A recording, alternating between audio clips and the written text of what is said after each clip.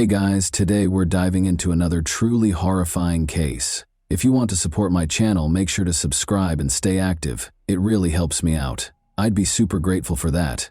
Let's get started. Mississippi's charming seaside village of Ocean Springs was well known for its peace and easygoing way of life.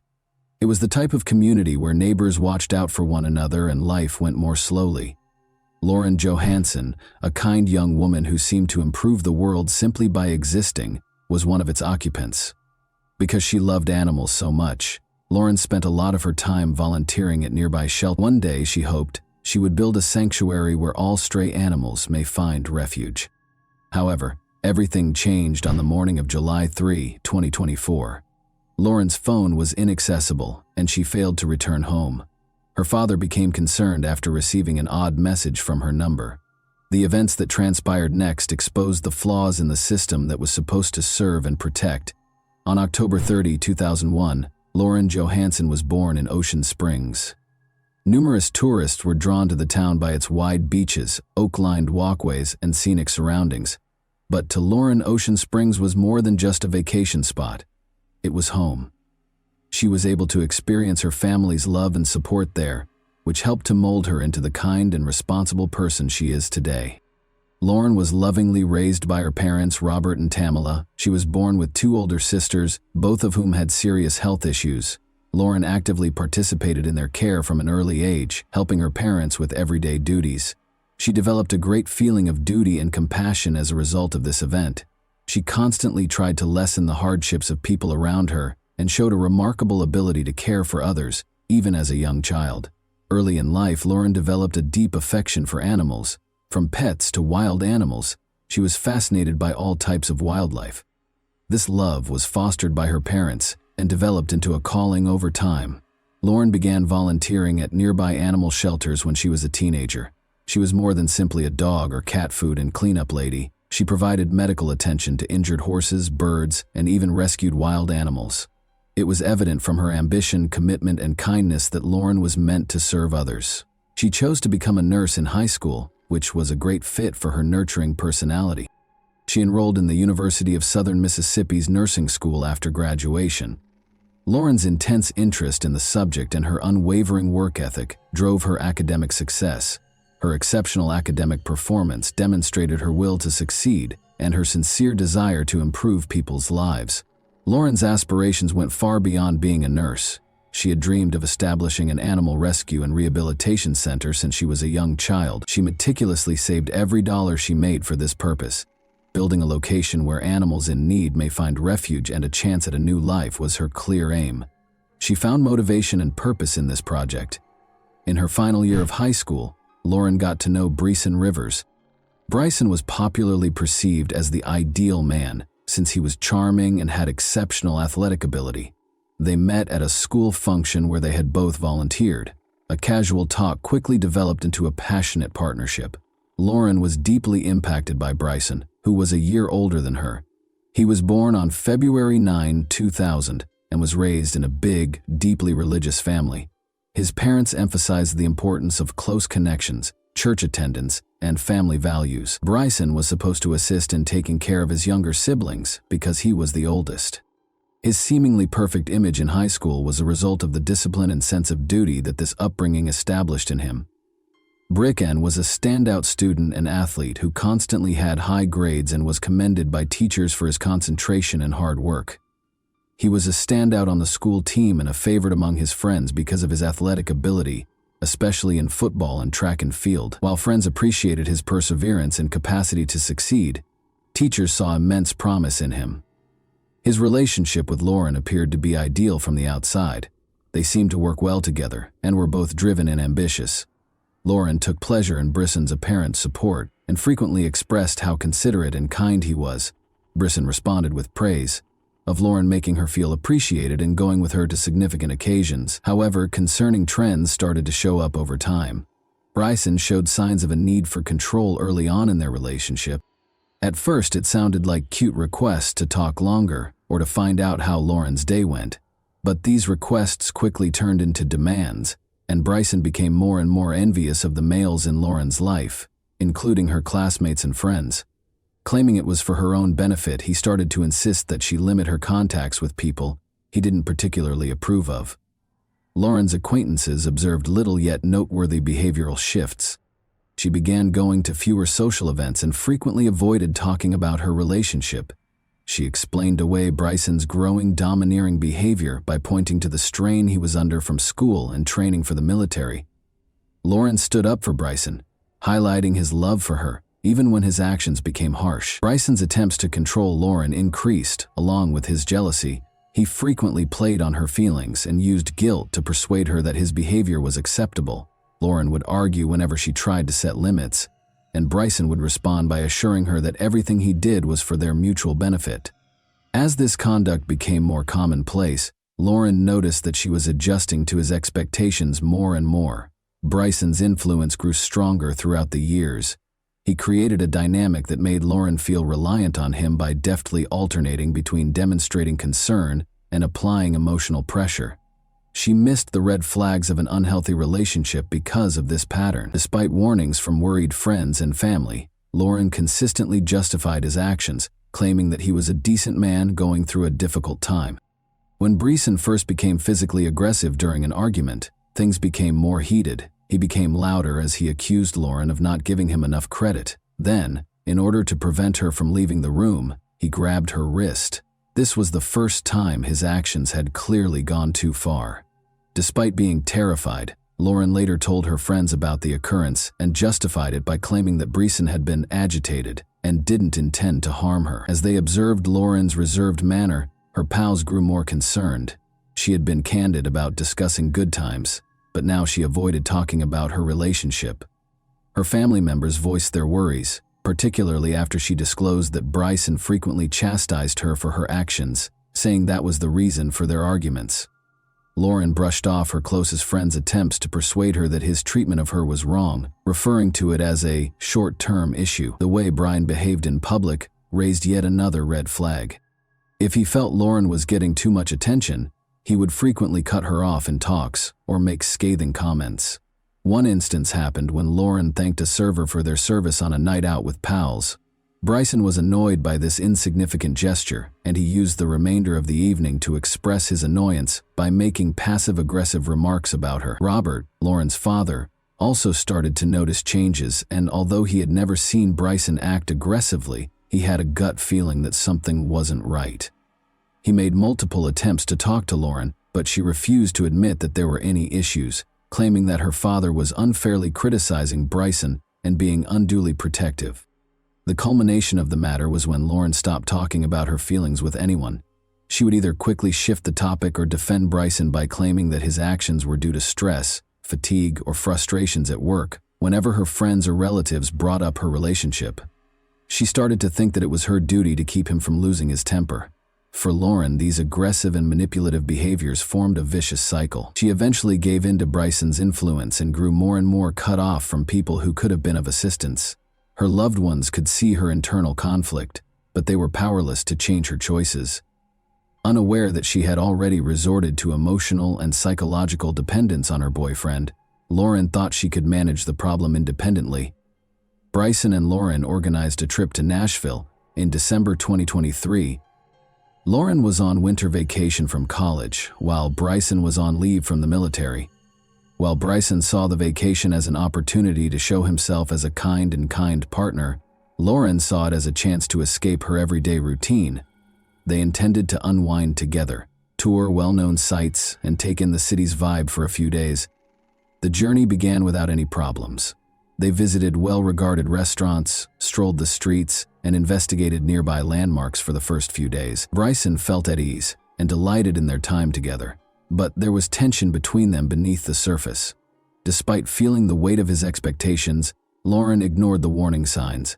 In order to watch a football game that was significant to Bryson, the couple made the decision to go to a nearby tavern on December 11. Bryson, a former athlete, was a devoted supporter of his team and would not miss a game, not even on vacation. The evening was uneventful at first. They ordered drinks, watched the game, and sat at a table. Although there was a tinge of fatigue in her eyes, Lauren seemed at ease. When Lauren needed to use the restroom, the atmosphere suddenly became heated. She asked a server for directions and did what he instructed. Bryson's unjustified suspicion was aroused by an innocent coincidence a few minutes later, when the same waiter occurred to walk down the same corridor. Lauren saw that Bryson's attitude had altered when she went back to the table. He appeared tight and annoyed without any justification. He also alluded to alleged adultery and charged her with purposefully vying for the waiter's attention. The dispute swiftly became heated, and despite Lauren's efforts to soothe him, Bryson became irate and raised his voice. Later, witnesses observed that although Lauren seemed to be attempting to defuse the situation, Bryson persisted in his charges. The couple eventually made their way out of the bar and toward their nearby parked automobile. The tension between Lauren and Bryson reached a breaking point as soon as they got into the automobile. Bryson stole Lauren's phone, stopping her from calling for assistance, and locked the doors, making it impossible for her to flee. He started screaming at her, his rage quickly turning into physical violence. Despite her cries and frantic attempts to defend herself, Bryson began to strike her. Lauren tried to get attention by hammering on the windows and honking the horn, but sadly no one was present to listen or assist. Following a few minutes of mistreatment, Bryson ignored Lauren's cries for her release and turned on the ignition before heading into empty streets. He threatened to leave her body in the woods where no one would ever discover it, which was a terrifying idea. He finally stopped into a deserted parking lot where the attack went on. Lauren attempted to retrieve her self-defense weapon from her backpack in a last-ditch effort to defend herself. But before she could get the bag back, Bryson saw it and snatched it out of her hands. Lauren was subjected to constant brutality for about an hour during the incident. In addition to hitting her, Bryson made unsettling threats while becoming frighteningly detached.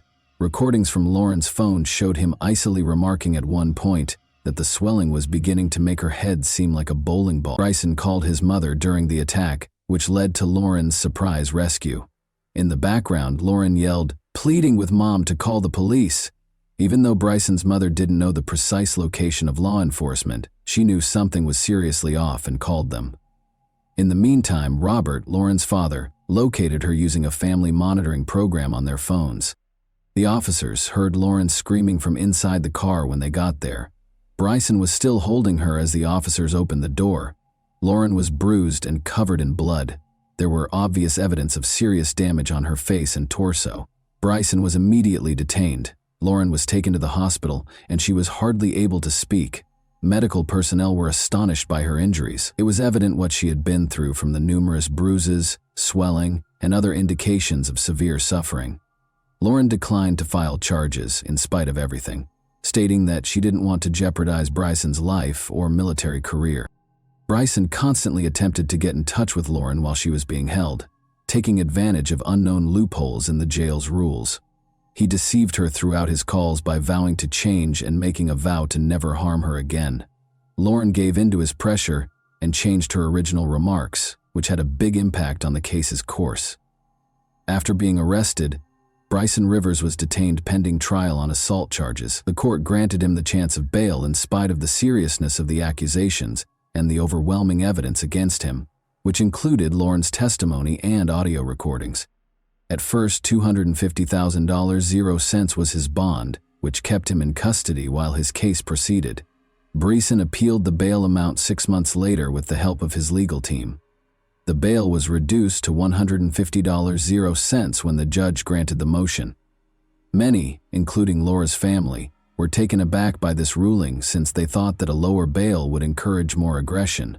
Bryson's mother did, however, pay the sum, and he was let free pending trial. Bryson was subject to wearing a GPS email ankle monitor to track his movements as part of the terms of his release.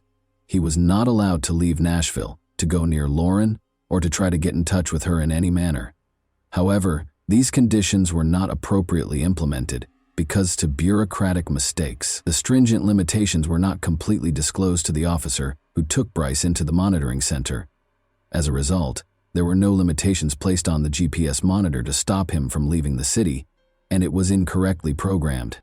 This mistake was brought on by a lack of departmental collaboration. The monitoring center did not get the documentation outlining the conditions of Bryson's release in a timely manner. Because of this, the employees who were in charge of installing the ankle monitor had to rely on Bryson's own story, where he gave misleading information and left out the limitations pertaining to Nashville and communication with Lauren. Bryson's ankle monitor's batteries started to drain a few days after he was released. He disregarded the message that the smartphone needed to be charged. Authorities couldn't follow him after the monitor completely died. Despite becoming aware of the problem, the monitoring center did not respond right away. Because they failed to notify law enforcement promptly, Bryson was free to break the terms of his parole.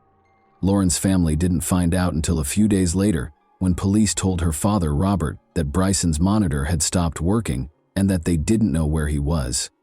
It was shocking to learn that authorities were not handling the case with the necessary urgency, so instead of acting right away, they left a voicemail on Robert's phone, briefly outlining the circumstances.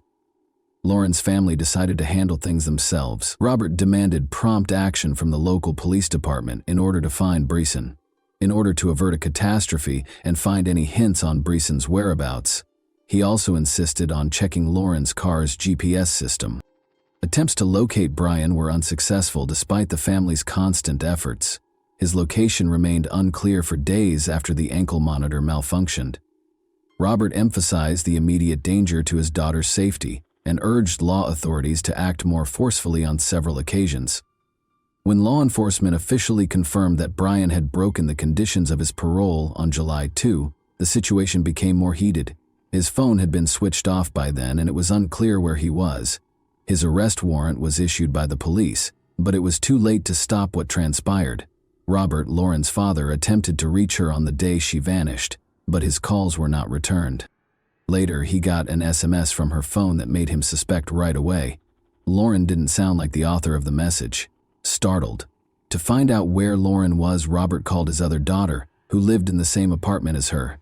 When Lauren's sister awoke, the front door of the apartment was open, the security cameras were turned off, and Lauren's car was nowhere to be seen. She called Robert right away, and he called the police right away to report Lauren missing. Police took a long time to respond, even though the family's desperation and the evidence they presented were convincing. Law enforcement didn't agree to start following Lauren's automobile until over 24 hours after she was reported missing. A number of structural flaws in the way authorities handled Bryson's case culminated in these delays. Although Lauren's family had taken every precaution to avoid a tragedy, their efforts were thwarted by law enforcement's inaction. Lauren's automobile was eventually found by authorities using its GPS signal on July 3, 2024. The car was parked just outside of town in a secluded spot close to the Wolf River Cemetery. The area was renowned for being remote, encircled by thick forests and distant from any major thoroughfares. Law enforcement officials and Lauren's father, Robert, were quickly mobilized by the disturbing finding. A man abruptly bounded out of the car and fled into the bushes as police drew closer. He was being pursued by Brick and Rivers officers, but the dense undergrowth made the pursuit challenging, and he soon vanished from view. In an attempt to locate his daughter, Robert, who had arrived at the site just behind the police, hurried to the automobile. He saw a terrifying scene when he opened the door. Lauren's body was in the back seat, covered with black trash bags and a sheet. She was nearly unrecognizable due to the extensive injuries to her head and face. Nothing in his experience could have prepared Robert, a doctor who is used to seeing injuries, for what he witnessed that day, he later acknowledged. Some cops started recording the incident while others carried on looking for Bryson. Lauren had suffered a severe beating before to her death, as evidenced by bloodstains found on the upholstery and inside the vehicle. Even as his own condition worsened, Robert refused to leave the area until the investigation was over, despite the mental and physical toll it had taken.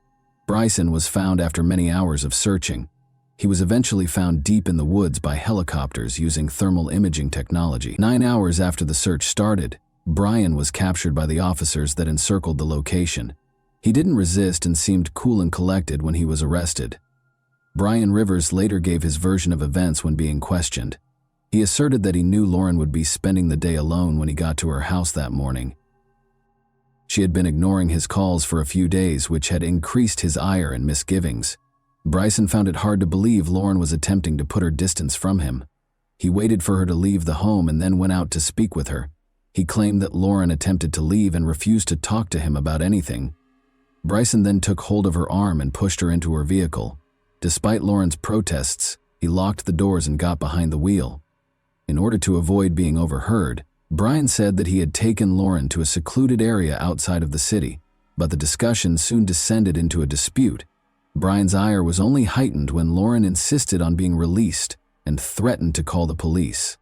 He started screaming at her, saying she had betrayed him. Brian pushed Lauren back into the seat when she tried to open the door to get out. This was a pivotal event in time. The situation became unmanageable after he hit her. According to his account, he was attempting to soothe her but ultimately resorted to physical force, striking her again after the attack until Lauren lost consciousness. Bryson claimed that after first attempting to resuscitate her, he chose to dispose of her body after learning she was dead. He put her in the back seat of the car after wrapping her in a blanket he had taken from the trunk. After driving farther into the countryside, Bryson pulled over at a deserted spot close to Wolf River Cemetery. With Lauren's body inside, he left the car there with the intention of coming back later to remove any remaining evidence. But before he could execute his scheme, the police, who were monitoring his activities, found the car. Widespread public indignation was triggered by the news of Lauren's untimely murder and Pritchen's detention. Media coverage not only addressed the crime but also emphasized the many shortcomings in the legal system that led Pritchen to avoid appropriate supervision following his release on bond. In the midst of their sorrow, Lauren's family made a public appeal for the community to solve the structural problems that led to this tragic event. Additionally, Bryson's mother, who covered his bail, came under heavy fire. Many questioned whether she was completely aware of the possible repercussions of her conduct. Although the world widely condemned her choice, Lauren's family never publicly placed the responsibility on her. Numerous Ocean Springs locals, along with friends and relatives, attended Lauren's burial to express their sorrow over her passing. Lauren continued to be a representation of generosity, altruism, and a commitment to assisting others, to everyone who knew her. One of Lauren's biggest loves in life was animal welfare. Therefore, her family chose to create a foundation in her honor to fund these initiatives. Under the meantime, Bryson's trial preparations were under progress. The court adopted an especially severe attitude because he was already being investigated for his prior assault on Lauren. But the public was outraged at the sheer fact that he had been given bail in the first place. Many demanded changes to bail regulations in order to stop future tragedies of this nature. In December 2024, Bryson Rivers was put on trial. He was charged with attempted evidence destruction, first-degree murder, and kidnapping. A verdict has not yet been rendered in the ongoing trial. Lauren's tragedy expanded beyond a single family's tale. It spurred important discussions on the system's response to victims of domestic violence and the significance of addressing early warning indicators. Her experience is a sobering reminder that disregarding the first warning indications of danger can have disastrous results. Despite witness accounts, tangible proof, and audio recordings of the attack, one of the most important concerns is why. Following his initial arrest, Briston was permitted to post bail. Due to a lack of departmental cooperation, this judgment not only damaged public confidence in the legal system, but also allowed the offender to carry on with his activities. Fauci. Lauren's death was the result of a series of mistakes, including a failure to enforce bail conditions and a delayed response to Bryson's GPS monitor breakdown. The accused people's monitoring mechanism has also drawn criticism. The shortcomings in current procedures were brought to light by Bryson's GPS device's incorrect configuration, the disregard for low battery warnings, and the delay in acting upon his disappearance. This tragedy could have been avoided if authorities had acted quickly after the equipment malfunctioned. Thanks for watching, everyone. Your support means a lot to me, and you can help my channel grow by hitting that like button, dropping a comment, and sharing this video. Your engagement really makes a difference. See you soon.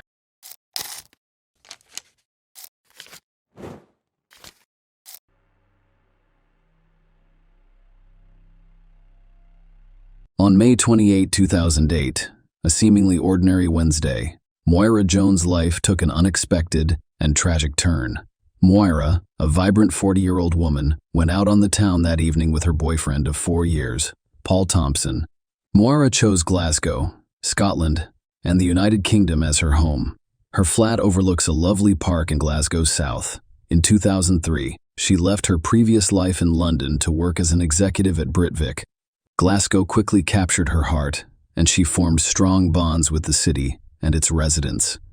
Moira's fondness for Glasgow stemmed from the residents' warmth and friendliness, as well as their infectious sense of humor. The city, with its abundance of outdoor opportunities, proved to be an ideal place for someone who cherished the open air, trails, hills, glens, and beaches of Moira, providing her with numerous opportunities to explore and enjoy her love of the outdoors. Moira had intended to stay at Paul's house that fateful evening. She arrived with an overnight bag ready for a shared night. However, their argument changed her mind. Determined to sleep in her own flat, she set out for home, not realizing it would be a journey she would never complete. On the morning of May 29, 2008, a grim discovery was made in Glasgow's Queen's Park. A park ranger discovered a lifeless woman's body concealed behind a privet hedge. The tragic scene was nothing short of terrifying. The woman lay face down in the bushes, her lower body exposed, wearing only a pair of socks. Her jacket and bra had been torn, and her trousers were discarded between her legs. Moira's name and personal information were discovered nearby, leading the police to her apartment. To their dismay, there was no sign of Moira at home. They were concerned that the lifeless body they discovered could be hers. The authorities took immediate action and contacted Moira's parents, Beatrice, Bea, and Hubert Hugh Jones, who lived in Weston, Staffordshire. The agonizing message they delivered was that they believed Moira's body had been discovered, but they couldn't be certain. They needed the bereaved parents to identify their daughter with heavy hearts and unfathomable grief. Beatrice, Bea, and Hubert Hugh Jones made the somber trip to Glasgow. Their worst fears were confirmed when they saw the lifeless body. It was Moira, their beloved daughter. The unimaginable had become a harsh and cruel reality. Moira not only died tragically, but she also suffered the most horrifying fate. She was raped and beaten to death. Moira's younger brother, Grant, who lives all the way in Perth, Australia, received heartbreaking news of his sister's tragic death. He boarded the next available flight back to the United Kingdom, driven by a desire to be with his family during this extremely difficult time. As the investigation into Moira Jones's murder continued, the police faced a perplexing challenge. They had positively identified Moira, but her assailant remained unknown, elusive and unidentified. DNA evidence found on the lawyer's body had definitively ruled out her boyfriend, Paul, as a suspect. Nonetheless, the DNA profile obtained from the crime scene did not match anyone in the United Kingdom's extensive database. In their search for answers, the police cast a wide net, investigating the activities of 22 registered sex offenders living in the area and conducting interviews. They also spoke with people who had committed crimes near the park and underage drinkers who were known to frequent the area. Unfortunately, none of these conversations resulted in significant progress in the case. However, the investigators were able to piece together a timeline of events and obtain crucial CCTV footage showing a man in Moira's company. This unidentified man became the focus of the investigation, and police were eager to find and question him. The investigation's turning point occurred during door-to-door inquiries. When the police spoke with a woman named Lucy Pechlova, her information would prove to be the key to unraveling the mystery surrounding Moira Jones' tragic death. Lucy's account to the police revealed the presence of a man named Marek Harkar, a 6'3" old former Slovakian soldier.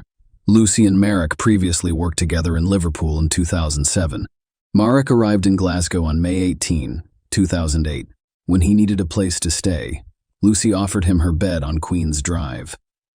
Marek's visit to Lucy's house, however, was not productive. Although he was supposed to be job hunting, he instead drank heavily and watched explicit videos. Marek left the bedside around 10 p.m.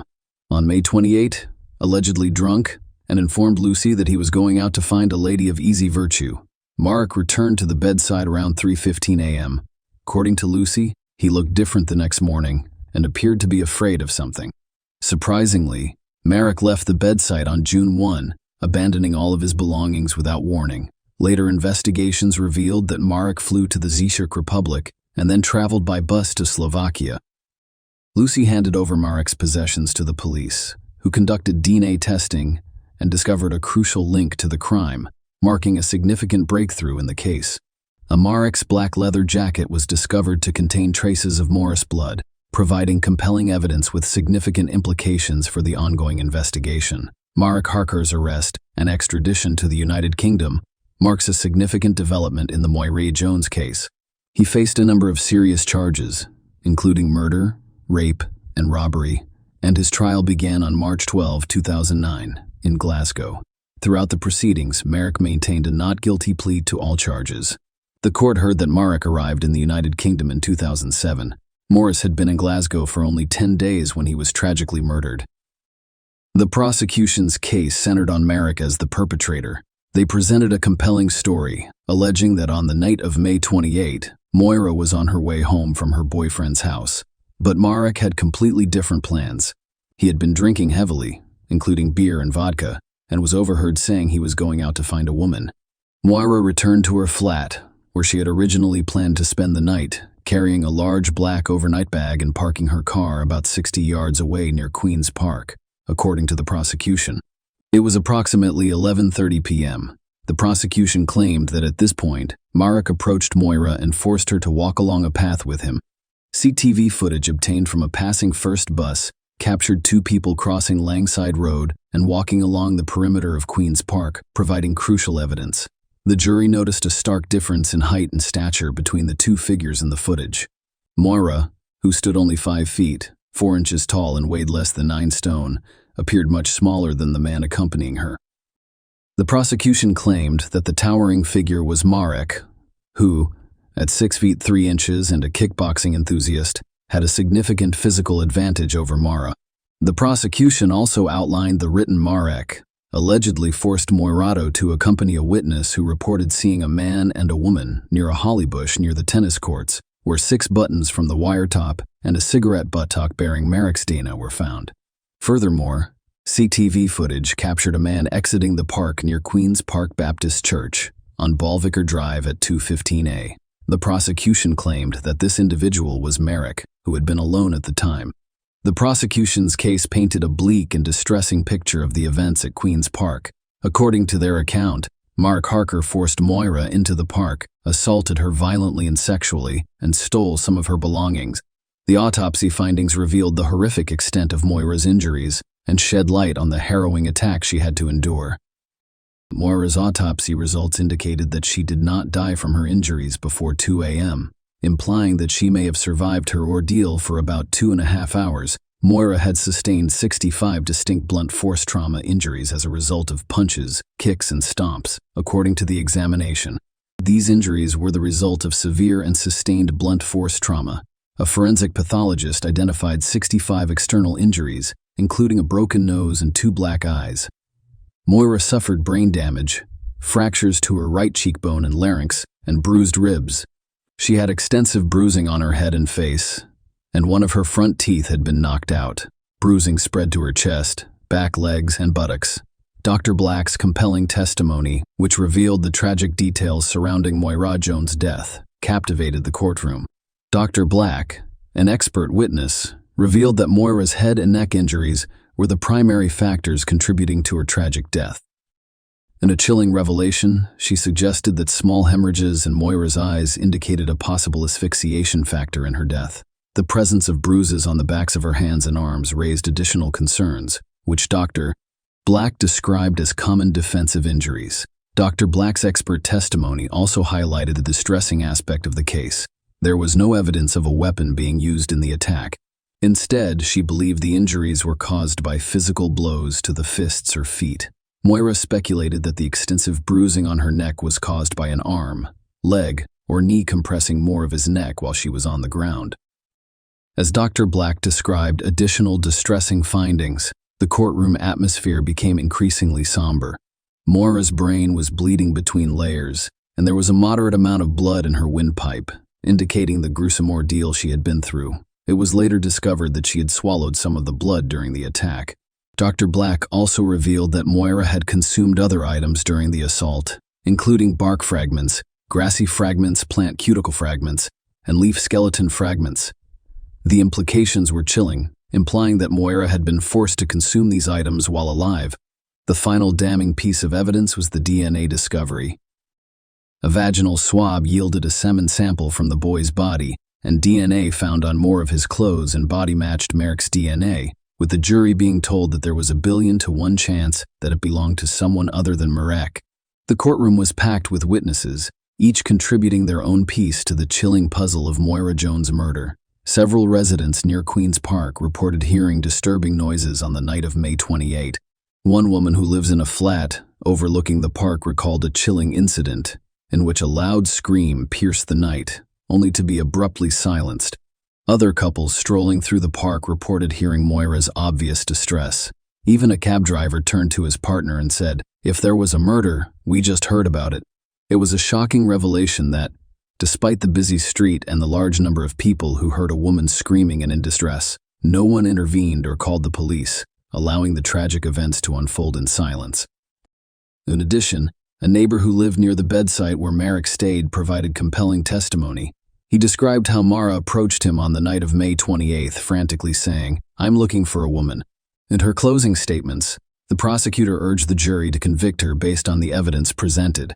The prosecutor painted a chilling picture of the heinous murder witnessed by Moira Jones, pleading with the jury to base their decision on evidence, rather than the overwhelming emotional horror of the event.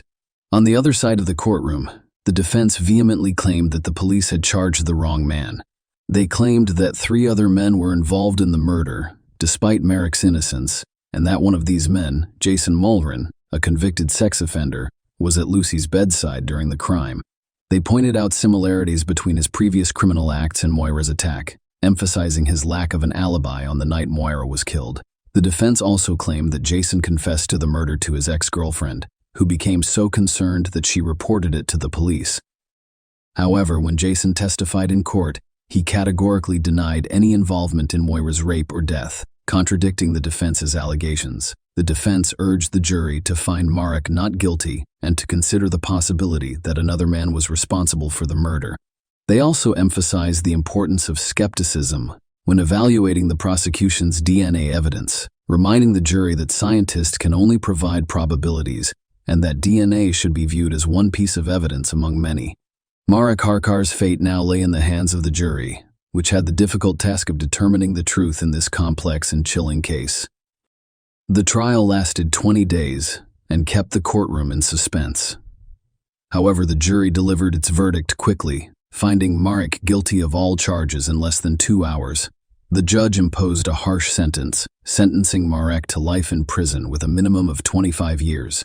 In the aftermath of Moira's tragic murder, her family turned their grief into a noble cause.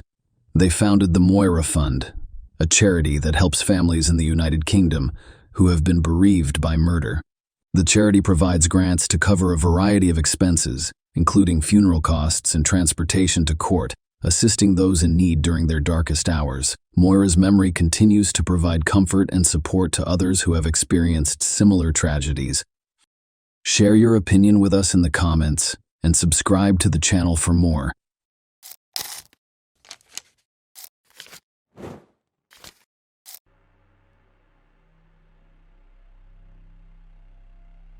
In the mid-1920s, the story of Dina Thompson, a British woman who was known as the Black Widow, was the subject of many crime shows and documentaries.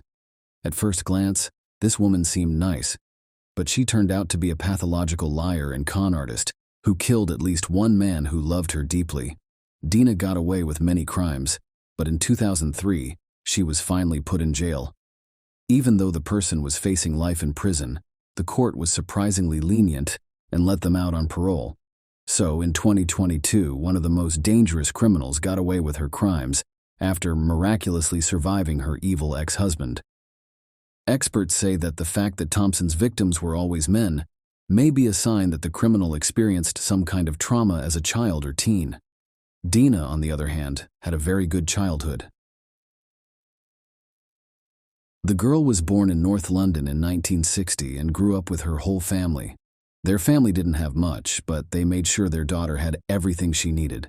Their head of the family worked as a prison guard and was very into sports. Dina's father encouraged her to go to gyms as a child, where she worked hard at gymnastics. In addition, the man often took his daughter with him to all kinds of sports competitions, even ones that were held in other countries. As a child, Dina was active, happy, and friendly. She quickly became friends with her peers and, as she got older, learned how to get guys' attention quickly. The girl went to college after high school and then got a job at a bank in the area. When Dina was 22, she met Lee Wyatt, who would become her first husband. Someone set them up on a blind date, which is how they met in the first place. As soon as the two young people met, they fell in love and a rough romance began. They got along great and spent a lot of time together. After 2 years, they made their relationship official. After getting married, the couple moved to Yapton, a small town in the country with only 3,000 people. Soon after, they had a son, and the new parents slowly started their own business by making one-of-a-kind soft toys based on pictures they came up with together. At the same time, Dina worked as a cashier for a construction company. Neighbors said that their family was very happy and doing well. The family head was often away on business trips and wasn't at home for long periods of time. When it came to his neighbors, the man hardly ever talked to them, but his wife quickly became friendly with people in the area. Dina knew how to get along with others, and men were quick to trust her. The pretty young woman often caught their attention. Dina met a young reporter named Julian Webb at the start of the 1990s. The man offered to use her as a model for ads for clothes and home goods, and soon her pictures were in newspapers and magazines in the area. Dina was happy to pose for the picture and didn't mind being looked at. Lee Wyatt hadn't been home in months, and no one was sure where he was or what was wrong with him. It turned out that Lee had been in the small town of New Key the whole time, which is almost on the other side of the country. His plan was to hide from the mafia, so he lived there under a fake name and fake papers. The man's wife told him a series of clever lies to make him believe that their family was in grave danger and that the only way out was to run away. In addition to making unique soft toys, the couple was also known for making a leprechaun named Sean, which sold well and became somewhat famous. Around the beginning of 1991, Dina told her husband that the Disney company liked their creation so much that they were willing to pay £50 million to use the character. But the happiness didn't last long. Soon, the woman told them that criminals had learned about the big deal and wanted to take most of the money while threatening to kill the whole family. Dina also found a way out. She cleverly told her husband he needed to secrete himself. Lee got some fake papers right away and ran away. The woman, however, was very smart and got Lee to write her several threatening letters and record several similar phone calls. She said that this would show that he hated his wife and stop the mafia from after her. The husband did what his wife told him to do because he didn't think anything was wrong. He then ran away. Lee was willing to do any job because he was in a new city and didn't have a home or any friends. He sent all the money he made to his wife and son so they didn't have to worry about anything. Most likely this escape really did save his life, but not from imaginary thieves. His own wife was the real threat. Dina married her new love, Julian, in November of the same year, 1991. The wedding was paid for with the money Lee had sent home, even though Dina had lied to him about it. Webb was deeply in love and very happy, but soon after the wedding, neighbors noticed that the woman often went to see her lovers while her husband was at work. After some time, she told Julian that she was dying and that her job had fired her because of it. The story about the fatal diagnosis and being fired was a lie from the beginning to the end. It also turned out that a lot of money had been taken from the company where Dana worked, and she was the main suspect in the crime. After that, the woman said that her first husband, Lee Wyatt, threatened her and made her do the crime. She showed proof in the form of the letters and recordings that she had herself persuaded him to make. Wyatt went back home as soon as he found out that his wife had married someone else. A scandal was all that the case was about, and Dana said he beat her, but there was no proof of this. The detective still chose to side with the woman, though, so Lee had to quickly leave Yapton again. When Julian was in love, his situation didn't bother him at all, and he spent all of his savings on her fake illness so she could get better. While the money was still there, time went on and Julian began to wonder how the treatment was going. It turned out that the woman didn't have any medical records to back up her diagnosis. Family relationships broke down, and neighbors heard the spouses yelling at each other. Julian's sudden death happened in June 1994, just one day after his 31st birthday party. His mom called him the night before the terrible event, but Dina said her husband wasn't feeling well and couldn't answer. Julian's mom told her sister-in-law to call an ambulance, but her sister-in-law didn't listen. The experts found that the young man died of a drug overdose, but no one thought that this was a criminal act, and the man's wife insisted that her husband had chosen to end his own life. She also wanted Julian's body to be burned, but his parents were very against this. After she died, Dina tried to get a big insurance payment from her husband, but she was turned down because their marriage was ruled invalid. Dina didn't even try to cry or show sadness at the funeral. Instead, she wore an honest outfit and acted rudely. Almost right away after that, the widowed woman started having a lot of affairs and romances. She didn't hide the fact that she had lovers over. She did it in public. Dina filed for divorce from her first legal husband in 1997. A little less than a year later, she met Richard Thompson and fell in love with him right away. Dana didn't give it much thought before telling her new lover that she was very sick and didn't have long to live. The man, who was deeply in love with her, promised to make the last few months of her life into a fairy tale. He was ready to spend all of his savings on this. The wedding took place in one of Florida's best hotels, and the couple spent their honeymoon there before moving to Brighton, England, on the south coast of their home country.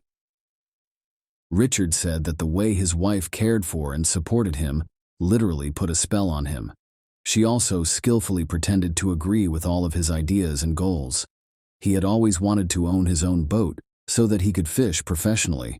His wife not only liked the idea, but she also suggested that he start a business renting out yachts so that he could fish and teach other people how to fish. A romantic dinner was planned for Dina and her husband on New Year's Eve, less than a year after they got married. After taking a bath together, she told her husband she had made him a special gift and asked for permission to tie him up. Richard agreed right away because he didn't think anything was wrong. He had ropes around his hands, a blindfold over his eyes, and a gag in his mouth when he was hit hard on the head with a bat. This was followed by another hit. Thanks to his quick thinking, Richard not only didn't pass out but also got away quickly. After that, Dina got a knife and cut her husband in the shoulder. Richard took the gun away from his wife, held her down, and called the police. She broke down in tears and told him she had been lying to him the whole time and spent all of his money. Once she got to the police station, though, she calmed down and started to say that her husband had attacked her and that she was only protecting herself. The story didn't end there. The next day, a real estate agent came to Richard's house to try to sell it. The landlady told him that her husband had left for America on a business trip before their meeting. Richard knew at that moment that his wife was planning to kill him, sell the house, and take the money. Because everyone thought Thompson had crossed the ocean, no one would look for him. It turned out that the woman had taken all of her husband's money out of his bank accounts and used his credit cards to rack up a lot of debt while the case was going on in court. A lot of people heard about the case, and other men who used to be with Dina and were cheated on and drained of money by her lies about a fake disease that could not be cured started to call the police. The woman's first husband then talked about how he had to hide for many years, first from people who thought the mafia was after her, and then from the police. It turned out that Dana had stolen from the company where she worked, even though she blamed her husband for everything. Even though there was strong evidence against the woman, she was found not guilty of attacking her husband, Richard Thompson. Some people said that Richard made up the story to get attention for himself. Dina was still found guilty of many financial frauds and given a sentence of almost 4 years in prison. All the attention on Dina Thompson also made people think of her second husband, journalist Julian Webb, who died in a strange and sudden way. The woman herself gave very different stories about how and why he died. She said that the steroids her husband took to stay in shape were killing him. Then she said he drank a lot and then passed out in the sun, getting sunstroke. She even said that he killed himself at the inquest, even though she had warned them not to. Dana told her best friend that she had poisoned her husband by putting strong drugs in a dish that he loved that was spicy.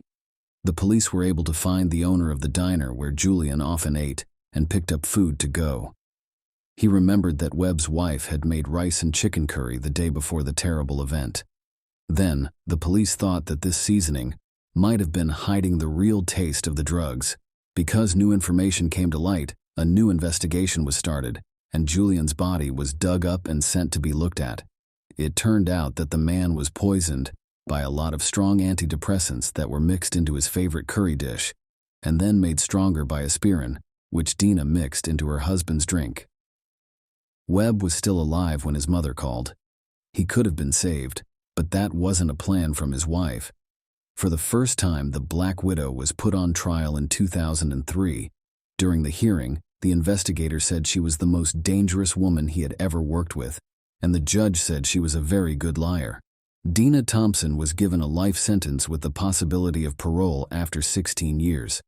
People have made documentaries about the crimes of the Black Widow, talked about them on TV, and written about them in the news.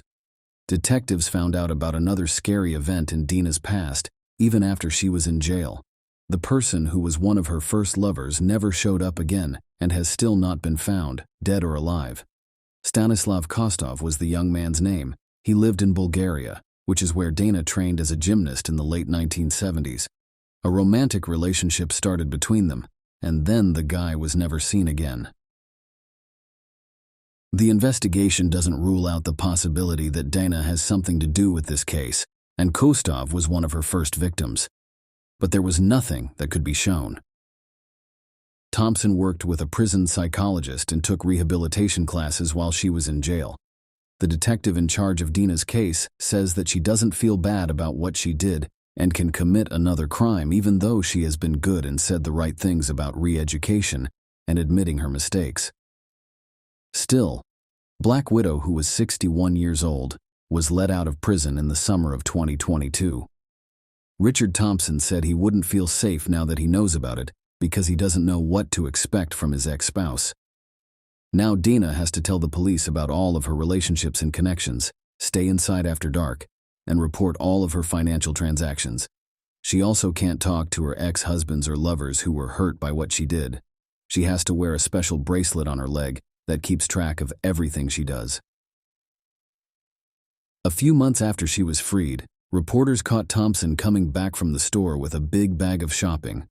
On her right hand's ring finger, there was a huge ring that looked a lot like an engagement ring. It is possible that the Black Widow caught another gullible person in her web. Share your opinion with us in the comments and subscribe to the channel for more.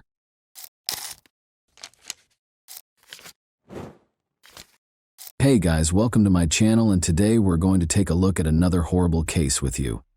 Brigitta Unto was close to passing away when she got to the emergency room. Despite the fact that her vital signs were rapidly declining, doctors were unable to identify any indications of infection or injury. Together, the police, FBI agents, and medical experts were able to solve the medical mystery and unearth a horrifyingly creative crime. The medical staff at a hospital in San Diego, California, waited for Brigitta, a 28-year-old patient, to arrive on March 5, 2018. An ambulance was taking her from the office of her family physician. Brigitta had called her mother Olga that day to complain of feeling ill. Brigitta's legs shook with agonizing pain, and she could hardly breathe. As Olga fought to get her into the car, the family doctor only needed to glance at the once vibrant and healthy young woman to realize that Brigitta was in serious trouble and that there was nothing he could do to help. In order to transport her to the hospital, he called an ambulance. The medics in the emergency room were also concerned because they thought they might not be able to stabilize her condition, and Brigitta was in excruciating pain, had no feeling in her hands or feet, could hardly see, and could hardly speak. The most perplexing symptom, however, was the clumping of her once beautiful chestnut hair. Immediately after starting their work, the doctors concluded that she had no visible signs of trauma, including no wounds, bruises, or infection. Her illness had an internal cause. According to Brigitta's mother, her daughter had been experiencing severe pain, exhaustion, and unexpected bouts of nausea for a number of months. She would spend days in bed because the symptoms would come on suddenly and without warning. It was difficult for Brigitta to care for herself, much less her husband and young son. She sought advice from several experts, but none of them could figure out what was wrong with her. There was no known illness that matched her symptoms. She was even told by one doctor that her condition was how critical days manifest. Ultimately, the doctors determined that stress was the cause and gave her tranquilizers. But her health deteriorated. The emergency department's medical staff recognized that she was in danger of dying within days if they didn't find out what was wrong with her quickly. Brigida was raised in California, a short distance from the Mexican border. Her mother looked after their two daughters, Brigida and her younger sister, Olga, while her father worked at customs between Mexico and the United States. The girls were raised in a loving and supportive household. Brigida thrived academically while attending a Catholic school with joy. According to her friends, she was the sweetest and most amiable girl they had ever met. Running was Brigida's passion, and she even represented her school in competitions. She met Race Remington Unto, her future husband, while running. Although Race went to a different school, they met in high school and shared a love of sports. Because Brigida's daughter had no interest in dating boys, her family initially paid little attention to their friendship. She spent most of her time studying and playing sports, but over time, the young couple began dating and became more involved with one another. Race was able to bring out Brigida's more daring side, and they quickly became inseparable. Race had a very lofty ambition. He wanted to enroll in the Annapolis-based United States Naval Academy. It was a difficult task because the student acceptance rate was less than 8%. In addition to doing well in school, the candidate had to work on personal growth, play sports, volunteer, be involved in the community, and much more. Remarkably, Race was accepted into the academy and relocated to Maryland to start his studies. The young couple kept up their long-distance romance. Race was eventually diagnosed with a hernia, though, which didn't fully heal. Despite having to leave the academy, he was able to find employment in the Navy as an electrician. Brigida, meanwhile, went after her own goals and became a teacher. Following 7 years of dating, Brigida, 25, and Race, 24, were married in 2014. They welcomed their son shortly after. Brigida thought that everything in her life was going as planned, and she was completely content. She lived a short distance from her parents, had a wonderful child, and a loving, caring husband. She could never have predicted the extraordinary and agonizing turn her life would soon take, though. Dr. Jeff LaPointe, a certified toxicologist, was one of the emergency department doctors at San Diego Hospital. This was unusual. Like a great detective, Dr. LaPointe followed the trail of clues that might help him figure out what was happening to Brigida. He was a true medical detective. Was an autoimmune disease killing her? No, that was not confirmed by blood tests. Is it possible that she has cancer? No. But among all the symptoms, hair loss was the most noticeable. This was a result of treatment rather than the illness.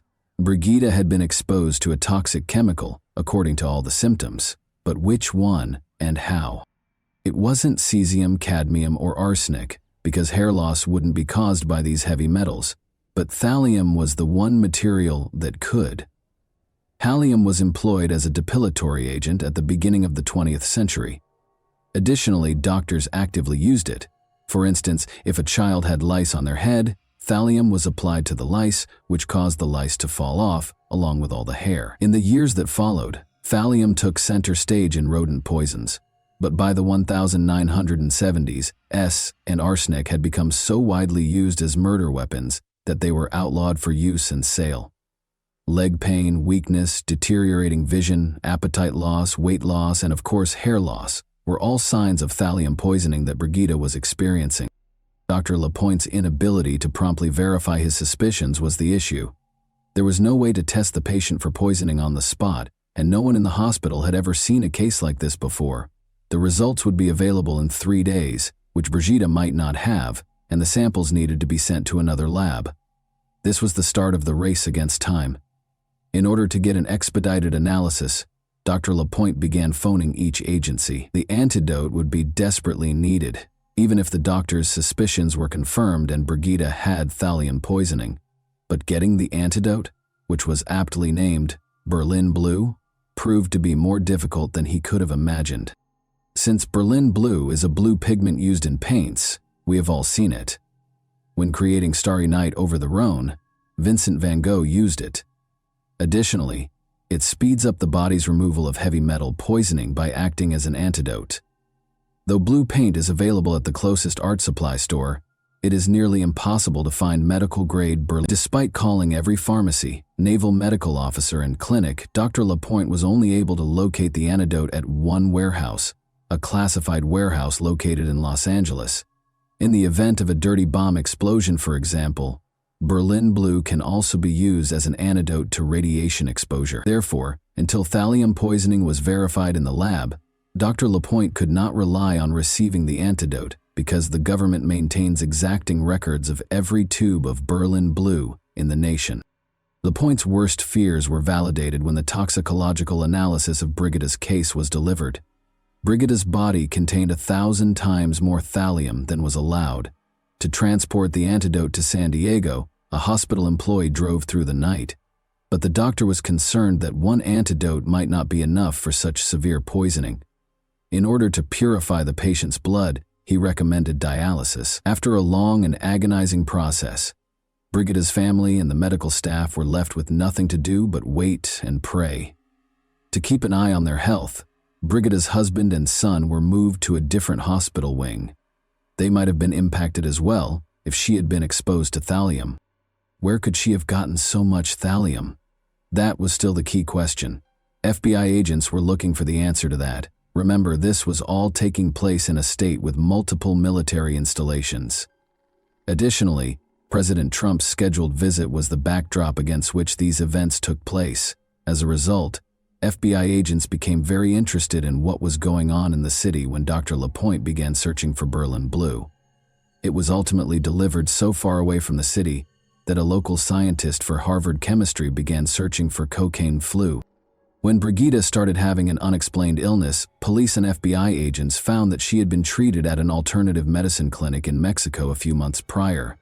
After looking into this lead, the police decided to ignore it.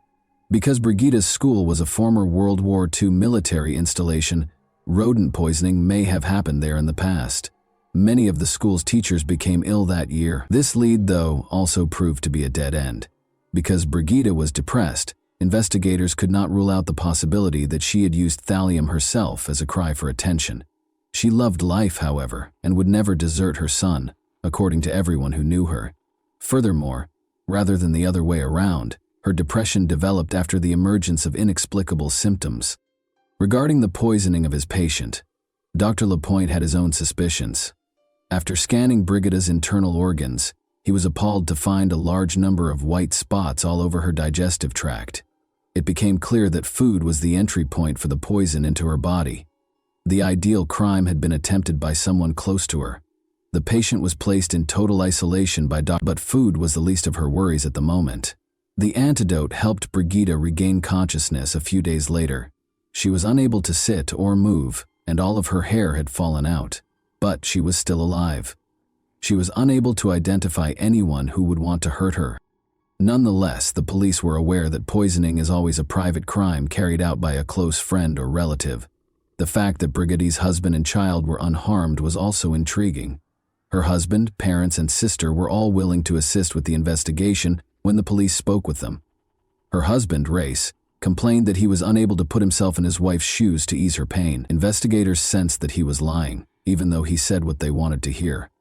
Additionally, the medical staff observed that he asked odd and occasionally inappropriate questions and didn't seem as concerned.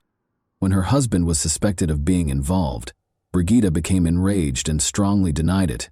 She maintained that Race had taken care of their son and taken her to the hospital while she was ill, and when she didn't have the strength to get out of bed, he would cook.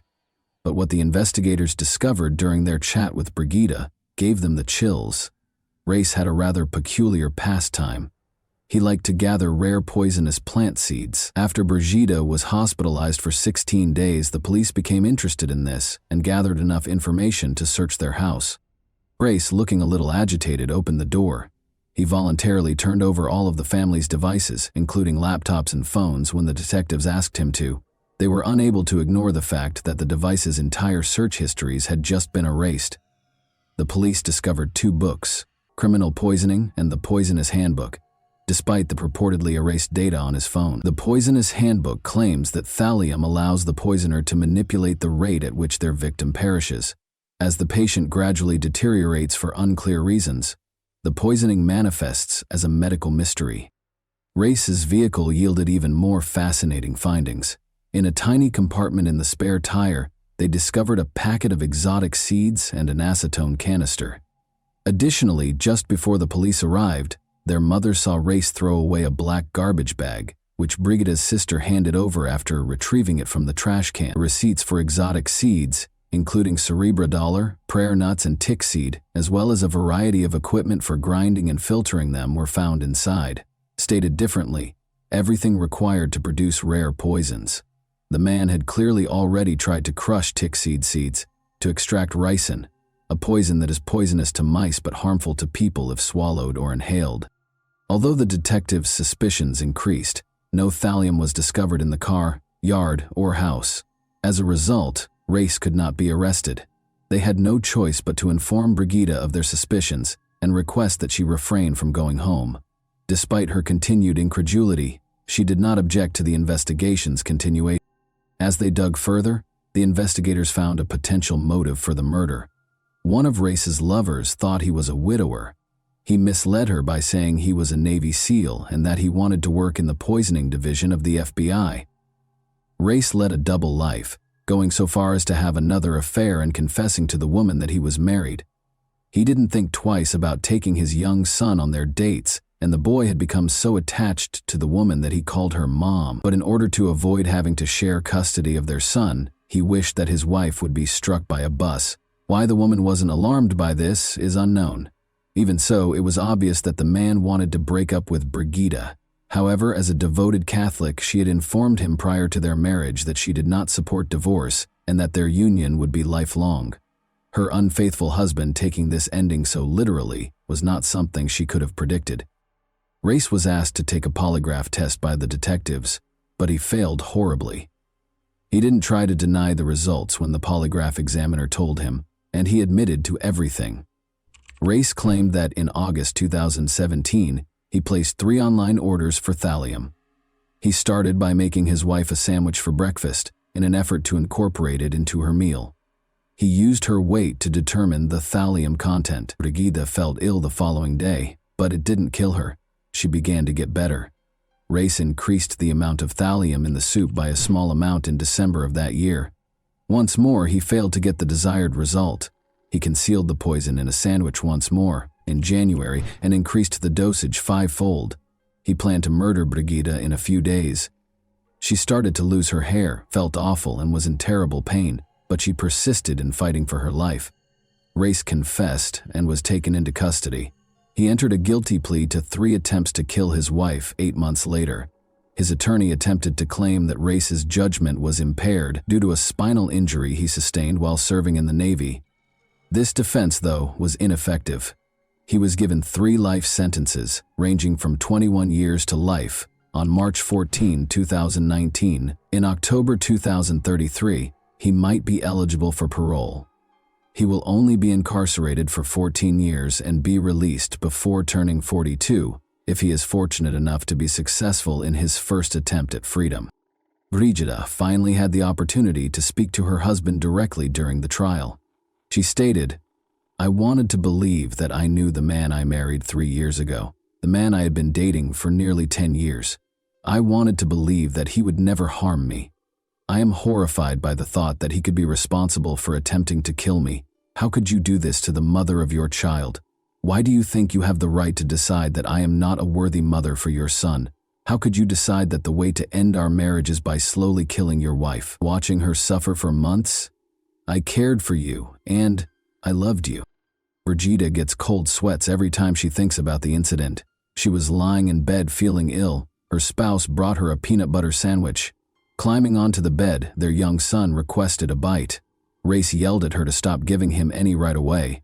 Although Brigida is unsure if the sandwich contained thallium, she thinks her son was at least close to getting seriously poisoned. Brigida eventually got a divorce from Race, even though she was reluctant to acknowledge it. She continues to experience nerve damage, leg weakness, and persistent exhaustion. She is slowly getting better though, and has resumed her job at a special education school. She acknowledges that finding a way to connect with each student is now much simpler for her. Once unable to walk, Brigida is now trying skydiving, running, and living life to the fullest.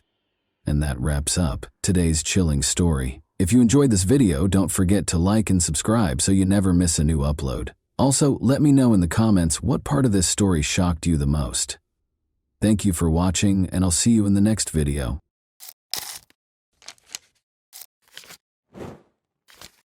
Hey guys, welcome to my channel, and today we're going to take a look at another horrible case with you. Jasmine Block, a 15-year-old from Alexandria, Minnesota, had 1 month until the start of the new school year on August 8, 2017. She was having a great time boating with her friends during her summer vacation, but by nightfall, Jasmine was suffering from a headache. Sarah, her mother, suggested that she take it easy and wait for the pain to subside. Jasmine laid down after taking her mother's advice. Sarah had to leave for an urgent family matter at 10:30 p.m.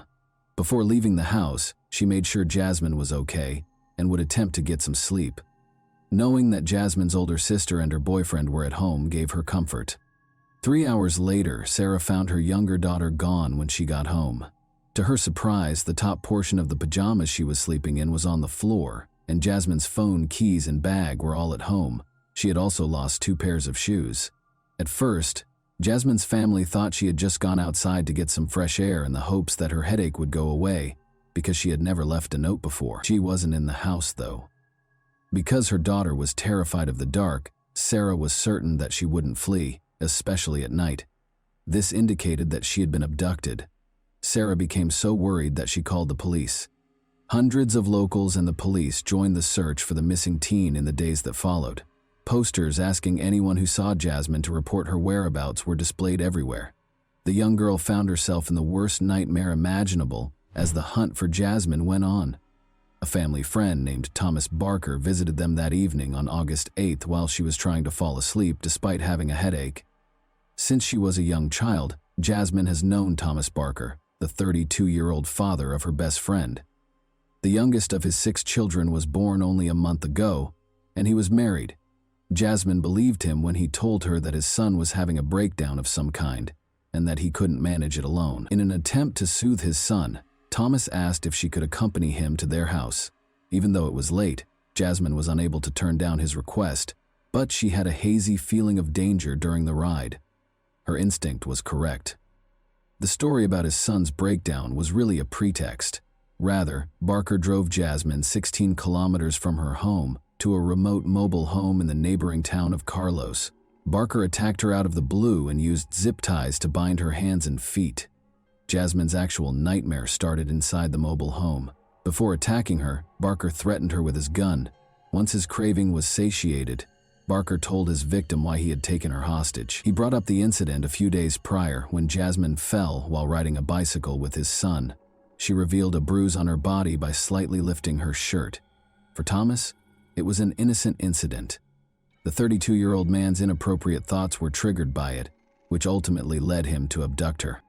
Barker and Jasmine stayed in the mobile home for the next few days.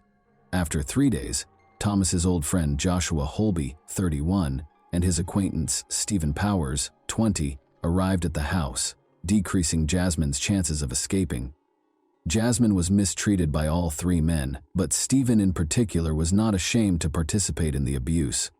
Although Joshua didn't try to hurt her, he also didn't try to free her or call the police. Jasmine was kept in a utility room most of the time and made an effort to keep quiet out of concern that they would hurt her or worse.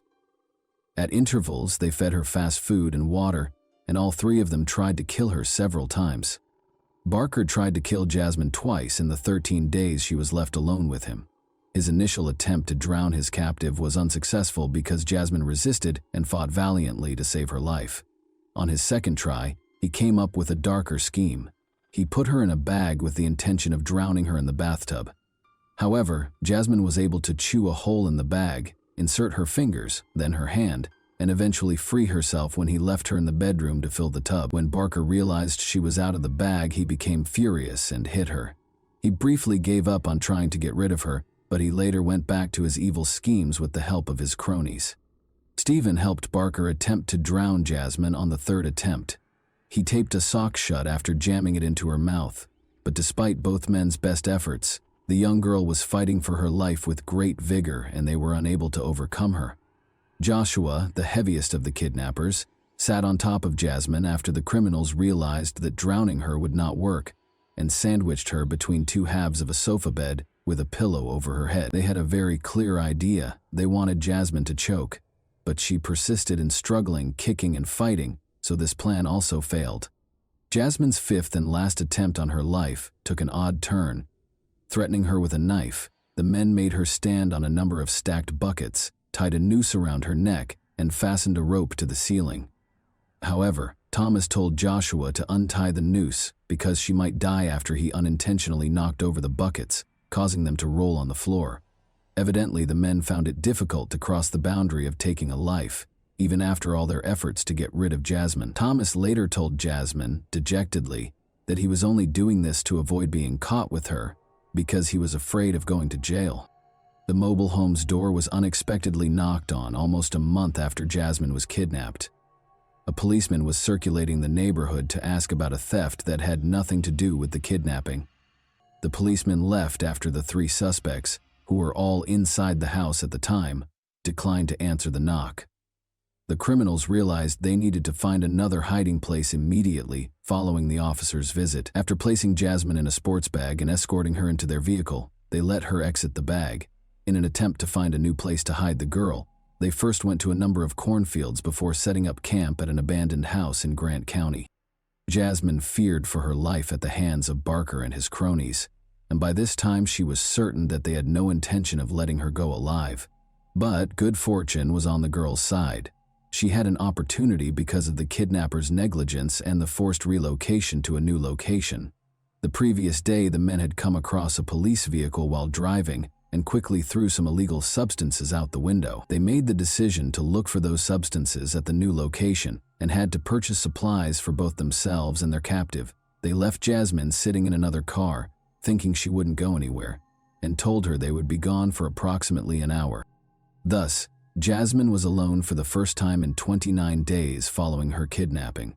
After waiting for approximately 5 minutes after Thomas's car had driven away, she plucked up the courage to get out and hurriedly jumped out.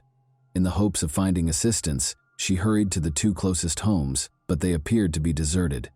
She didn't even think twice before jumping into the water when she spotted a house across Thompson Lake. In order to swim more quickly, she removed her pajama pants and shoes. When she got to the opposite shore, she saw Thomas's car as she crossed a field and came out onto the road. Jasmine hurried to hide in the grass, keeping low and trying to control her labored breathing so she wouldn't be noticed. She was so relieved to discover that she had erred in putting someone she had never met before behind the wheel. Jasmine ran across the street and across the field to a house close by. On Tuesday afternoon, local farmer Earl Melcher was meant to be at work, but he had to go home because he had forgotten his tools. He saw something strange in the distance among the grass before he got into his pickup truck to return to work. He thought it might be a deer grazing his field from hundreds of meters away, but when he saw it was a girl, he turned on his car and headed in her direction. When Jasmine heard the car, she rushed to meet him. The man was astounded by what he saw when the girl arrived at Earl's pickup and opened the door. In a single breath, Jasmine exclaimed, "Call the police! I am Jasmine Block and I have been abducted." But Earl had already seen the girl's face on posters around town, so he knew who she was. For him, as a farmer and the father of 3 daughters, it was an incredible sensation. He turned on the car's heater, sat Jasmine down, and gave her a towel. He was going to take her to the hospital when he called 911, but the emergency dispatcher advised him to wait for the police. When the police got there, they saw an absolutely unbelievable scene. Jasmine yelled, "There's that car," as Earl assisted her in getting into the sheriff's assistant's SUV. That car is there. Incredibly, Stephen Powers was just by their house at that precise moment. The suspect was immediately pursued by one of the officers, who jumped into his vehicle. Powers was taken into custody following a comparatively brief pursuit. Shortly thereafter, Joshua Holby and Thomas Barker were captured. Jasmine's family thanked the brave farmer who just so happened to be home on that fateful day in the days after she returned home. Earl received a reward of $7,000 from the police for helping to save the girl. "Thank you, Earl," said the police chief, praising his actions. This world is a better place because of people like you." To which Earl replied respectfully, "Anyone could have called 911. I was in the right place at the right time by chance." Earl already knew what he was going to do with the reward money. He gave the money to Jasmine and her family and invited them to lunch. He clarified that, although the sum meant a lot to him, Jasmine's family needed it far more than he did. Their family and friends were shocked to learn that Thomas, Joshua, and Stephen were the ones who had abducted the girl, even though they had previous criminal records. According to Thomas's sister, she couldn't fathom how her brother, who has cerebral palsy and uses a walker, could have managed to kidnap a teenager. She added that she helped with the search for the girl, and that Barker's wife and mother even went to the house where he was keeping her, but they had no suspicions. Thomas Barker was given a 25-year prison sentence for his actions toward his son's friend a year after the kidnapping. He will spend the rest of his life listed as a violent offender. He can, however, apply for civil commitment after being released from prison, and, if accepted, he will live out the rest of his days in a specialized facility. Stephen Powers will spend 8.5 years, and Joshua Holby will spend 8 years behind bars. Even though the girl managed to get away, the 29 days that the 3 men held her captive had a profound effect on her. Never again will she be the same. Her words, "None of us will be." She has trouble sleeping because she fears nightmares, and every time she closes her eyes, she sees the faces of the kidnappers.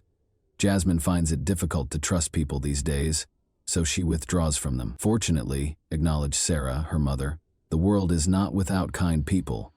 Jasmine had the chance to visit a post-traumatic stress disorder specialist in Texas to try out novel therapeutic approaches.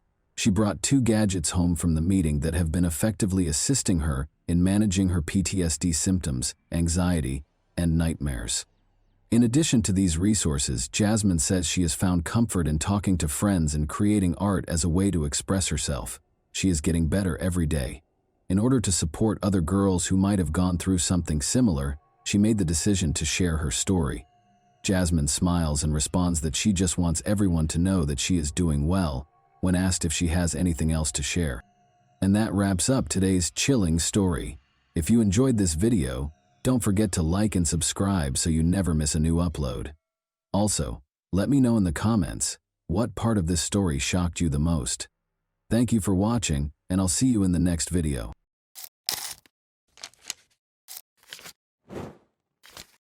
Hey guys, welcome to my channel, and today we're going to take a look at another horrible case with you.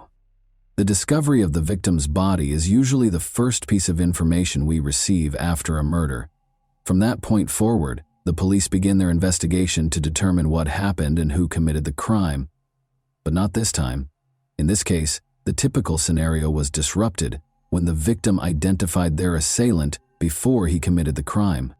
This story occurred recently, in early May 2022, in the city of Peleon Norte de Santander Department, one of Colombia's 32 departments. In this city, there lived a 16-year-old girl named Ana Karina Blanco Duran. She was the oldest of 3 children in a modest family, similar to many others in the region. However, this had no impact on Karina's personality or dreams. She was in the 11th grade and eagerly awaiting graduation. Karina's relatives and friends described her as disciplined and determined, but also cheerful, sociable, and optimistic. However, like most teenagers, she had doubts. She expressed her thoughts in a letter she wrote for a school assignment 2 weeks ago. In the letter, the girl stated that, like everyone else, she had goals that she wanted to achieve.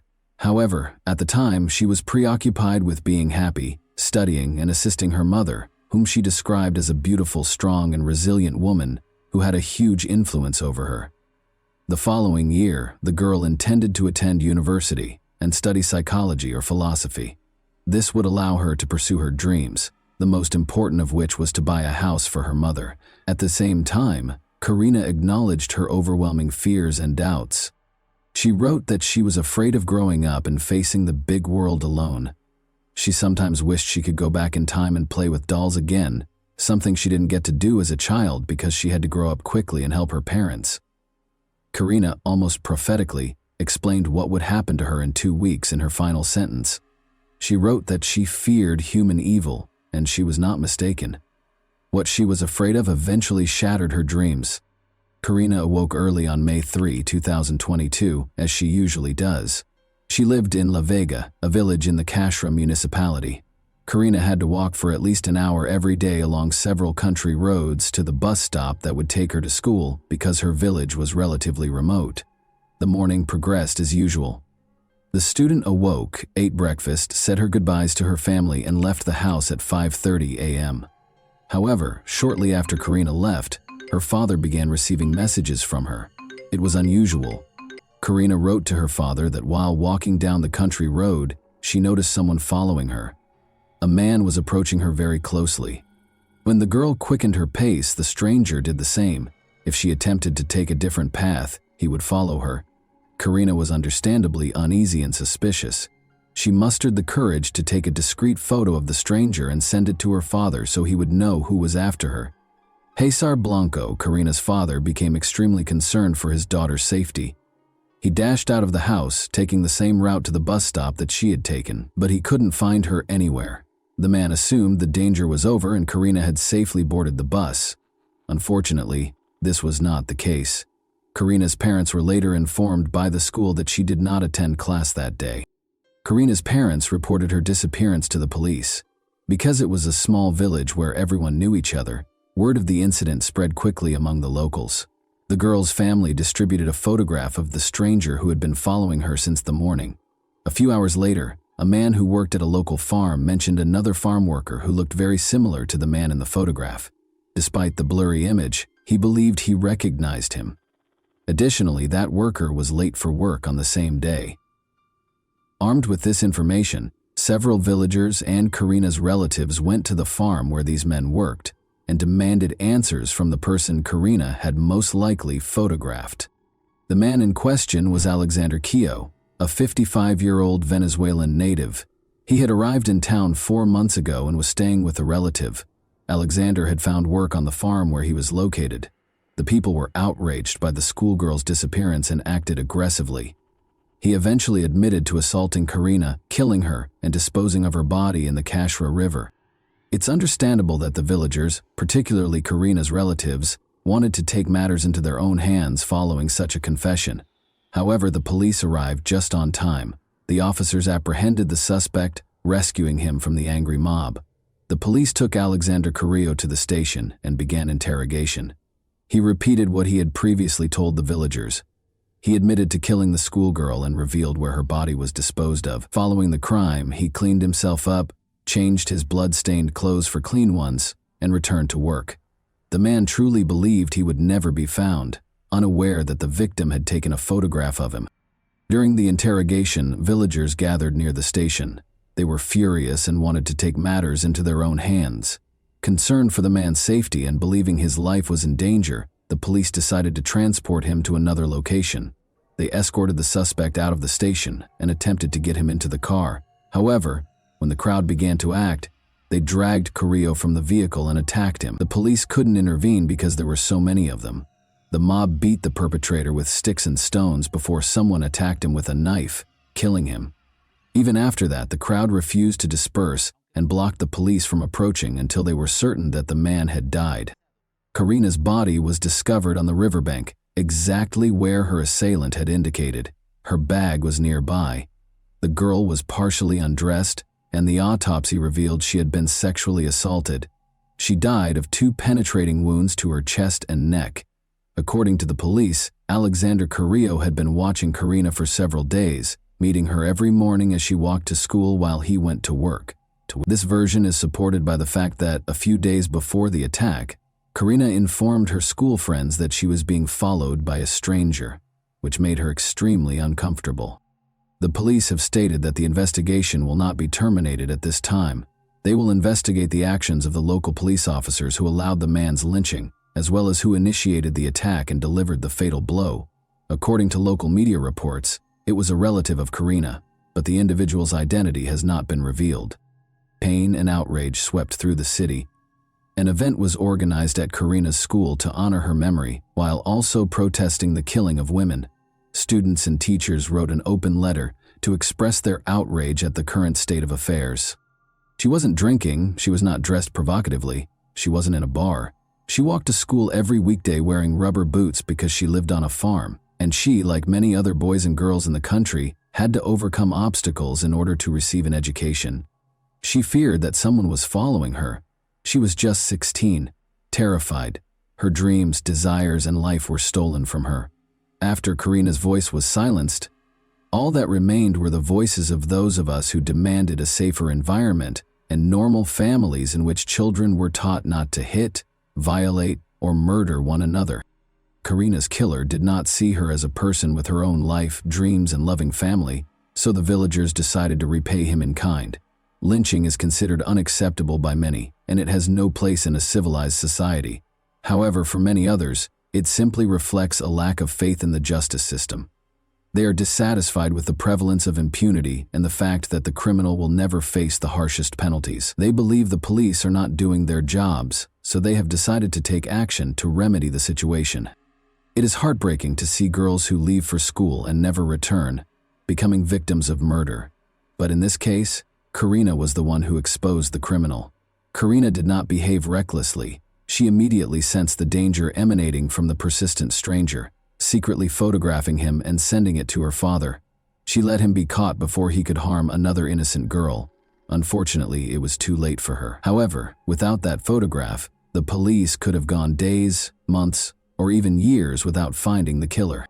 And that wraps up today's chilling story. If you enjoyed this video, don't forget to like and subscribe so you never miss a new upload. Also, let me know in the comments what part of this story shocked you the most. Thank you for watching, and I'll see you in the next video.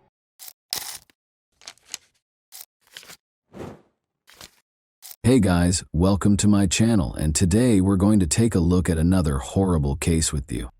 Horia and Bouvier, both foreign students, became friends while attending the Sorbonne in Paris. The girls studied the history, social and political movements and culture of the region because they were fervent about foreign cultures, particularly those of Latin America. Horia was 24 years old and was born in Morocco. She chose to set aside her books and travel to Argentina after finishing her thesis on the subject. At 29, Cassandra was accustomed to seeing the world, so she accepted her friend's invitation with pleasure. After packing their bags, the girls set out on a journey across the Caribbean basin, Central America, and South America. The friends traveled to Salta, a province in northwest Argentina with a fascinating history, geography, and social scene, in July 2011. The terrain varies from tropically dry plains in the east to snow-capped peaks in the west. Curiosity-driven students can explore and study the architecture, which includes churches and cathedrals constructed during the colonial era. It is important to note, though, that Salta upholds conservative traditions, much like many northern provinces in the nation, and most likely throughout Latin America. The distinctions between social classes are noticeable, and the Catholic Church has a big impact on people's daily lives. A small number of powerful families have dominated politics for many years. It should be noted that the details will become clearer as this story develops.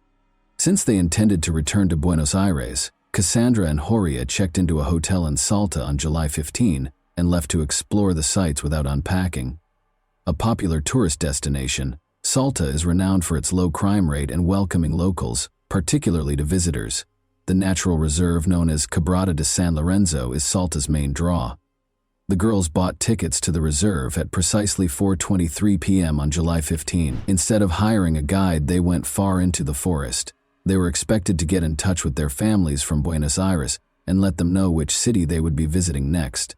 But there was no word from them. Unable to handle the uncertainty, their families contacted Cassandra and Horia's Argentinian acquaintances on the 19th and requested that they call the police. 2 weeks later, a group of visitors from a nearby town followed the French girl's path. Although it was not uncommon in this region, they reached the reserve rather late in the evening. One of the tourists broke away from the others at around 6 p.m. in order to locate a private area in the thickets. He saw what appeared to be a body there. He screamed and hurried back to the group to tell them about his discovery, after approaching and verifying that it was, in fact, a body. Around 10 p.m., the police showed up at the reserve. The tourists had only noted that the body was close to a viewpoint. They had not marked the precise spot where they discovered it. As a result, The police first had trouble finding it in the dark and among the thickets. The body was eventually located, but before they could start their work, they found 2 more victims a short distance away. It was the 2 French tourists who had gone missing. Given that many people in the area hunt for food, the police came up with a number of theories, one of which was that the girls might have been unintentionally shot by a local hunter. Thus, locals were the target of the search. Francisco Tojeder, a tourist guide for horseback riding, was taken into custody by the police. But since there was no proof linking him to the crime, he was freed a few days later. The police needed a scapegoat to placate the public, so his wife told the media that her husband was arrested only because they were impoverished. The police told the media right away after the bodies were found that they had been lying in the forest for roughly 3 days. There were several theories as to what might have happened to the girls during the remaining days when they were reported missing, because they had retained their tickets to the reserve for the 15th.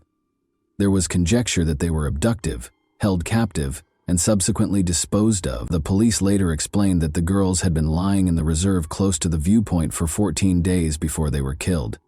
There were rumors of violence against the girls because of Cassandra's ripped clothes, and Horia's pants and underwear being pulled down to her knees. This was verified by the autopsy. The tourists were sexually assaulted, severely beaten, and then shot with a .22 caliber gun. The police discovered a matching shell casing in the reserve. They went back to the reserve's entrance after determining that the girls had successfully gone for a walk. There weren't many people there because it was getting late, and the weather wasn't suitable for strolls. The perpetrator or perpetrators obviously approached their victims at that point, and one of them assaulted Cassandra. The girl was kneeling in front of her killer when she was shot in the head, following the abuse she had endured. After witnessing Cassandra's murder, Horia made the decision to persevere. She struggled with at least one attacker, as evidenced by the clump of hair that remained in her clenched fist. Then, based on the investigators' assumptions, the girl was shot and ran down the slope from the height.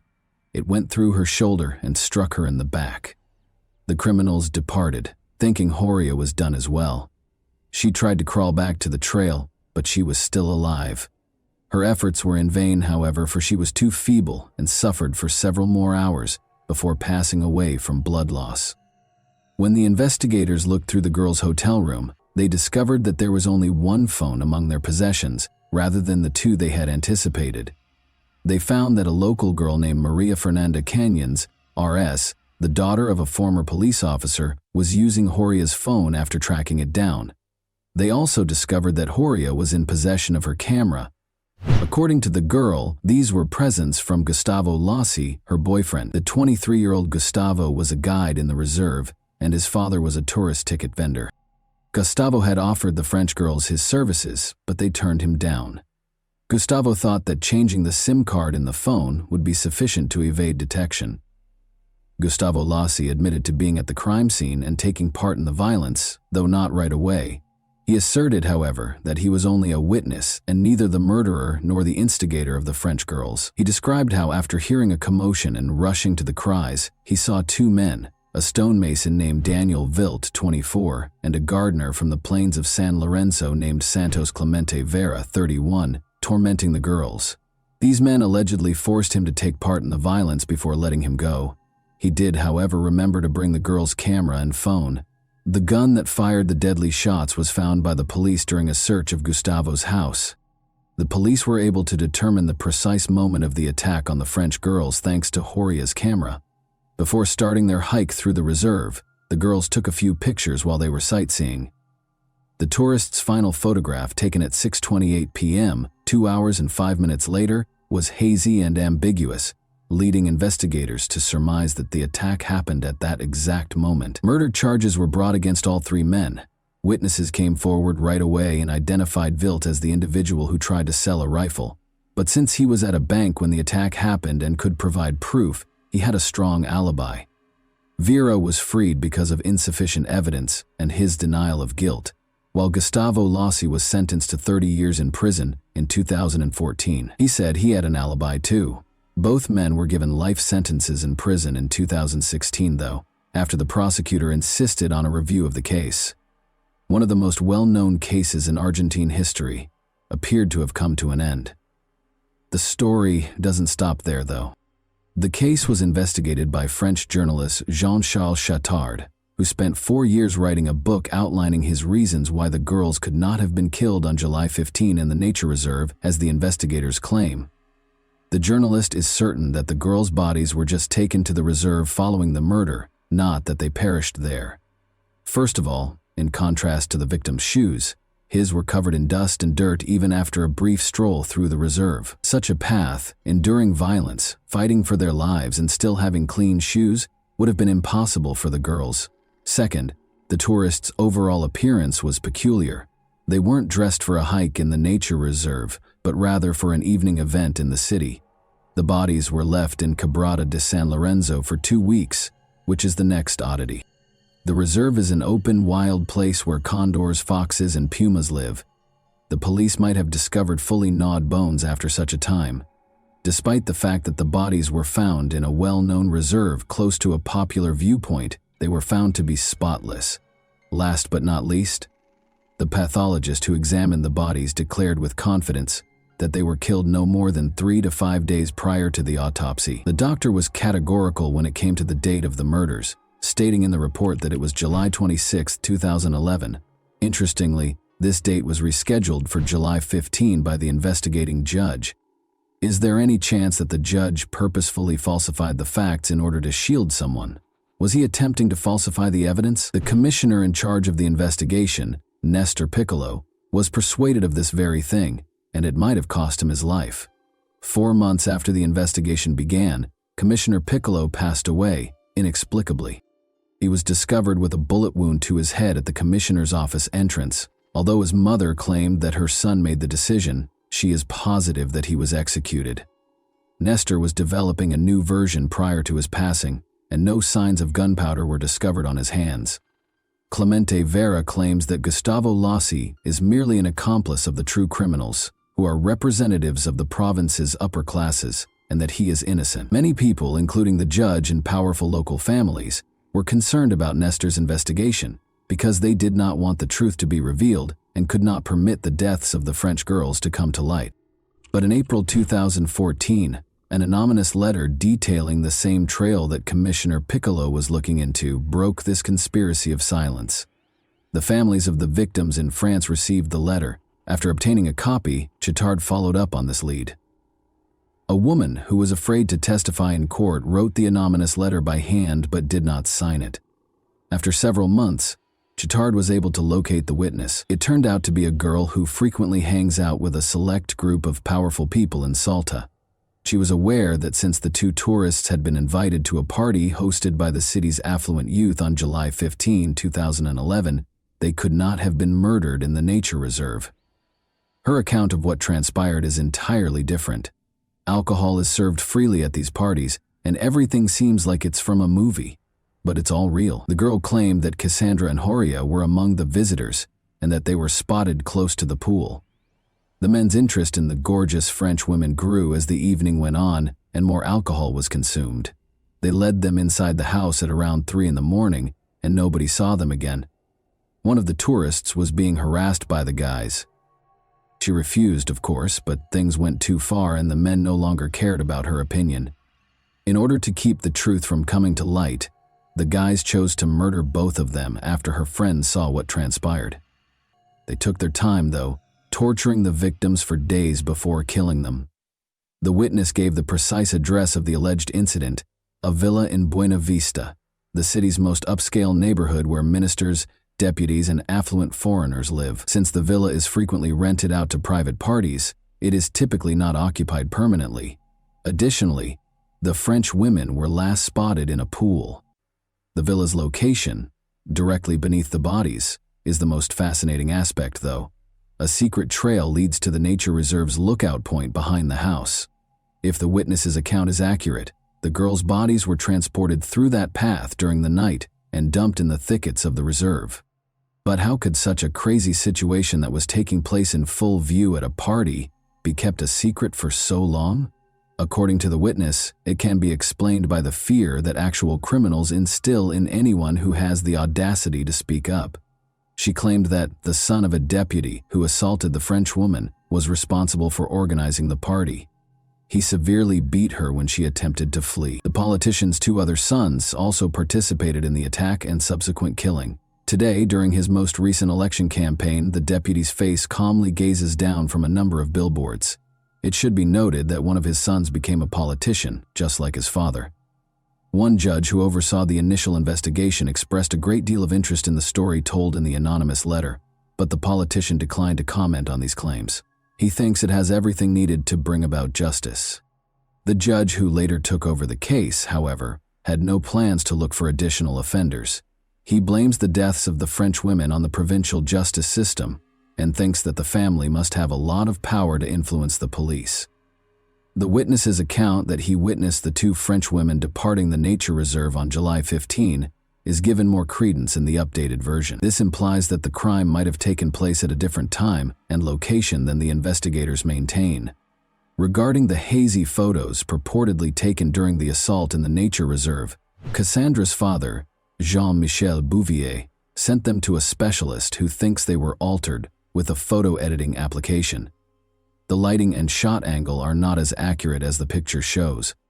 The families of the victims in France no longer hold the legal system to any standards. Jean-Michel Bouvier examined his daughter's body and performed his own independent DNA analysis. The most private areas were found to contain the DNA of Gustavo Lossi, two other men, and one woman. The sample from Clemente Vera was nowhere to be found. Uncertainty surrounding the ownership of the remaining samples raises concerns about Gustavo Lossi's actual involvement in the attack on the girls, as well as the identities of the other participants. Meanwhile, Clemente Vera's parents' modest house still stands in the center of San Lorenzo, just a few hundred meters from the location where Cassandra and Horia's bodies were discovered. They struggle to make ends meet after their son's arrest, because they are too old to work the land or take care of the animals. Many locals, including Clemente's wife and parents, maintain his innocence. They think his only fault is that he didn't have the money to hire lawyers and lived close to the crime scene. The fact that there is no evidence linking him to the crime in the case files makes it all the more tragic. According to him, the police demanded a confession to the murder, beat him, and threatened him and his child. They searched his home for any incriminating evidence after he refused to comply, but they were unable to find any.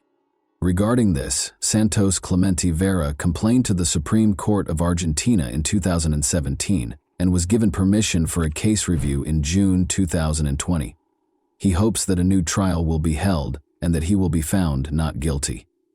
It's interesting that Cassandra's father believes he is innocent. After conducting his own investigation, attending all of the hearings and visiting Argentina several times to learn more about the case, he came to the conclusion that Vera was not guilty of the crime. As a result, he apologized to Vera while he was incarcerated and launched a social media campaign to secure his release. Bouvier worries that while an innocent person is still incarcerated, the case review process is taking an unreasonably long time. On November 25, 2013, the International Day for the Elimination of Violence Against Women, a monument honoring Cassandra and Horia, was formally unveiled in Salta. In response to Jean-Michel Bouvier's request to take on this piece, Salta-born sculptor Alfredo Garzon, who lived in Paris, created a face with an agonized expression, eyes, and an outstretched hand. Alfredo was able to capture the anguish, terror, and suffering that the girls endured in a very potent image. The bodies of the victims were discovered in the San Lorenzo ravine, where the sculpture is situated. And that wraps up today's chilling story. If you enjoyed this video, don't forget to like and subscribe so you never miss a new upload. Also, let me know in the comments what part of this story shocked you the most. Thank you for watching, and I'll see you in the next video.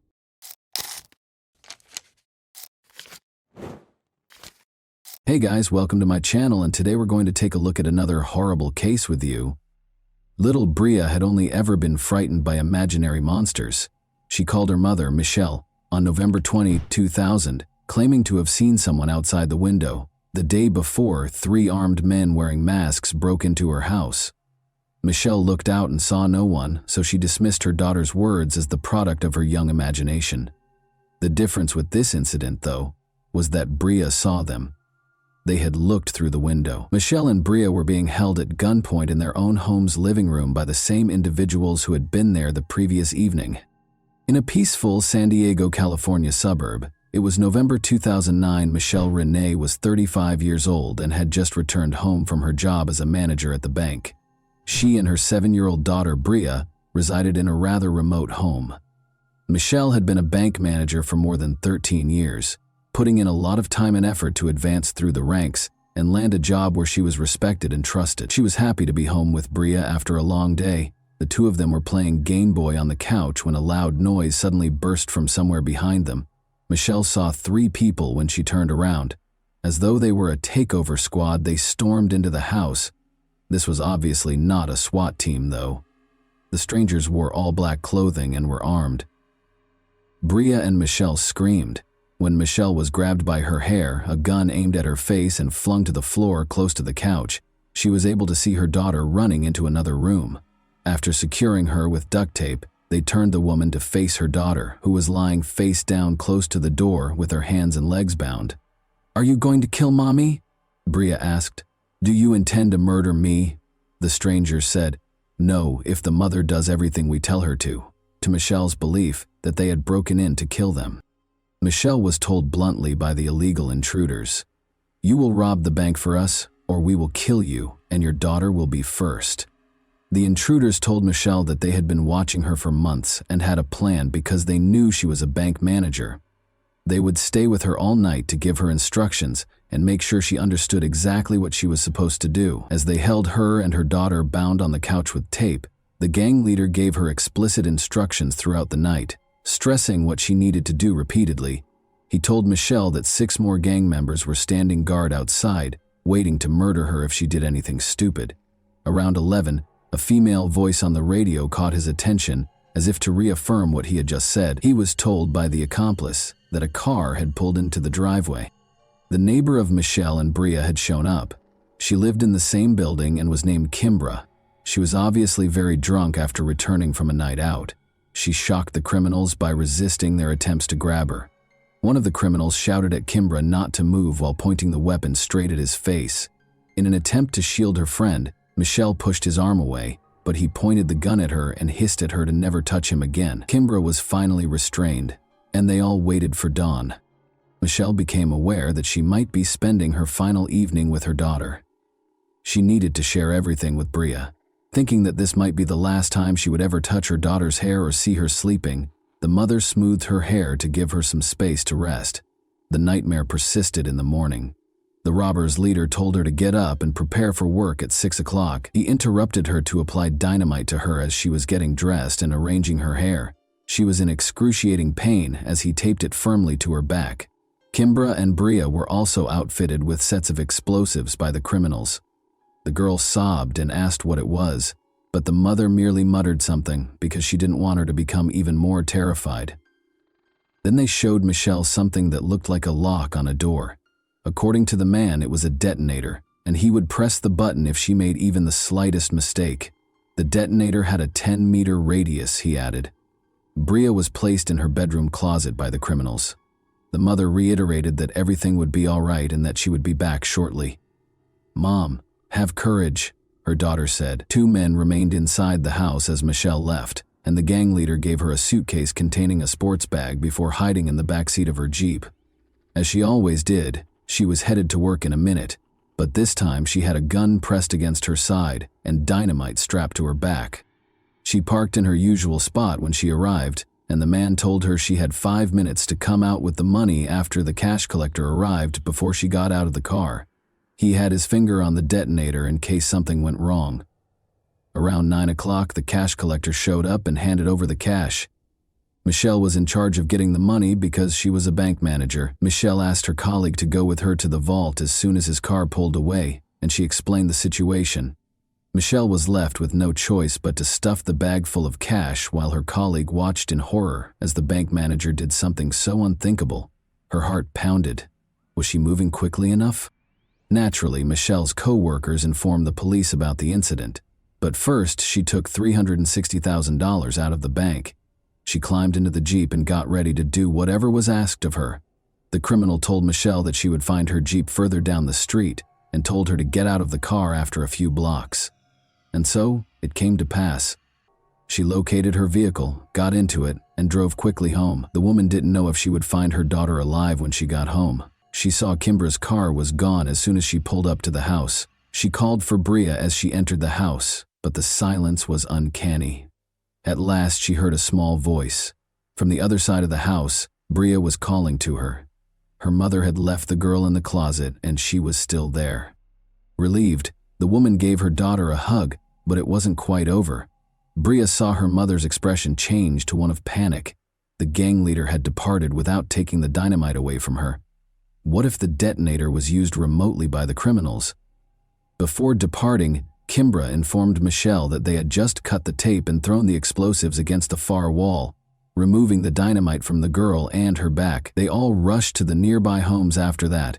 Investigators from the FBI, police, and even a bomb disposal team quickly swarmed the street. The officers soon realized that the dynamite was a fake, consisting only of 2 sticks painted red. However, no one would risk their lives assuming they were fake, given the low lighting and the fact that they were on the victims' backs in such a dire situation. However, Michelle made an effort to commit every detail that might aid in identifying the criminals to memory during the incredibly terrifying 14 hours that she was held captive. It made it possible for her to concentrate on something else rather than the situation's horror. Actually, it was her special talent for picking up on subtleties in people's looks and actions that others might miss. She committed the criminal's physique to memory, attempted to gauge their height from the house's furnishings, took note of their footwear and jeans, and examined the appearance of their weapons. She eventually had to use the restroom, so the gang leader accompanied her. She flipped the switch, brightening the man's face as he led her to the restroom. He was still wearing a mask, of course, but Michelle could see his eyes clearly. They were big, expressive, and a little red at the corner. All of a sudden, she recognized this person from her bank office. She frequently handled new client accounts in her role as bank manager, and on that particular day, a man had visited her office. He clarified that he needed information about opening accounts and making investments, because he would shortly inherit a sizable sum. He repeatedly asked the same questions while seated at her desk. The man introduced his companion as Lisa, and they departed when a woman finally came in and said, "Chris, we need to go." However, he gave Michelle his business card before he left. She put it in her desk's top drawer. Michelle's mind was racing with all of these ideas, and she felt that she needed to be extremely careful and not even hint at her recognition of him. Additionally, she recognized his accomplice because she occasionally heard Lisa's voice on the radio. They wouldn't let her die if she messed up. Michelle then requested that the officers immediately check her desk's top drawer. The business card wasn't a fake. It was there. Christopher Butler was the man's name. Butler's conviction as a bank robber was quickly discovered by the FBI. They discovered his residence and placed him under observation. The bank was only a few kilometers from Butler's home and that of his fiancée, Lisa Ramirez. The other 2 men, Robert Ortiz, who had his sights set on Bria, and Christopher Higgins, a big man who protected Michelle, were soon recognized by detectives. The decision to arrest Christopher and Lisa was made on December 1. They were allegedly pulled over for document verification during a routine traffic stop. There was just so much evidence in the car. In a stressful situation, the pneumatic gun in the glove compartment appeared completely real. In addition, the officers discovered a black bag Michelle had described. Gloves, homemade masks, Michelle's credit cards, banknote adhesive ribbons, and even a door lock that the criminals had managed to pass off as a detonator. 2 investigators waited for more evidence in the house. Officers discovered a sample of dynamite bearing Christopher and Lisa's fingerprints, along with all the ingredients needed to make fake dynamite. Because they were sure they wouldn't be linked to the crime, the accomplices left a ton of evidence. The $360,000 that was stolen, however, was not discovered by the officers in the house or the car. On that same day, they took $93,000 and arrested Higgins. Higgins admitted to everything and talked about going to Vegas for a few $1,000s. Ortiz fled, but he had $32,000 from the bank when he was apprehended in Wisconsin 3 months later, and he admitted to everything. Christopher Butler, however, denied everything, even in the face of indisputable proof. His fingerprints on the dynamite. Lisa rejected his attempt to place the blame on her. She acknowledged that she was the woman Michelle had heard on the radio. She even acknowledged that she came up with the plan to steal the bank manager using fake dynamite. Lisa disclosed that although they divided the funds into 3 sections, Over $100,000 of their portion with Butler was pilfered. To the surprise of all, she said Michelle was part of the plot. Everything had to be confirmed by the police. Michelle acted exactly like a real victim of the crime would have when they recreated the events of that day. Every detail of the victims, Higgins, and Ortiz's accounts lined up, and investigators were unable to uncover any proof linking Michelle to the plot. All 4 suspects were in custody awaiting trial by the spring of 2001. But Michelle and Bria were still processing that terrifying night. The girl thought the criminals would eventually find them and kill them, so she desperately wanted to hide somewhere. She changed from a joyful, fearless, and energetic youngster to a terrified being who feared solitude. Michelle took Bria to stay with her grandmother in Alaska in June because of this. She went back to finish things up and moved to Alaska with her dog, essentially no money and a camera, leaving the child with her grandmother. She drove off on a 9-day journey. Since she had committed to returning for Bria's birthday, she was only on the road for 9 days. Their healing really started only after they relocated. Michelle and Bria were prepared to confront their criminals when they returned to San Diego for the trial a year later. Michelle believed the trial was merely a formality because the investigators had gathered so much evidence. How foolish she was. Together, Christopher and Lisa were put on trial. Lisa would find it challenging to maintain her innocence because she confessed during a videotaped interrogation. In order to spare her from life in prison, her attorney made a deal with prosecutor Tom Manning, but he turned it down. However, the judge was compelled to forbid using Lisa's statements in court because she incriminated Christopher as well as herself during the interrogation. The case depended almost exclusively on Michelle's statements in the absence of Lisa's confession. The attorneys for Christopher and Lisa made the decision to pursue Michelle in an effort to damage her reputation. The jury doesn't think angry witnesses are trustworthy. Michelle did not do well on the witness stand and they were successful. The problem was that Michelle wasn't your typical victim. She had been a stripper for many years. It was a decision she had to make in order to live, and the woman didn't hide it. Michelle left home when she was 15 years old and put in a lot of effort to rise from bank manager to regional vice president before taking a bank manager position to spend more time with Bria. She kept up her exotic dancing for a while even while she was employed at the bank. However, Michelle's integrity as a witness was called into question by something else. She falsified her resume and other documents, listing experience and skills she didn't have in order to obtain a job at the bank. This appeared to be less than ideal from a legal standpoint. Butler's attorney also probed her personal life in an attempt to paint her as a careless, egotistical mother who would stop at nothing to get money. Her financial troubles might have served as a catalyst for the conspiracy. Since the FBI reports made no reference to Michelle recognizing Lisa's voice on the radio, Lisa's attorney asserted that Michelle had lied about it, and there was nothing stopping him from adamantly declaring that the voice on the radio was not that of his client, because Lisa's admission was not heard in court. He then asked Michelle about marked bills, which are traceable banknotes that banks store in safes in case of a robbery. She didn't intend to endanger her daughter's life, and the criminals cautioned her against taking such notes. However, the attorney now asserted that it was suspicious. In addition, he questioned her maternal instincts, knowing that her daughter is wearing dynamite. Would a mother rush to the house where she is? Following Michelle's 3-day testimony, Christopher took the stand. He testified that he had a romantic relationship with Michelle and that she was behind it all. He had no proof, of course, but his plan was obvious. First and foremost, he was committed to keeping Lisa safe at all costs. Second, compared to kidnapping for robbery, the robbery was deemed less serious. However, his plan only partially succeeded. After 5 days of deliberation, the jury found Christopher guilty of robbery and kidnapping Kimbra and Bria, but they were unsure about Michelle's abduction. 2 jurors abstained, and 1 juror thought Butler was right. He received 3 consecutive life sentences plus an extra 64 years in prison. Lisa was acquitted of all charges. Both Higgins and Ortiz were swiftly convicted in the second trial, which proceeded completely differently. Each received a 32-year sentence. There was never any trace of the remaining $260,000 in bank funds. Therefore, while the guilty were incarcerated to serve their sentences, Bria and Michelle saw it as only the beginning. It was a difficult road for them to heal. But eventually, Michelle understood that she could either take charge and set an example and support system for her daughter, or she could become angry and blame the kidnappers for all of her life's shortcomings. So she did.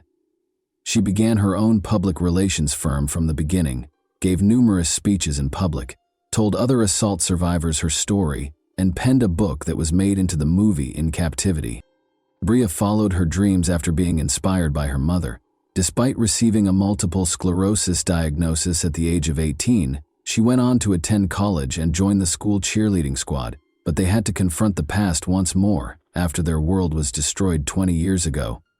Christopher was granted parole in June 20. Tom Manning, the prosecutor, made the decision to attend the hearing. He had a strategy. Christopher Butler was questioned by him regarding all of his false statements made in court. Christopher could have insisted on his version and carried the truth to his grave, so it was a dangerous plan. However, he acknowledged that Michelle was never a part of the conspiracy and that they did not have a relationship. He blamed his ex-girlfriend Lisa Ramirez for the crime, but he refused to accept responsibility for it. He conveyed his profound apologies for the suffering his victims had endured as a result of him. Christopher acknowledged that he felt deeply moved by Michelle's book and that he regretted what he had done. Despite their forgiveness, Michelle and Bria opposed his release and repeatedly refused to let him go. They had a fundamentally different attitude toward Ortiz and the other two men. In court, he was the one who expressed regret to Michelle. Ortiz was released in January 2021 after Bria spoke favorably during his parole hearing. Working together in Michelle's newly established business, Michelle and Bria are now closer than ever. Michelle's 9-day healing journey to Alaska altered her worldview, and she wrote another book about it. And that wraps up today's chilling story. If you enjoyed this video, don't forget to like and subscribe so you never miss a new upload. Also, let me know in the comments, what part of this story shocked you the most? Thank you for watching, and I'll see you in the next video.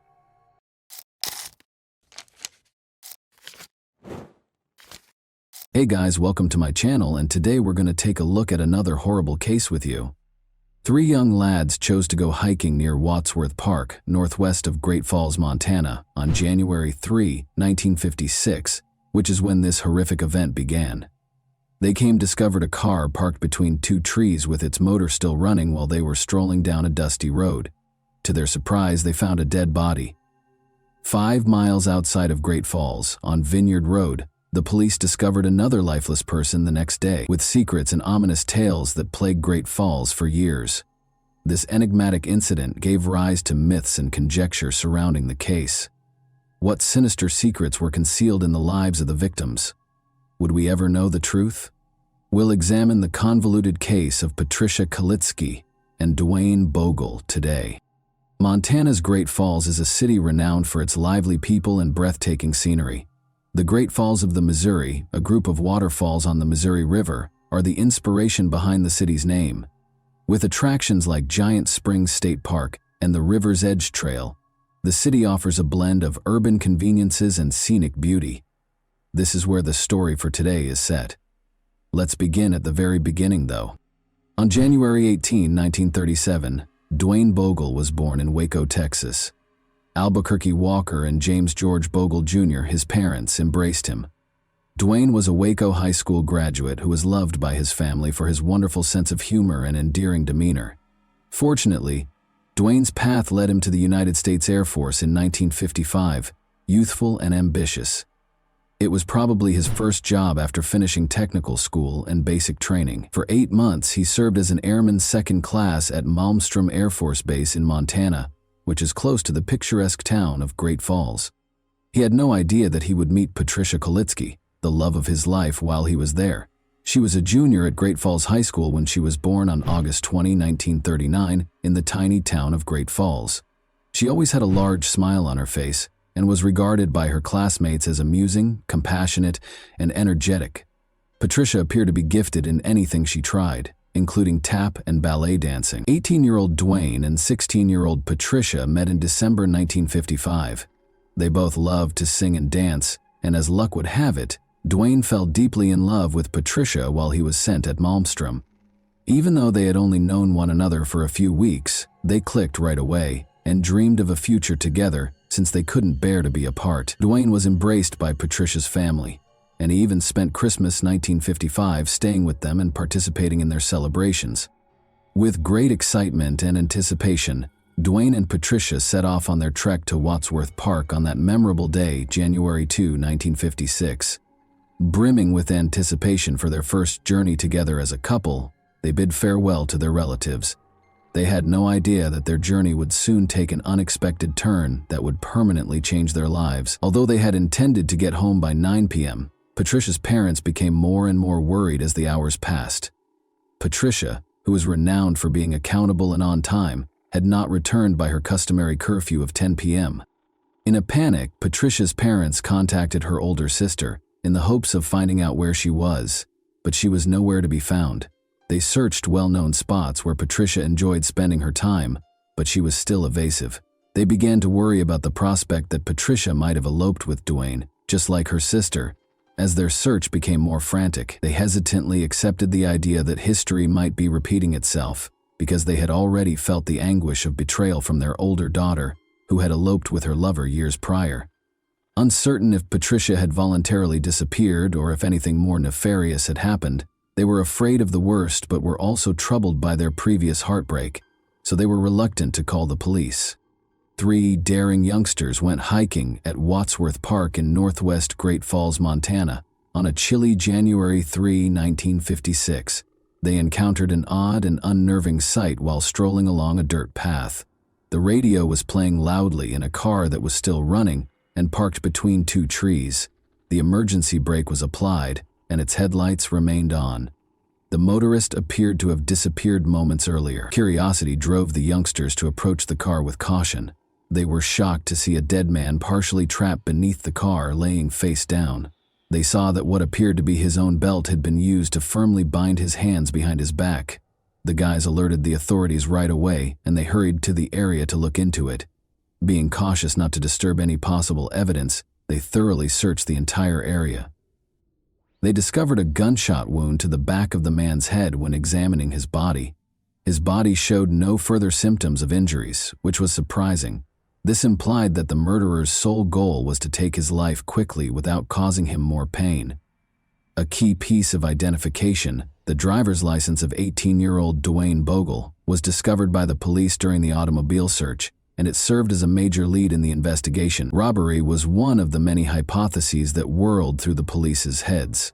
The fact that the car's engine was still running suggested that the murderer had made a quick escape after stealing items. Then, however, they had a horrifying suspicion. They thought there had been a crime more heinous than robbery. Since kidnappings were happening regularly at the time, there were worries that Dwayne might have been singled out for attention. The terrible decision to take Dwayne's life seemed to be the outcome of the criminal's initial plot going horribly wrong. The cops thoroughly examined the entire region because they were determined to locate any hint, but the predator had been able to entirely hide his tracks, so there was no sign of him. The heartbreaking news of Dwayne's murder was subsequently relayed to his family by the police. Dwayne's parents were overcome with astonishment and sadness at hearing the startling news. They were unable to understand how someone could hurt their cherished kid, who was always happy and adored by others. For them, it was an extremely painful moment. When Patricia's parents heard the news, they came forward and gave the police important information. They disclosed that Patricia had not come home either and was also with Dwayne. They said they were worried about her safety and wondered where Patricia might be if Dwayne had been slain. When the police first arrived at the crime scene, they found no evidence of Patricia nearby, which left them perplexed. They went back to the location and stepped up their search, since they were determined to find her. The following day, January 4, 1956, a road worker found Patricia's lifeless body 5 miles outside of Great Falls, on Vineyard Road. The tragic sight was about 8 kilometers from the discovery of Dwayne's body. It was clear Patricia had probably been abducted. Sadly, her body had rolled to the location from the gravel road above, as shown by a trail of blood down the rocky valley. She had also been shot in the back of the head, just like Dwayne. The authorities had no idea that this was only the start of a dark and terrifying story. The police made the decision to look into what happened and find out where Patricia and Dwayne were last seen. They learned that on the night of January 2, 1956, The pair had been spotted together having a drink at Pete's drive-in restaurant. The restaurant employees said that they arrived at 8:30 p.m. and departed just after 9 o'clock. During their visit, they were the only ones in the automobile. The authorities assumed Patricia and Dwayne had driven there voluntarily, because the area where Dwayne and his automobile were discovered was a well-liked destination for couples. It seems that their assailant had discovered them there and ejected them from the car. Because Dwayne and Patricia's murders were so similar, authorities were certain that they had been killed by the same person. The disturbing conditions suggested a gruesome execution-style murder in which the two victims were made to kneel before being shot in the back of the head and killed. A disturbing fact surfaced as the investigation went on. Except for one misplaced shoe that had fallen off as she tumbled down the embankment, Patricia's body was completely clothed when it was found at the bottom of a steep ravine. There was no concrete proof of assault found during the initial inspection of her body, but as the inquiry progressed, an unexpected turn of events surfaced. Additional testing and analysis revealed an entirely different image. The revelation occurred when Patricia's body was found to have injuries associated with assault, defying the first conclusion. Additionally, they were able to obtain a swab from her in the hopes of identifying the murderer. Unfortunately, no definitive results could be obtained at the time due to technological restrictions. All of the test results and supporting documentation, however, were meticulously saved in case the mystery could be solved in the future. And further dimension of intrigue was introduced by the coroner's assessment. In fact, it was thought that Dwayne had survived the shooting for a few hours. It was thought that the shooting itself happened sometime between 10 p.m. and midnight, and Dwayne passed away tragically between 2 a.m. and 4 a.m. Authorities started a thorough investigation because they were committed to finding the murderer. The Great Falls Sheriff's Office's T.J. Leeper went above and beyond by purchasing a polygraph machine with his own funds that might provide crucial hints. To make sure it was used properly, they sent in a Seattle specialist. 10 officers dedicated their time to the case, working around the clock. They started looking for anyone who would have a reason to hurt Patricia or Dwayne.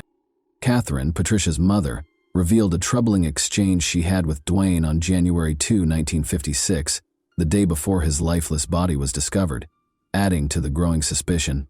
The authorities were intrigued by this information and pondered whether the friend might be linked to the murders of Patricia and Dwayne. They managed to locate the friend and spent 4 hours questioning him. When they were unable to locate any proof connecting him to the killings, the police eventually forced to let him go. Furthermore, it was established that he was in his Texas house when the murder occurred.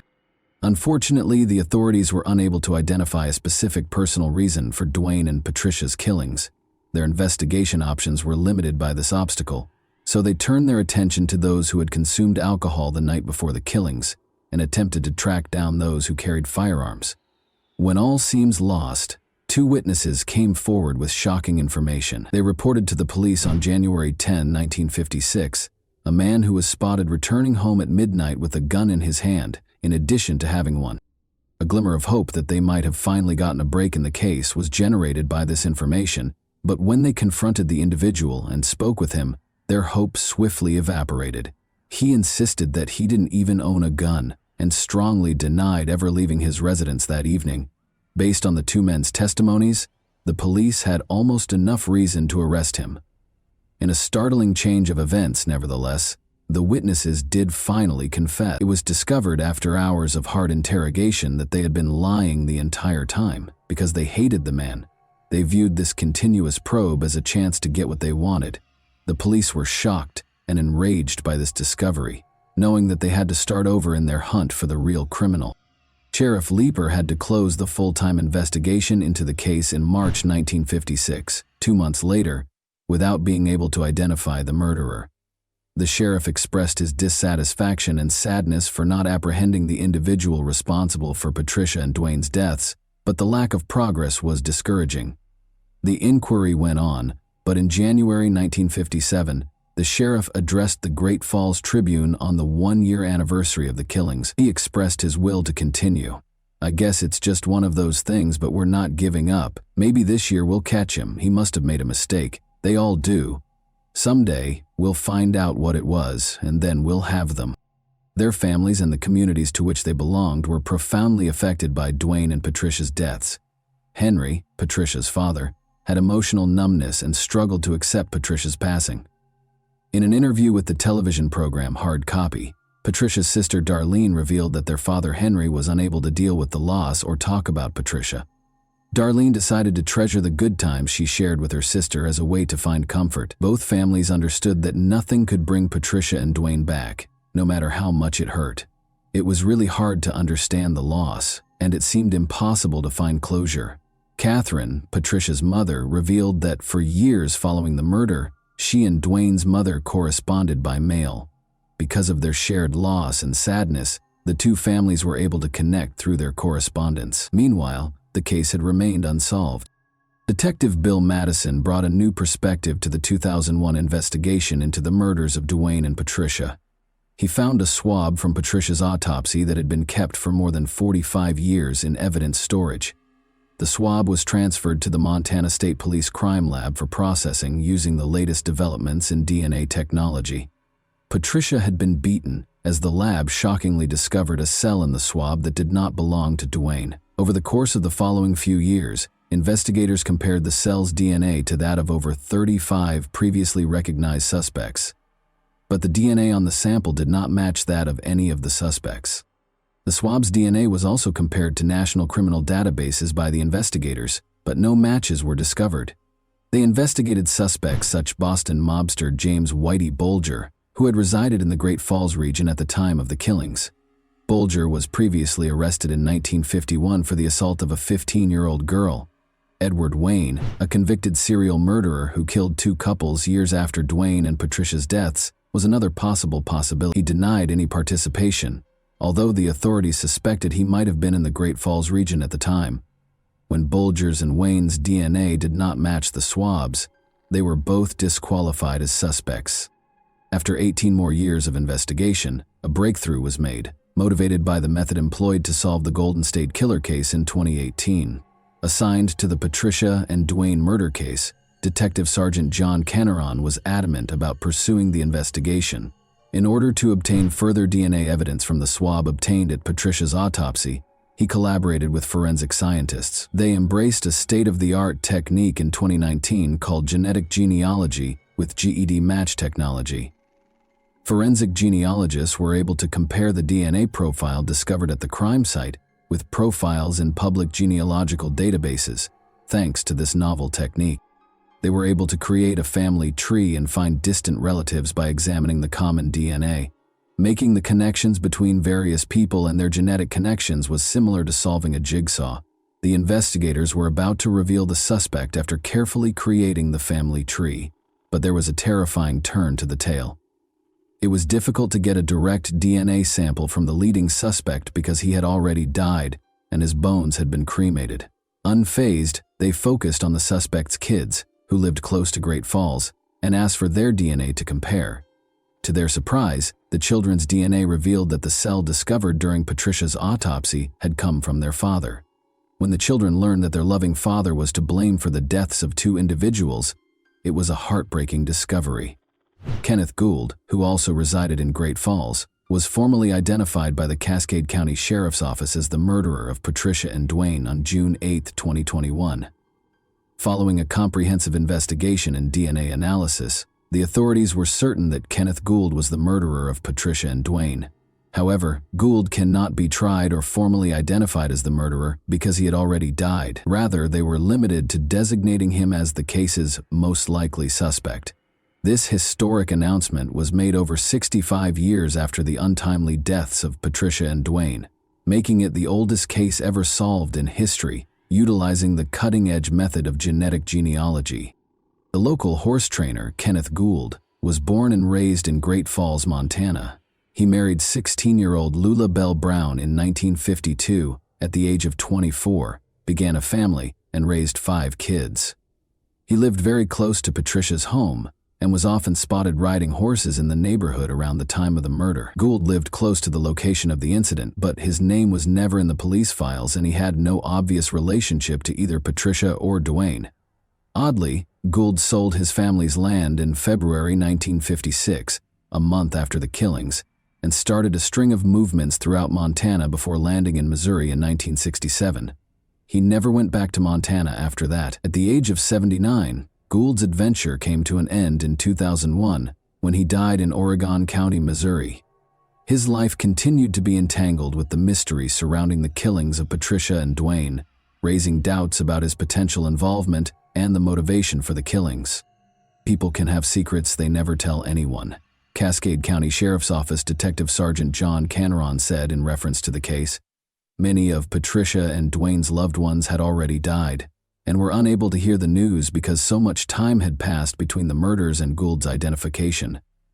Darlene, Patricia's lone surviving sister, suffered from severe dementia. When Gould was eventually found, the case's conclusion caused Dwayne and Patricia's family to experience a range of emotions. Gould's identification triggered emotions and rekindled old emotional wounds among the relatives, despite their relief at having answers at last. Karen Bogle McCarthy, Dwayne's niece, told the New York Times that her generation benefited from the use of contemporary technology in the case's resolution. Jim Bogle, Dwayne's younger brother James, has a daughter named Karen. As a child, Jim Bogle had always admired Dwayne. Since Jim died of a neurological disease in November 2013, he was sadly unable to witness the identification of his beloved brother's killer. The surviving family of Patricia and Dwayne was extremely relieved that they were no longer burdened with the bizarre hypotheses and wild speculations surrounding the case. The idea that Dwayne had joined the mob in Great Falls and caused their untimely deaths was one scenario that devastated his family. Additionally, there were rumors that Dwayne was involved with narcotics dealers in Texas, but Gould's identification ended decades of conjecture and rumors in addition to exposing the truth about who separated Dwayne from his family. Even though there is now closure, the families impacted by this tragedy still have emotional scars. How do you feel about this case? What do you believe might be the driving force behind the murders of Patricia and Dwayne? And that wraps up today's chilling story. If you enjoyed this video, don't forget to like and subscribe so you never miss a new upload. Also, let me know in the comments what part of this story shocked you the most. Thank you for watching, and I'll see you in the next video.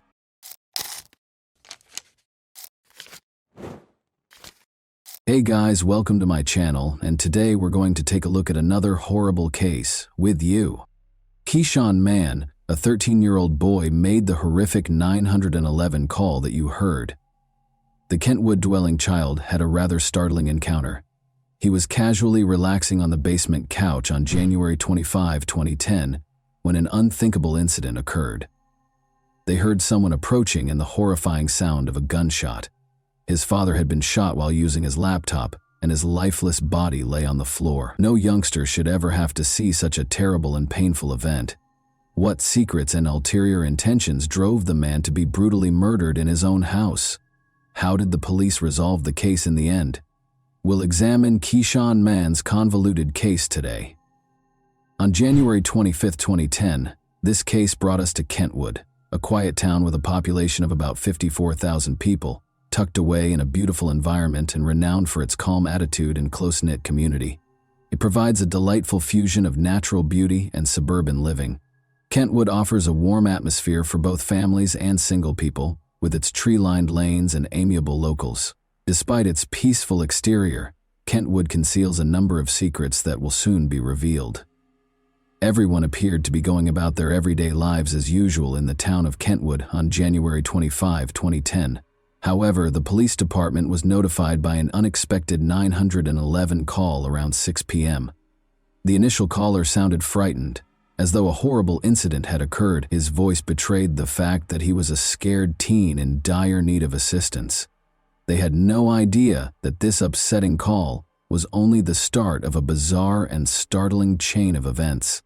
The police began questioning people in an effort to learn more specifics about what had happened. The police were aware that the victim might have attempted suicide despite the confusion. They thus made an effort to verify their suspicion. The cops wanted to speak with an older person to gain more specific information because the call was becoming intense and they needed to know what had truly transpired. Given that he had previously stated that everyone was present, it seemed odd that no one was home all of a sudden. The individual began to express a troubling suspicion that he had at the time of his father's passing. When he rushed upstairs after hearing the noises of someone racing from upstairs, he discovered his father's lifeless body and a scene of bloodshed. Amidst their astonishment and perplexity, a question persisted in everyone's consciousness. If the father wasn't the one fleeing, then who was, and where had he disappeared to? The cops hurried to the 5800 block of Pine Vista Street in Kentwood as soon as the call ended. Keyshawn Mann, a 13-year-old boy who had courageously contacted out to report his father's death, met them when they arrived. He was accompanied by his two younger siblings. One of them was 8 years old and the other 12. Fear and despair were mixed together in Keyshawn Mann's eyes. He described to the police the horrific events that transpired, including how he heard a gunshot and hurried upstairs to discover his father, 35-year-old Jermell Stokes, dead within seconds. Blood was scattered around the room, making the crime scene a terrifying image. After quickly securing the location, the police started to investigate Jermell's body. At the rear of his skull, they discovered a bullet wound. Interestingly, his body showed no further bruises or indications of violence. This implied that the murderer's only goal was to take Jermell's life without inflicting more damage or violence. The murderer believed his mission was accomplished and departed the area as soon as he had shot him. The detectives observed something strange as they closely inspected the wound. The wound from the shooting was bigger than what they usually saw. This information implied that the murderer had discharged the weapon very close, almost at point-blank range. It became clear that Jermell was deeply engaged in his work on the laptop at the dining room counter, oblivious to the imminent threat. Since Jermell made no move to flee or protect himself, it was suspected that the murderer might have been someone he knew. Victims typically attempt to defend themselves out of reflex when faced with such closeness. This paved the way for an inquiry to reveal the facts about this heartbreaking and unsettling crime. In an effort to uncover any clues the murderer may have left behind, the police inspected the residence and the whole crime scene. They found 2 handguns when they searched Jermell's room's cabinet. Although they thought both firearms were Jermell's, one of them looked unsettling because it had traces of gunpowder and a missing bullet, indicating it had been shot lately. The other rifle looked undamaged and was loaded. This sparked suspicions because it didn't seem likely that the murderer would have had time to place the gun back in the closet before departing if he had used it to murder Jermell. Keyshawn Mann's claim that Jermell was gunless during the 911 call raised additional doubts.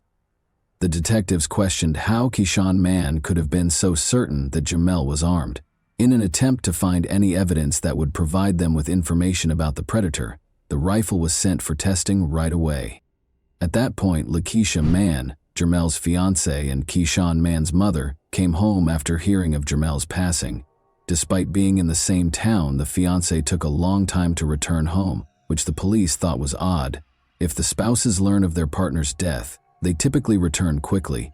In an attempt to learn more about Jermell's past, potential enemies, or any clues as to who might be responsible for his death, the investigators made the decision to question her, but she said she didn't know anything about his past. It was discovered that Keyshawn Mann was Jermell's stepchild rather than his biological kid. The investigators felt as though something was being hidden because of the contradictory responses and unclear facts. They understood that they needed to learn more about the family's history. According to the authorities, Keyshawn Mann's mother had a tumultuous divorce from his father, her first spouse. But the public was not privy to the specifics of their relationship. She was a single mother who yearned for respect and love, which is how she met Jermell Stokes. He became her son's friend and father figure, especially Keyshawn Mann. Lakeisha and her 3 sons quickly moved in with Jermell after they made the decision to advance their relationship. However, Jermell already had children from several different women. According to paternity and child support paperwork, he had 4 and 9-year-old children with one lady, 10 with another, and 11 and 12 with a third. According to state police records, Jermell was previously charged with a felony in 1993 for carrying a concealed weapon. In 2003, he also entered a guilty plea to a misdemeanor charge of taser possession. Aiming for a new beginning and a blended family, Jermell started a new chapter in his life with Lakeisha and her 3 sons, despite his difficult past. His new family life appeared to be going smoothly. Jermell tried to build a close relationship with Keyshawn Mann as a stepfather, despite the fact that he was not his biological child. He filled the vacuum created by Keyshawn Mann's biological father's absence by acting as a father figure. Since there had been no prior reports or information indicating any problems or conflicts, there were no signs of any troubles inside the family. At first, the police inquiry into Jermel Stokes' murder revealed no background or apparent reason that could account for the terrible incident. No suspicious information or hints regarding the family were discovered. The case was obviously mysterious because no one was a suspect, even if it wasn't immediately apparent. Detective Mattis couldn't get rid of the idea that every murder must have a purpose. Even though the detectives first ruled out the family's involvement, they were ignorant of the harsher facts and hidden secrets that were concealed beneath the surface of their seemingly ideal family. The police turned their attention to identifying the person who might have killed Jermel out of a personal grievance or motivation. First, they asked the neighbors whether they could remember anything out of the ordinary or if they had witnessed someone fleeing the residence on the night of January 25, 2010. Still in shock after the terrible incident, the neighbors acknowledged hearing a gunshot but did not see anyone running away. In an attempt to find more leads, the police continued to question Jermel's acquaintances and family, but they were unsuccessful. It was difficult for the detectives to accuse anyone because there were no obvious hints to follow, no evidence left behind, and no signs of blood or fingerprints at the crime site. The stunning fact that left everyone startled was finally revealed by the firearms testing findings. His own stepson, Keyshawn Mann, had fingerprints on the gun that killed Jermel. Those who knew the family well were shaken by the unexpected news. Since Keyshawn Mann had been the one to phone the police in distress to report his father's shooting, this discovery provided a confusing twist to the case. The difficult challenge of figuring out the reasons behind this sudden change in circumstances now lay before them. With reference to Keyshawn Mann's 911 call, the police started to piece the puzzle together. At first, Keyshawn Mann said that everyone was seated on the couch when the murder occurred, suggesting that the family was present at the time. However, when authorities asked to talk with an elder member of the family, nobody was home, which caused suspicion. The police came at a conclusion based on these discrepancies. They thought that Keyshawn Mann saw the ideal chance to execute his plan on January 25, 2010, just before 6 p.m. when his mother was out. Silently, he took his gun out of the cabinet, fired at his father, and put it back where it belonged. Unaware that his decision to put the gun back would be used as strong evidence against him, he called the police in a panic and fear to report the murder of his father. They had not yet learned the reason behind Jermel's murder, though. To gain a better understanding of what transpired on the night of the murder, the police went back to the residence on Pine Vista Street in Kentwood and spoke with Keyshawn Mann in a different room. To their astonishment, Keyshawn Mann acknowledged that he had been playing with the rifle. When they asked him directly if he had killed Jermel, he clarified that he called the police because he was so terrified after inadvertently pulling the trigger. But something wasn't quite right. Keyshawn Mann had disputed that there was a gun in the house when the 911 call was made. However, after speaking with him, it became evident that something was off. Why would he confess to playing with a pistol after initially denying possessing one? The police didn't think it was an accident. They thought Keyshawn Mann killed his father on purpose. However, they chose to consult a licensed psychiatrist in order to speak with him because of his youth. They recognized that he might have taken such a severe action as a child due to underlying concerns or motives. When he was questioned about why he killed his stepfather during the therapy session, the other side of the story came to light. Behind the joys and the seemingly ideal family, there was more. Keyshawn Mann talked candidly about Jermel Stokes' torture and abuse of him and his family. He disclosed that if Jermel was upset or for the smallest of reasons, he would regularly beat him, his mother, and his brothers. Keyshawn Mann felt stuck with no way out and wanted to shield his mother and siblings from the constant torment. He thought that getting rid of Jermel, his stepfather, was the only way to solve the problem. He told the therapist about the horrific ways that Jermel had mistreated his mother, including putting a finger down her neck. He also described how, when his mother wasn't there, Jermel would hit him and his siblings with a paint stick. When Jermel choked him, Keyshawn Mann talked about how he was able to get away from him. Keyshawn Mann's intense love for his mother served as the fuel for his hatred of Jermel. He could no longer stand to watch his mother be abused by Jermel.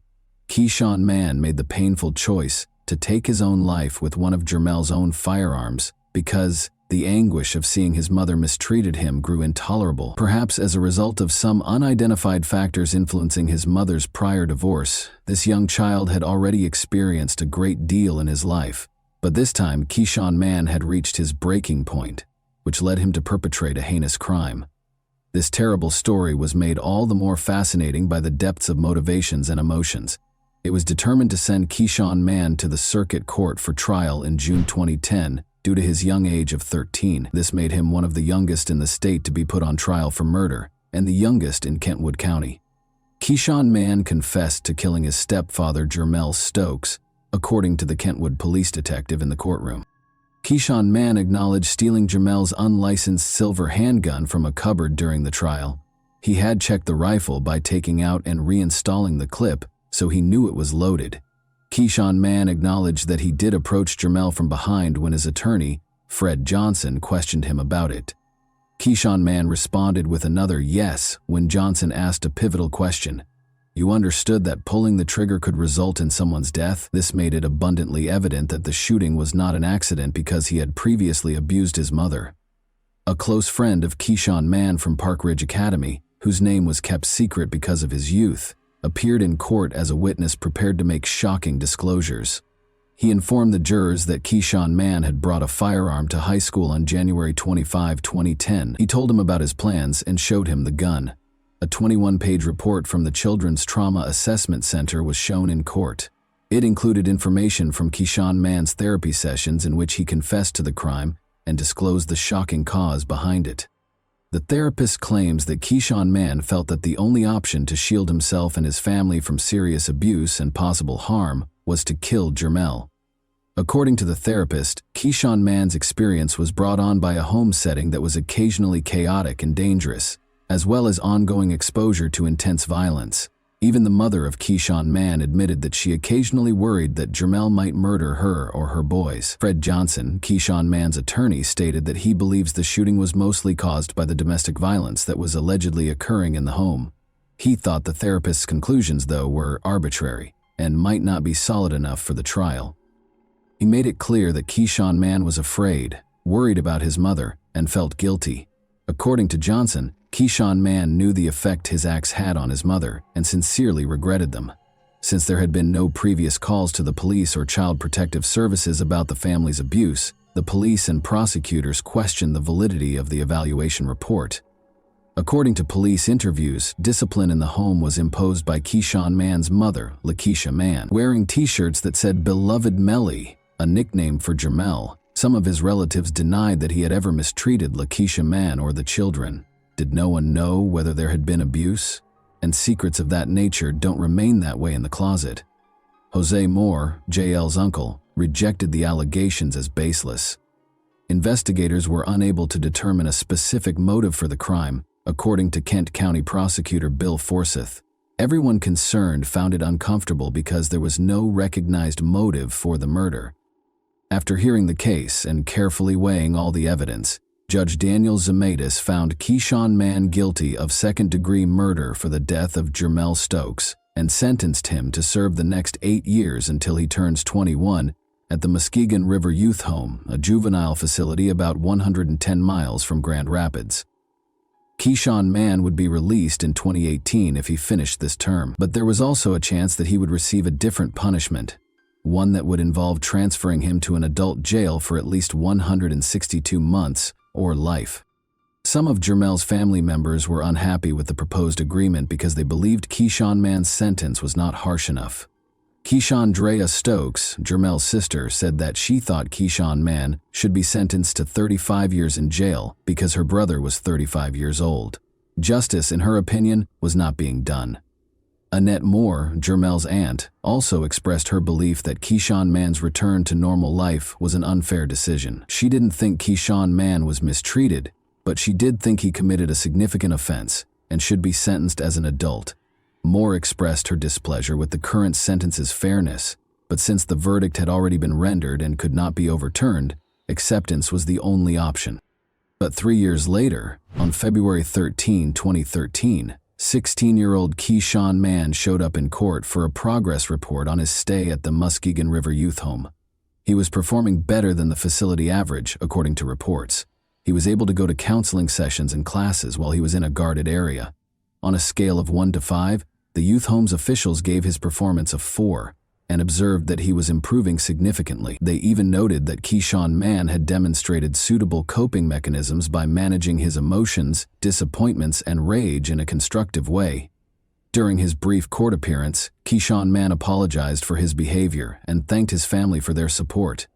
He made a big mistake, he admitted, and he made it clear that he was determined to learn from it. According to his lawyer Johnson, Keyshawn Mann was committed to giving it his all no matter what. Keyshawn Mann was scheduled to complete college credit classes after graduating from the youth home educational program as a junior. As 21-year-old Keyshawn Mann celebrated his birthday and his release from the Muskegon River Youth Home on December 6, 2017, after serving more than 7 years in prison for second-degree murder, birthday balloons floated in the Kent County courtroom. Keyshawn Mann was released.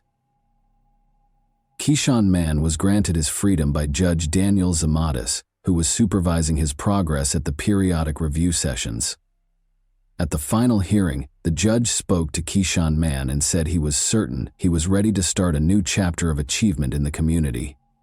When the judge gave the announcement, Keyshawn Mann and his mother Lakeisha exchanged heartfelt embraces as friends and family crowded the courtroom. Vicky Seidel, the assistant prosecutor for Kent County, commended Keyshawn Mann for setting a good example for other youth in the program. She claimed that he had carried out his duties and characterized him as an example for the inmates. For almost 18 months, Keyshawn Mann had been enrolled in online courses at Mid-Michigan Community College. According to his family, he had plans to continue his education, possibly attending Grand Rapids Community College in 2017. Kent County Probation Officer Dan Corey reports that Keyshawn Mann's meeting with his father, Jermel Stokes, to resolve the matter went smoothly. Mr. Stokes said he hoped Keyshawn Mann would have a fruitful life. Though it had been a tough 7 years, Keyshawn Mann agreed that his life had significantly improved. He conveyed his appreciation for the chance to improve himself, given that Keyshawn Mann was only a small boy at the time. Jermel's aunt also pardoned him for his behavior. She felt that Keyshawn Mann should be given the opportunity to start over, since she understood that his actions were motivated by fear. How do you feel about this case? Do you believe Keyshawn Mann should have been given another chance? And that wraps up today's chilling story. If you enjoyed this video, don't forget to like and subscribe so you never miss a new upload. Also, let me know in the comments what part of this story shocked you the most. Thank you for watching, and I'll see you in the next video.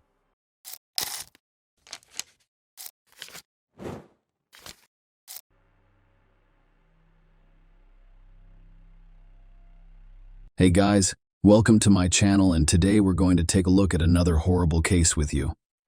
In this video, we'll talk about a story that happened in England. On Sunday, November 14, 2020, one surveillance cameras caught 34-year-old Alexandra Morgan at a gas station near Cranbrook, Kent. Nobody has seen her since. 4 days later, her parents reported her missing to the police. The investigation revealed many secrets that were hoped to remain hidden. The truth turned out to be far more terrifying than anyone could have anticipated. Alexandra Morgan, as she was known to her friends and family, was a single mother with 2 children ages 4 and 11. They lived in Wellesley, Cranbrook, in Kent. She did not maintain relationships with her children's fathers. It wasn't easy for her to raise them alone. According to some sources, Alexandra was a dog groomer. People described her as a dynamic and ambitious woman who wanted her children to have everything they required. She wanted a better life for them and took several steps to make it happen. Alexandra arranged a meeting with her parents on November 13, 2021. She left her 2 children with them, claiming she was going on a spa vacation with friends. She said she'd be back in 3 days. Alexandra's parents became concerned on November 17 when she failed to pick up her children. She did not respond to any calls or texts. It was not like her. After several unsuccessful attempts to locate their missing daughter, the parents were forced to contact the police. Kent police said Alexandra Morgan's disappearance was suspicious, so they investigated it as a possible crime. At the start of the investigation, the police attempted to determine which spa Alexandria planned to visit. She told her parents she was going with friends, and the police wanted to know who they were. At the time, The investigators had no idea what they would face while searching for Alexandria. While searching for the woman, police obtained video footage from a gas station in Cranbrook. That was the last place anyone saw her. Her white Mini Cooper was the key to determining her location. On November 14, she refueled her car, purchased some items, and left. At first glance, there was nothing unusual about this video. Rose McCauley, the gas station manager who has been friendly with Alexandra for 17 years, was present when she purchased 10 pounds of gas and ordered a coffee and snack on the morning of her disappearance. Rose believes no one knows what happened to her or where she went. Her car hasn't been seen since then, which is a complete mystery. My friend and I looked around Hastings for it, but couldn't find anything. Alex never feels embarrassed. So I don't think she's afraid to come home. I'm just hoping nothing bad has happened to her. I just hope she is okay and shows up. It's very worrying.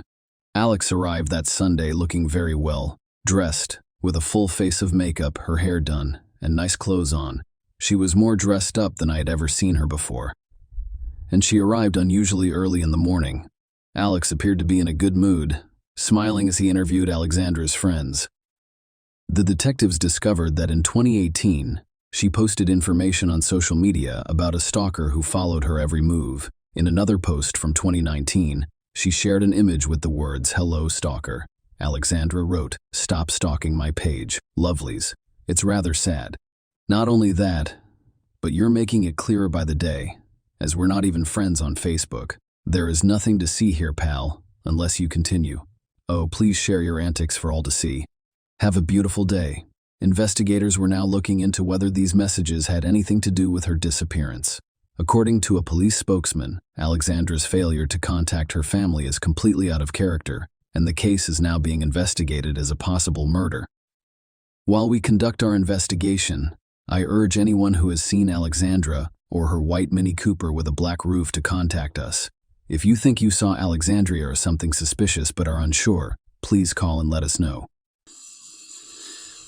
Alexandra was described as a slim woman with brown shoulder-length hair and a height of about 5 feet, 6 inches. She was last seen wearing a green knee-length quilted coat, a black top, ripped blue jeans, knee-high black boots, and a silver necklace. People can disappear without leaving any traces or clues for the police. Many missing person cases remain unsolved. But this time, things were different. Alexandra Morgan left a digital trail that eventually led the police to discover what happened to her. Furthermore, it revealed some shocking information. Alexandra hoped to improve her financial situation.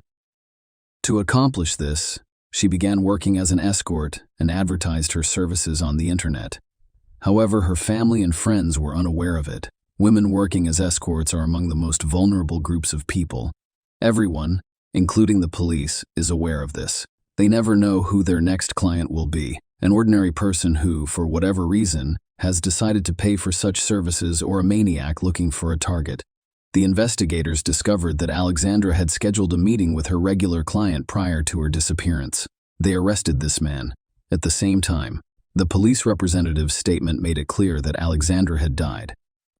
According to a Kent police spokesperson, detectives from the Kent and Essex Serious Crime Directorate are investigating the disappearance of a woman from Sissinghurst and arrested a man on Thursday, November 25, 2020. 1. A 40-year-old man from East Leonards-on-Sea has been arrested on suspicion of murder. Kent police officers with assistance from Sussex Police are conducting searches in 3 locations in Hastings and East Leonards-on-Sea as part of their efforts to locate Alexandria. Residents can expect a heightened police presence in the area as investigations continue. They arrested Mark Brown. He was a construction worker who married and had a son. His family was unaware that he was leading a double life. Before she disappeared, Alexandra had met him several times. According to Sussex Police, he intends to buy her a Mini Cooper. Their first meeting occurred on June 8, 2020, after Brown discovered her on an adult website. It happened at her home in Sissinghurst, near Cranbrook, Kent. Everything went well at the time, and they saw each other occasionally on June 21. Almost 2 weeks later, they met again. Alexandra went to a small bridge farm near Hastings, Kent, that Brown rented for meetings with women and other purposes. Throughout August and September, they met 7 more times, and Alexandra had no idea she was falling deeper into a trap. On October 23, 2021, Brown texted her to see if she was interested in a risk-free business transaction he was offering. The proposal was for £100,000 for 3 to 5 days at a hotel, where he would guard a new ID, a straight car, and shopping money. All he needed her to do was go out for a cigarette, grab some cash, and buy some things. This is a testament to her character. Alexandria's online searches following this proposal demonstrated her desire to improve her children's lives. One of the searches was for the minimum deposit on a house in 2021. A variety of other searches revealed Alexandra's desire to start new businesses with the money she would make. Among the internet searches were, how much can you make running a sunbed shop in the UK?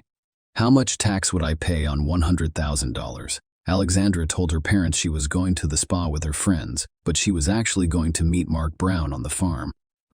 She left the house on November 14, and CCTV footage showed her buying gas in Cranbrook at 7:20 a.m. She arrived at Little Bridge Farm at about 8 a.m. 8 a.m. 3 days later, on November 17th, Brown relocated Alexandra's car to her home on Hurst Lane in St. Leonard's, having previously replaced her license plate with a fake one. Alexandra's mother contacted the police on November 18 after her daughter failed to pick up the children and stopped answering calls and texts. On November 23, the police discovered CCTV footage that showed Alexandra's car following Brown's Jaguar on the road to Little Bridge Farm. Kent police blocked access to the farm and began questioning Brown. He admitted he had met with Alexandra. However, he stated that she left after 45 minutes. He stated that the police could take his fingerprints in a DNA sample 2 days later, on November 25. They arrested Brown, the primary suspect in the Alexandra Morgan case. But before we go any further, and before I tell you what happened to her, let us go back to when Alexandra had no idea Mark Brown existed. Lee was 33 years old and a mother of 3, but she didn't have custody of her children. Leah was an animal lover who cared for a horse, 3 goats, 2 dogs, a mastiff named Duke, and a Pomeranian named Lady. On March 25, 2018, Mark Brown contacted Leah through an escort website where she advertised her services. Brown and Alexandra Morgan met on the same website. A few years later, at the end of 2018, Brown and Ware had begun dating and renting an apartment together. When her lease expired 6 months later, she moved into Brown's yard at Little Bridge Farm and lived in a shipping container. Brown compared their relationship to a roller coaster. As it turned out, Leah led a chaotic lifestyle. She was a benefit claimant who received weekly payments into her account, which Brown frequently withdrew for her. She had a history of illegal drug use and mental health issues. However, many people claimed she was working hard to obtain custody of her children. While describing her daughter, Leah's mother claimed she was an angel. She added that, while Leah had never enjoyed school, she had always preferred her animals. Brown and Ware had a 3-year relationship before she vanished without a trace in May 2020. 1. Leah spent the evening of May 5th. In the early hours of May 6, I was with a friend and convicted drug dealer Jack Tyler. They took the substances together. That evening, they had an intimate relationship. This was the last time anyone saw Leah. Her last outgoing call was on May 7 at 8:55 a.m. The police believed she died that day. 2 weeks later, Mark Brown returned to the website and met Leah on June 8, 2021. A month later, she vanished without trace. Alexandria met Brown for the first time in her home. The meeting went well. She regarded Brown as a reasonable and generous man, but Alexandria had no idea that just a month before, another woman in a relationship with Brown vanished without a trace. During the investigation, detectives discovered extremely revealing messages sent by Brown. He sent them to his high school girlfriend 5 days after meeting Alexandra Morgan. However, the messages were not about Alexandria. They were discussing Lee. This is what they said. I'll be very careful how I word this. It happened again not long ago, while disposing of something. It's an extremely unpleasant task. An old oil drum, 5 liters of diesel, and there's not much left. It gets extremely hot and glows almost white. My heart, mind, and soul are heavy with the consequences of my actions. I'm a psychopath with a conscience. It's a joke, actually. Thus, investigators began to suspect Alexandra Morgan's death, and more frighteningly, that she was not Mark Brown's only victim. A spokesperson for the Sussex Police Major Crime Team stated that despite extensive investigations, we have not found Leah or her body and are asking for the public's assistance in locating her or anything related to her disappearance. After Brown was arrested on November 25, 2021, police searched his farm. They discovered a barrel inside which someone had recently burned something. Experts examined its contents and discovered bone and tooth remains. The laboratory examination confirmed that these were Alexandra Morgan's remains. In a joint statement, Neil Kimber of Kent Police and Andy Wolstenholme of Sussex Police said, "Our thoughts are with the families of Alexandra and Leah during this difficult time. While we have located Alexandra's remains, we have yet to find Leah, and our investigations are ongoing. We urge anyone with information about Leah or Alexandra to contact us immediately." Leah is described by police as a slim white female standing 5 feet 6 inches tall with very long black hair and blue eyes. They suspected she had tattoos of a dragon on her right leg, Chinese writing on her right leg, Chinese writing on her right hip, and a fairy sitting on a flower above the name Ryan on her right leg. The search at Brown's farm lasted approximately a month, concluding on January 7, 2022. The police discovered the bones of a Pomeranian in the pond, along with a weight tied to its collar. Investigators believed it was Leah's dog, which Brown cruelly abandoned following Leah's death. Although police were unable to locate Leah Ware's remains, Brown was charged with her death on February 1, 2022. They had previously charged him with the murder of Alexandra Morgan.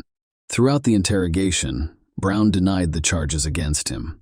However, when they informed him of the evidence that showed he had burned Alexandra Morgan's body, he admitted her death. Yet, Brown insisted that Alexandria had died as a result of an accident. The trial of Mark Brown started on October 17, 2022. During the court proceedings, new details about these two cases emerged. The jury discovered that Brown withdrew money from Leah Ware's bank account on a regular basis following her disappearance.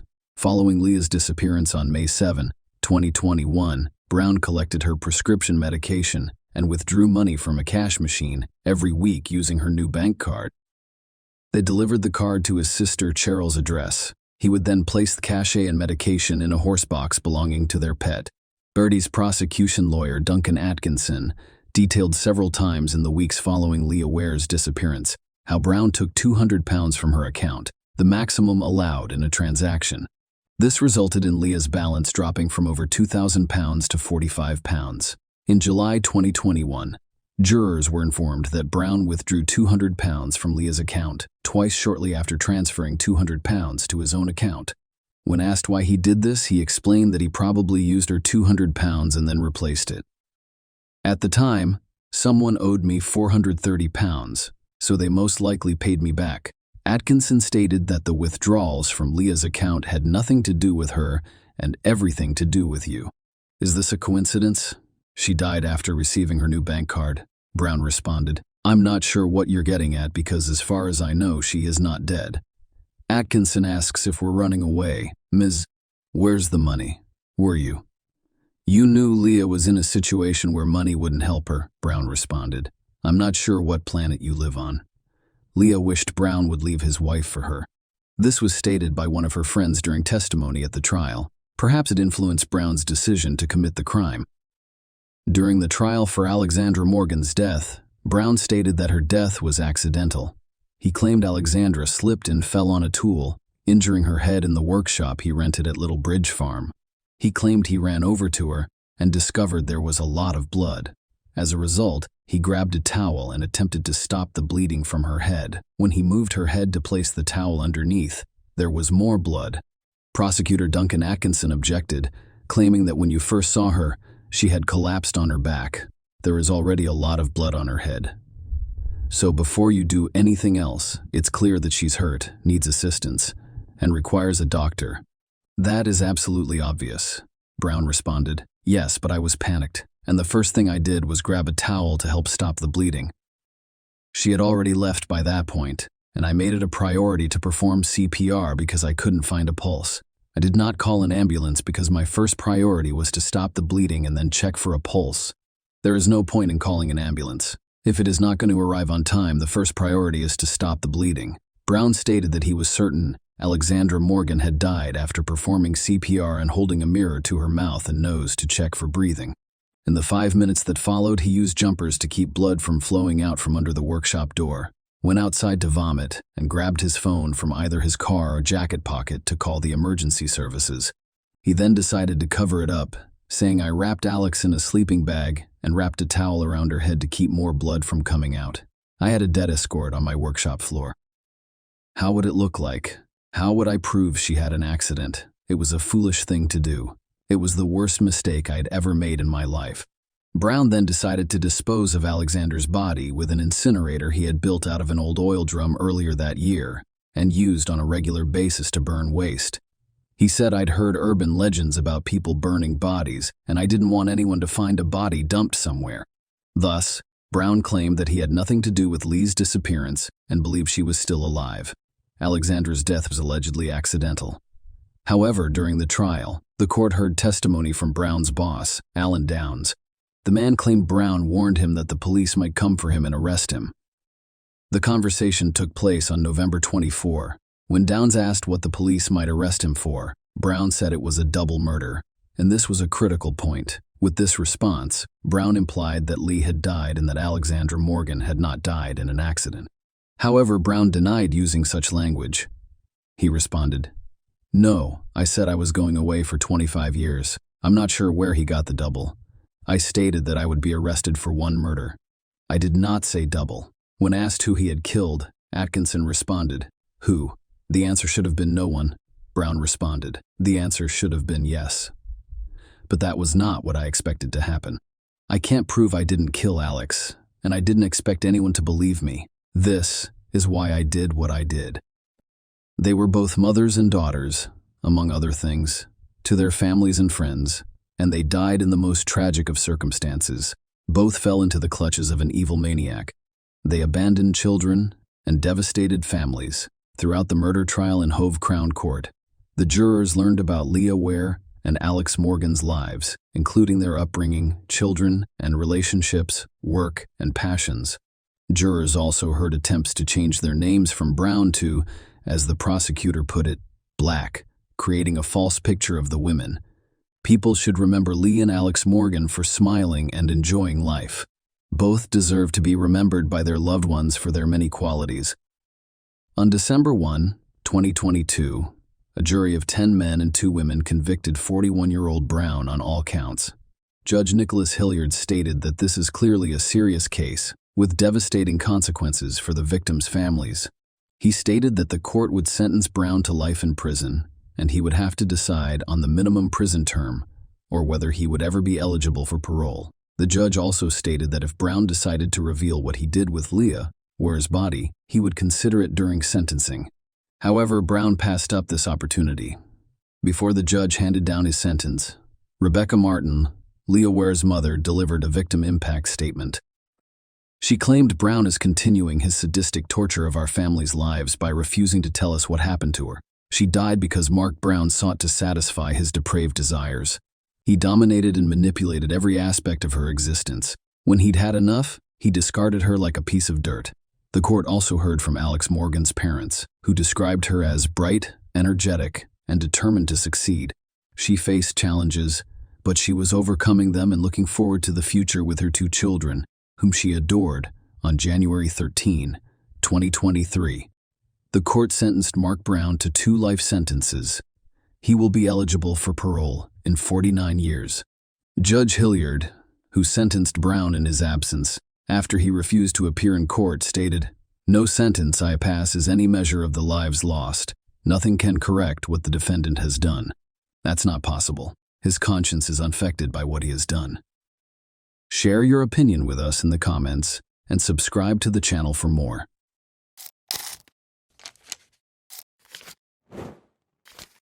Hey guys, welcome to my channel, and today we're going to take a look at another horrible case with you. At midnight on August 15, 2020 in Perth, Western Australia, the suburb was completely dark with the only light coming from the streetlights flickering here and there along the deserted road.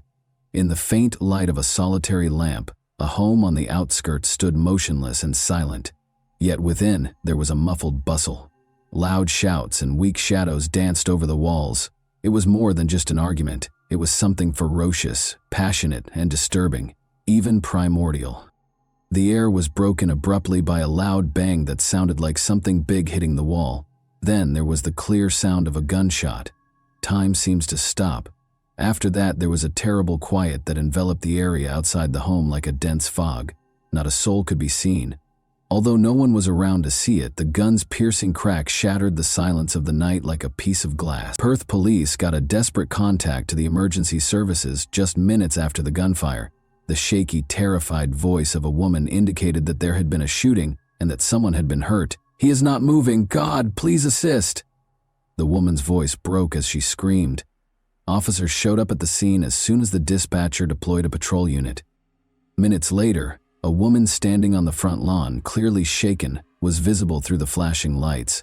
Her entire body was shaking uncontrollably. Her eyes were wide with fear and she was pale. The cops found the house in a state of turmoil. The body of 38-year-old James Watson was in the living room. His physique was contorted in an abnormal way.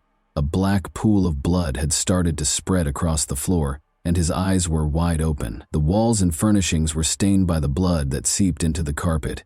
Signs of a scuffle were immediately observed by the cops. There were toppled chairs and obvious signs of impact on the walls and furniture. Before the gun was fired, the whole room was in a state of chaos, suggesting a violent altercation. A shotgun with its barrel aimed at the door was resting next to the body. Although there were no indications of forceful entry, it initially appeared as though someone had broken into the house. In order to gather evidence, officers roped off the scene and dispatched forensic and investigative teams. They could see that this was no ordinary crime. It was the result of something far more intricate. They identified the woman they discovered on the lawn as the wife of Catherine Watson James. The paramedics on the scene attempted to calm her down because she was in shock. When she was taken to the police station, she was too upset to talk clearly, and her hands were covered in blood. She was limited to saying, "I didn't mean to. I had no idea how it would turn out." Investigators started looking for solutions. Asking the neighbors questions was the first step. But before to the gunfire, nobody had heard anything out of the ordinary. Mark Ridley, an elderly neighbor, reported that he's seen Catherine and James coming home together that night. He didn't give it much thought, although they appeared nervous. His statement was removed by the police, although it yielded no important clues. In the meantime, forensic specialists inside the home discovered an unsealed envelope containing multiple documents and photos, adding to the mounting evidence that the conflict had begun long before the gunshot on the kitchen table. Upon closer examination, the investigators discovered that several of the photographs depicted intimate moments from the family's lives, even if they didn't initially appear to be very significant. These pictures might be the key to figuring out why the tragedy happened. Investigators tried to piece together what had happened that night. After a stressful dinner at a restaurant, Catherine and James went home at around 8 p.m. Nothing had foreshadowed the impending disaster, but the supper had been unpleasant, according to people who knew them. James said he had to go and take care of something at one point, but Catherine urged he stayed. She informed him that they needed to talk about something. Catherine recommended that they unwind with a drink and spend the evening in silence after they arrived home. Leaving James in the living area, she took the envelope and headed upstairs. James remained downstairs as if oblivious to what was about to happen. After a while, Catherine returned downstairs with the papers firmly grasped in her hands. She put the envelope on the table in front of him, her face expressionless, and waited for his response. James's face transformed when he saw the envelope. Despite his best efforts to maintain composure, the anxiety in the room was evident. Despite her silence, Catherine's expression spoke a lot. There was a thick quiet. Right at this point, everything changed. They got into a furious debate that swiftly turned into a yelling contest. At one point, Catherine refused to let go of the documents and clutched onto the envelope when James tried to retrieve it. A damaged chair appeared as detectives inspected the room where the shot was fired. Been employed as a weapon. Photographs and documents, some of them blood-stained, were scattered on the floor. Every piece of evidence suggested that James and Catherine were fighting over the documents. Investigators came to the conclusion that James was attempting to seize something from Catherine when the gun was discharged. Catherine had fired the shotgun, as evidenced by the marks on the carpet and the shotgun's location. Police discovered a number of fascinating things when they gained access to James and Catherine's phones. In contrast to his regular conduct, James had shut off his phone around 10:30 p.m. James had gone at that time, according to surveillance footage from a camera outside their home, but he returned 10 minutes later. It was still unclear what he accomplished in those brief minutes. Still in a state of shock when she was taken to the police, Catherine was unable to provide a detailed account of what had happened. She said that they had begun to argue and that things eventually got out of hand. She said she couldn't recall how she got the shotgun in her hands. Although it was evident that she was under a lot of stress, detectives felt that there was more to her story. Investigators started looking into the Watsons' relationship in further detail. The couple had been married for 10 years, didn't have any kids, and seemed to lead a peaceful existence. However, Catherine became suspicious when neighbors saw that James had been spending less time at home lately. Even close friends and neighbors had seen the strain in their conversations, while no one knew exactly what was going on between them. The inquiry also found that Catherine had gotten in touch with a private investigator only a week prior to the incident. It was unclear why this was the case. It was unclear exactly what she was looking into, but it was possible that she was obtaining evidence against her spouse. The results of the forensic examination of the weapon discovered at the scene were given to the police later that night. When James's fingerprints were found on the shotgun, they appeared strange, as if he had handled it just once. This made investigators question whether the firearm may have been utilized by someone else at the crucial moment. Perth police visited Catherine and James Watson's house again the morning following the incident. As investigators attempted to piece together a more coherent picture of what had happened, forensic teams continued to collect evidence at the crime scene, which remained sealed off. The specifics cast doubt on the simplicity of this narrative, which at first glance seemed to be a spontaneous flash of hostility during an argument. The investigation's main detective, Richard Hale, made the decision to go over the surveillance film once more to make sure nothing had been missed. There was a little discrepancy between the frames of the video, which showed James leaving the house at 10:30 p.m. and coming back 10 minutes later. He was seen talking to someone in a car parked by the curb in the video. The face of the person James was speaking to was indistinguishable from the shadowy figure that the camera captured. Hale started looking into who might have been outside the house at that time, after realizing that this might be a significant lead. Detectives kept questioning Catherine in the meantime, but her mental condition remained unpredictable. She asserted that everything happened too fast and that she couldn't remember how things got out of hand. She spoke incoherently, and her eyes were empty. When he questioned her about the car that was captured on the surveillance camera, Detective Hale saw a momentary shift in her demeanor, as though she was trying to conceal something. The contents of the envelope discovered at the side were being carefully examined by detectives at the same time. Indeed, a professional investigator had taken a number of the photos inside.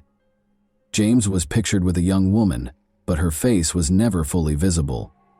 The investigators' report listed a number of locations where they had met, including a motel on the outskirts of the city, a shopping mall parking lot, and a cafe in downtown Perth. The report, however, omitted the woman's identity, although it was still unclear how these photos related to the crime. Hale came to the conclusion that Catherine had hired the private investigator to track her husband. Investigators chose to go to the private investigator's office, who was listed in the report. They discovered Thomas Morgan, a man who appeared a little uncomfortable when he saw the detectives. According to Morgan, Catherine had called him approximately 2 weeks earlier, claiming that her husband had been acting strangely.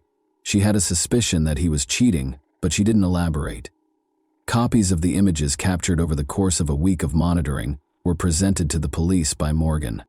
Although the woman's face was always obscured, it was evident from the photos that James and the woman were meeting. She was either turning away or wearing a hood. Morgan stated that just one day before to the terrible incident, he had given Catherine all of the collected material. After returning to Catherine, Detective Hale showed her the pictures that the private investigator had taken. She acknowledged that she had suspected James of being unfaithful, but her response was cold. She stated that in order to learn the truth and determine the course of their marriage, she planned to present him with the proof during a family meeting. She insisted, nevertheless, that she never intended to hurt him. After James saw the pictures and accused her of spying on him, things became out of hand for her. Although she couldn't recall the specifics, she said the debate escalated into a physical altercation and ultimately the fatal shooting. The forensic results of the fingerprints found on the shotgun were given to detectives as they attempted to ascertain whether Catherine's story was accurate. Forensic specialists concluded that although James's prints were on the gun, they had been there long before the shot was fired. Catherine had maintained that she had never touched the rifle and that it was kept in the house for safety. Since this claim ran counter to the forensic results, detectives started to believe that the weapon had been tampered with in an effort to deceive the authorities. One of the most important pieces of evidence was the security film showing James conversing with someone in a car. In an attempt to identify the license plate of the car and determine who might have been outside the Watsons' house that night, Detective Hale forwarded a copy of the video for additional examination. Detectives looked through Catherine and James's phone logs in anticipation of the results, hoping to find further hints. They learned that Catherine had texted her sister Lisa multiple times the night of the event. Suspicions were raised by the message's content. They appeared to be attempts at justification or explanation. "I didn't intend for things to go this way," one message read. Another included a meeting request. Hale was concerned since Lisa had not responded to these texts. In order to learn whether she was aware of what had happened that evening, he made the decision to summon her in for interrogation. Lisa looked uncomfortable when she got to the station. She acknowledged that although she hadn't spoken to Catherine the night of the event, she had done so the day before. They had talked about an impending family get-together, Lisa said. She claimed to have been at home all evening and to have no knowledge of what had transpired. Her apprehensive manner and tentative responses, however, gave the detectives cause for concern. Hale made the decision to confirm her alibi by looking through her location information and phone records. The results of the surveillance video analysis were given to investigators while the interrogation went on. Lisa was the owner of the license plate on the vehicle, parked outside the Watsons' residence. Their suspicions were aroused by this information, so Hale altered his questioning strategy throughout the interrogation and asked Lisa pointed questions regarding her whereabouts that evening. She initially attempted to justify her actions, but under duress she eventually acknowledged that she had been outside the house when James left. However, her reasoning was unclear. She never got out of the car, saying she had come to speak to her sister but left when she saw James. Hale was aware that something wasn't right. He went back to looking through Lisa's phone logs and found that the night of the event, she had gotten a message from James to come over right away. However, what could James have been talking about in private? And why would he phone Lisa when he was meant to be with Catherine? Another important piece of evidence was discovered by forensic specialists in the bedroom where Catherine claimed the argument started. Blood traces that did not belong to Catherine or James were found on the door handle. Detectives began to think that a third party had been involved in the fight as a result of this. Lisa's blood was identified through a DNA study. Despite Lisa's prior protestations, investigators now obtained evidence that she had been inside the residence. Lisa was presented with the fresh proof by the police.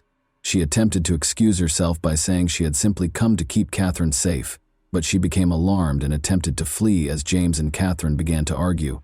She maintained that she didn't know who fired the gun and had nothing to do with the crime. But as the interrogation went on, her tale became more complicated.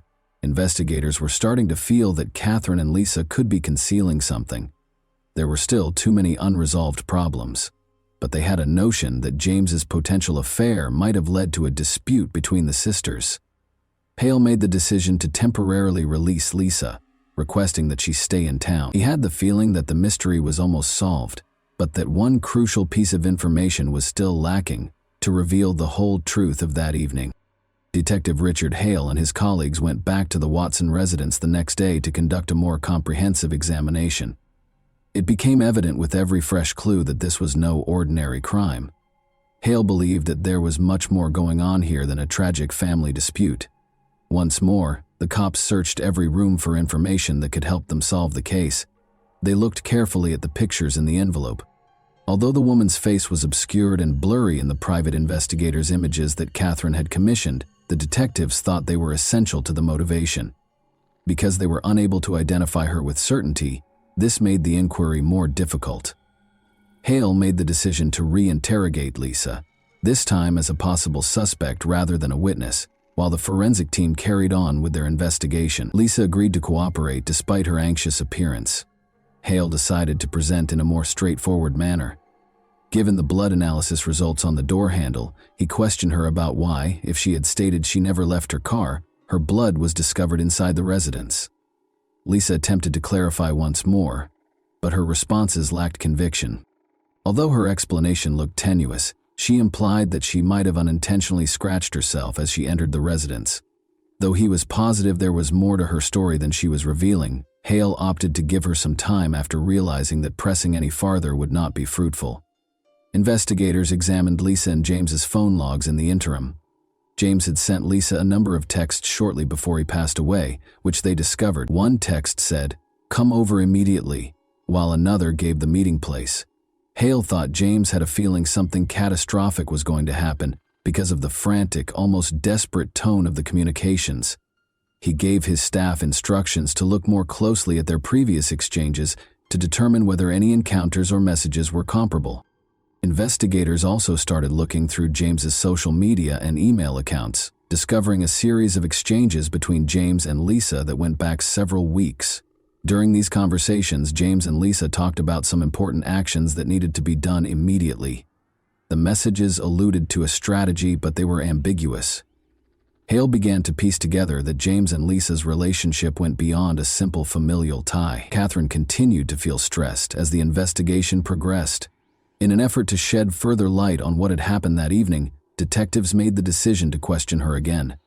Catherine was hesitant to talk about her sister when Hale started inquiring about her connection with Lisa. Although they had been close, she said that in recent months their relationship had soured. Although Catherine didn't elaborate, she did imply that there had been disagreements in their family, not all of which had to do with James seeing an opening. Hal put more pressure on Catherine, asking if she was aware that James had been seeing Lisa. She didn't respond when he showed her the messages on James's phone. She stated that she was unaware of these meetings, and that the only reason she had a suspicion was that James might be disloyal to Lisa, but not to another woman. Hale recognized then that either Catherine was purposefully concealing the truth, or she really didn't know anything. The detectives changed their emphasis and chose to look into Lisa's house. After obtaining a search warrant, they went to her home to collect additional evidence. They discovered a notebook including notes from phone conversations and meetings with James throughout the search. Names, dates, and places were listed, including the residence of Catherine and James. This demonstrated that Lisa might have been organizing her visits in addition to being aware of James's every move. Hale started to believe Lisa was a major contributor to what had occurred. After more investigation, a picture of Lisa and James together at the beach was found in Lisa's home. They looked really close, and the photo seemed to be fresh. This turned into a crucial lead. Hale now understood that James and Lisa were in a romantic connection, one that Catherine had purposefully disregarded or had not detected. In the meantime, forensic specialists finished examining the shotgun.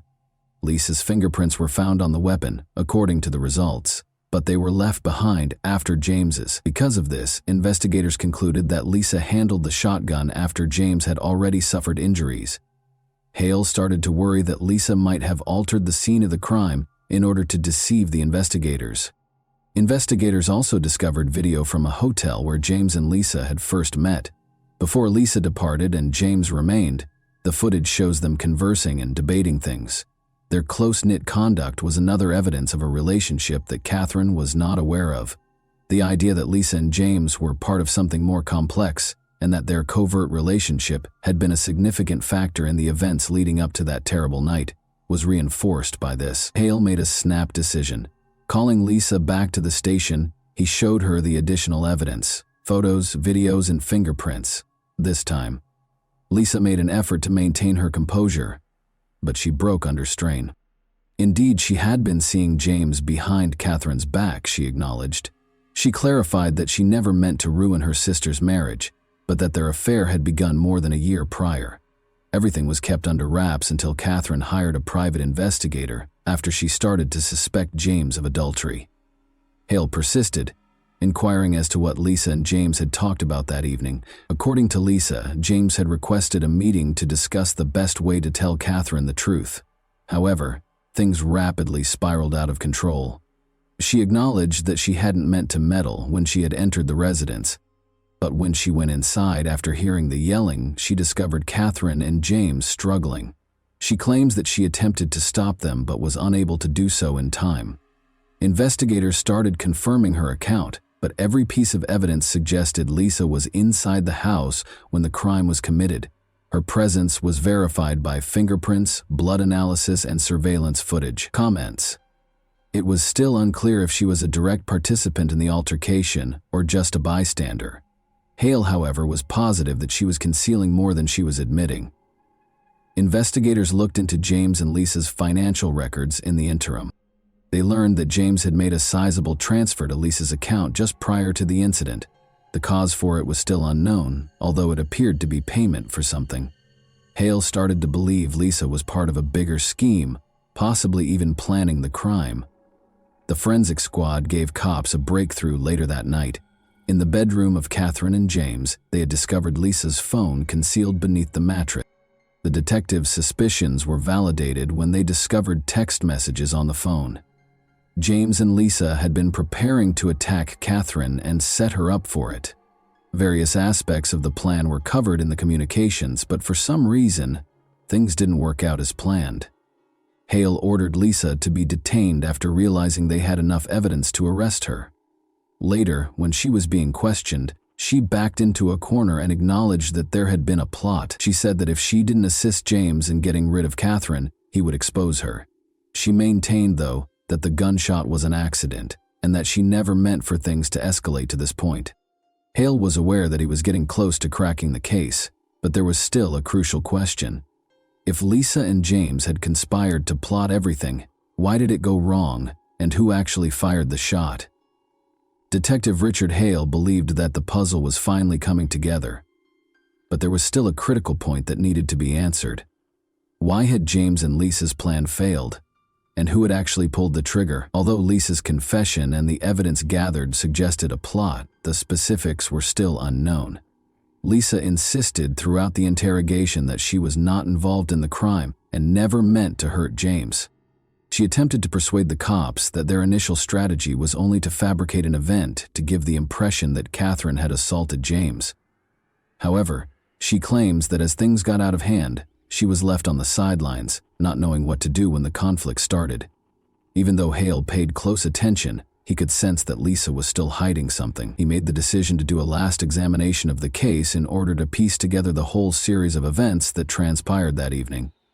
To make sure they hadn't missed anything, the detectives went back to the Watson residence and meticulously went over the surveillance tape and the crime scene. Forensic specialists discovered a little but important hint on the shotgun during the re-examination that had previously gone overlooked. Tests on a piece of hair discovered beneath the stock showed it belonged to Catherine. Hale hesitated at this revelation. Before or immediately after the shot was discharged, Catherine might have held the gun. It also clarified the confusion in her account. Perhaps she simply was unable to recall the events of those pivotal moments when emotions were running high. The cops also looked through Catherine's pre-shooting phone logs. They learned that she had booked a private investigator and set up a meeting for the following day. This demonstrated her sincere desire to address the matter and perhaps make James responsible for his adultery. But why had things turned tragic if she had such intentions? Hale made the decision to go over Catherine's remarks again. He wanted to know if she had been part of the conflict or if she had been deceived. He started asking her more pointed questions right away, but Catherine insisted she couldn't remember the specifics. She explained that she and James got into a fight and that he attempted to steal the envelope containing the pictures from her. Everything happened too quickly, and then everything simply vanished. Detectives discovered a surveillance camera in the living room that they had previously overlooked as the inquiry went forward. The case took an unexpected turn when it was discovered that James had installed the camera himself. James and Catherine were seen fighting on the video. Lisa's voice could be heard even though she wasn't on camera. She was telling James to stop and that they needed to find a peaceful solution. There was a violent altercation when Catherine pushed James aside when he attempted to take the envelope from her. Catherine lost control of the situation, as seen on the video. Lisa rushed into the room to try to break up the fight as James seized her wrists. Despite placing herself between them, she managed to hold the shotgun. She seemed to want to defuse the situation, but it didn't work out that way. The pivotal moment was caught on camera when Lisa accidentally pointed the shotgun toward James in an effort to frighten him while she was in a panic. The gun went off as James made a quick movement. Lisa stood motionless, but Catherine fell to the ground. She gazed at James, who was lying on the ground, still holding the shotgun, for a few seconds. Her expression twisted in sheer horror. She dropped the weapon slowly and sprinted out of sight. Shocked and shaking, Catherine slowly stood up and urgently called emergency services. She spoke in a scared, tremulous voice. Detective Hale instantly realized what had happened. Lisa had fired the gun in a moment of utter terror, perhaps without even recognizing what she was doing, as she was stuck in the heart of the growing fight. When the situation reached a breaking point, James and Lisa's plan to conduct an attack and hold Catherine accountable had failed. The disaster was unavoidable since Lisa lost control due to her overwhelming anxiety. Hale made the decision to charge Lisa with involuntary manslaughter in order to wrap up the case. She sobbed and insisted that she never meant to hurt anyone, but there was no denying the proof. Although her actions were motivated by panic, the investigators acknowledged that she had known she was carrying a gun and had the option to not use it. Catherine was still in disbelief after discovering the whole truth. She understood that her sister was the one who had eventually caused James's death, not just a co-conspirator. Catherine agreed to cooperate with the inquiry, despite her grief, giving the authorities all the evidence they needed to close the case. Lisa ultimately entered a guilty plea in court and received a 6-year prison sentence for conspiracy to stage a crime and involuntary manslaughter. Determined to move on from the awful events that had permanently changed her family's lives, Catherine left Perth to begin a new life. None of the players had anticipated how the narrative would conclude. Deception, manipulation, and covert activities culminated in a disaster brought on by bad choices and a loss of control. And that wraps up today's chilling story. If you enjoyed this video, don't forget to like and subscribe so you never miss a new upload. Also, let me know in the comments what part of this story shocked you the most. Thank you for watching, and I'll see you in the next video.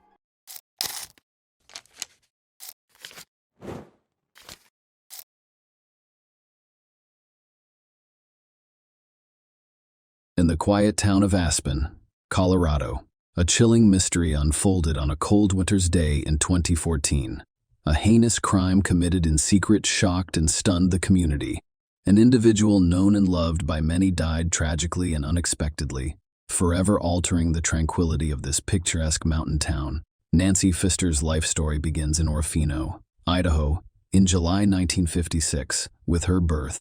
She grew up in the picturesque suburb of Basalt, Colorado, and attended Bayside High School.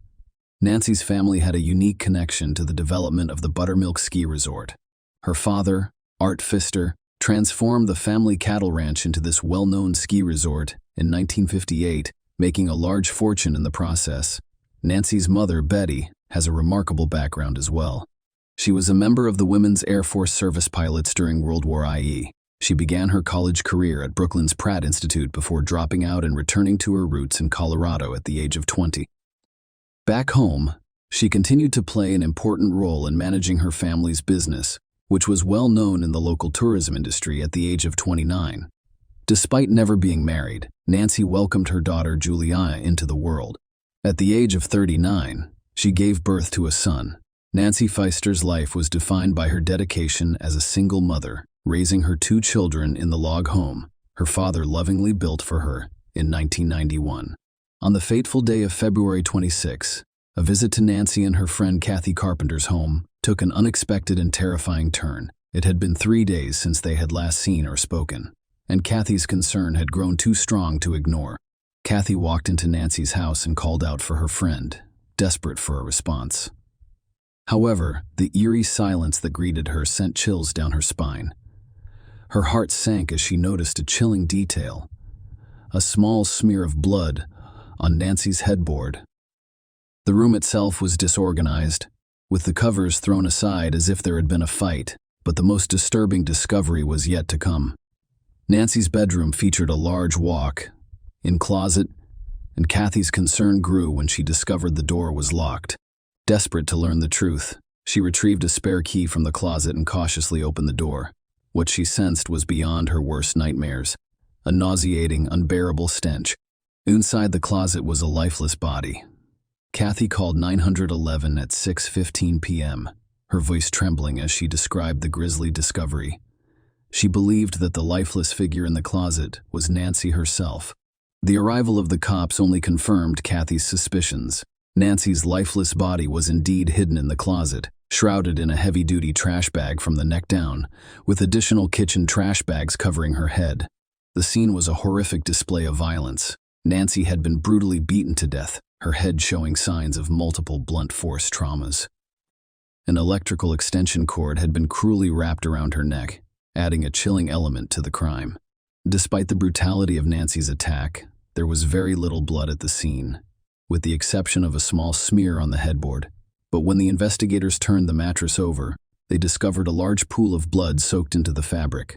It soon became clear that whoever had attacked Nancy had taken the chilling step of flipping the mattress to conceal the gruesome aftermath before fleeing. The question that haunted both Kathy and the police was who could commit such a heinous and brutal act against Nancy. It was a question that sent shockwaves through their peaceful community, leaving them to deal with the unsettling realization that a heartless killer lived among them. Kathy Carpenter's revelation added another layer of complexity to an already perplexing case. She informed the police about recent tensions between Nancy and her tenants, William Trey Styler and his wife, Nancy Styler. This information immediately cast doubt on the Stylers and sparked speculation about their possible involvement in Nancy's brutal murder. The day after Nancy's lifeless body was found, an autopsy was performed by Dr. Steve Ayers, the Pitkin County coroner. His findings shed light on the severity of the crime. Dr. Ayers determined that Nancy died from 3 or 4 vicious blows to the head delivered with a hard object with a slightly curved edge. Although he couldn't identify the exact weapon used, he could tell that the business end of the instrument was small, about an inch or two. The exact timeline of Nancy's death remained unclear.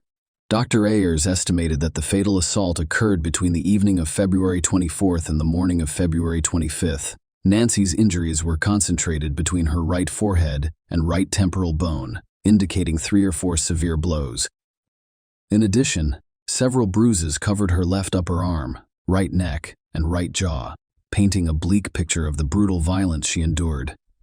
Dr. Ayers concluded that Nancy Foster's death was the result of a homicide. The investigation took a significant step forward, escalating the search for truth and justice. The focus was now squarely on uncovering the truth about the Stylers' involvement, as well as any other potential suspects who could hold the key to solving this chilling and deeply unsettling murder mystery. The police investigation took a critical turn when they looked into the complex relationships between Nancy Foster, the victim, and the Stylers. Her tenants made it clear that there was more to the story than what first appeared. Nancy Foster's decision to rent out her luxurious mountain home during her annual warm weather vacations became an important piece of the puzzle. Her ad, on in the Aspen Times, was straightforward, offering a 3-bedroom home with 3.5 bathrooms, strategically located on the mountainside. The only rule was no cats. This advertisement piqued the interest of Trey and Nancy Styler, who were considering a fresh start in Aspen, away from their troubles in Denver. At first glance, the Stylers seemed to be ideal tenants. Nancy Styler, a world-renowned expert, and Lily Paget, a retired anesthesiologist who was forced to leave his position due to a debilitating neurological disease, appeared to be responsible people who would take good care of the property. However, their seemingly peaceful lives had been upended by a series of setbacks. Lawsuits had depleted their savings, leaving them in financial distress. Trey's illness forced him to resign from his position as chief of staff at a Denver hospital, causing additional hardship. In a desperate attempt to reinvent themselves, they decided to relocate to Aspen, a wealthy and promising destination. Nancy Styler's medical background had led her to consider new possibilities. She had taken Botox and laser treatment courses in the hopes of opening her own spa in Aspen. The presence of wealthy residents, celebrities, and tourists in the area made it an appealing prospect. When they came across Nancy Pfeister's advertisement, it appeared to be the ideal opportunity for them to establish themselves and make connections in their new community. So the stylists became Nancy Pfeister's tenants.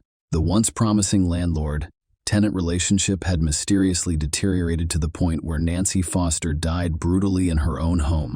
The police were now faced with the daunting task of unraveling the events that had led to this tragic outcome, attempting to determine the motives and circumstances surrounding Nancy Pfeister's disturbing murder. The police's conversation with Trey and Nancy Styler provided a vivid picture of their deteriorating relationship with Nancy Pfeister. It was clear that their initial enthusiasm for the tendency had faded, resulting in a deep animosity. Nancy Styler described their initial interactions with Nancy Pfeister as positive. They had quickly responded to her ad in October and were warmly welcomed into her home. Nancy Pfeister even expressed an interest in investing in their new business venture. However, the situation worsened after they moved in. The stylists claimed that Nancy Pfeister's behavior changed dramatically, becoming demanding and, in their words, akin to being treated like a slave. As a result, when Nancy Pfeister left for Australia in November 2013, the stylists were relieved of her absence. During Nancy Pfeister's absence, she had asked her friend Kathy to collect rent and care for her labradoodle. However, by January 2014, tensions had risen. Nancy Pfeister began posting complaints on Facebook, alleging that the stylists had stopped paying their rent and owed her money for utilities. Nancy Styler acknowledged receiving several messages and emails from Nancy Pfeister during this time. In an unexpected turn of events, Nancy Pfeister informed the Stylers in February 2014 that she was returning 3 months earlier than planned and demanded that they vacate her home before she arrived. When Nancy Pfeister returned home, she discovered that some of the stylists' belongings, including spa equipment for their business, were still stored in her garage. When Nancy Pfeister returned, she wasted no time in addressing the situation. She entrusted Kathy with delivering a note to Trey outlining her claims that they owed her $14,000 for utilities and property damage and demanding payment. Nancy Pfeister allegedly threatened to seek a restraining order to keep the Stylers off her property.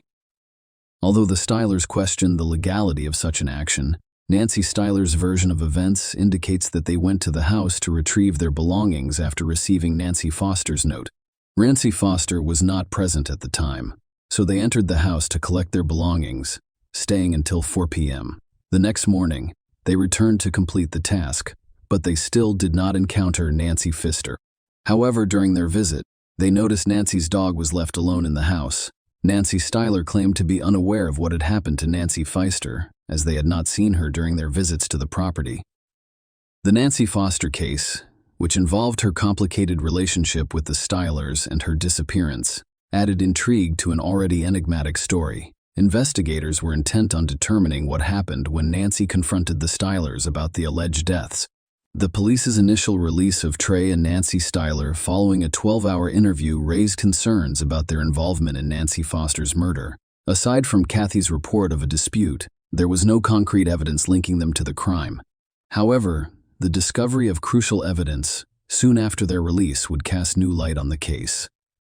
The breakthrough came when a man collecting trash just 100 yards from the motel where the stylists were staying stumbled upon Nancy Pfeister's belongings. I learned about her murder from the news. He recognized the significance of the discovery and immediately notified the police. After investigating, law enforcement discovered the bag mentioned by the informant, which contained some of Nancy Pfeister's personal belongings.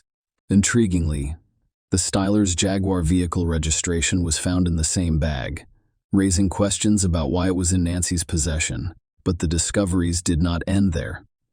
The police on Earth have an old hammer that they believe is the murder weapon. Testing revealed that the hammer contained traces of Nancy Pfeister's blood. Even more damning, Trey Styler DNA was discovered on the plastic bag containing the hammer. Furthermore, a key to Nancy's closet was discovered just a few yards from the Stylers' motel room. With this new evidence, the police rearrested Trey and Nancy Styler, charging them with first-degree murder. It appeared that the pieces of the puzzle were finally coming together, pointing to their role in Nancy Pfeister's brutal death. However, a cloud of uncertainty hung over the case, and the police were open to the possibility of other people being involved or the Stylers being framed. Some of the evidence appeared to be strategically placed, raising suspicions of a hidden hand manipulating the situation. Furthermore, Trey's fragile physical condition, as a result of his neurological ailment, raised concerns about his ability to commit such heinous crimes alone. As the investigation progressed, the search for the full truth expanded to include the possibility that other players were involved in this chilling murder mystery. The arrest of Kathy Carpenter, a friend of Nancy Foster, and a local bank teller, shocked the Aspen community. The investigation took an unexpected turn. As the police investigation progressed, they discovered a number of facts that raised questions about Kathy's involvement in the case, despite her friendship with Nancy Pfister. There were underlying tensions because Kathy felt Nancy treated her more like a personal assistant, even though she had never been compensated for that role. The police suspected Kathy had made a connection with Nancy Styler, sharing stories about their common grievances against Nancy Foster. One particularly disturbing discovery was that Kathy went to Nancy's Alpine Bank safety deposit box and removed $6,000 of Nancy's money, as well as 2 family rings, just one day after discovering her lifeless body. When questioned about this, Kathy stated that Nancy had granted her legal access to the safe deposit box and that she had taken these items with the intent of delivering them to Nancy's daughter, Juliana. Despite the complexities of their relationship, Kathy remained devoted to Nancy and considered her a close friend. She admitted that Nancy could be demanding and frequently gave orders, but she also emphasized the enjoyable times they had together, which fueled the police's suspicions. According to records, Nancy Styler called Kathy 3 or 4 times on February 26, shortly before Nancy Foster's lifeless body was discovered. This communication pattern fueled the investigators' belief that the 3 individuals were somehow connected to Nancy Foster's murder. The twists and turns of Nancy Foster's tragic death continued with a shocking revelation. Just weeks before the trial was scheduled to begin, Trey, a key figure in the investigation, made an unexpected decision. He approached the judge and expressed his willingness to confess to the crime. Trey's confession resulted in a shocking plea deal in which he pleaded guilty to second-degree murder and accepted a 20-year prison sentence. Trey offered to reveal the horrific details of what had happened to Nancy Pfister. However, a critical and fateful aspect of this plea agreement was that Nancy Styler, Trey's wife, would be granted unconditional freedom from all charges relating to Nancy Foster's death. Before the judge, Trey said the words that sealed his fate. "Your Honor, I am guilty." He went on to give a chilling account of what happened that fateful night. Trey confessed that he initially went to Nancy Pfister's house to reason with her. When he left his motel room, his wife was sleeping, unaware of the approaching tragedy. As he entered Nancy Pfister's unlocked home, he discovered her sleeping peacefully in her bedroom. The sight of Nancy sleeping peacefully became unbearable to Trey's already troubled mind. His life was unraveling, plagued by financial ruin, and Nancy Pfister's relentless demands for money, combined with her retention of his spa equipment, left Nancy seemingly unaffected by the chaos, sleeping soundly in her bed. It was a tipping point for Trey, causing him to lose his grip on reality.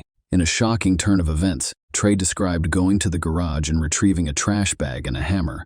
He returned to Nancy's bedroom and brutally bludgeoned her with the hammer, striking her repeatedly until she died, to reduce the evidence of the heinous crime. After Nancy died, he placed the bag over her head and carefully moved her body to a sheet on the floor. She dragged Nancy Pfister's lifeless body into the closet, concealing it from the outside world, tying it with an extension cord tray. Trey's 20-year sentence, as stipulated in his plea agreement, marked the start of a dark chapter for him inside the prison walls. Simultaneously, Nancy Styler, now known as Nancy Styler, now known as Nancy Massey, made a dramatic escape from the shadows of her past.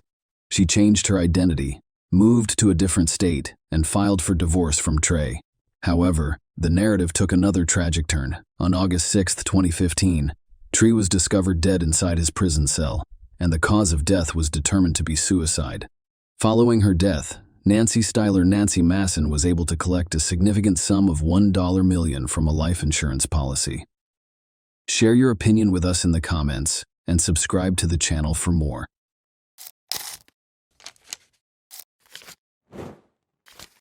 Hey guys, welcome to my channel, and today we're going to take a look at another horrible case with you. A truck driver pulled over to the shoulder of National Route 848 near Bridgend, South Wales on April 6, 2009, barely yards from the highway at the foot of a small valley. He saw an old luggage half hidden by the tall grass. He was intrigued by the suitcase's peculiar shape and positioning. He decided to check it out and was appalled to discover a human hand when he unzipped the bag. The motorist was shocked by the finding and called emergency services right away. On June 19, 1984, Kirsty Wilkinson was born in Coventry, England. 2 children were already being raised by her parents, Catherine and David Wilkinson. The family, including Kirsty's elder sisters, Sonia and Haley, had a close-knit environment that made everyone feel loved and supported.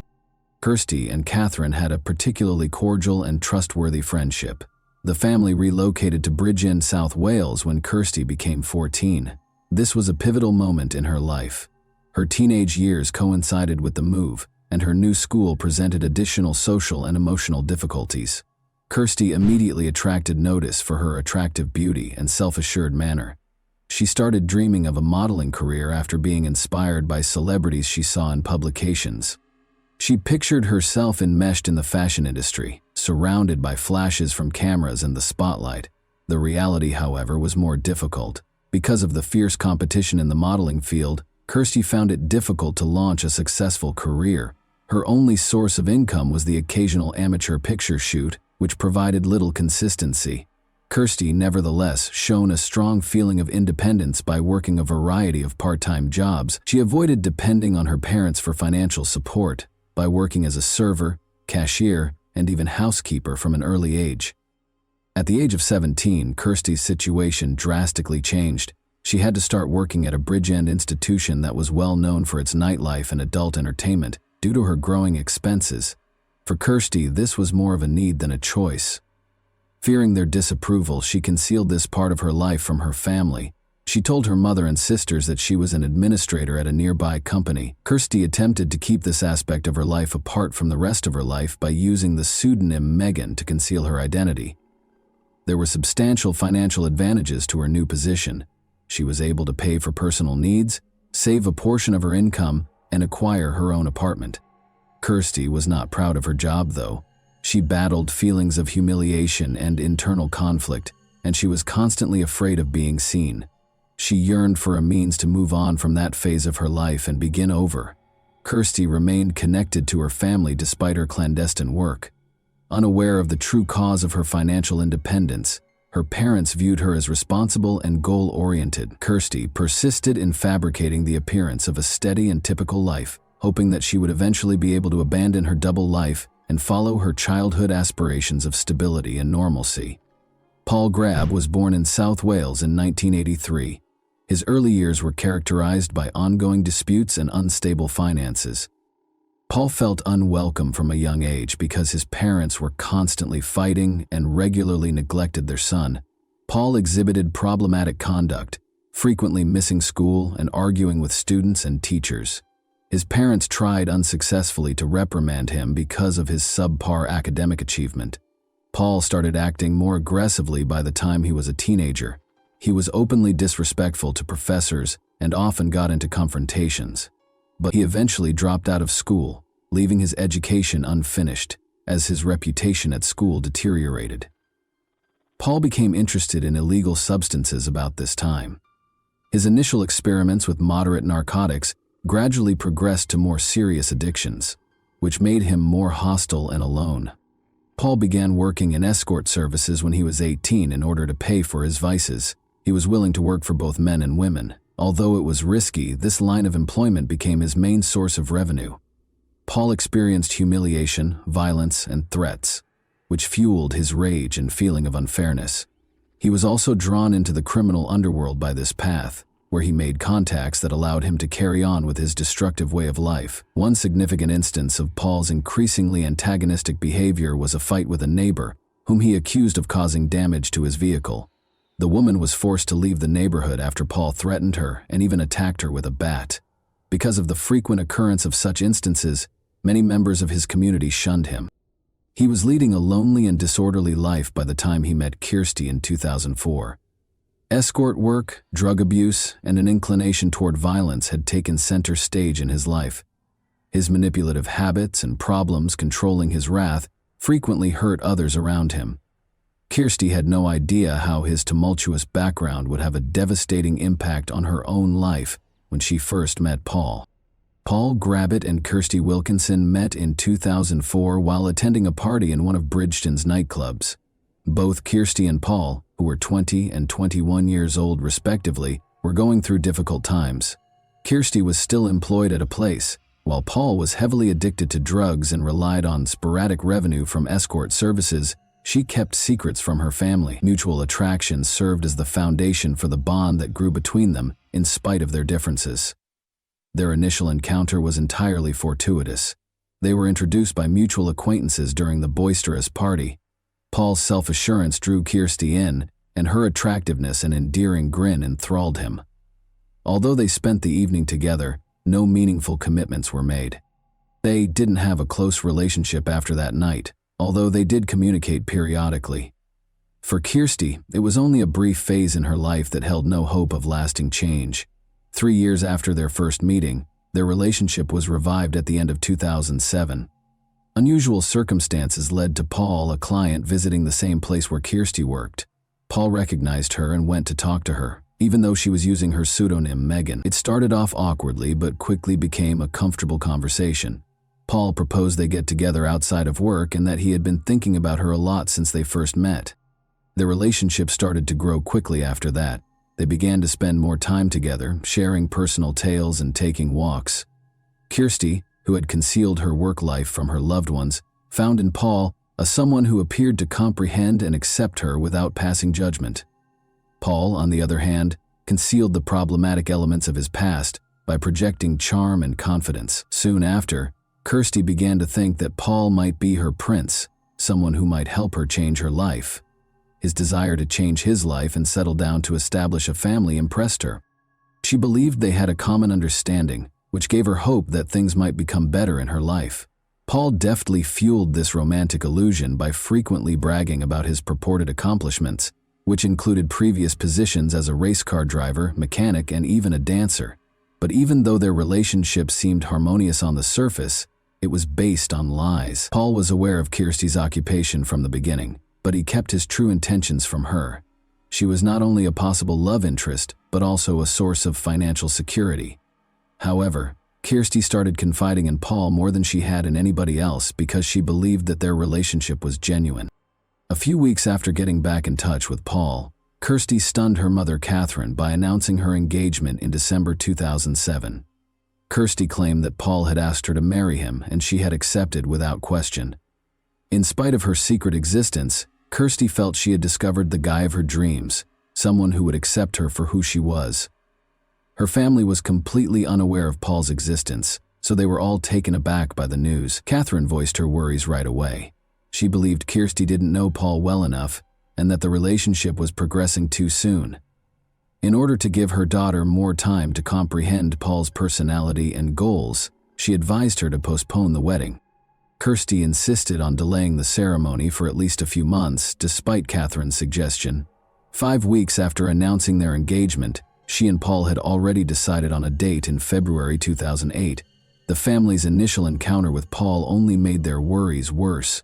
He left a bad impression when Kirsty took him home. Paul was unkempt, wore informal clothing, and showed a marked lack of deference when interacting with Kirsty's parents. Red flags were triggered by his life stories. None of his claims that he had experience as a mechanic, race car driver, or even a dancer could be verified. Paul seemed to exaggerate his accomplishments in an attempt to impress them, but his manner and tone made Kirsty's family uncomfortable. Kirsty's parents, David and Catherine, attempted to talk her out of becoming involved too soon. They noted that their connection was moving too fast and that Paul didn't appear trustworthy. Sonia, Kirsty's older sister, expressed her worries as well, saying that Paul seemed manipulating. She was convinced that Paul was her only hope for a happy future, even if they tried to persuade her otherwise. From an early age, Kirsty had always been romantic and dreamy. She had big plans for a wedding and a big family. She felt empty from her previous way of life and believed that marrying Paul would start a new chapter in her life. She disregarded all the cautions since she was determined to pursue her ambition. She even persuaded herself that her loved ones were just unable of comprehending her emotions. Kirsty's family decided to support her on her wedding day, in spite of their misgivings. The event was held in February of 2008. Her sisters and parents were there, but their grins belied their discomfort. In contrast, Paul seemed delighted and assured. Although it was the day Kirsty's wishes came true, her family saw it as the beginning of her increasing alienation. They believed she was ignoring the alarming indicators that would eventually have disastrous results. Kirsty and Paul started their life together at her Bridge End apartment, following their February 2008 wedding. Paul established his own regulations right away, which swiftly developed into total authority. Without consulting Kirsty, he moved into her house and took over her finances right away. Paul demanded access to her bank account, saying it was essential to better manage their finances. Kirsty didn't protest, fully engrossed in her love vision. It quickly became clear that Paul had no desire to improve their mutual well-being. He didn't try to get a job and stayed at home most of the time, while Kirsty kept working to provide for them both. With addition, Paul started meddling with her work life. He advised her to take on additional clients in order to boost their revenue, rather than discouraging her work. Without considering Kirsty's feelings or welfare, he saw this as a means of paying their mounting bills. Paul had power over more than just words. Under the pretense of protecting her, he started going to work with Kirsty to keep an eye on her schedule and make sure she complied with his requests. He gradually began using the internet to find her new customers. Paul advertised Kirsty's services by creating numerous accounts on different platforms. Her workload thus increased in difficulty. She began meeting clients at home in addition to working shifts at the company. Kirsty soon found herself in a scenario that was emotionally damaging. She had always envisioned quitting her job, beginning a new life, and raising a family. But under Paul's influence, those aspirations appeared unreachable. Paul persuaded her that this was the best way to preserve their relationship and financial security, even if she was reluctant to continue. He used her love for him and her sense of duty as leverage. Paul had authority over more than just money. He also started meddling with her private affairs. He examined her phone, demanded answers for everything she did, and prohibited her from talking to certain of her friends. He maintained that their relationship was negatively impacted by a few of them. Over time, Kirsty found herself alone, with no one to confide in or support. Paul's efforts to erode Kirsty's trust were among the first indications of his manipulative tendencies. He made remarks about how she looked, highlighting what he saw as her shortcomings, and he gave her the impression that she couldn't be successful without him. She became more and more reliant on him as a result of these comments, which damaged her sense of self. Kirsty's sense of insecurity was exacerbated by Paul's severe mood swings, which ranged from kindness and concern to annoyance and aggressiveness. Paul's assertiveness increased over time. Under the guise of varying their relationship, he started bringing people into their private lives. Despite Kirsty's strong opposition to this notion, she reluctantly accepted in order to prevent strife. But these circumstances just made her inner agony worse. She started to feel as if she no longer owned her life or her body. Kirsty made an effort to keep up the illusion of a typical family life, but she was overcome with anxiety and uncertainty on the inside. Paul completely ignored her needs and feelings as he maintained his domination. She kept a journal in which she often wrote down her thoughts, but she was not strong enough to resist Paul's increasing dominance. She had to constantly fight to maintain what little independence she still had, while dealing with Paul's incessant pressure and manipulation. Paul's domineering actions gradually turned into outright hostility. A few months after the wedding, the first physical altercations had place. One night, Paul got into a fight with Kirsty because she hadn't made enough money, and he ended up pushing and hitting her in Kirsty's place. Although it was a startling event, Paul immediately expressed regret and vowed that it would never occur again, but his excuses were only short-lived. These episodes quickly got more frequent and more severe. Paul started acting aggressively to subdue Kirsty's will. He would go from threats to physical acts when she didn't comply with his demands. When Kirsty tried to express her wish to quit her employment at the establishment, for example, Paul angrily interrupted her, called her ungrateful, and then hit her. He increased his exertion, further limiting her autonomy into decision-making. Catherine, Kirsty's mom, started to suspect that her daughter was not happy in her marriage. She made an effort to speak openly with her, but Kirsty either sidestepped the subject or changed the subject, recognizing danger. Paul might seriously jeopardize her safety. Catherine cautioned her, but Kirsty brushed these worries aside, believing that with patience she could make things better. Although Kirsty's inner misgivings increased, she held on to the notion that things may get better. According to her journal entries, she was aware of how toxic her marriage was, but she was afraid of what might happen and lacked the courage to leave. She was stuck in a relationship that was gradually undermining her sense of self because of guilt feelings and her psychological reliance on Paul. Kirsty and Paul made the decision to go out with friends to a Swansea nightclub on March 28, 2009. As was not unusual for them, they drank wine and other narcotics throughout the night. Witnesses reported that the pair experienced tense periods that occasionally resulted in disputes. While Kirsty seemed to be avoiding confrontation, Paul seemed agitated. After a furious disagreement at midnight, Paul left the party and went home by himself, leaving Kirsty and their friends. Kirsty chose to stay and spend the rest of the evening with her friends rather than immediately following him. They then reported that she seemed worn out and depressed, but made an effort to hide her feelings. Kirsty hired a cab late that evening to drive her home. Later, the cabbie said that after dropping her off at the residence, she entered with assurance. She was last seen alive at this point. Paul informed Kirsty's mother, Catherine, the next day that his wife had departed early that morning, purportedly taking money and some possessions. He said he was asleep and hadn't heard anything. Kirsty might have gone to visit another man, Paul added, since Kirsty had left her personal belongings and bank cards behind, a strange move for someone preparing to start over. Catherine thought his explanation was fishy. When it was discovered that Kirsty had tried to call emergency services throughout the night but the call was dropped because of a weak signal, another troubling detail emerged. Police later learned that neighbors claimed to have heard muffled screams and the sounds of a struggle about the time Kirsty supposedly left. Her relatives and investigators suspected foul play because of these characteristics and the absence of evidence indicating she went voluntarily. The police started an inquiry as soon as Kirsty was reported missing. Her husband, Paul Grab, was the main suspect. Paul stated that he had been asleep during the night and discovered the following morning that Kirsty had grabbed a few items and gone, as his actions had caused alarm from the beginning. His account of what happened, however, was not consistent with the facts.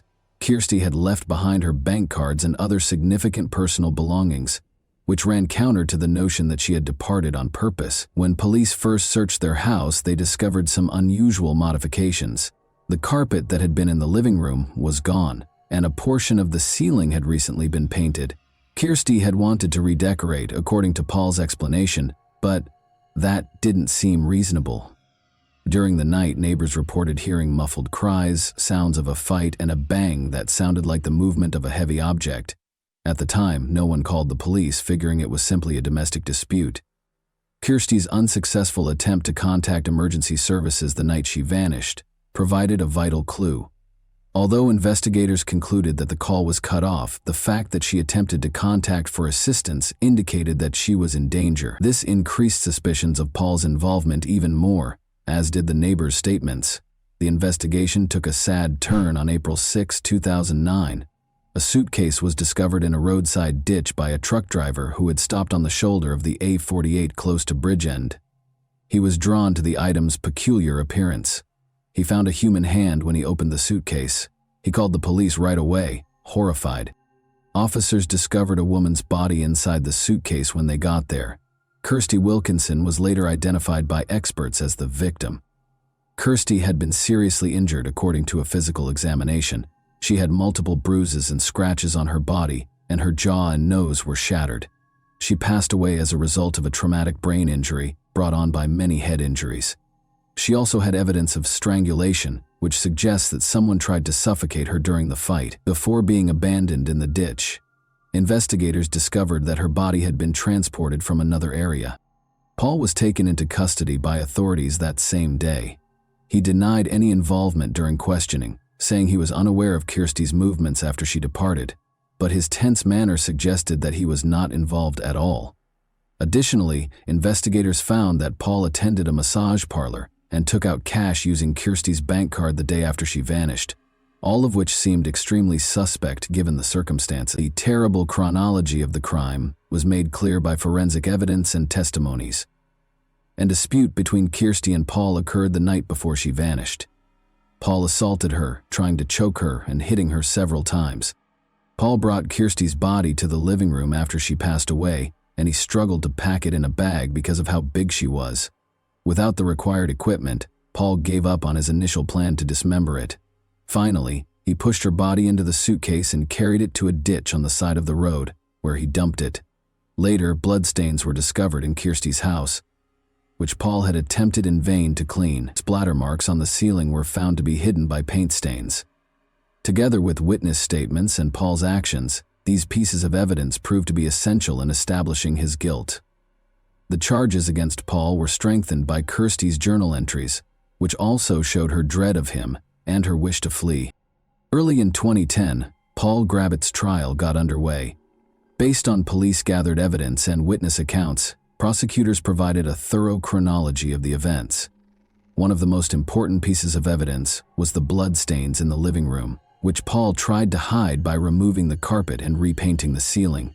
The blood matched Kirsty's, according to forensic specialists, and suggested a severe altercation. Severe aggression was seen in her physical injuries. Neighbors and other witnesses claimed to have heard muffled cries coming from the residence and the sounds of a struggle. A cab driver acknowledged that he dropped Kirsty off at her house the night she vanished, just before she passed away. Records of Kirsty's unsuccessful attempt to contact emergency services owing to a bad signal were produced by the police.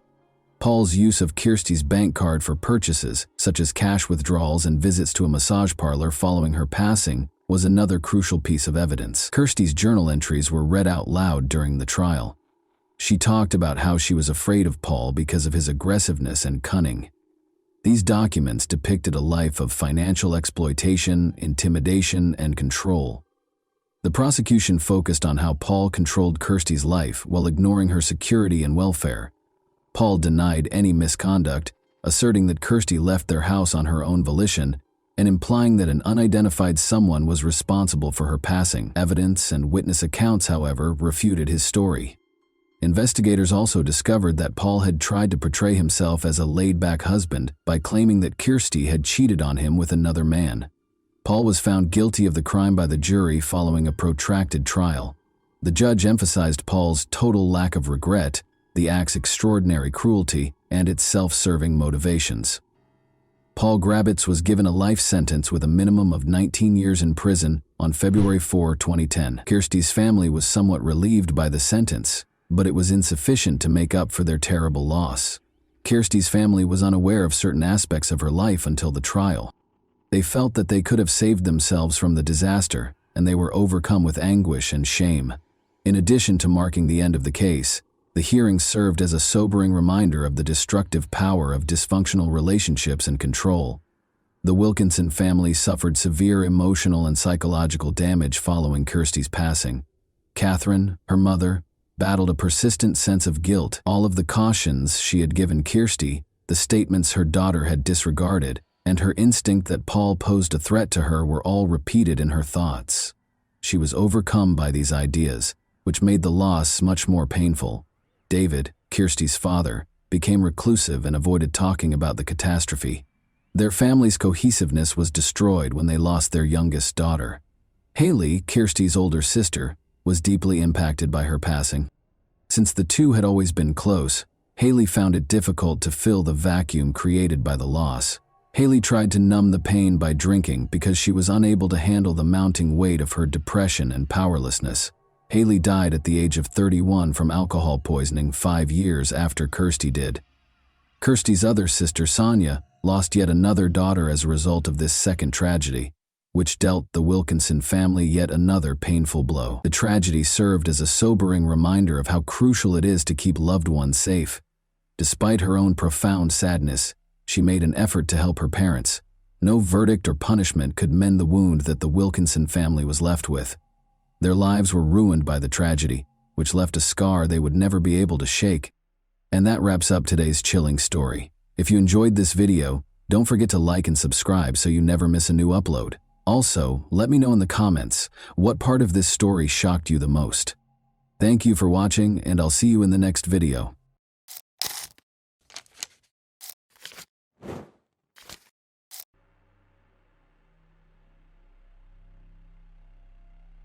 Gail Katz was born March 8, 1956, in Brooklyn, New York. I grew up with 2 other siblings. a sister, and a brother. Despite excelling academically as a teenager and graduating a year ahead of her peers, Gail's life took a different turn when she started college. Instead of focusing on her academic success, she became involved in a partying lifestyle, which led to her decision to drop out. This decision deeply disappointed her conservative parents, who held traditional beliefs about life. They believed Gail's only chance for a successful future was to marry a wealthy man. Gail's mother, who worked in the hospital emergency department, strongly encouraged her to pursue a doctor as a life partner, but Gail refused, preferring socializing and dating over a committed relationship. Gail eventually lost control of her life, dealing with depression and attempting suicide several times. Despite her family's initial surprise, Gail introduced them to a man named Robert Birnbaum, who they had met through mutual friends. Dr. Birnbaum, a young and promising individual, seemed to be the perfect match for Gail and her family. Coming from a successful cardiologist father, he pursued a career in medicine and completed his plastic surgery residency at Brooklyn Maimonides Medical Center. Aside from his impressive educational background, Robert had charm, linguistic skills, and a passion for skiing. But his greatest passion was aviation. He had a pilot's license and frequently planned romantic airborne dates for Gail. She enjoyed these adventures, and he appreciated her genuine interest in his hobbies. As a result, their bond grew rapidly, ultimately leading to their marriage. However, like many love stories, theirs did not end happily ever after. On July 7, 1985, a Sunday, Robert Birnbaum arrived alone at his sister's home in Montclair, New Jersey, USA, around 6:30 p.m. It was his nephew's birthday, and his sister had organized a celebration for him. Robert and his wife, Gail Katz, were invited to the event. However, Robert informed his sister and father that Gail would not be accompanying him due to a disagreement they had earlier that day. According to Robert, Gail, they left their Manhattan apartment at around 11 a.m. to visit Central Park, and she hadn't returned home by the time he left for the party, so he went alone. On his way home from the celebration, Robert stopped at the home of his friend, Dr. Scott Barron. At this point, Robert appeared distressed and attempted to call his apartment's landline several times without success. He told Scott about the morning's argument with Gail, noting that she had left in casual attire and had not communicated with him since. When Robert returned to his Manhattan apartment, he found Gail missing. He contacted her former psychology teacher, Dr. Yvette Face, to talk about the argument. Robert informed Yvette that Gail had left earlier that day to sunbathe at Central Park. Yvette advised him to contact the police and inquire with the apartment complex's doorman about Gail's whereabouts, which Robert agreed to do. The following evening, July 8, at 9 p.m., Robert contacted Detective Virgilio Dalsauce for the first time. He informed the detective that Gail had left the apartment at 11 a.m. He had last spoken with her the day before and had not heard from her since. Robert explained that he waited for Gail at their apartment until 5:30 p.m., but she did not return, so he left for his nephew's party at his sister's house. Robert was the last known person to see Gail. The detective urged him to provide as many details as possible to help find her. Robert mentioned to the detective that Gail had previously attempted suicide. He also expressed concern to friends that Gail may have harmed herself, citing information from her therapist, Dr. Sybil Baran, who allegedly informed him of Gail's suicidal tendencies. The search for Gail began, but the police encountered significant challenges due to a lack of solid leads. Despite their efforts to obtain additional information from Robert, he did not respond to their repeated messages until July 10 days after she was reported missing. During his conversation with Detective O'Malley, Robert inquired about the status of the investigation and agreed to meet 3 days later to go over the details of the last time he saw Gail. As time passed, police became increasingly concerned that Robert was withholding critical information. Several incidents concerned them, including an encounter on July 14 when some of Gail's friends, including Marian S.R., were actively looking for her and distributing missing person posters. During this conversation, Robert mentioned to Marianne that he thought Gail was on a week-long shopping spree at Bloomingdale's, which raised red flags for investigators. On another occasion, he made an odd remark to Gail's mother about the cats becoming ill and the need to clean the rug. They found it peculiar. The details he recounted about the events of July 7 differed depending on whom he spoke with. Interestingly, He did not notify the police about the argument he had with Gail on Sunday morning before her departure at 11 a.m., despite telling his family and some friends. Instead, he told the police that the argument occurred the night before she went missing, citing financial issues as the reason. He claimed that they reconciled afterward. He even mentioned a romantic dinner he prepared for Gail when they returned to their apartment on July 6, stating that she went to Central Park the next morning at 11 a.m. Despite repeated questioning by police to ensure he disclosed all events of July 7, he maintained that he remained in the apartment until leaving for the party at 5:30 p.m. This contradicted what he told Gail's friends, who claimed he searched for her in Central Park between 11 a.m. and 5:30 p.m., even after claiming to have found her towel and suntan oil. Despite the importance of this information in Gail's disappearance, he did not inform the police. Robert informed the detective that he had spoken with the doorman at their apartment complex, who remembered seeing Gail leave around 11 a.m. However, I will not be returning. However, when confronted by the police, the doorman claimed he had not seen Robert or Gail that day. Furthermore, when Detective Dalzis requested a search of Gail's apartment in July following her initial disappearance report, Robert only responded on September 12 and allowed entry on September 30. However, due to limitations, the police were not permitted to search for blood or hair samples. As suspicions grew about Robert's possible involvement in Gail's disappearance, police investigated their marriage and discovered a far from perfect relationship, described as toxic by acquaintances. The relationship was not always turbulent. They met in the early 1980s while Gail was a college student and Robert was a surgical resident in Manhattan. Robert initially went to great lengths to impress Gail, demonstrating his skills as a pilot and his fluency in multiple languages, which appeared romantic. The relationship was initially described as magical. However, things changed, and they began arguing more frequently in the months preceding Gail's disappearance. Gail's sister, Elaine Katz, told the police that she witnessed Robert forcefully feeding Gail food at a restaurant, which deeply disturbed her. This was only one of several concerning incidents discovered by the police. Both friends and family described Robert as controlling, and Gail confided in a neighbor that she was uncomfortable at home. Gail had previously filed a police report alleging that Robert choked her unconscious after catching her smoking on the balcony. Although Gail stayed with Robert after he agreed to see a psychiatrist, the psychiatrist later sent her a letter warning her that Robert could be a serious threat to her life. Gail had begun a new relationship and decided to leave shortly before her disappearance was reported. Robert told a friend that she planned to inform him of her decision to leave and file for divorce on July 7. She also stated that if Robert refused to cooperate and agreed to a settlement, she would reveal the letter she received from his psychiatrist warning her about the potential danger he posed, possibly even showing it to his colleagues. The police concluded that the accumulation of circumstantial evidence pointed to Robert's involvement in Gail's disappearance. However, a significant obstacle remained. Gail had yet to be found. The search for Gail continued as her family and friends worked to uncover the truth about her appearance. However, Robert seemed unconcerned. He spent a lot of time in the Hamptons, attending parties and developing relationships with other women. In September 1985, a woman named Dr. Roberta Karnofsky moved in with him at their marital home, and they were together for about a year. Despite ongoing efforts, no trace of Gail could be found, and no arrests were made. Although no arrests had been made, Chief Investigator Detective Andy Rosenzweig was still conducting an active and ongoing investigation into Gail's disappearance. Detective Rosenzweig revisited the evidence, aware of Robert's love of flying and his license as a pilot, and focused on checking flight logs at the New Jersey airport. It was known that Robert frequently rented planes.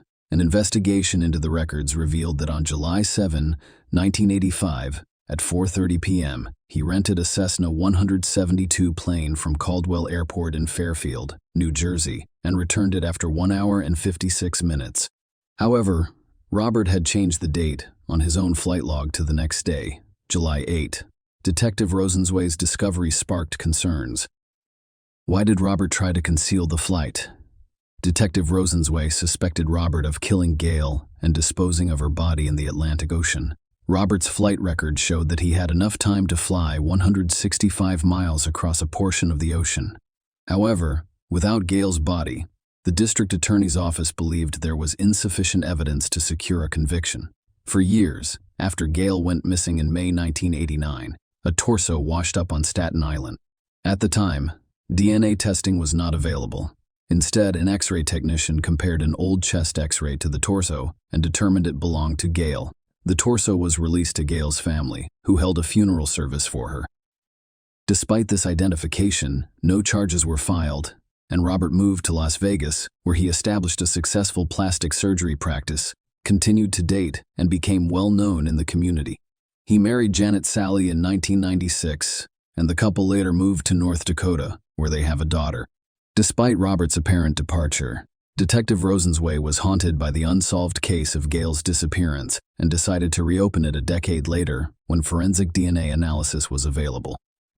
With Gail's family's permission, the torso was exhumed for testing, which eventually revealed that it did not belong to Gail. Despite the absence of Gail's body, the police and DAs believed they had enough evidence to arrest and charge Robert with second-degree murder. Robert pleaded not guilty to the charges. The case against Robert was based solely on circumstantial evidence. No eyewitnesses, forensic evidence, confessions, or bodies were present. Nonetheless, the prosecution claimed that, despite the circumstantial nature of the evidence, it clearly pointed to one conclusion. They contended that Roberts murdered Gail in their apartment after learning of her intention to leave him. According to police, Robert spent hours dismembering Gail's body before flying it over the ocean between Montauk Point, New York, and Cape May, New Jersey. The prosecution's task was to persuade the jury that Robert could dispose of the body while piloting the plane, claiming that he acted alone. To support their argument, they presented 4 expert witnesses as well as a video demonstrating how such an act could be accomplished. The jury heard testimony from 4 expert witnesses: New York City's chief medical examiner, an experienced New York City police pilot and aviation safety inspector, and an airline transport pilot flight instructor and FAA flight test examiner. They claimed that Robert, a surgical resident and pilot, could easily dismember a body the size of Gail's 5 feet, 3 inches, and 110 pounds in 10 minutes. They also testified that he could pack her dismembered limbs into a flight bag and transport them through an unmonitored rear exit of his apartment building before walking 2 blocks to his car and noticing. The experts also stated that Robert could load the flight bag onto the Cessna 172 plane without being detected and fly it over the Atlantic Ocean to dispose of the scale's remains. They noticed that the rented plane was relatively simple to operate. The prosecution presented evidence of motive to the jury, revealing Gail's affair and desire to leave Robert. She had made plans, borrowed money, and was determined to leave on July 7.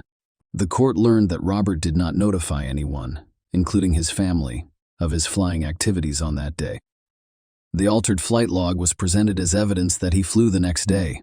However, the court was informed of the tumultuous nature of Robert and Gail's relationship, including allegations of domestic violence. Robert had previously described their arguments as intense and volatile. There were reports of him expressing hatred for Gail and making statements implying a desire to harm her testimony, revealing both direct and perceived threats made by Robert in the autumn of 1983. Gail contacted her cousin Hillard Weiss, an attorney, and told him that she and Robert had a heated argument during which he choked her, knocking her out for the first time, though it was not the first time he had choked her. Additionally, Gail's therapist, Dr. Sybil Baran, testified. Despite Robert's claims that Gail was suicidal, Dr. Baran stated that she had never discussed such concerns with Robert and did not believe Gail was suicidal. The defense argued that Robert was innocent, describing Gail as having mental health issues, drug addiction, and unstable relationships with other men. They called a witness who claimed to have seen Gail in a bagel shop a few days after she went missing. However, the prosecution told the jury that the witness's description of the woman did not match Gail's. After 5.5 hours of deliberation, the jury convicted Robert of second-degree murder. As a result, he was sentenced to 20 years to life in prison. Robert appealed the verdict, but was ultimately unable to overturn it.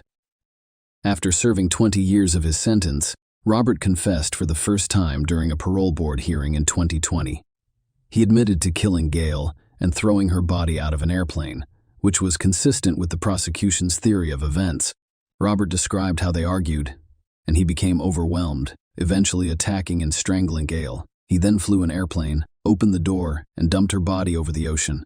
When questioned about his motivation for the murder, Robert blamed it on his immaturity and inability to control his anger effectively. Despite his confession, Gail's body has never been found. Share your opinion with us in the comments and subscribe to the channel for more.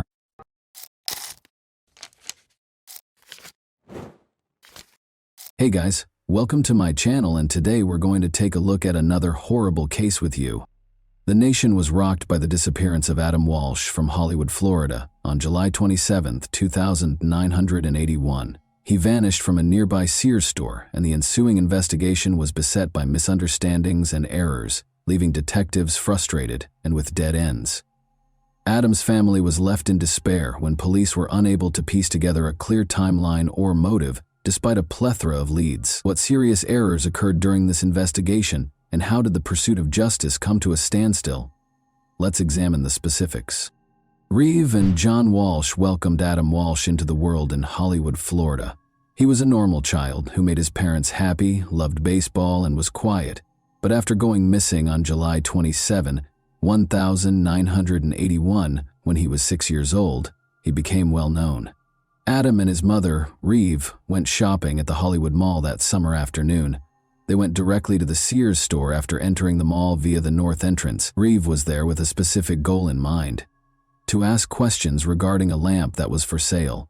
She left Adam at a kiosk with Atari 2600 video games, where a number of other boys were gathered and playing the games, to keep him occupied while she took care of her business. Around 12:15 p.m., Rev finished her questions in the lamp department and went back to the kiosk where she had left Adam. Adam and the other boys were gone, and she was shocked to find this out. Rev was overcome with fear, as any parent would be when they lose sight of their child. She was told by a store manager that the boys had gotten into a fight over who would get to play the video games first. A security guard responded to the commotion by telling the boys to leave the store. The older boys responded that their parents were not present in the store when the guard asked them if they were. This implied that Adam, who was quieter and younger, probably lacked an adult companion to provide him with support at that time. Adam was a shy kid, and Rev later surmised that he might have been too scared to speak up when the security guard was questioning him. She thought the guard likely didn't realize Adam was alone, because he thought he was one of the boys. The security officer forced Adam to leave through the same door that the other boys had used to enter the store, the Sears West entrance. Adam's parents were increasingly worried about his safety after he went outside because they thought he had lost contact with the group and was now alone in a strange place.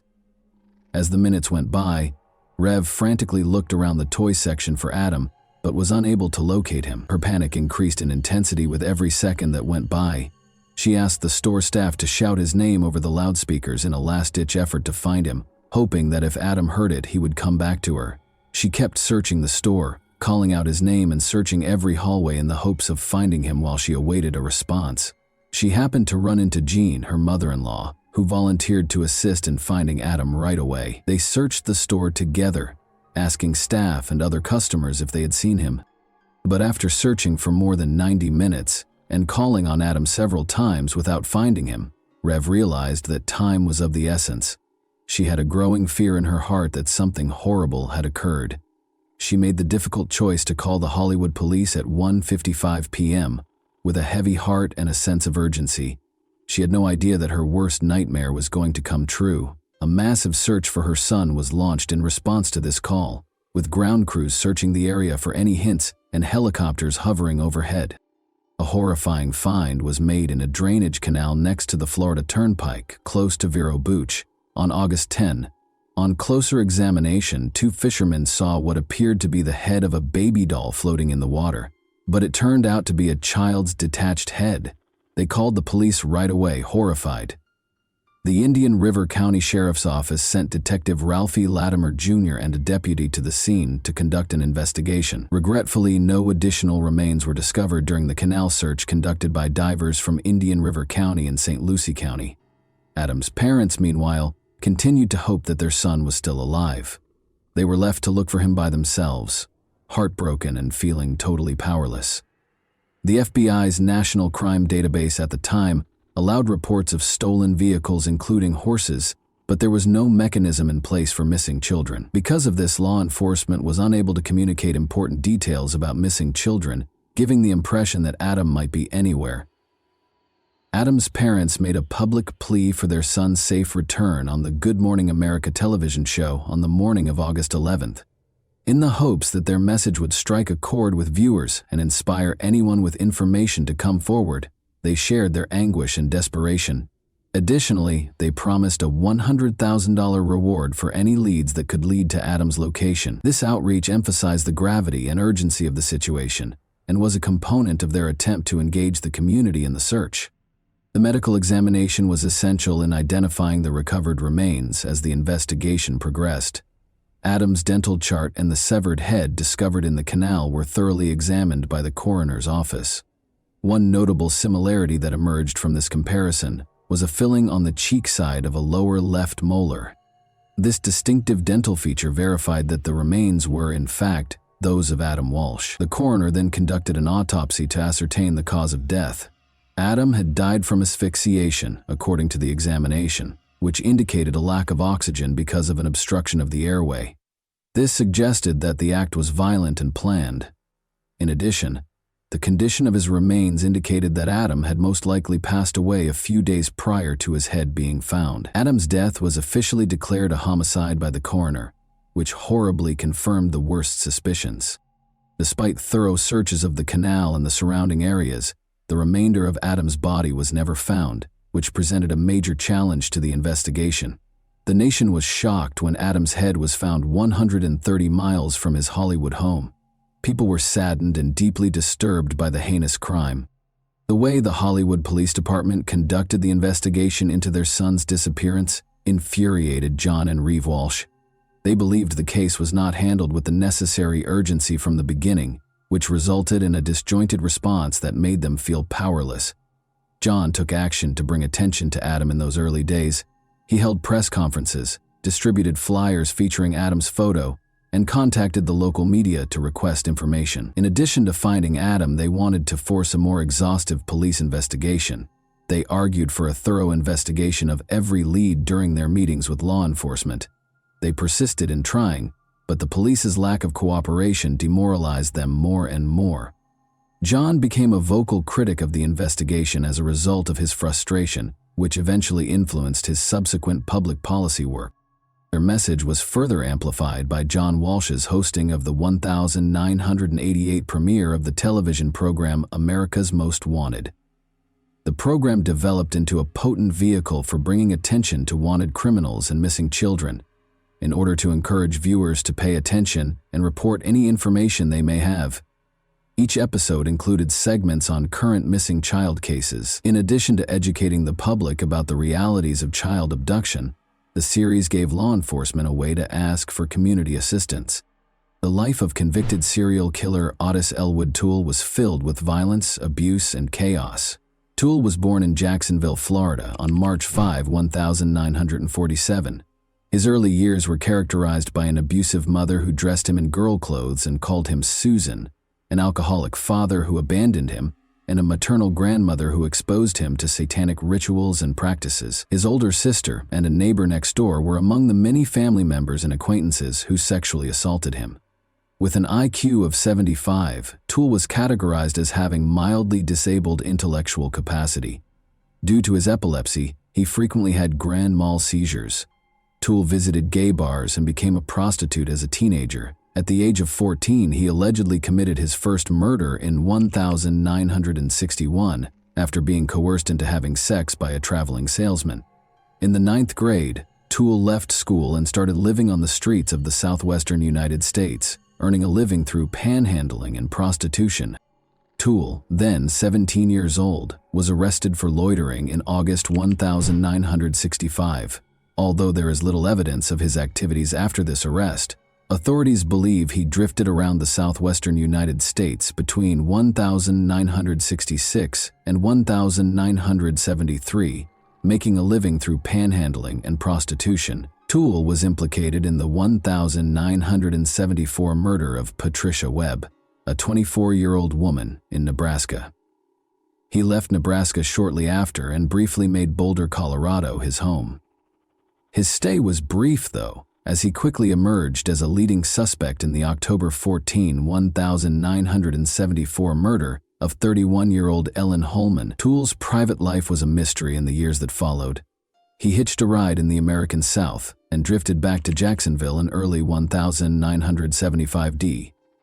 Toole married a woman 25 years his senior on January 14, 1976. But their marriage didn't last long.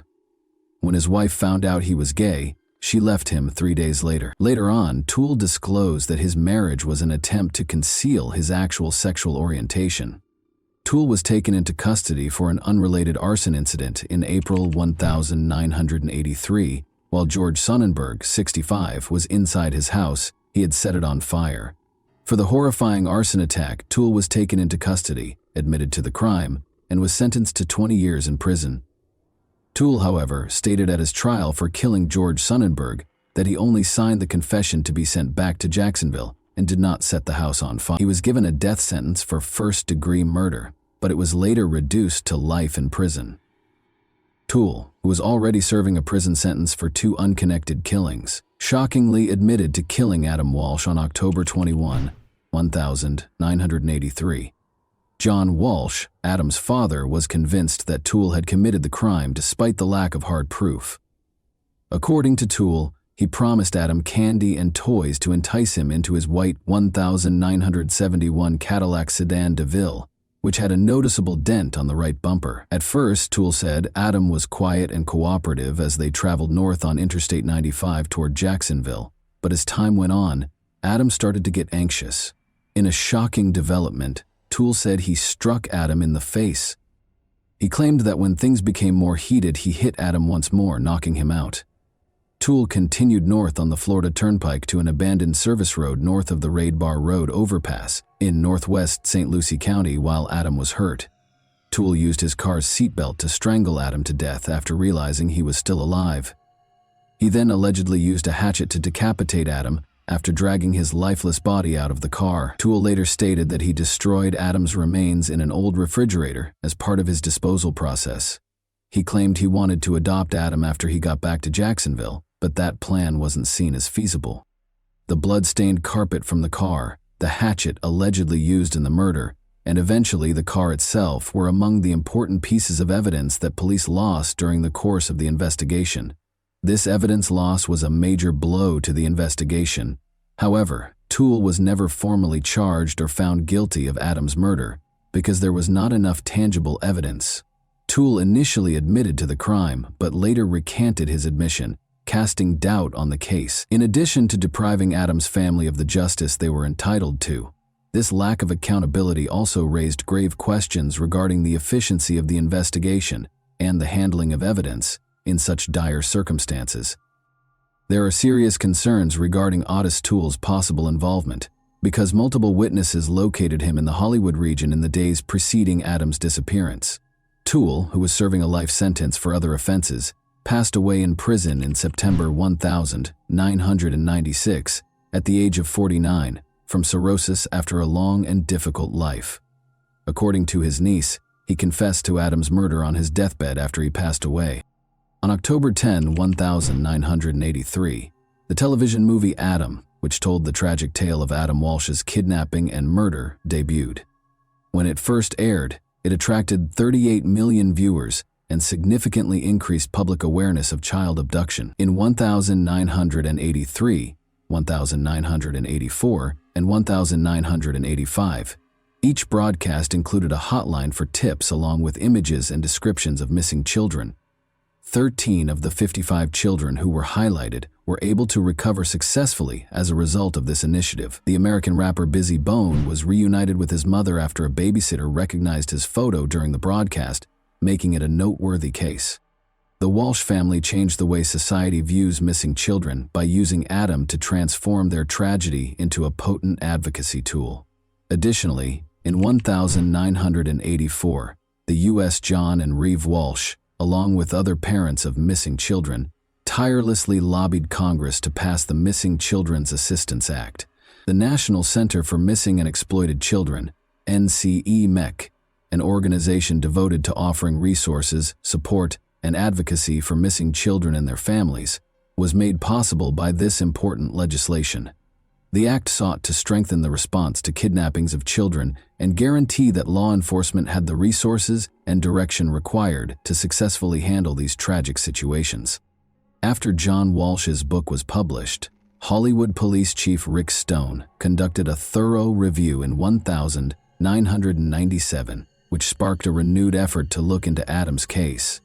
Prior to being named Hollywood's chief of police the year before, Stone had 22 years of law enforcement experience, having worked for the Dallas, Texas, and Wichita, Kansas departments.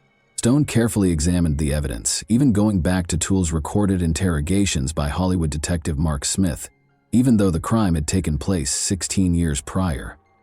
After reviewing, Stone came to the conclusion that Toole had killed Adam with proof beyond a reasonable doubt. Toole and Henry Lee Lucas, his partner, had admitted to or linked themselves to over 200 murders, many of which turned out to be untrue. The majority of Lucas's confessions were actually discovered to have been forced by the police, which further calls into question the veracity of Toole's statements. After Adam Walsh's father called the America's Most Wanted hotline to voice concerns about his son's pedophilia, Jeffrey Dahmer was named as a suspect in the case in 2007. At the time of Adam's kidnapping, Dahmer had resided in Miami Beach, which is close to Hollywood. Both recognized Dahmer from pictures following his arrest, and witnesses claimed to have seen a suspicious young blonde man at the Hollywood Mall on the day Adam vanished. Furthermore, just before Adam's severed head was found, a truck driver claimed to have seen a man driving a blue van close to a canal. However, police rejected his account.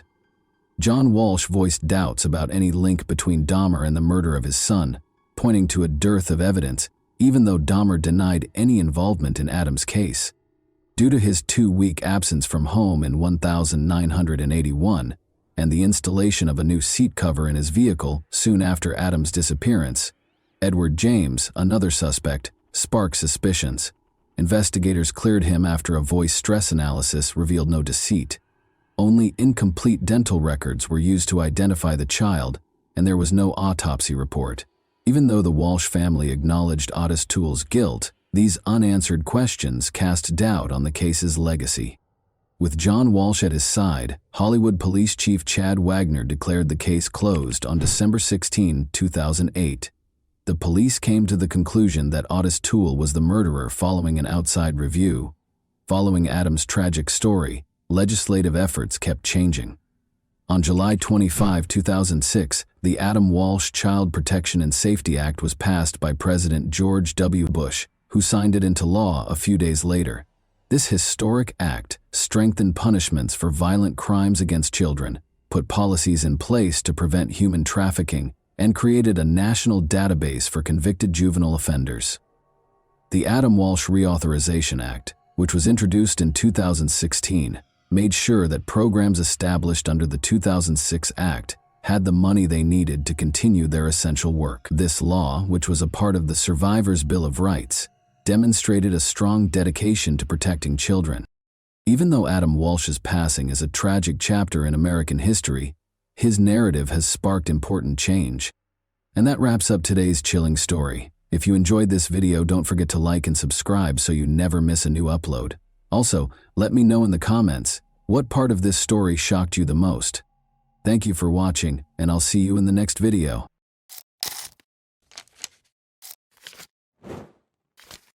Hey guys, welcome to my channel, and today we're going to take a look at another horrible case with you.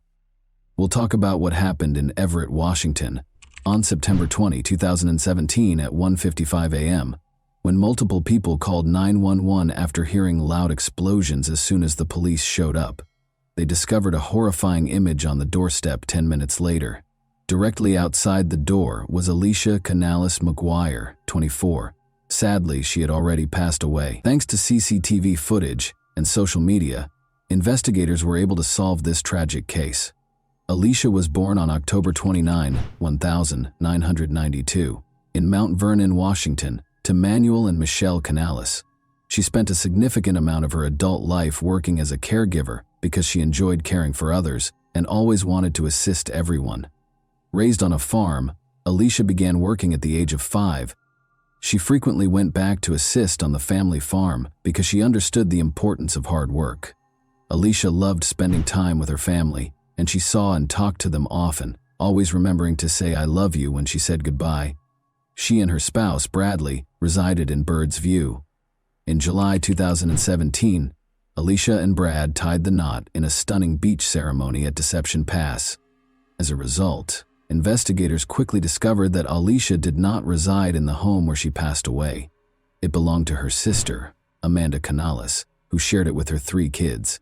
Amanda asked Alicia to watch her kids while she was away because she had to travel to New York for work. Alicia was glad to assist because she loved her nephew and nieces. 2 months prior, she had tied the knot and was eager to begin a family of her own. One of the people who called 911 was the stay-in nanny who was in the house with her. When she went downstairs after hearing gunshots, she discovered Alicia motionless and lying at the front door. When the police officers got to the scene, they looked at the house first. They had to see if the criminal was inside. They made sure that the only people in the house were Amanda's kids and the nanny. By closely inspecting everything, the police began searching for evidence after the terrified kids were removed from the house. The house had a car parked in front of it. Beside it were shell casings. It indicated that the person who shot Alicia was standing close to the vehicle, just in front of the front door. The door frame was struck by several bullets. Just outside the door, Alicia was lying face down. It did not appear to be a robbery. The house was not a mess. Furthermore, it appeared that the criminal had not even gone inside the house. However, why and by whom would someone wish to kill Alicia? The detectives suspected that it was a case of mistaken identity after learning that it was her sister's home. The investigators questioned Amanda, who may have been the target, but she was in New York when the nanny, who was also present in the house when the crime was committed, relaxed. They inquired as to whether she knew who would want to harm her or if she saw the person who shot Alicia. The nanny claimed that when she heard gunfire, she was upstairs. She noticed that Alicia was motionless and face down on the floor when she looked down. She called 911 because she was afraid and didn't see the person who had shot Alicia, the nanny. As far as she was aware, she told investigators, Alicia and her husband Bradley got along well, but she provided the first important lead to the police. According to her, there were issues between Amanda, Alicia's sister, and her former spouse, Kevin Lewis. The detectives discovered from looking through the local sheriff's office reports that this was not the first time the police had been called to this address. Every incident had something to do with family disputes between Amanda and Kevin Lewis. The detectives were therefore intrigued by this version. Kevin Lewis lived in a different area of Everett, so they located his home address and went there before dawn to speak with him. It was dark in his home.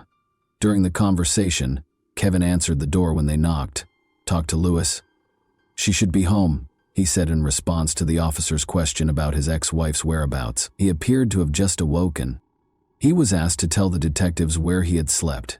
He claimed that his mother and sister could verify that he had spent the entire night at home. When the detectives told him that there had been a shooting in the home where his children lived, he didn't inquire as to why they were there. It was odd that he didn't show any emotion.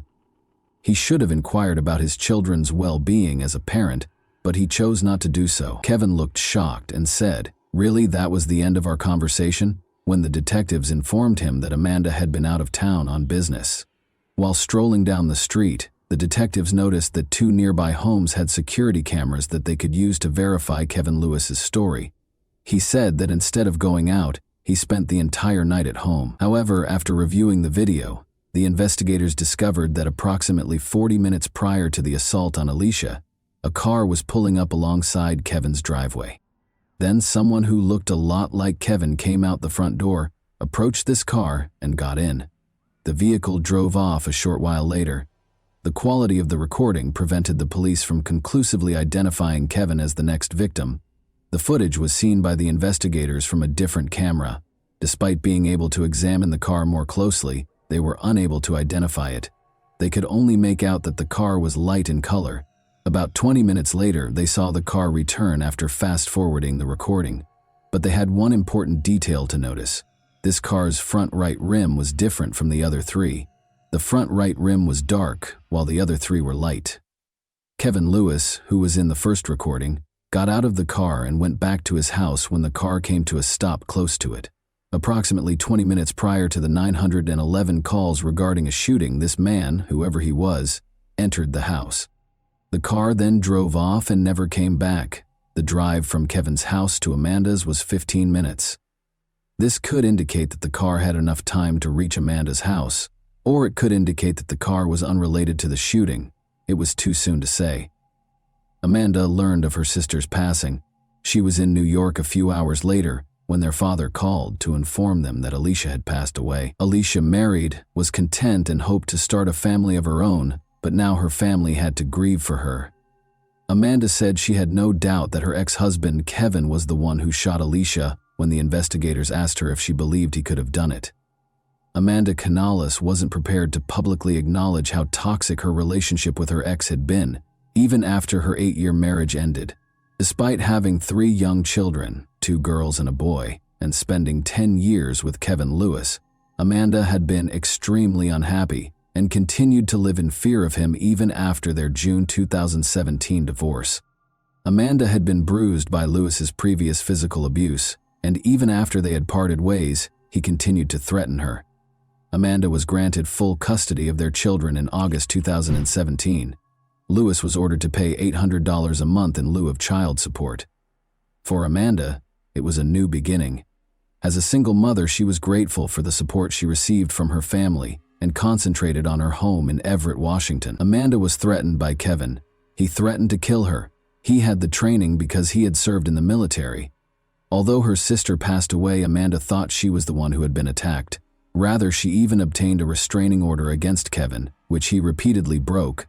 Amanda and their 3 kids were both terrified when he wandered outside her house and peered in the windows. Kevin was not charged by the police with any of the restraining order violations.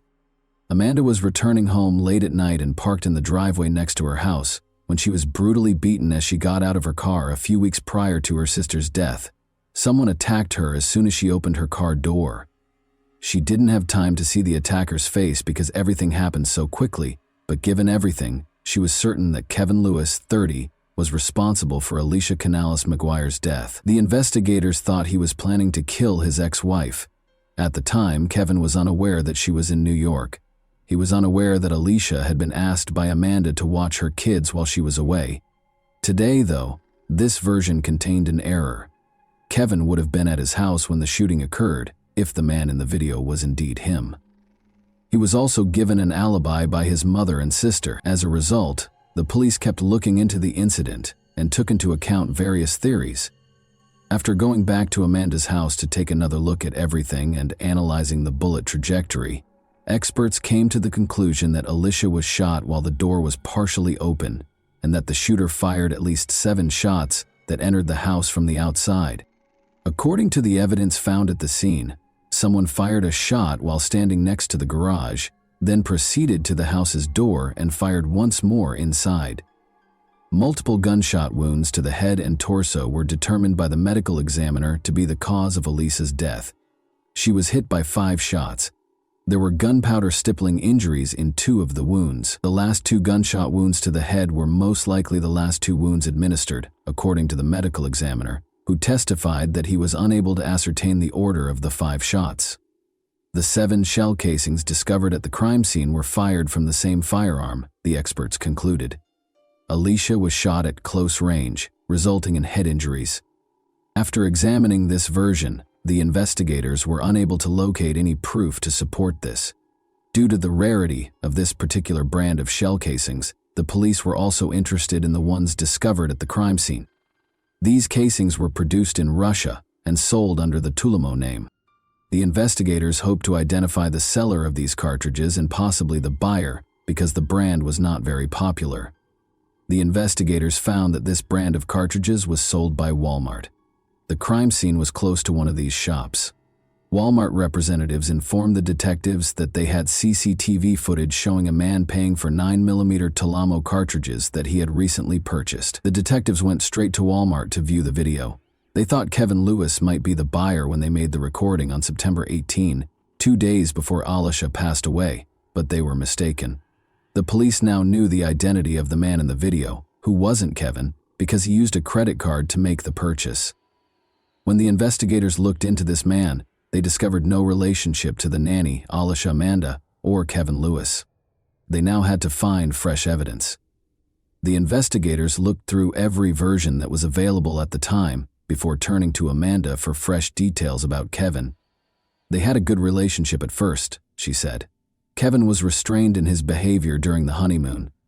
She didn't anticipate that he would start hitting her and grow more hostile over time. After their relationship ended, Amanda was granted full custody of the children, a restraining order was issued, and they got divorced. However, a distraught Amanda was aware that Alicia wasn't supposed to be killed in the shooting and thought it was a case of mistaken identity.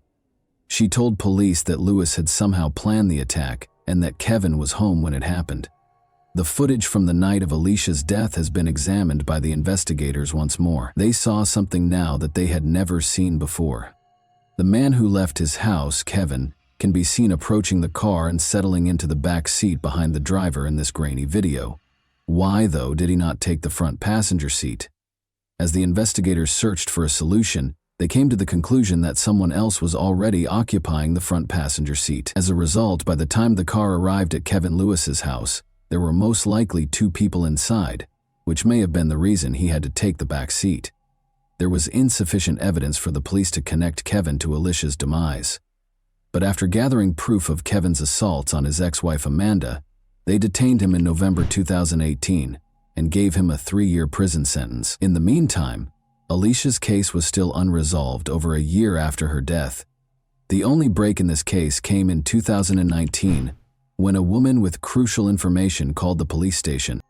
A girl from nearby Spokane who had attended a party and boasted about being hired to kill someone on York Road, the street where Alicia was shot, was the source of the detective's tip. Given that Spokane was roughly 5 hours away from Everett, the police were unsure of what to believe. According to the caller, she was at a party when a young woman walked in. Angelica is who she is.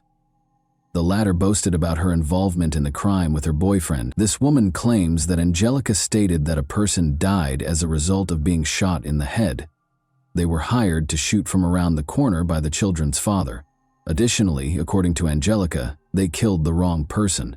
A case of mistaken identity was involved in the incident. The specifics of this case have never been made public by the police. Alicia's head injury was only known to the investigators and her family. Angelica's knowledge of numerous details about the crime piqued the police's interest as they searched for her. Her true name, Alexis Hale, was discovered by the investigators. On her social media, they discovered pictures of her brandishing a 9mm handgun. It might have been the crime's weapon. Additionally, there were multiple videos with a man in the background. It was Jaredon Phelps, Alexis's boyfriend. Alexis Hale shared a video taken through a car's windshield that examined the road signs the night before Alicia passed away. The investigators were able to pinpoint the precise location of the car at that time, which was roughly 10 minutes away from Kevin Lewis's home. A few hours after Alicia's passing, Jaredon Phelps boasted about a wad of cash in the video below. One of the 5 comments that the investigators saw on Phelps's social media photo was from his aunt. They identified his aunt as Kevin Lewis's mother after clicking on her social media profile.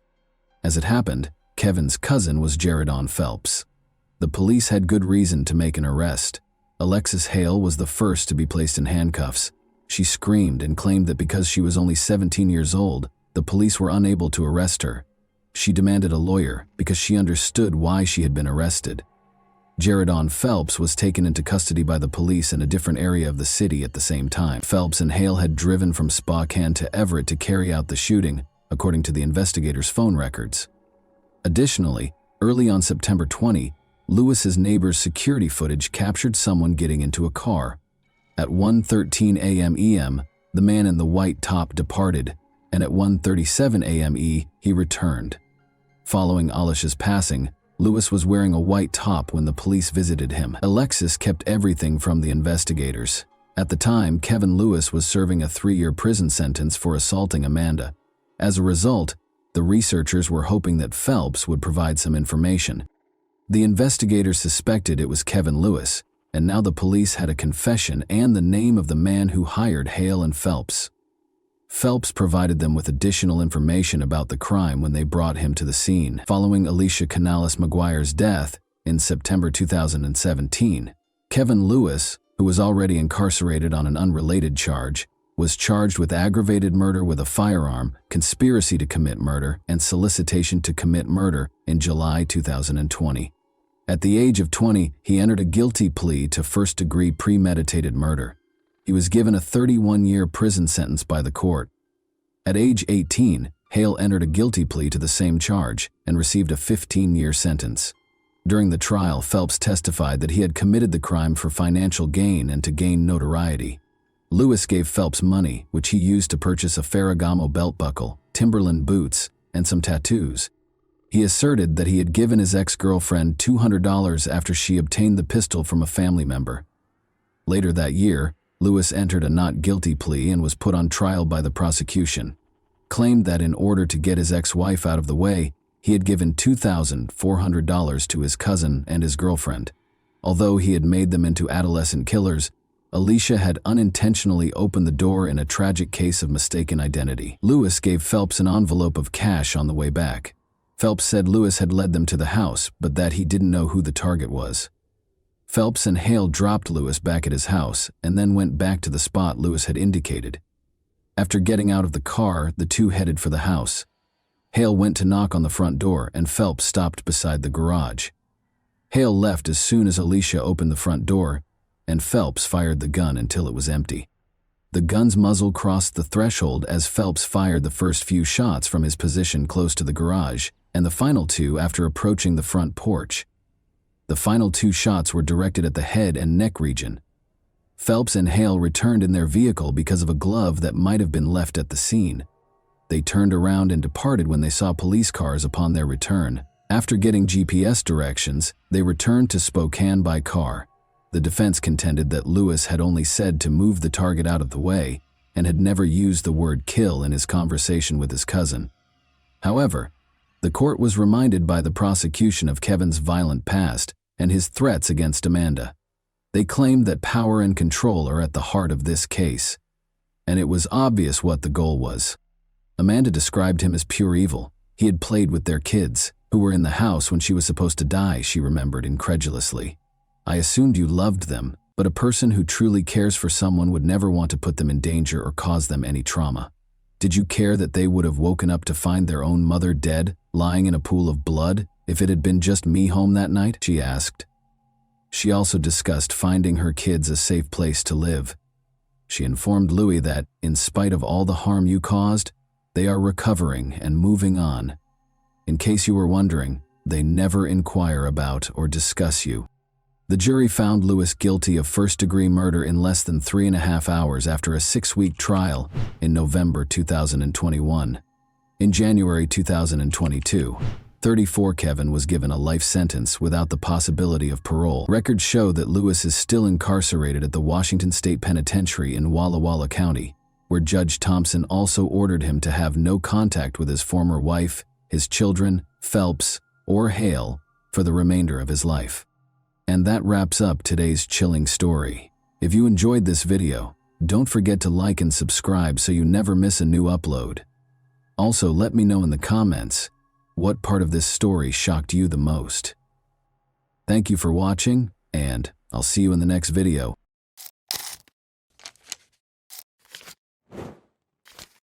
Hey guys, welcome to my channel, and today we're going to take a look at another horrible case with you.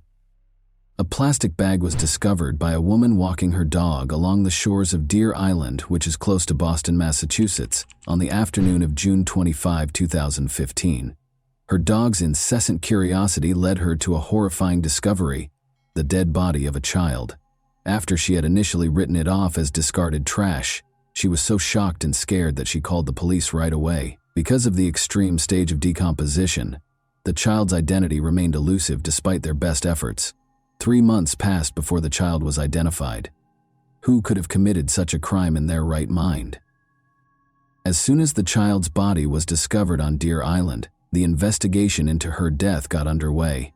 Authorities put forth a lot of effort to identify her despite her extreme decomposition.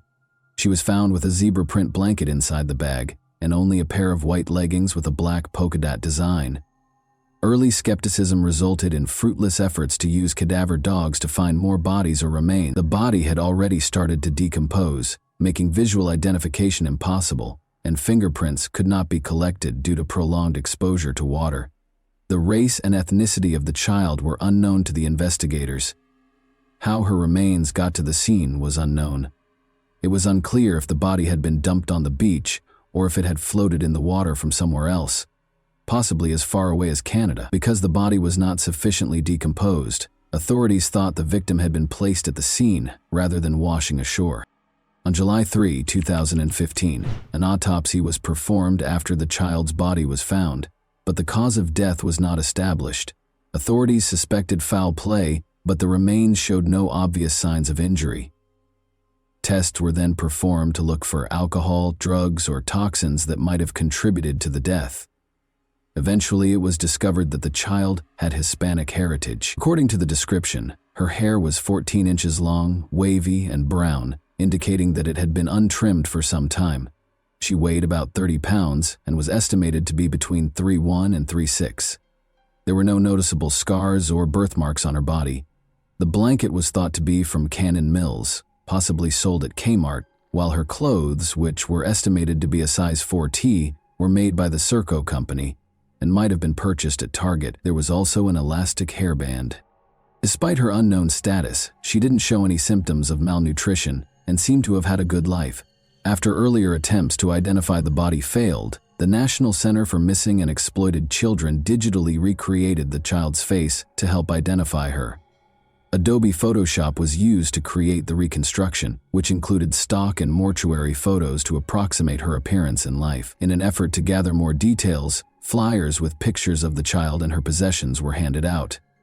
On July 4, 2015, information about the child's discovery and physical measurements were added to the National Missing and Unidentified Persons System, NamUs. Despite ruling out more than 200 missing persons, no matches were found. No one came forward to identify the victim or take responsibility for the crime, despite a lot of effort. The investigation relied heavily on forensic testing.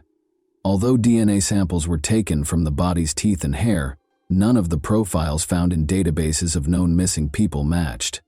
The University of North Texas received additional samples for more detailed profiling. Despite the lengthy process, it was concluded that she might have traveled to any of the 6 New England states, as well as possibly other places. She could have traveled across the nation, according to tests on her hair and enamel. In an interview, television host John Walsh discussed the case and encouraged viewers who have information to come forward. Authorities received a lot of tips, but many leads did not result in meaningful action. The establishment of a 24-hour hotline and fax hotline allowed people to submit information anonymously, and as a result, submissions came from all over the United States and beyond. The child was identified as Bella Nevaeh Amoroso Bond on September 18, 2015, following 3 exhausting months of ceaseless searching. On August 6, 2012, Joe Amoroso and Rochelle Bond welcomed her into the world. After Laura Springs, Rochelle Bond's neighbor, revealed a connection between Bella and the baby doe, Bella was identified. Michaela Springs, Laura's sister, was worried about Bella's ongoing absence from the home. She confronted Rochelle and Michael McCarthy, her boyfriend, who said the Department of Children and Families, DCF, had taken Bella away. This was later shown to be false, though. On September 17, 2015, Michaela called the police believing baby doe to be Bella. At Rochelle Bond's residence in Dorchester, Massachusetts, a search warrant was carried out. Joe Amoroso, Bella's biological father, had spoken to her over the phone but had never met her. Amoroso expressed skepticism about Rochelle's involvement and conjectured that her boyfriend might have given her heroin to sedate her. But Bella's paternal grandmother doubted the veracity of Rochelle's claims and thought she had a significant role in Bella's demise. Detectives dug deep into Rochelle and Michael's past, all the way back to November 2011 when Bella was conceived, in order to piece together what had happened. Her mother, Rochelle, was heavily involved in the local drug scene, had a strong heroin addiction, and used illicit means to finance her addiction. Joe Amoroso, Rochelle's partner, was also battling addiction in spite of the difficulties. When Joe learned that Rochelle had cheated on him, their relationship soured. He never saw his daughter and vanished before Bella was born. Rochelle was adamant about keeping Bella, even though her addiction had previously cost her custody of her other children. Bella was born at Boston Medical Center on August 6, 2012. Rachel's determination to be a responsible mother was reinforced when she saw her daughter for the first time. However, allegations of neglect surfaced in spite of her efforts. She found an apartment in the neighboring city of Dorchester and made an effort to give Bella a secure home. Even though Rachel loved Bella, she battled her addiction, and sometimes her old habits came back. Carelessness was still being reported, which was indicative of Rachel's ongoing struggle with heroin addiction and how it affected her capacity to look after Bella.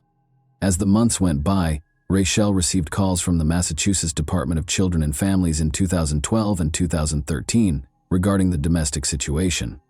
Feeling the pressure of being a single parent, Rachel continued to speak with Joe on the phone.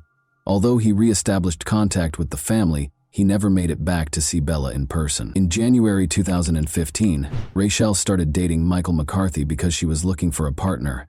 Everything appeared to be normal at first, but Michael's behavior quickly began to become unpredictable.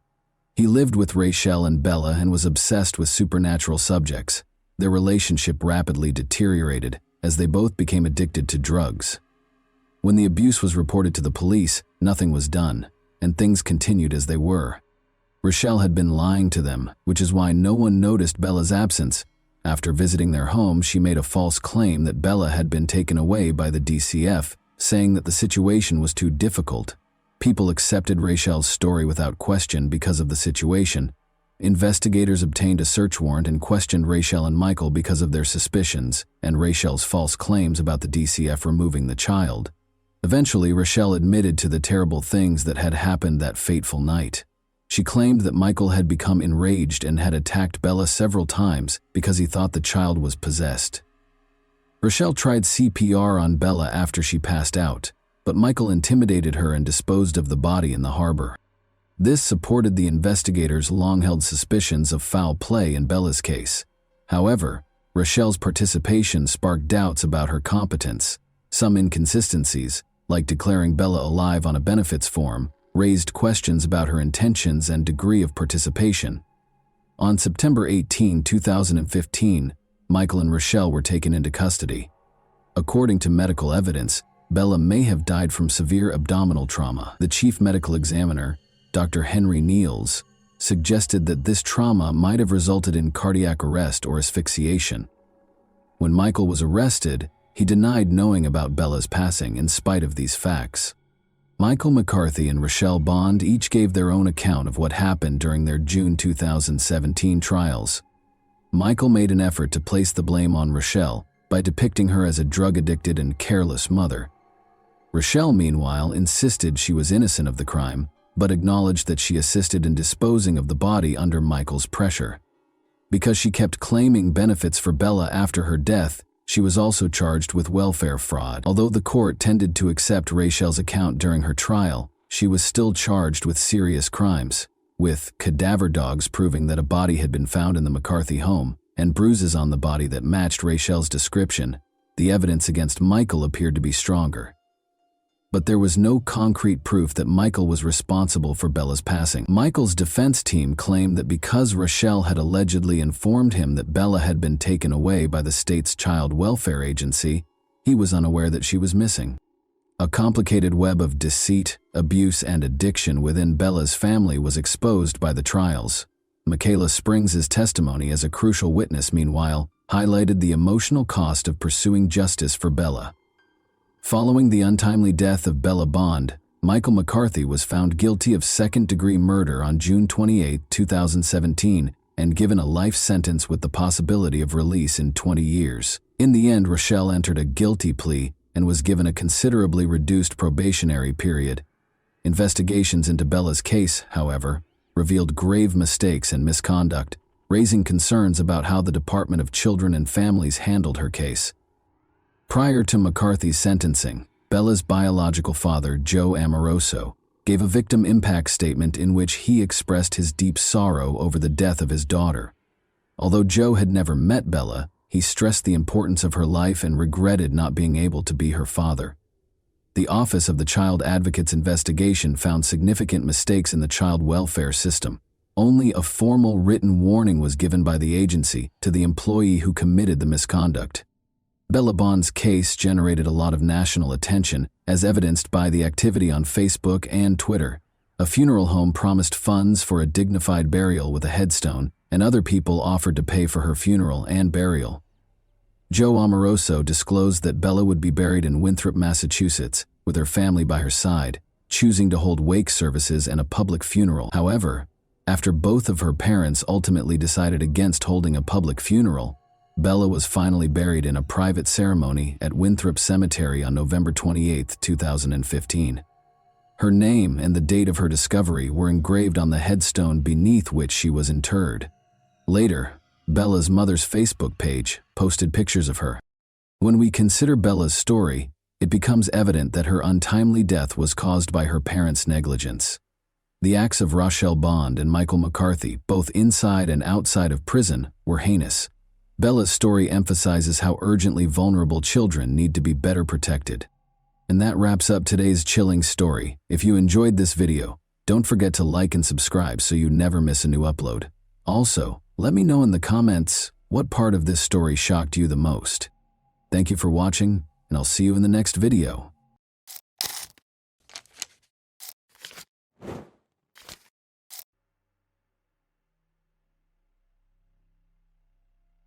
This story is about a pair of love-sick maniacs from England who have dedicated their lives to murdering children. Working together, the lovers would lure them into a deserted location and subject them to hellish torments. Even after their arrest, the criminals found ways to torture the teenagers, while prominent British politicians lobbied for their release. Ian Brady and Myra Henley were born on January 2, 1938, in Glasgow, Scotland. His mother, Margaret Stewart, worked as a waitress, and his father's identity is unknown, according to her. He was a local journalist who died 3 months before her son's birth.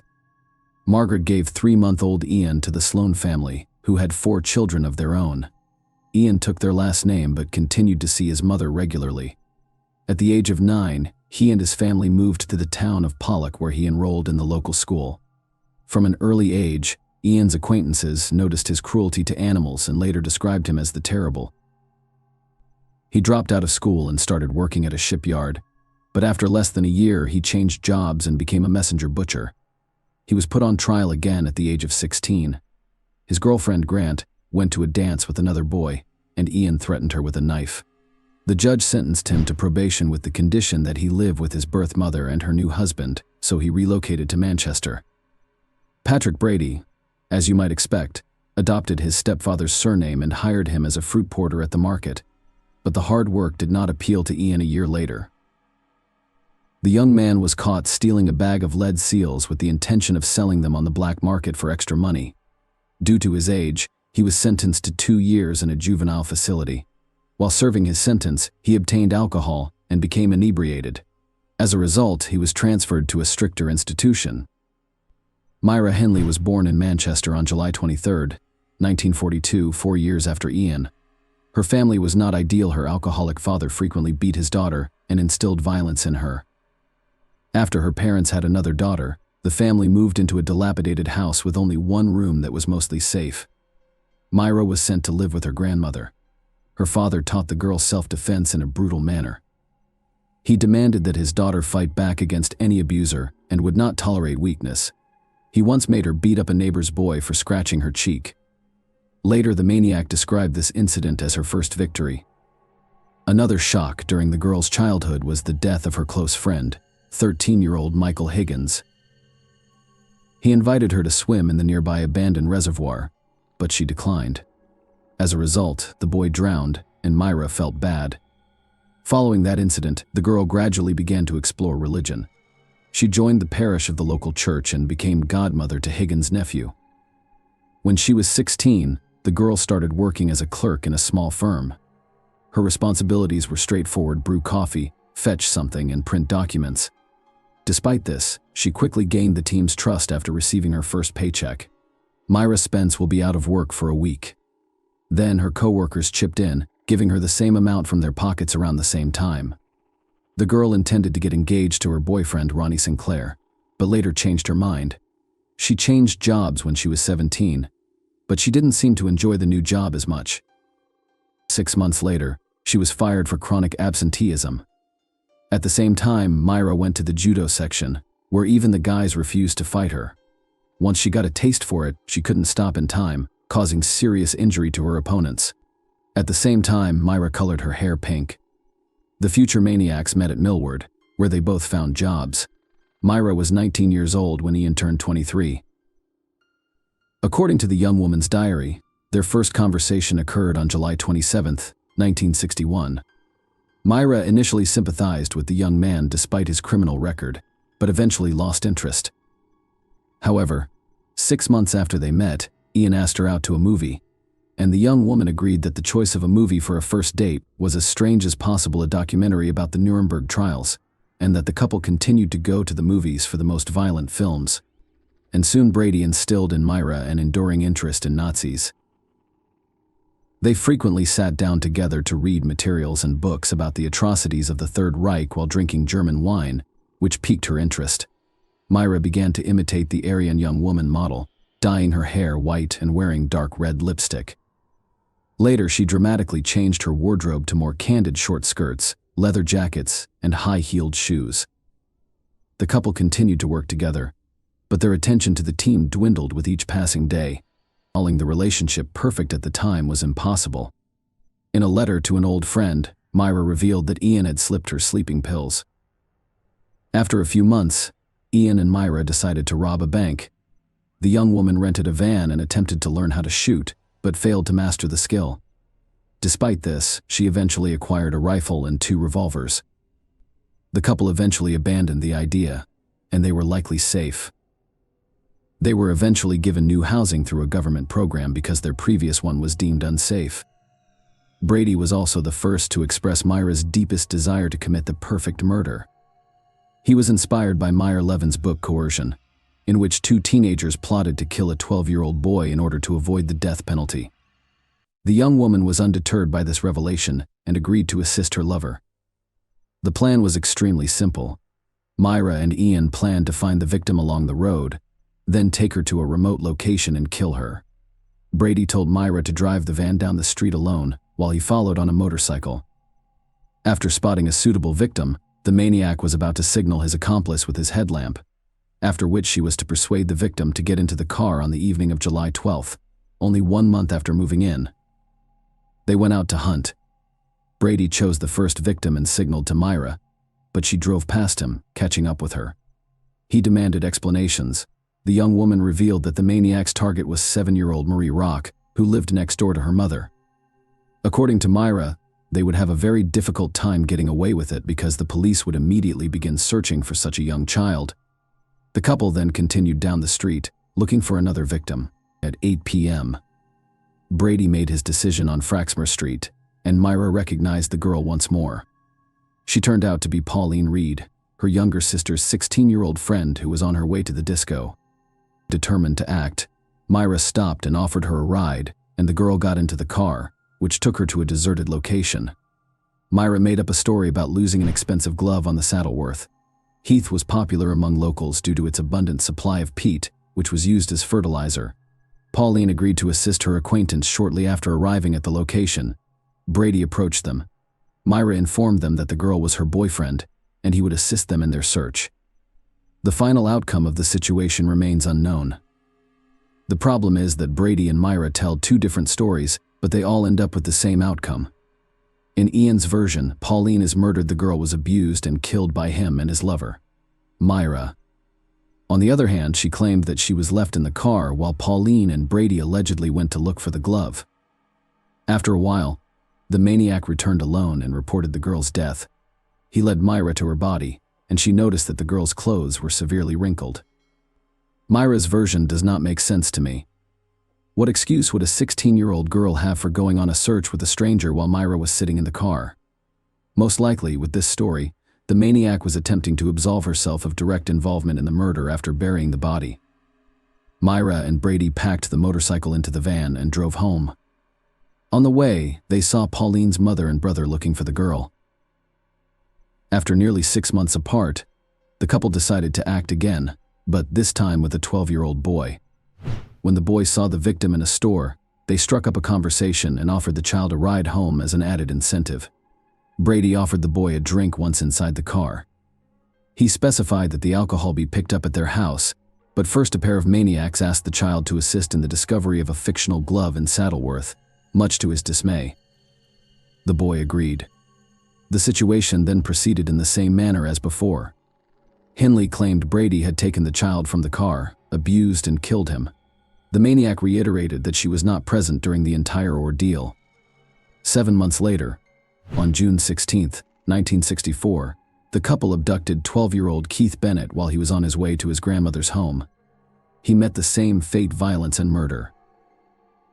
The police, who were unaware of serial killers at the time, initially arrested the boy's stepfather but discovered no evidence against him. The next murder occurred 6 months later, on December 26, 1964. It is unclear whether they were able to maintain this cycle unintentionally, or if the pause was necessary to lull the police into a state of alertness. You'd think that if children began disappearing one after another in a small town, law enforcement would devote all of their efforts to apprehending the maniac, but on December 26th of that year, with only a few days until the New Year and Christmas, Ian and Myra decided to give their town another unpleasant gift. This time, the situation has changed dramatically. They searched for their new victim on the playground. Leslie Ann Downey, 10, was scattering shopping bags near the car. The maniacs asked the girl to assist with the collection after asking her to help them transport the bags home. The girl consented and was assaulted. As soon as she crossed the threshold, the couple began abusing the unfortunate child in her home for an extended period of time. After playing with her, the sadist killed her and returned the corpse to Saddleworth. Myra insisted that she was not present during the murder. The attentive viewer recalls that the couple lived with Myra's grandmother. Where was she at the time of all these atrocities? On the morning of the murder, the caring granddaughter sent her to a relative's house and forbade her from returning home. Despite this, the old woman attempted to return in the evening, but Myra refused to let her in. The next day, after cleaning up the girl's corpse in the house, she returned with the grandmother. The couple committed the next murder. 10 months later, breaking a strange cycle, but that wasn't the only thing that made this case unique at the time. Maureen, Myra's younger sister, David Smith, 17, was already married. The couple frequently spent time together, and the young man quickly won Brady's heart. First and foremost, he was eager to hear everything the maniac had to say, including speculations about Nazi philosophical speeches, dreams of robbing a bank, and so forth. Second, he had already been to the police station several times, just like Ian had, despite the fact that their crimes were very similar. Smith was caught breaking into someone else's home and inflicting serious battery. Perhaps Brady regarded him as a protege, a new member of the improvised gang. As time passed, the young man paid more and more visits to their home, and during lengthy conversations with Ian, talk of murder began to emerge. Myra became concerned that their relative would run to the police, but Brady insisted that he thought Smith was his own and trusted him. He even told her that he and Smith would be committing a crime together soon. Myra and Brady went to Manchester Central Station to look for a new victim, and Ian quickly made his decision. He met 17-year-old Edward Evans, who agreed to come to his house after a brief conversation. When the company arrived at the house, they drank wine, and Brady eventually sent Myra to get Smith. The action picked up quickly after he arrived. Myra's words allowed us to reconstruct the following picture. She had gone into the kitchen to feed the dogs. Smith stayed in the living room. Several minutes later, she heard screams and fighting. The girl entered the room and saw Evans and Brady struggling. After a brief fight, Ian grabbed an axe and struck the victim several times with its blade. He strangled the unconscious Evans by wrapping an electrical wire around his neck. Brady wanted to take the body to the wasteland right away, but it was too heavy. Additionally, the maniac twisted his leg during the fight. Finally, he decided to leave it at home and travel with Smith to Saddleworth. The next day, he asked him to stay so he could understand the gravity of his actions. Smith initially agreed to help Brady dispose of the body. Perhaps he was too scared to refuse. The young man may not have shared the homicidal couple's sadistic tendencies, given his history of minor law breaking. After listening, she requested that he report the horror to the police. Smith listened to her and called the cops from a nearby phone booth at 6 a.m. His story differed slightly from what Myra would later say. The police archives include an exact transcript of that call. Brady led me into the kitchen and offered me 3 small buns with a drink. I nodded and asked for the rest. Ian went into the living room while I waited in the kitchen. After a few minutes, I heard a wild scream like a woman screaming in a high-pitched voice. After hearing Myra's screams, I ran into the living room and saw a young man lying face up on the couch with his feet on the floor. Ian was standing over him, holding an axe over his head and hitting him on the left side of his head. The officer knocked down the maniac's door, and Myra opened it. He took out his identification card and quickly made his way into the house, where he caught Brady, who was writing an explanatory letter to work and asking for time off due to an injury. The officer told a made-up story about investigating gun cases and asked to see the house. Myra agreed, and he inspected all but one room. The young man described how Ian bragged about killing 3 or 4 children and even gave the approximate location. Brady allegedly met Evans in a bar, and a fight ensued, and somehow the boy came to his house. Smith had also testified against Brady at the time, and the police believed his testimony much more. There, the police found many interesting finds. Notebooks, lists of names, photographs of Brady and Myra Simpson, and explicit pictures of them. The notebooks contain lists of coded words, which the police were quickly able to decipher.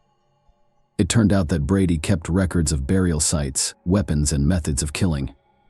As it was impossible to assert the exact location of all the victims on the basis of this information, it was rather superficial. Another book contained a list of names including all the victims of the couple, but here's the strange thing: in addition to the victims we know, the list contained the names of other children. With all this information, the investigators questioned Brady again, and his story was once again very weak. Allegedly, the list contained the names of his friends, and he had joked about killing children in his conversation with Smith. At the same time, the police managed to find the very suitcases, the contents of which shocked everyone. There were photographs of a naked girl. Also found in them were audio tapes, one of which would soon become perhaps the most damning evidence in history. It contained cries and pleas for help. The tapes contained recordings of Nazi plays, and one of the mothers recognized her daughter Leslie Ann Downey's voice. The suitcases also contained photographs of the marshland backdrop, various batons, lashes, and erotic magazines. A recording of the girl screaming and a photograph of her would have been enough to PR. On October 10th, police discovered a child whose hands were sticking out of the ground due to the body's composition. The child's identity will not be confirmed until after 150 officers were involved in the search for bodies in the swamps. Initially, they focused on the area near Route 628, but later, based on witness statements, they moved to Route 635, where they made their first discovery. On April 19, 1966, Myra and Brady were charged with the murder of Edward Evans Lessell in one of the most high-profile trials in British history. He did not deny taking them, but claimed that the girl was brought to their home by 2 men and then taken away to an unknown destination. The police temporarily halted their search of the swamps due to the onset of winter. During the trial, David Smith, the main witness, signed a contract with a local newspaper to give an exclusive interview if Myra and Brady were convicted. The newspaper paid him a significant sum of money for this. Shortly after his transfer to Wormwood Scrubs, Brady, who had been placed in solitary confinement, went on a hunger strike. He was unhappy with the ban on socializing with other inmates. Prison officials have decided that a child killer is going to afterlife rather quickly as a result of his dramatic weight loss. The maniac was transferred to the hospital wing, where his life took on new colors. He was allowed to watch television and do house cleaning work. At the same time, juvenile delinquents with mental disabilities were admitted to the hospital wing of the prison. In 1981, one of these teenagers said that Brady had forced him into intimate contact. Later, similar statements by the victims surfaced repeatedly, taking advantage of access to secluded corners of the prison. As a janitor, Ian led his victims there. When prison officials learned of this, he was banned from cleaning, but no further charges were filed. More interestingly, he was left in the hospital wing next to the same teenagers. It would seem like such a thing was possible, but there was nothing the chief medical officer of the prison could do about it. British law mandates the prisoners be assisted, and Brady used this skillfully. He threatened to resume his hunger strike every time he talked about being transferred back to a cell. In 1982, a harsh decision was made to transfer the maniac to another prison with stricter conditions. However, 3 years later, in 1985, Brady was declared insane. Thanks to this, another transfer awaited him at Ashworth Psychiatric Hospital. Many of you may have wondered how such a violent sadist managed not only to establish a comfortable life in prison, but also to do his dirty work with teenagers. The answer might surprise you. He was helped by the Earl of Langford. Frank Pakenham, one of the leading politicians of the time, gave favors and privileges. Brady approached him while in prison, and soon the Earl actually sided with him. Of course, there was no talk of helping to get the charges dropped, but Ian didn't count on that. Pakenham helped him stay in the hospital by appealing to Britain's Home Security himself. After that, the politician repeatedly bailed out his newly minted friend by pulling the right strings in the British upper echelons, but the main request to Brady was that he could not fulfill the maniac dream of a date with Myra. On that note, let's move back a bit to Hindley's story. Her life behind bars was much less intense, but not without interesting moments. While in prison, she managed to have a mistress, but more interestingly, she was able to get out of there for a while, not long after beginning her sentence. Henley began a torrid affair with the warden, Patricia Cairns. Together they planned an escape but were caught by the police in the preparation stage.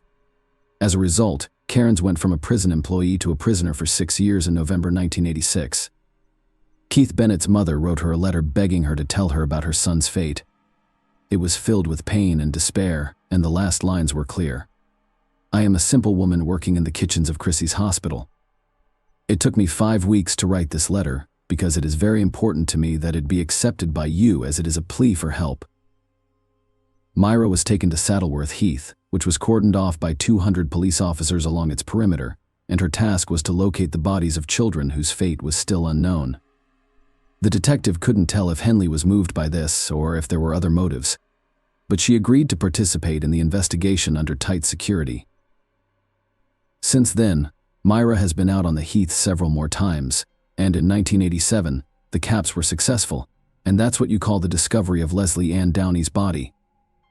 And later, Pauline reads, once Brady learned of his former lover's cooperation with the investigation, he also decided to partially confess to what he had done. True, the maniac asked to be given the means and opportunity to leave his life, which no one could legally do, having been refused. Ian still talked and also expressed his desire to help the police in their search for the remaining bodies. On July 3rd of that year, he was taken to Saddleworth, where he was never able to pinpoint Keith Bennett's burial site. Later, frustrated detectives refused to make another trip to the Heath with the maniac, and he turned to reporters. In a letter, he indirectly admitted that he killed 5 other children, but police could not confirm this information. 6 months later, Brady still secured a second visit to Saddleworth, but again proved useless. Keith's body has yet to be discovered.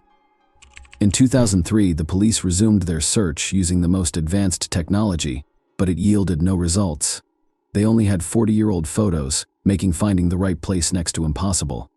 Myra made a long attempt to obtain an early release. She wrote appeals that secured Lord Longford's support, and by the early Nazis, almost everyone was convinced that her release was inevitable, unfortunately for her life. Otherwise, Hennel. Yes. The cause was complications from a heart condition.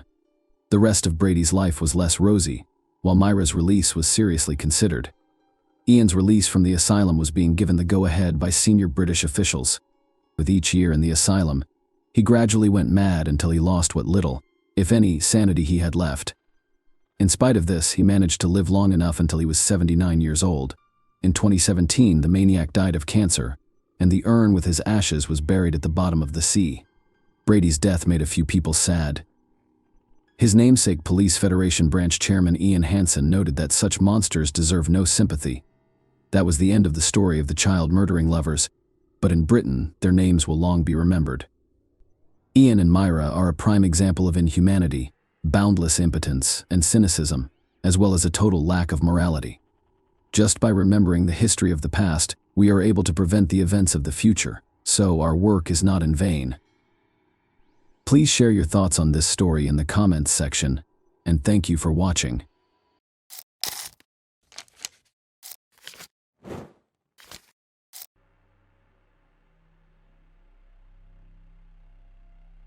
Hey guys, welcome to my channel, and today we're going to take a look at another horrible case with you.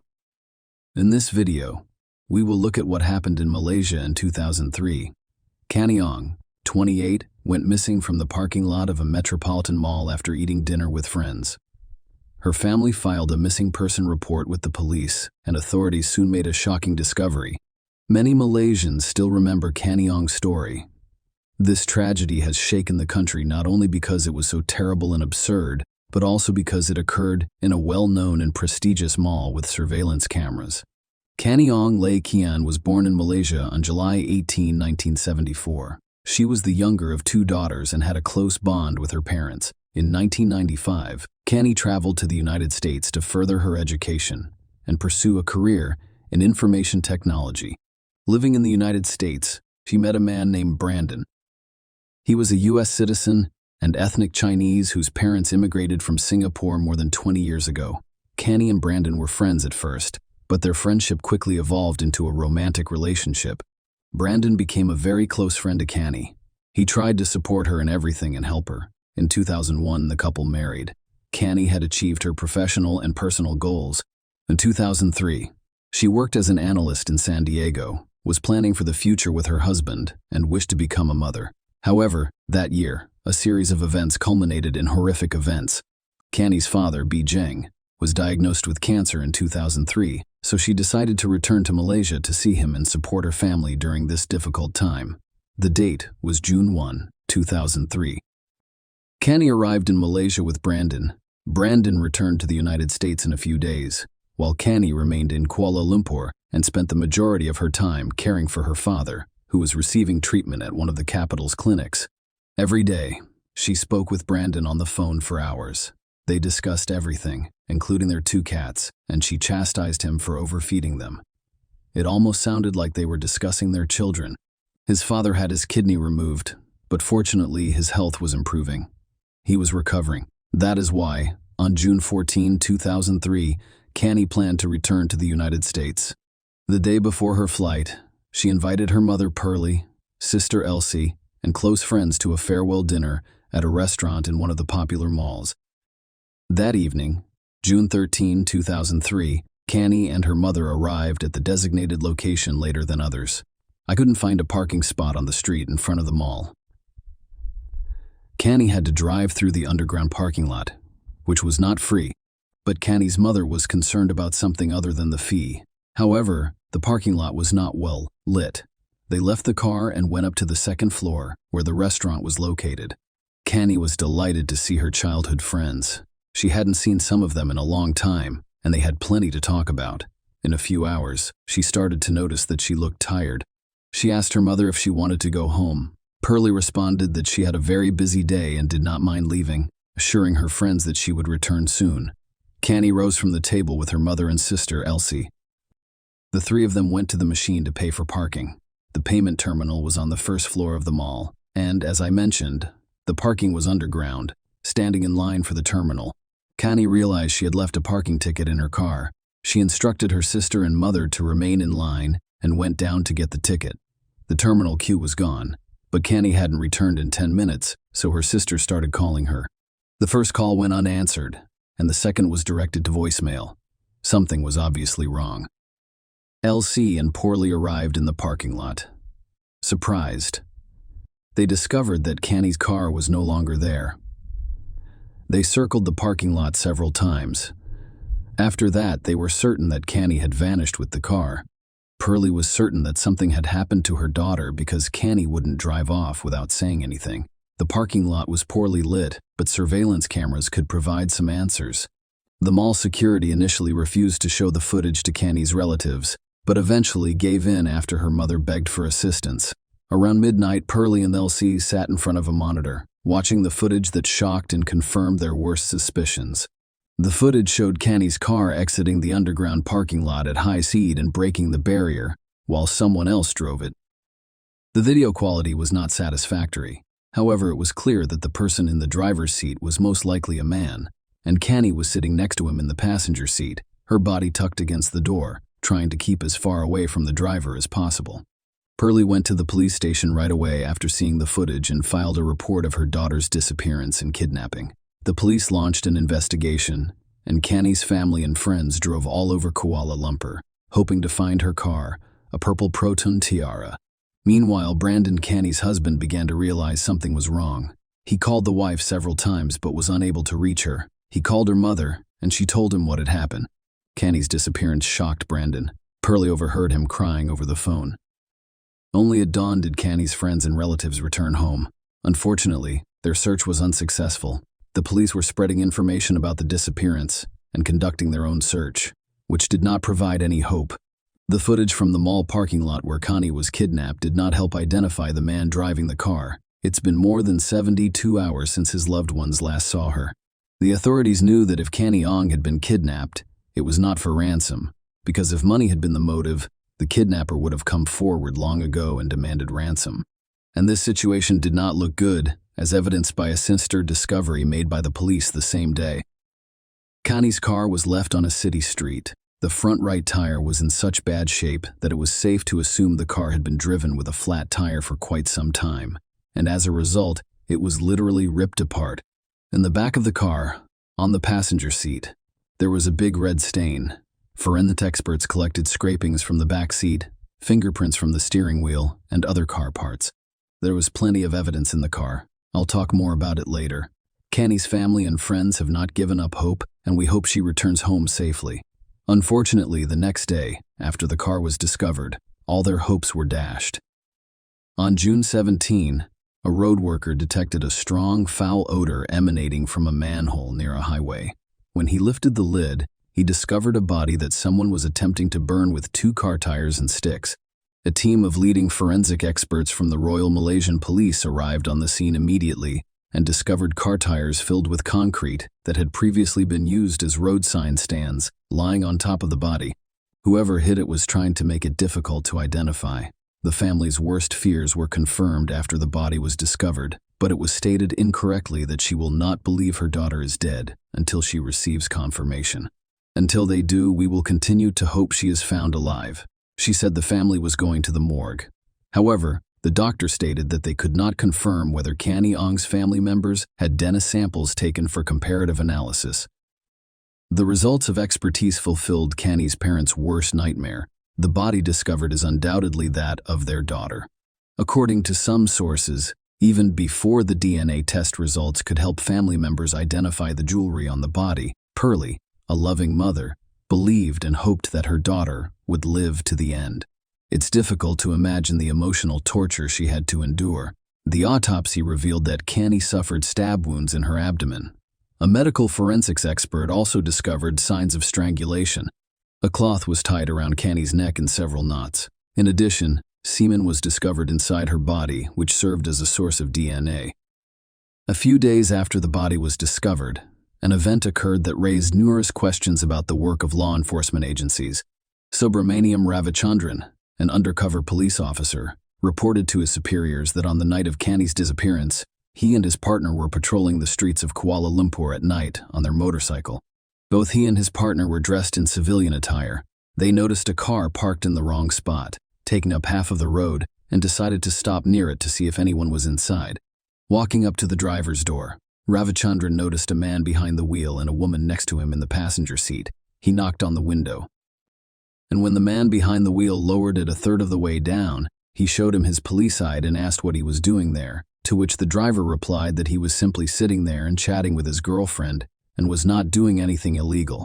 Following these words, the police officer requested that both the drivers and their companions' IDs be checked. While the man behind the wheel was handing out the documents, the woman in the passenger seat made strange hand signals. It appeared that she was asking for assistance. Every time her assumed boyfriend turned to face her, she came to a halt. I noticed the officer asking the driver to get out of the car. The driver reacted angrily, telling Ravichandran that he was not a police officer but a thief. Following these words, he raised the window and reached for the key in the ignition.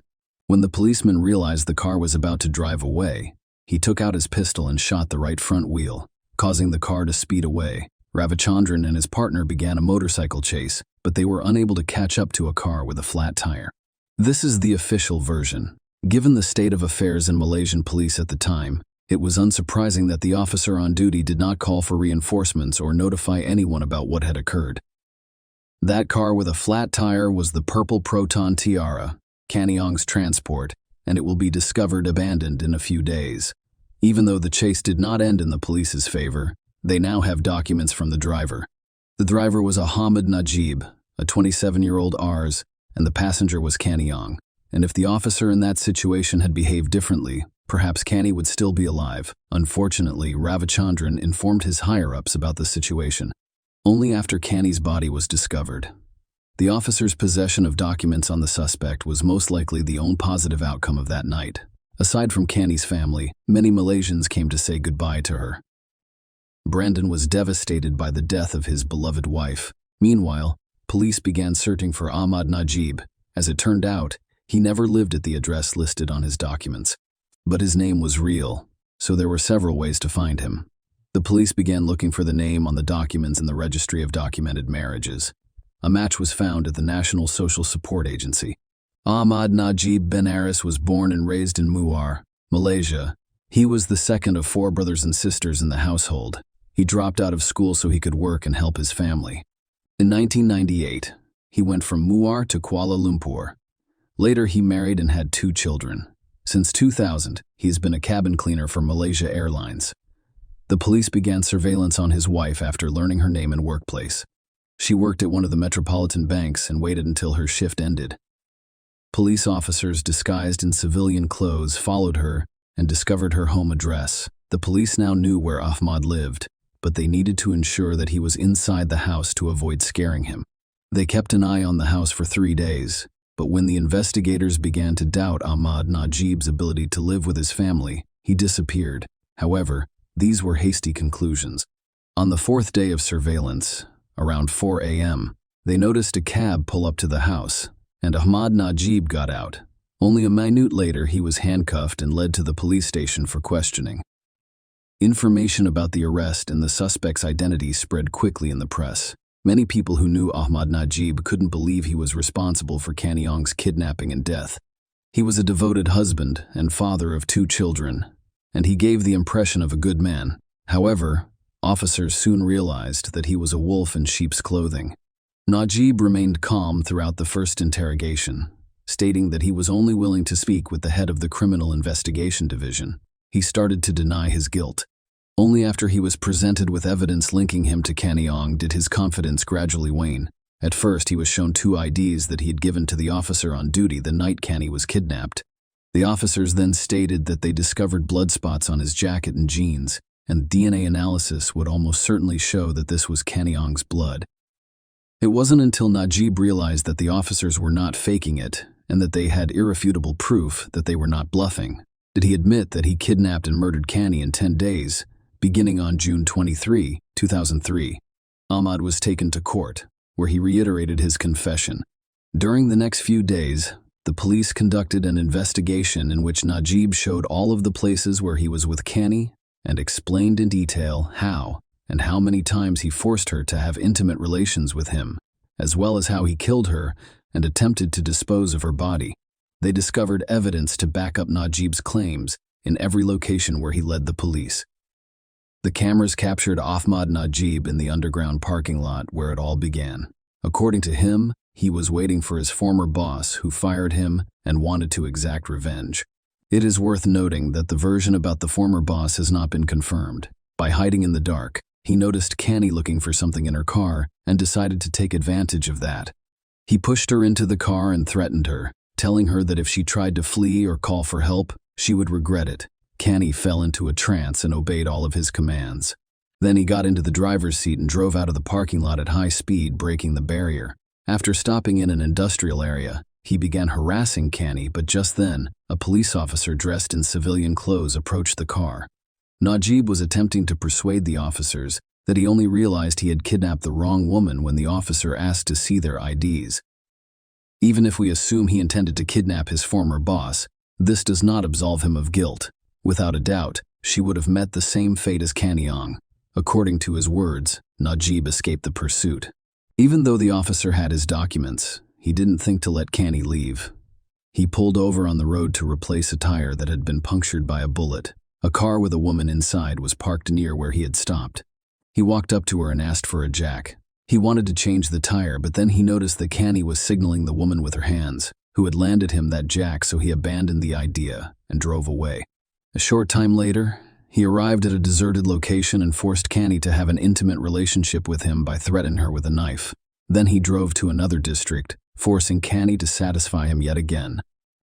Both of them were in the back seat, and Canny begged him for mercy. Instead, he ended her life. Then he hid her body in a manhole near a highway, drove a car to another location, and abandoned it there. After 16 hours, he returned to the location with a gasoline canister and attempted to conceal the evidence of the crime. DNA testing confirmed that the cement discovered inside Canny Ong's body belonged to Ahmad Najib Ben Aris. His DNA and fingerprints were also discovered in the car, providing additional irrefutable evidence of his guilt. The experts also determined that the blood found on his jacket and jeans belonged to Canny Ong. The trial began on September 15, 2003, only 3 months after Canny's death.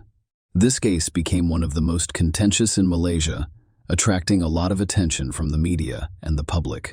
Such a high-profile trial has attracted not only ordinary Malaysians and journalists, but also those who, in my opinion, decided to make a name for themselves, namely attorneys, of which Najib had plenty, despite the fact that he admitted his guilt during the investigation, and there was more than enough evidence of his crimes, including DNA evidence, after consulting with 6 of his attorneys. Najib did not plead guilty in his first trial, telling the court that he confessed under police pressure. However, the judge before whom Najib confessed shortly after his arrest testified that there were no signs of physical abuse on the defendant at the time of confession, and that he was calm and relaxed. With that in mind, the attorneys changed their strategy and began arguing that Canny was in the car with their client at her own volition. Attorneys attributed it to the fact that Canny, who holds a black belt in Taekwondo, did not attempt to escape. This attempt to blame the victim for not escaping was rejected because everyone responds differently to critical situations, but they did not stop there. Then they came up with a new version, claiming that Canny became intimate with Ahmad Najib voluntarily and died of strangulation, which was used to heighten the sensations during the intercourse, but this version was challenged and denied by forensics experts. The cloth around Canny's neck was tied in multiple knots, indicating that Najib had no intention of loosening it. In fact, the cloth was tied so tightly that the skin beneath it was the only part of the body unaffected by the fire. But that is not all. The cloth was designed for wiping plane windows, and given that the defendant worked as a cabin cleaner, this linked him even more to the crime, not to mention the fact that the lawyers couldn't explain the stab wounds on Canny's body. At that point, Najib's attorneys ran out of ideas and advised him to remain silent and not testify.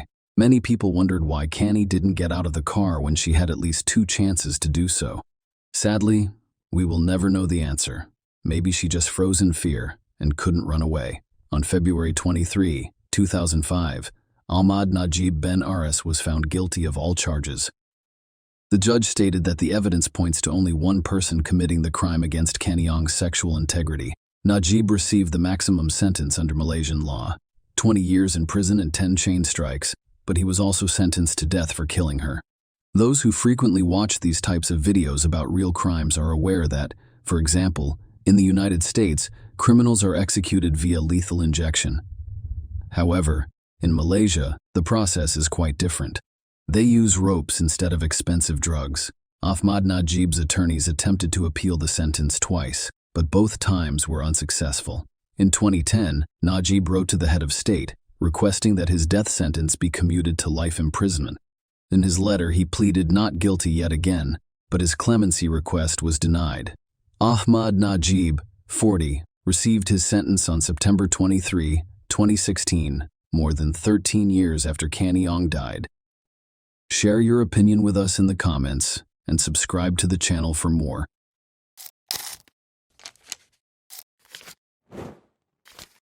Hey guys, welcome to my channel, and today we're going to take a look at another horrible case with you.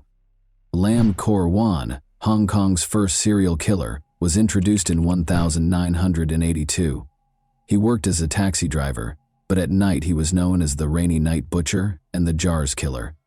Over the course of 7 months, he killed 4 young women, concealing their bodies beneath his family's couch and preserving their body parts in jars. Every murder was more graphic than the one before it. They all appeared in unsettling movies, from suffocation to the amputation of body parts. What perverse ideas motivated this man, and who was he? How did these women end up as his gullible victims? Let's discover the terrifying reality that was born on May 22, 1955, in the center of Hong Kong. Lam Kor Wan had a challenging childhood.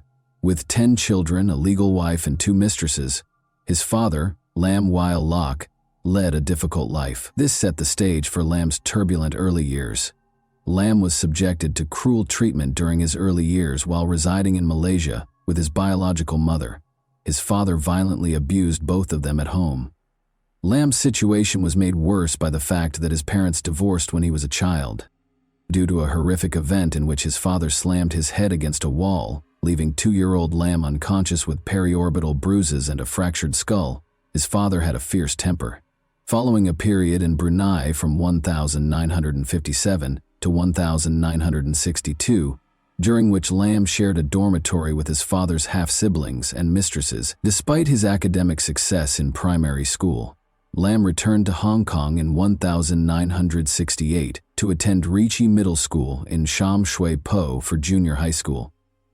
Having to balance 2 different school schedules because of his father's work had affected Lam's performance, particularly in mathematics.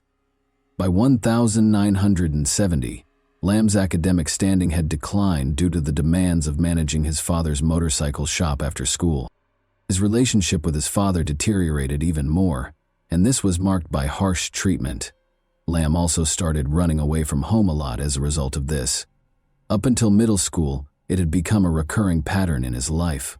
Lam had begun working in his father's motorcycle shop years after he had graduated from high school. He later went on to learn how to service air conditioners from a relative. The entire ordeal, which was replete with family issues during difficult times, had prepared Lam Kor Wan to become the enigmatic individual he would become. After a fight with his father outside a public restroom on Hakuin Street in early 1973, he was expelled from his house and sent home. After forcing a woman into the bathroom with a knife, he touched her lower body in an inappropriate manner. He was arrested as a result of this incident. A doctor examined Lam and determined that he had mental health problems, making him unfit for trial or incarceration. He was therefore ordered to receive treatment at King Shan Mental Hospital. He chose to change his name to Lam Jiao Koang by the time he was 19, after being treated for 102 days and being released from the hospital. Along with his collection of locked-away pornography kept in a metal ammunition box, his family noticed his odd fascination with the female body. Even though his family made an attempt to assist him, nothing seemed to change.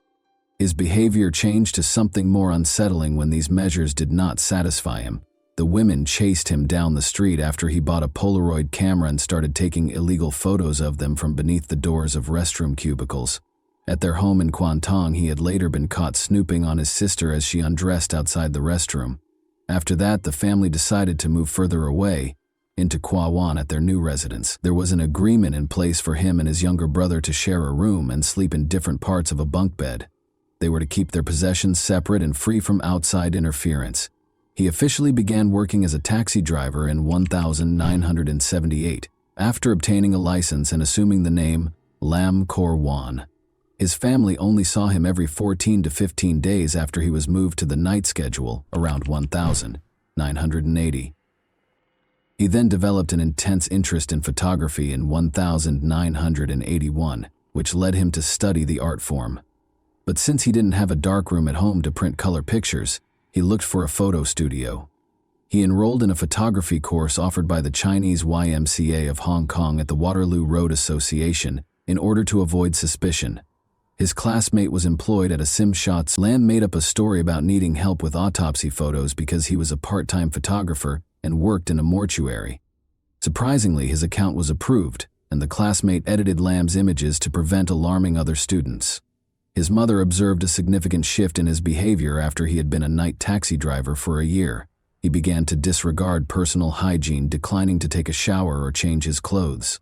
On the gloomy night of February 3, 1982, at the age of 27, his mother even saw him wander home like a sleepwalker in the dead of night, but his demeanor became forlorn. During his time as a taxi driver in the Sim Sha Tsui district, Lam changed from being a simple peeping Tom to something more sinister. He was looking for clients one day who were coming home from a night out. This is where things started to go south. When Chan Feng Lan, a clearly drunk woman, emerged from a restaurant at around 4 in the morning, she was in such need of a ride that many taxi drivers refused to give it to her. Lam, apparently unfazed by this, accepted her into his taxi and consented to drive her home. The inebriated woman asked to stop halfway through the trip, and when Lam braked close to a gas station, she opened the door to throw up. Uncertain of where she was, she asked Lam to return in the opposite direction after this disturbing incident. Later, Lammy admitted that he had considered killing her, but something inside of him snapped and he decided he had had enough after being initially disgusted by her vomiting. He went into a garage in the Simshasui neighborhood, circled to the passenger door, and strangled the young lady with an electric cable. He drove to his house at 5 in the morning when he usually finished work and parked in front of the building as usual. The night watchman slept on a cot in the entry hall and did not wake up, so he concealed the body in a big bag and carried it across the pavement into his apartment building while the street was empty. After Lam died, he went into the apartment as quietly as he could and spent several hours hiding the body beneath the sofa. Lam waited for his family to depart after breakfast while feigning to be asleep in his bed. He woke up and began preparing his room after his brother and parents had left the apartment. Lam purchased a power saw from the street using 500 yuan that he had stolen from the victim's wallet. To ensure that even the baseboards were adequately protected, he covered the floor with plastic. He began to dismember the innocent woman's body after placing it on the plastic. Despite his best efforts, he was unable to avoid leaving any blood traces, and some of it splashed onto the walls. He continued to dismember the victim's body for hours, taking pictures and videos of the entire procedure before naming the videotape a serious secret. After chopping her body into 7 parts, he wrapped paper around her head, limbs, and torso before sealing it in a plastic bag. The fact that he preserved the private parts in a Tupperware container with rice wine was the most unsettling aspect. In order to remove any traces of the horror that had transpired, he meticulously cleaned the crime scene, scrubbing the walls and floor and rolling up the plastic sheet. He drove to the new areas, making multiple trips to carry the body parts to his taxi while avoiding attention from onlookers who were confident he had removed any traces of the unsettling act. He stopped when he discovered an empty area on the banks of the Xingmun River, close to Shatin. He was determined to find a remote location to dispose of the body. He removed the packages from his trunk one by one and tossed them into the river, making sure no one was looking. The bundles were carried to the sea by the murky waters. The limbs floated from Lucky Plaza to the Bel Air Gardens area after being washed down by the intense rain. Lam had heard the terrifying news on the radio more than a week after the horrible deed. A limb had been found on the shores of the Xingmun River. More body parts were unearthed in the following days, leaving the police to piece together the tragic puzzle. To determine the approximate time the body was dumped into the river, investigators looked at tidal patterns. Interestingly, one arm had a unique tattoo of a heart with a knife through it, which was uncommon for women at the time. They arrived at this conclusion. Recognizing the victim, it was Chan Feng Lan, age 21. The police encountered regrettable difficulties even after issuing a public call for witnesses. Neither the taxi driver nor Chan Feng Lan's companions had seen the license plate. Lam didn't learn of the body part's discovery for over a week. The police had determined that the body belonged to Chan Feng Lan, a Simsha nightclub hostess and mother of 2. Chan's night out with her sister and friends, her taxi ride home, and the terrible fate she met at the hands of Lam Kor 1 were all revealed in the grim details. Sui. The next murder was carefully planned, but the murder had been opportunistic. He was determined to be more prepared because he was a perfectionist. His goal was surgical accuracy. He therefore chose to use professional tools rather than a power saw. In the end, he bought specialized surgical instruments and multiple bottles of formaldehyde after studying knives, blades, and scissors in great detail. Formaldehyde was a colorless, pungent chemical that was used for disinfection and preservation. Lam had claimed another victim on May 29, 1982, 3 days after acquiring his equipment. He was able to capture his second target, a bar employee. This time, he picked Chan Wan Kit calmly and used an electric cable to strangle her, before bringing her home. He waited in bed as usual for his family to get off work before beginning the grisly task of dismembering the body. Lamb had carefully prepared the room in accordance with his plan after thinking about what to do for days. After setting a sizable tray underneath the body to keep blood off the floor, he took out his video camera. Investigators later reviewed the video and found that he had carefully dissected the body while placing the tray beneath the family's parakeet cage. When Lamb had finished chopping it into pieces, he displayed remarkable skill. As Lamb considered a secure location for the body's disposal, he once more took photos of the various body parts. After numerous nighttime excursions, he eventually discovered the ideal location. He placed the body parts in a large plastic bag and put it in the trunk of his taxi this time. He drove through the tunnel to the selected location, Hong Kong Island, early in the morning. A 20-minute drive east of the city center was Tai Hang Road, a residential neighborhood with a lot of trees. Following his parking in a secret area of the road, the heavy bag became difficult for him to carry out of the trunk. As he watched it roll down the slope into a muddy ravine, he carried it a short distance up to the railing and threw the body over it. Lamb had been thinking about what had happened that night all the time in the days that followed, not because he was sorry or regretful, but because he wanted to become a better person. On June 17, 1982, 2 weeks later, he had struck once more. Leong Saw Wan, a 29-year-old nightclub cleaner, had left work at 4 a.m. and was in Lamb's taxi shortly after she met her terrible end. Lamb took her lifeless body back to his house and engaged in a terrifying string of acts.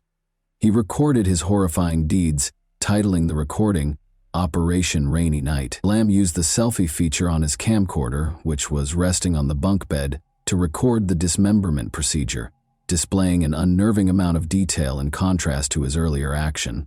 On this occasion, he even cut open the abdomen, removed the intestine, and even tried to taste human flesh before giving up because it made him sick. Then, in yet another horrific episode of this gruesome rampage, he abandoned the severed limbs in a burlap bag on Tai Hang Road. Lamb had grown bolder with every crime. Knowing the bars in the Tsim Sha Tsui neighborhood, he had spent his time meticulously planning his next crime. He was also aware of the locations where women frequently waited by themselves for his cab. He had wanted the next victim to be a woman from a higher social class, but his first 3 victims had been what he had dubbed bad girls. He purposefully chose a young woman who seemed innocent, and this time it was Leung Wai Sum, 17. On July 2, 1982, Lamb had discovered her outside the Tsim Sha Tsui hotel. Before the final exams, she had gone to a party at her high school, but she had made the decision to leave after dinner. Her high school friends had gotten her a cab to make sure she would get home safely. Lamb parked his car and guided her to a remote road. When he took hold of her wrist and handcuffed her to the front seat, the teen was frightened. Surprisingly, he wanted company, which was another reason he wanted to keep her in his taxi, even though it was only 9:30 p.m. and too early for him to go home. Desperate for a friend, he kept Ling confined for hours, asking her about her family, religion, and life in general. He wanted to talk to her without any friends. Lamb was generally enjoying her company, but that didn't stop him from carrying out his gruesome scheme. Lamb began strangling the teenager with the electric cable after she fell asleep at around 4 in the morning. He then brought the dead girl's body home and, as usual, waited for his family to vacate the apartment. He hung his video camera from a high shelf and started recording when no one else was home. This was the video that the police would eventually play in court. The video wasn't just unsettling. Lamb was acting necrophilically, that is, performing inappropriate acts with the dead body in the video. It should be mentioned that Lamb had burned the young victim's skin after falling on her thighs while he was earlier assembling the lighting apparatus to record his activities. In order to later refer to it as the 4/3 operation, he also recorded it on video and took pictures of her. Then, just like he had done with the earlier victims, he dismembered the body, which would later come back to haunt him. On August 10, 1982, he later left the body on Tai Hang Road. Lamb tried to make his 4th victim's mutilated photo larger. As it happened, Lamb's friend had to move Lamb's negatives to the Mongkok branch for magnification because the enlarger at his friend's photo shop was broken. Suspicious as he was, The branch's photo editors discovered disturbing details in the developed photos during the manual enlargement process, suggesting a possible connection to the dismemberment of a human body. A picture of a severed breast and a burn mark on the victim's thigh were among the features that prompted the shop supervisor to call the police. The Kowloon Regional Homicide Squad was given the case by the police after they received the report. Detectives, under the direction of Sergeant Lee Kwon, obtained statements from the clerks at the Sima, Sui, and Mongkok branches while safeguarding the negatives and photograph. After a thorough examination and analysis of the flesh and blood color, the forensic officer from the Scientific Forensics Department concluded that the photographed corpse had been dead for less than 3 hours. The dismemberment technique ruled out the possibility that the perpetrator was teaching pictures because it implied that they lacked medical anatomical knowledge. The typical green sheet used in autopsies was conspicuously missing. Additionally, forensic specialists verified that the images were taken directly from a real body rather than from printed materials. In one picture, a tiny drop of water also reflected half the face of a girl who looked like Leong Wai-sum, who had disappeared on July 2. The police decided to make an arrest after concluding that Ling had been murdered, based on the results of the Scientific Forensics Division and medical examiner. Sergeant Lee had led the team in an ambush at the photo shop early on August 17. He asked the clerk to mix a Lam set of 13 photos with a few other pictures and encouraged him to talk to Lam about the pictures, where they were taken, and why they were being enlarged. The goal was to document the discussion and collect supporting documentation. Lam arrived by taxi to pick up the pictures at about 6 o'clock in the evening. Following his friend's request, he carefully examined each picture and clarified that the enlarged images would be used for courtroom presentations, especially so jurors could see the contents more clearly. Lam said that he worked in mortuaries on a regular basis. Sergeant Lee revealed his identity after verifying the images and making the payment, and he immediately took Lam into custody. Lam first made up a story, claiming that the pictures were taken by a four-eyed man he had met in Kwan who worked for the Oriental Daily. Investigations, however, showed that there was no such individual. In order to gather tangible evidence, the authorities promptly requested a warrant so they could search Lam's home within the allotted 48 hours. Otherwise, they would have needed to let him go. During the search, they found personal belongings, preservatives, anatomy books, surgical instruments, Lam's cupboards, and severed body parts, including the deceased women's breasts and vaginas. His taxi was also seized and searched by the police, who left a note on the windshield stating that it was not to be towed and that it had been involved in a crime. Subsequent investigation of the car turned up evidence like wire and handcuffs in the glove box, as well as 2 holes in the back of the front seat that were probably made by one of the women who died wearing high heels during a struggle. Investigators allegedly recovered a large collection that included 1,900 carefully coded photos, 1,500 color slides, and 696 negatives that documented coronavirus victims at different points in his crimes. His thorough documentation greatly facilitated the police inquiry. All of his victims' body parts were eventually found by authorities, allowing for their identification and eventual return to their families. To assist with the investigation, Lam Korwan was taken to the police station with his father and younger brother. Authorities suspected that the taxi driver wasn't acting alone because of the small living area and the amount of evidence found in Lam and his brother's bedroom. After 3 days of intense interrogation and detention, Linwas was freed. The younger Lam insisted that he had little contact with his brother because of their divergent schedules and was neither involved in nor aware of the incidents to expedite their release. Korwan was pressed by their father and younger brother to make it clear that they had nothing to do with trying to get her son to confess. Lam's mother went to the police station as well. Korwan assisted law enforcement in identifying the victim's body parts. The police, however, continued to suspect the younger Lam of involvement despite their cooperation. As a result, both brothers were brought before the Sanpo Kong magistrates' courts on 4 counts of murder. In order to support the younger brother's persistent denial of involvement, they were later moved to the Sulam Psychiatric Center for evaluation. After the 6th hearing, he was ultimately freed because there was not enough evidence.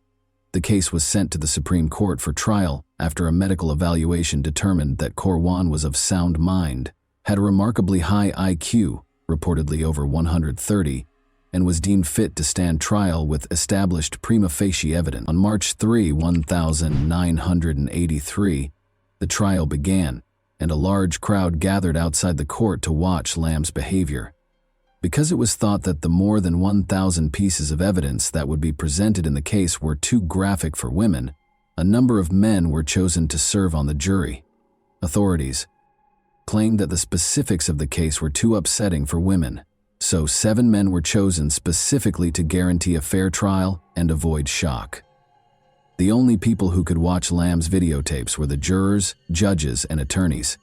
Furthermore, during the trial, the victim's organs were not allowed in the courtroom. Police officers, Photoshop employees, forensic and scientific specialists, and even Lamb's relatives were called as witnesses by the prosecution. Acknowledging the strength of the evidence against him, Lamb negotiated a reduced sentence in exchange for admitting to manslaughter. But this appeal was turned down. The jury was instructed by the judge to choose between charges of murder and manslaughter, rather than to discuss Lamb's guilt. With testimony from 5 psychiatrists, the trial descended into arguments about Lamb's mental health. 3 of them suggested an obsession with women, while 2 questioned his self-control. On April 8 the same year, after 18 days, the judge gave the jury instructions to render a verdict based on whether or not they thought Lamb had control over his actions during the crimes. The jury unanimously concluded that Lamb was sane, motivated by aberrant desires, and guilty of murder. After more than 3 hours of deliberation, Lamb was originally given a hanging death sentence, but thanks to the governor's pardon, his sentence was reduced to life in prison when Hong Kong abolished the death penalty in 1984. Following his conviction, Lamb was taken to Stanley Prison and then Shekpik Prison, where he was called a lamb by the other inmates. He kept a low profile, avoiding conversations about his past and valuing his privacy. Rob. He reportedly had a modest salary, was reticent and rarely interacted with people. He read religious, medical, and newspaper articles and took part in Catholic and Christian classes while incarcerated. While he did not receive family visits, he did occasionally receive visits from church volunteers. He amassed a reputation among the prisoners for his understanding of purple star astrology, a type of Chinese fortune-telling, and his cell was stocked with books and newspapers. When Lamb applied for parole in 2018 at the age of 62, after serving more than 34 years, even prison officials sought his counsel, raising public outrage. The parole board decided against changes or parole at that time due to concerns about the possibility of repeat offenses, even though they review parole every 5 years.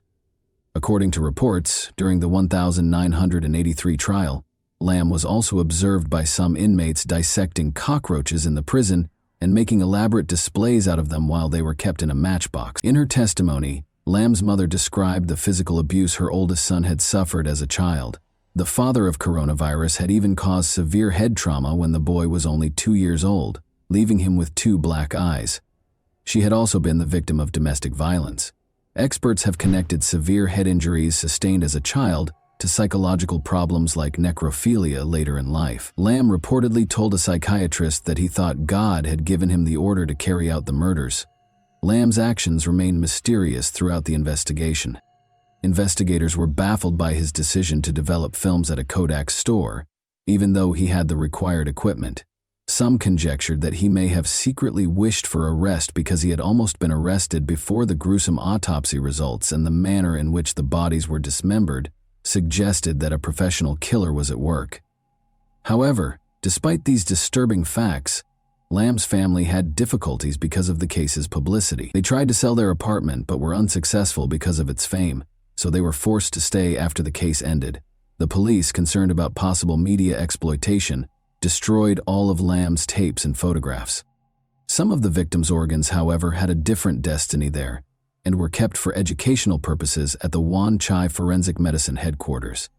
As our journey through Lamcor, Wan's haunting saga, comes to an end, it is important to remember these 4 innocent women whose lives were tragically taken. Lamb's father sought atonement for his son's sins on November 16, 1986, by dedicating a memorial tablet at Yuan Shin College for the lives lost to his son's evil. The story of Lam Kor Wan serves as a chilling reminder of the intricacies of the human psyche and the terrible outcomes they can produce. Such tales act as a forceful plea for greater comprehension, awareness, and attention to mental health. As the first serial killer in Hong Kong's history, Lam Kor Wan, now 68, is serving a life sentence in the maximum security Shek Pik prison on Lantau Island for the gruesome killings that rocked Hong Kong in the early 1980 CE. His reign of terror came to an end on August 17, 1982, the fateful day of his arrest, when he was just 27 years old. His horrifying post-crime rituals, which included hiding victims under the family couch and preserving body parts in jars, earned him the terrifying nicknames the Rainy Night Butcher and the Jars Murderer. Such unsettling behaviors reveal a terrifying picture of a disturbed mind.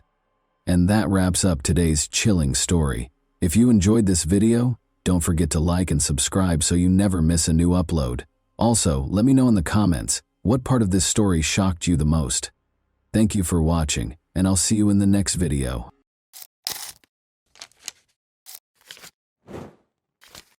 Hey guys, welcome to my channel, and today we're going to take a look at another horrible case with you. It was a very pleasant evening for the Solis family on Friday, April 20, 2012. Their 6-year-old sister, young Isabel, was present at a baseball game between Rebecca and Sergio's 2 sons. The family went home after the game, which lasted until 10 o'clock. Rebecca braided the girl's hair to save time before work the following morning, when she was scheduled to play baseball. After saying goodnight to his daughter, Sergio departed at 11 o'clock. Isabel frequently slept in her brother's room, even though she had her own bedroom. This night, however, she remained by herself. Becky and the boys soon fell asleep, and Sergio dozed off on the couch as he watched a baseball game that he had previously recorded.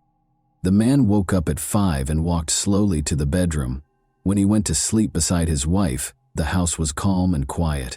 Rebecca left for work at the medical center 2 hours later. The woman heard nothing and saw nothing out of the ordinary in the house. She left for work without visiting her daughter's room. Isabel wasn't in her bed when Sergio went to get her up for the game at about 8 in the morning. No one answered when he asked his sons if they had seen their sister.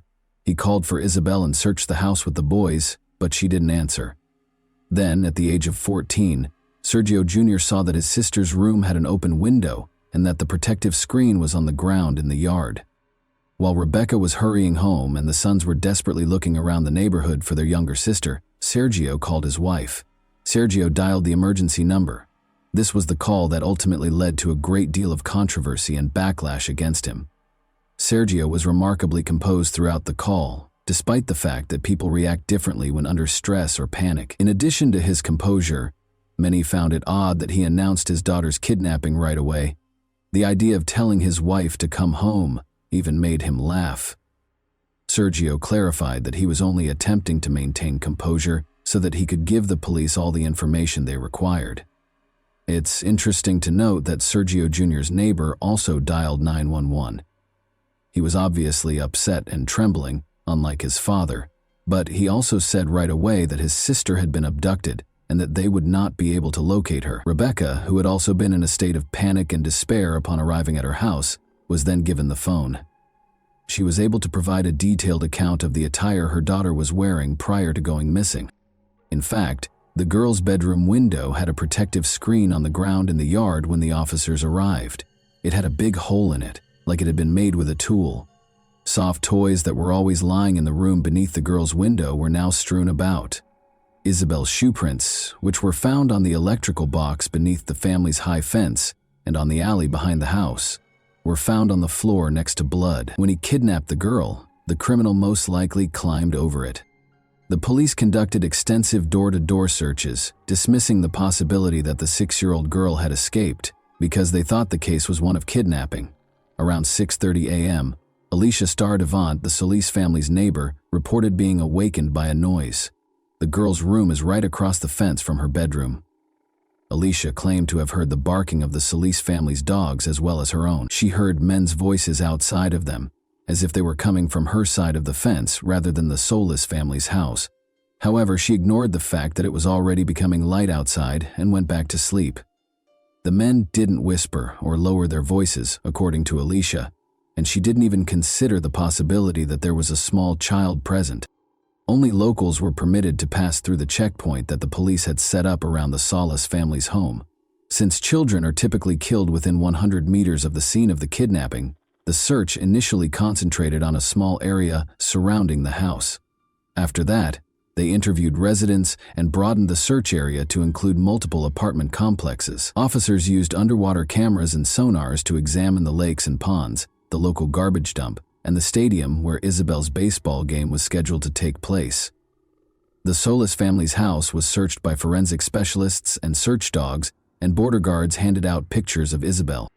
There is a significant likelihood that children who disappear in Arizona wind up on the Mexican border. Furthermore, 16 criminals who had harmed women and children resided close to the family's residence in 2012. At the time, they were all questioned and turned away. There was a theory that someone had followed the family after spotting Isabel playing with her brothers in the evening and kidnapped the girl from the house at night. Officers followed this lead by looking up the registration numbers of every vehicle in the parking lot.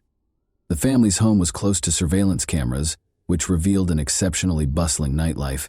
A car belonging to a private security firm pulled up in the alleyway close to the house at 2:36 a.m. 10 minutes later, 2 more cars were spotted in the parking lot. All of a sudden, there were a lot of people walking around the house, some of them curious about the trash cans. A car sped around the corner next to the trash can an hour before the 911 call, but during the 10 hours of filming, the girl did not show up anywhere. However, when the police searched the house, they found something intriguing. Inscriptions were discovered by the officers on Isabel's wardrobe doorframe. Rebecca said she was unaware of the inscriptions, which were written in a child's handwriting and contained phrases like "bad father," "I don't love father," and "bad day." Nevertheless, the police chose to thoroughly question Isabel's family. According to one of the sons, their father got violent, cursed, and struck him twice after drinking. Concerned about the Solis sons, investigators invited Child Protection Services staff because, as it turned out, the agency had been called to the family's residence multiple times. One of the boys left a glass in the detergent while doing the dishes in January 2012.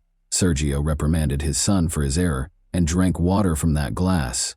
The boy told his friends about the incident the following day, and someone's parents called Child Protection Services, despite Rebecca's insistence that they laughed about it. In any case, Sergio willingly left the house in May 2012 at their request, despite Rebecca's assertion that her husband was a great father and that all questions would be addressed when Isabel got home. Sergio was able to return home to his wife and sons after the incident was quickly resolved, but the family was disappointed that the investigation produced no findings. The police kept focusing on them, Sergio in particular, even though they were never named as suspects. "It feels like the investigation never went beyond this house," the man later said. "That is the reason it is so distressing." They therefore engaged private investigator Jerry Snyder to look into Isabel's kidnapping objectively, and he suspected Rebecca's cousin Justin Master Mourinho. Initially, Justin spoke to reporters and conducted interviews as a spokesperson for the family. However, 2 weeks after Isabel vanished, he sent his car to Florida, hired the top attorney, and departed without responding to inquiries from the police or media. The private investigator found such behavior odd. Furthermore, Justin still had the key to the house after living there for a long time with the Solis family. According to one version, Justin might owe someone money because he had previously spent the night in Isabel's room. The criminal would come for him, but instead of Justin, they would find Isabel in the room and take her as leverage, or as ransom. Sebastian Hartsfield, a friend of his, is certain that Master Mourinho made the correct decision and would have left as well if he had the money. The problem is that Justin was fed up with the public's and media's invasive attention. Sebastian claimed that he and Justin spent the night of the kidnapping together. He reluctantly acknowledges that he and Justin smoked and drank all evening because it was April 20, National Cannabis Day. Sebastian is certain that his friend is innocent, even though there was a 6-hour lapse while they were sleeping, and he is unsure of Justin's whereabouts. The police chief stated that the investigator the family had hired had no evidence, but the police were certain of Justin's innocence when they finally questioned him. It is noteworthy that Sergio's daughter was abducted for ransom and that he was also suspected of owing money to criminals. Isabel was at the age when family members most frequently kidnap children. Sergio kissed her goodnight at 11 o'clock, the last person to see her after she was abducted from the house where only her family members were present. He failed the polygraph exam. Furthermore, the dog's nighttime barking serves as an indirect indication that a family member was involved. How could an outsider be aware of the girl's room location, the fact that she wouldn't be sleeping in her brother's bedroom, and the fact that her room would be dog-free? Her bedroom was usually where at least one of them slept. How could the kidnapper have known exactly how to get past the street security cameras? However, aside from suspicion, neither Justin nor Sergio were connected to the crime. Isabel was where? Rewind to the morning of July 23, 2012, when 3 distress calls were received by the rescue service. A young girl called to report that she had been kidnapped. "He's coming," she said, mentioning Isabel's name and identifying the district in which she was located. Before the call ended, the officers searched the designated district but were unable to locate anyone. 2 sisters, ages 9 and 11, lived in the apartment complex where they traced the call. The sisters had just chosen to pull a practical joke. Despite the commotion, the calls were promptly released. However, the city had to pay $4,700 in officers' wages for the search in the district the girls had designated because of their joke. The police made multiple attempts to raise awareness of the case after this incident, such as posting a picture of Isabel's potential appearance years later. However, the case remained unresolved for years in spite of all efforts. Who took Isabel hostage? Was she taken by someone the family didn't know who came in through a window? Did Justin think about kidnapping Isabel in order to demand a ransom because he was in debt, but the kidnapping didn't work out? Are there relatives hiding what happened to her? And was one of her brothers complicit? Or is the biological father of Isabel more knowledgeable than he claims to be? Unexpectedly, the case made a breakthrough on February 8, 2017. Melissa called the FBI and said they should talk to her fiancé, Christopher Clements, regarding Isabel's disappearance. They should speak with him because, allegedly, he might know something about the girl's disappearance. But Melissa was unable to elaborate. It was easy to find Christopher because he was incarcerated on robbery charges. Christopher assured the agents that he was aware of Isabel's location, but he insisted on a bargain in return for information on her whereabouts. In Isabel's case, he demanded complete immunity, the dismissal of his charges, and the return of his seized Acura Honda. He reassured them that only he and a member of the Solis family are aware of the girl's fate. He made hints that Sergio was aware of and complicit in his daughter's kidnapping. Christopher informed them that at a nearby pawn shop, Sergio was observed giving Mexican gold coins to a customer. After an alleged altercation, Isabel was taken to collect the money her father owed for the pilfered coins. Regardless of how much the agents probed him, Christopher stayed away from specifics and spoke in general terms. The man refused to back down, a deal in exchange for information. He achieved his goal. After negotiating, the prosecutor's office dropped the robbery charges and gave the car back. On March 3, 2017, the police and FBI discovered Isabel's remains after the man gave them the location. Rebecca and Sergio Solis had to confront the sobering realization that Isabel had permanently departed. Any hopes they had of a joyful reunion were dashed. Christopher Clements did not, however, get the freedom he had hoped for from the agreement. He was instead taken to the Maricopa County Jail, where he was accused of committing another robbery. Full immunity, which Christopher insisted on in Isabel's case, was not provided by the agreement. Investigators started looking into the man's past in greater detail. He committed first-degree violence when he was 16 years old, beginning his criminal career. Ever since, he had been in trouble on several occasions. The man's ex-wife claimed that Christopher was compelled to sleep in the car until they left, frequently brought girls home from strip clubs, and was obsessed with adult films. He was employed at a shopping mall just 2 kilometers from Isabel's residence when she vanished. Detectives definitely looked into Sergio's relationship to the local pawn shop that Christopher had mentioned. 2 months prior to Isabel's kidnapping, they learned that 21 gold coins had been taken from a woman's home, and they assumed Christopher was the thief. Hours after the theft, he was seen on the security camera entering the pawn shop, delivering the items, and taking the cash. Sergio's involvement or any connection to the case was not implied in the video. Christopher was probably merely researching the charges against Sergio that were reported in the media and speaking with agents in an attempt to discredit the girl's father. A search warrant for the home where Christopher and his fiancée Melissa previously resided was among the many that the police were issued. Investigators discovered a sheet of plywood in one corner of the yard, beneath which was a plastic container filled with ashes and a number of gory finds, such as a faded, lilac child's hooded hoodie and a very young child's school assignment with the name Mercedes on it. She was Isabel Mercedes Solis in full. On Christopher's devices, they also discovered explicit images of girls between the ages of 3 and 13. His computer was searched for Isabel Solis, unsolved cases in Arizona, and child killer acquitted. According to a former acquaintance, Christopher discussed the Isabel case and hinted that there might be evidence in his car's trunk. Thus, its return was essential. The vehicle, a Honda Acura, was reportedly given back to the man in return for details regarding Isabel's location. Although Isabel's cause of death is still unknown, the same acquaintance claims that she was suffocated and that chemicals were poured over her body. The man recalled that Christopher had concealed pictures of the Solis house in a Bible in his room and showed them to him. In addition to obtaining a warrant for this Bible, investigators did discover images of the house. After 2 months, the Tucson police chief declared that they had a suspect, Christopher Clements, 36, who was accused of 2 murders. The problem is that when Christopher told 2 agents on March 3, 2017, where they would find Isabel, he pointed out a crucial marker, a stack of tires that obviously did not appear there in a single day. The agents were immediately alarmed by this instruction, because the police had discovered the body of a teenage girl from Tucson near that same tire pile a few years prior. Maribel Gonzalez was the girl's name. Isabel had been missing for 2 years when a rescue service dispatcher received a terrifying call in June 2014. A woman reported seeing a body by the side of the road.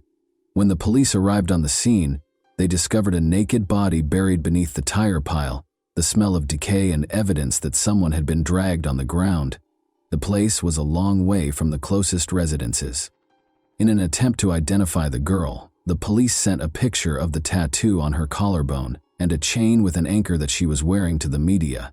In fact, a number of people reported that it was 13-year-old Maribel Gonzalez to the police. According to Maribel's relatives, she was seeing Mariano, a man in his 20s. A month before Maribel vanished, they ended their 3-year relationship. Around 11 or 12 p.m., Mariano told the police she sent him a message. She had a fight with her mother the day she vanished, so she asked him to come get her. He had to get up early for work, so he disregarded her message. She was never seen by him again. Even at night, she enjoyed taking solitary walks, according to her boyfriend. She also enjoyed visiting the mall, which is the same one where Christopher Clements worked and is close to Isabel's house. Because the bodies were discovered close to one another, the police were able to connect these cases. Maribel's DNA and Christopher's DNA were compared, and they matched. 2 years prior to Maribel, Isabella was abducted and murdered. Could Maribel's death have been avoided if the offender had been apprehended following the initial crime? As it turns out, Christopher's name was mentioned multiple times during the investigation, prior to his 2018 conversation with the agents. As is already known, the officers got in touch with everyone who lived close to Isabel and committed sexual offenses, which are violent crimes against women and children. Christopher was one of 16 names on the list. He was classified as a Class 3 offender, which means that he has a very high chance of committing the same crime again. He spoke with the police, but he clearly managed to persuade the officer that he was unrelated to the case. Maybe he had an alibi from his girlfriend. In addition, Isabel's parents requested that anyone who might raise suspicions, such as traders, distributors, advertising agents, unannounced visitors, or unexpected meetings, be remembered after Isabel vanished. Rebecca thought of the man who had shown interest in their red Acura right away. Despite his 2 visits, he never entered the house, and the woman was unaware of his name. It's interesting that during the interrogations, Christopher also brought up that encounter. On February 10, 2017, he told FBI agents this. He claimed that 2 individuals feigned interest in the vehicle. Actually, they had to confirm that Sergio actually resided at that address. Rebecca gave them her phone number and insisted that they speak with her husband Sergio about the possibility of purchasing from him. The men thus verified their desire. Christopher claimed that although he was aware of the visit, he had never gone to the Solis residence. However, he repeatedly used the pronoun we rather than they throughout the conversation, seemingly admitting that one of the men was actually him. With one exception, the woman described only one man who fit Christopher's description and drove the same car as him. Her account of the visit deviates slightly from her husband's account, but otherwise, it is consistent with Rebecca's account. What if this lead had been pursued by the police right away after Isabel vanished? Would they have found Christopher Clements as a result? Investigators think Isabel was not abducted on her own initiative. Christopher's crimes were premeditated. When the woman from whom he had stolen gold coins was not home, he called her house several times. As early as October 2011, he also made a call to the Sellers family residence. Christopher washed his car and changed his phone number the day after the kidnapping. He usually pays about $10.35 to have his car cleaned, but this time he paid $110. However, since phone records connected Christopher to two crimes, changing his number did not help. The shoes that Christopher was frequently spotted wearing and even photographed in, but which none of the Solis family wore, matched the footprints discovered at the scene of Isabel's abduction. Investigators also examined images on his devices and discovered a small snapshot. It was a selfie of a man who resembled Clements, sitting in the front seat of a car, and a young girl who was lying on the back seat and looked a lot like Isabel. Rebecca and Sergio saw the picture. The woman acknowledged that the girl looked like Isabel, but the poor quality of the picture prevented her from being certain. When Melissa, his fiancée, saw the picture, she started to shake, despite Christopher's claims that the child in it was his son. The child did not seem like her own. The 1.5-year-old boy with the fair hair did not look like the child in the picture. Rather, it resembled a girl with dark hair who had her hair braided, a style that Isabel's mother had adopted shortly before the abduction. The defense contended that Christopher was not carrying his phone when he made those calls. The footprints were first identified as work boots, and the blood in Isabel's bedroom most likely existed prior to the kidnapping. In order to prevent the prosecutor from presenting evidence for both crimes at once, Christopher's attorneys were successful in their efforts to have the Isabel case and the Maribel case tried separately. But since he had already been convicted of Maribel Gonzalez's murder, this did him little good. He is still awaiting trial for Isabel's abduction. And that wraps up today's chilling story. If you enjoyed this video, don't forget to like and subscribe so you never miss a new upload. Also, let me know in the comments, what part of this story shocked you the most? Thank you for watching, and I'll see you in the next video.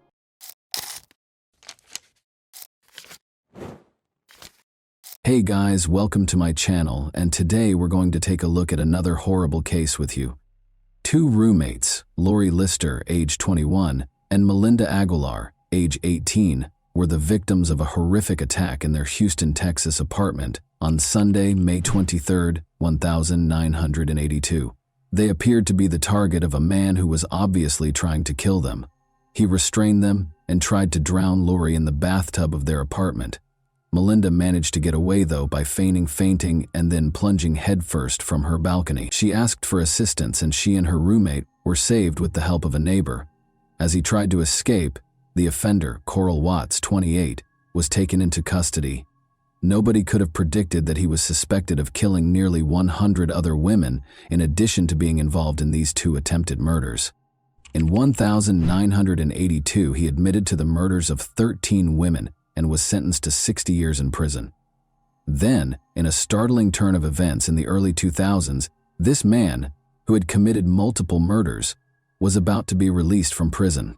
He was reclassified as a nonviolent felon as a result of a contentious court decision. Remarkably, well-behaved nonviolent felons could have 3 days taken off their sentence for every day they served under Texas law. Model inmate Watts had accrued enough time deductions to be eligible for release on May 9, 2006. The public, police, and relatives of the victims were all in complete shock and terror. Everyone was plagued by the unanswered question, why? How could a murderer like him be freed against all logic? What possible reason could there be for releasing a serial killer who has killed numerous people? Richard Eugene Watts and Dorothy Mae Young were the parents of Carl Eugene Watts, also known as Coral, who was born in Killeen, Texas, on November 7, 1953. His mother was a kindergarten art teacher, and his father was a private first class in the Army. Watts was raised by his mother after his parents divorced before he turned 2. After they moved to Inkster, Michigan, Dorothy May married Norman Caesar, a mechanic, in 1962. The two of them had 2 daughters. Watts and his sister fought meningitis when Watts was 8 years old. He was held back in school for an additional year and missed the 3rd grade because of the illness, which almost took his life. Watts was temporarily housed at Herman Kiefer Hospital, where he required isolation from other patients and spinal taps. Journalists reported that Watts' body temperature rose to dangerously high levels, which raised questions about possible brain damage. His family observed a change in his personality after his illness. His memory deteriorated, his attention span was shortened, and he became shy, quiet, and introverted. Having been held back a grade and experiencing chronic insomnia, Watts struggled to keep up academically. His sleep cycle was disturbed by violent dreams in which he battled and killed the evil spirits of women. At the age of 12, Watts started to enjoy his sleep-induced fantasies of torturing and killing girls and young women. When asked later about his crimes and the reason he killed his victims, Watts explained that he wanted to free their spirits because they had evil eyes. Watts began stalking girls at this time, still a teenager, and it's believed he may have killed his first victim before turning 15. Police identified Watts as the attacker in the July 29, 1969 attack on 26-year-old Joan Gave when she was 15 years old. Watts knocked on Joan's apartment door while delivering his newspaper, and when she opened it, he attacked her severely. He carried on with his delivery route as if nothing had happened, with no remorse. Coral was arrested at his residence as a result of Joan's quick reporting of the incident to the authorities. He was then ordered to receive mental health care at a mental hospital in Detroit called the Lafayette Clinic. A psychiatric evaluation indicated a delusional thought process and a full-scale IQ of 75, indicating mild intellectual disability. He did poorly in school, but a police officer later said he was very, very intelligent and had a great memory. On November 7, 1969, Watts was discharged from the Lafayette Clinic. Watts received a football scholarship to Lane College in Jackson, Tennessee, after graduating from high school in 1973, despite having academic difficulties. After 3 months, though, he was expelled on charges of stalking and assaulting women. Watts' expulsion was also influenced by suspicions surrounding his ruthless killing of a female student. Even though there was not enough evidence to convict him, he moved to Houston, Texas after being expelled. Coral and his girlfriend Dolores Howard welcomed their daughter, Nikisha Watts, in 1979. Coral and Dolores, however, went their separate ways and broke up soon after her birth. Following that, Coral married Valeria Goodwill. Not long after they were married, Valeria saw that Coral was acting strangely. He broke candles, melted them on a table, rearranged furniture all the time, chopped up houseplants with knives, and strewn trash all over the floors without cleaning up after himself. Furthermore, he would abruptly depart after intimate moments, going missing for a few hours. Sadly, they were only married for 6 months. Although there are hints that Watts may have had more victims before this, his murders officially started in 1974, when he was 20 years old. After abducting his victims from their homes, he tortured them until he killed them. His victims were mostly slender, attractive white women between the ages of 14 and 44, and he struck in different states. Watts killed his victims by a variety of means, such as drowning, bludgeoning, stabbing, and strangulation. 10:45 a.m., Coral knocked on the door of Lenore Knizacki's apartment on October 25, 1974, saying she was trying to find Charles, one of his siblings. He carried on a conversation with Lenore. Coral asked if he could leave a note when she opened the door, the chain still fastened. He unexpectedly attacked Knizacki and strangled her until she passed out as she went to get paper. Lenore later called the police, but they couldn't find her attacker. Gloria Steele, 20, was thought to be Watts' second victim and was brutally murdered and tortured 5 days later on October 30, 1974. Gloria was a mother and a Western Michigan University student. She was discovered with 33 stab wounds to her chest from a wooden carving tool, as well as a crushed windpipe. Because there was insufficient evidence, Watts was not charged with direct murder. Diane K. Williams, an apartment resident manager and the sole witness, saw a black man looking for Charles throughout the apartment building. Coral grabbed her when she saw Williams, pried open her door, and pulled her inside. Williams' phone rang during their struggle, so she knocked it off the hook and yelled for assistance. Williams saw her assailant getting into a tan Pontiac Grand Prix as he ran away. Both Williams and Knizicki recognized Coral in a police lineup. Coral had been arrested for stealing plywood from the campus of Western Michigan University.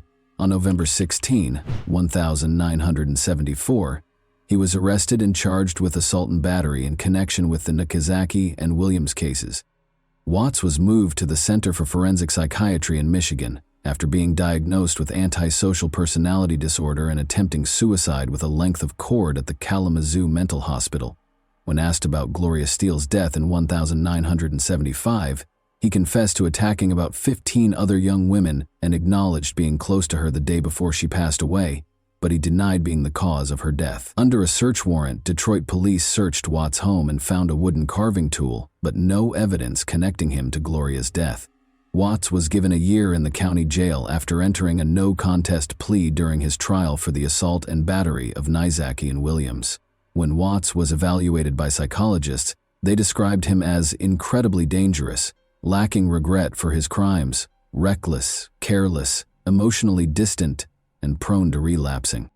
Following that, he killed 5 women in a series of attacks that took place in the Detroit area over the course of a year. One odd finding was that most of his crimes took place on Sunday mornings.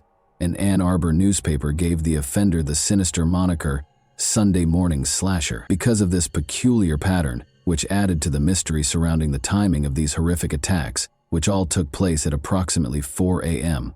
On April 20, 1980, Shirley Small, then 17 years old, was fatally stabbed twice outside her Ann Arbor, Michigan home. On July 13, 1980, 26-year-old Glenda Richmond was the target of a similar attack. Although there was not enough evidence in either case to convict, Watts' traits were evident. On September 14, 1980, 20-year-old graduate student Rebecca Huff was discovered dead after suffering about 50 stab wounds, the first murder that can be directly linked to Coral. On October 6, 1980, a 20-year-old named Delpy survived an attack, but he suffered serious injuries, such as muscle weakness and partial paralysis.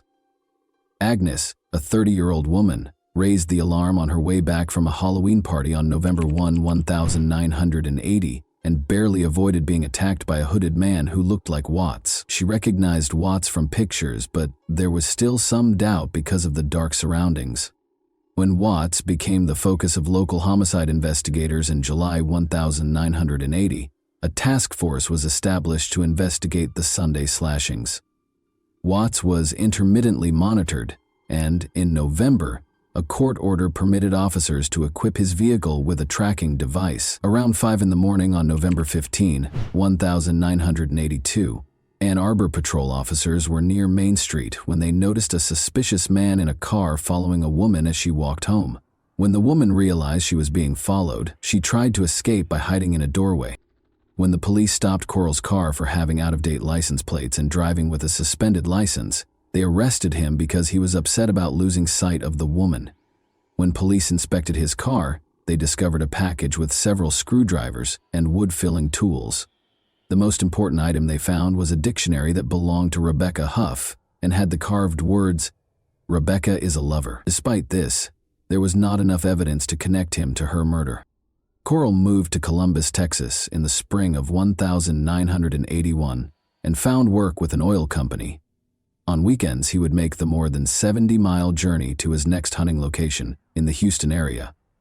Watts murdered scores of women, including dozens, between 1974 and 1982. Watts avoided being identified as a serial killer for almost 8 years in spite of the long list of victims. This elusiveness was caused by multiple factors. The fact that Watts operated in multiple jurisdictions and even states made it more difficult to link the crimes. His method of operation also deviated from the norm because, in contrast to many other serial killers who prey on women and girls, He never had physical contact with his victims. As a result, connecting the crimes was difficult, even after DNA testing was developed. Law enforcement did not recognize Watts as a possible criminal until his arrest in 1982, and those who knew him did not view him as a suspect. Watts broke into the Houston apartment of Melinda Aguilar, then 18, and Lori Lister, then 21, on May 23, 1982. Watts strangled Lori down the steps outside the apartment after she returned from work. He then went into the apartment and strangled Melinda, who feigned unconsciousness. Melinda was able to avoid being fully strangled. Watts intended to drown Lori, so he wire-tied her hands behind her back. He filled the bathtub with water and carried Lori's body upstairs to the bathroom, but Melinda took advantage of the situation and jumped out of the window to get assistance. Watts first attempted to elude capture, but was caught, and Lori was saved. Investigators began connecting him to recent murders of women while he was in detention. Texas prosecutors felt there was not enough evidence to convict Watts of murder despite the connections. After Melinda Aguilar and Lori Lister were attacked, Harris County Assistant District Attorney Ira Jones negotiated a plea deal in May 1982. Watts would be charged with burglary with intent to murder in exchange for his complete admission of guilt and immunity from prosecution for murder. For this offense, he consented to a 60-year sentence. After Watts agreed to the terms, investigators found the remains of 3 victims. At last, Watts admitted to assaulting 19 women and killing 13 of them. While he acknowledged that he killed some victims, he did not confess to the deaths of others. His cases in Michigan, however, remained open after Michigan authorities refused to take part in the agreement. When the Texas Court of Appeals decided shortly after Watts' prison sentence that he had not been told that the bathtub and water he used to try to drown Lori Lister were deadly weapons, the hope for justice took a tragic turn. Due to this ruling, he was eventually granted early release and reclassified as a nonviolent felon. This was due to Texas law at the time, which allowed nonviolent felons to have 3 days taken off their sentences for each day they behaved well. As a model prisoner, Watts accrued time deductions that resulted in his potential release on May 9, 2006. There was little comfort in the early release law's subsequent repeal, which was brought about by public outcry because the Texas Constitution prohibited its retroactive application. As Michigan Attorney General Mike Cox looked for evidence to convict Watts of murder and stop his possible release in 2004, a call for justice reverberated across the country. Westland, Michigan resident Joseph Foy courageously came forward to describe the horrific scene of Watts-like man killing 36-year-old Helen Dutcher on December 1, 1970. 12 stab wounds had claimed Helen's life.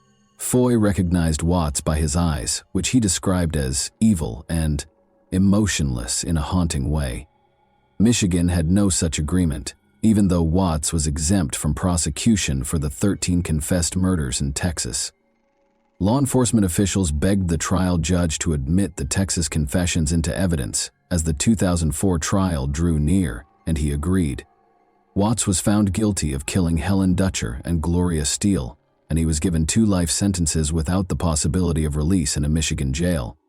He was given a sentence on November 17, 2004, to serve his time in an Ionia, Michigan, maximum security prison. But a few years after this sentence started, on September 21, 2007, he died in a Jackson, Michigan hospital from prostate cancer.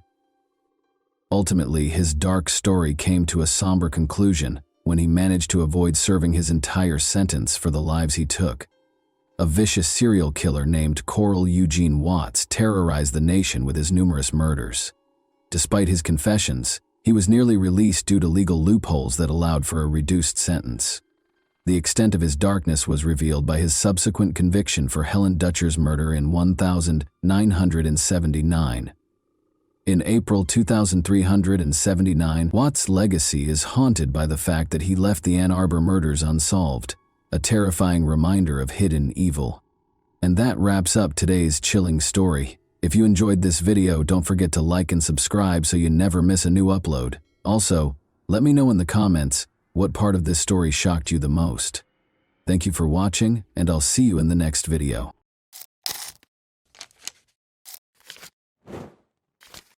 Hey Hey guys, welcome to my channel, and today we're going to take a look at another horrible case with you. The funeral of 15-year-old Holly Newton, who was described as a popular girl who was loved by many, took place in Hexham, England on February 17, 2023. To honor the helpful and compassionate teen who was attacked in the sleepy country town on January 27, hundreds of people joined a procession towards Hexham Abbey. Some people are just too good for this world, and Holly was one of them. Michaela Trussler, Holly's mother, said to mourners at her service about her shy daughter who loved to perform for others. 4 black horses with purple jackets, her favorite color, pulled Holly's white coffin down the high street, with purple flowers and condolence notes adorning the top of the coffin. A single read, "Till we cross paths again, sweet Holly in the sky, rest soundly. I will always love you." Therefore, we will examine events that occurred in England in 2023 today. When Holly Newton's story made the news on television, she was only 15 years old. Detectives obtained disturbing CCTV footage that showed Holly's final moments while they were looking into what had happened to her. Earlier this month, a verdict was rendered in the case. Holly Newton was regarded as a bright, kind person with a bright future. According to her family and friends, Holly was a kind and considerate young woman who had a positive impact on everyone around her. Holly, who was well known for her gregarious nature, enjoyed socializing and hanging out with friends. She was able to quickly establish common ground with others thanks to her amiable manner. Holly was a quiet girl with a strong moral compass who enjoyed dancing. According to her mother, Holly Newton and Logan McPhail first connected through their participation in Army Cadets, a youth organization that offers military training and activities to young people. This setting frequently brings together individuals who share interests in outdoor activities, discipline, and teamwork. They started off as a normal adolescent couple. They spent time together in social circles and with similar interests. But as their relationship developed, Logan's domineering behavior made it more and more problematic. His insistence on always knowing Holly's location and his meddling with her social media accounts were just 2 examples of how this control showed up. According to reports, he altered her passwords to restrict her social interactions, which is a classic indication of controlling behavior in which one partner tries to control the other. Family and friends have observed Holly growing more and more alone. Holly initially continued to date Logan in spite of these warning signs, which is common among teenagers who might not completely comprehend or identify the warning signs of an unhealthy relationship. Holly's first and only boyfriend, Logan McPhail, was described by her mother, Michaela Trussler, as a typical adolescent relationship with ups and downs. Logan stayed with Holly's family on the weekends. When Logan visited Holly's mother and stepfather, they were unaware that he was acting like the good guy. But Holly and Logan's relationship issues escalated like a snowball. Logan's increasingly compulsive behavior finally led Holly to decide to break up with him. He did not like the breakup. He struggled to accept it and grew even more obsessed with her. Michaela Trussler claimed that, although it was obvious that her considerate and loving daughter had grown up more than McPhail, he had scared Holly and used emotional blackmail when she attempted to end their relationship.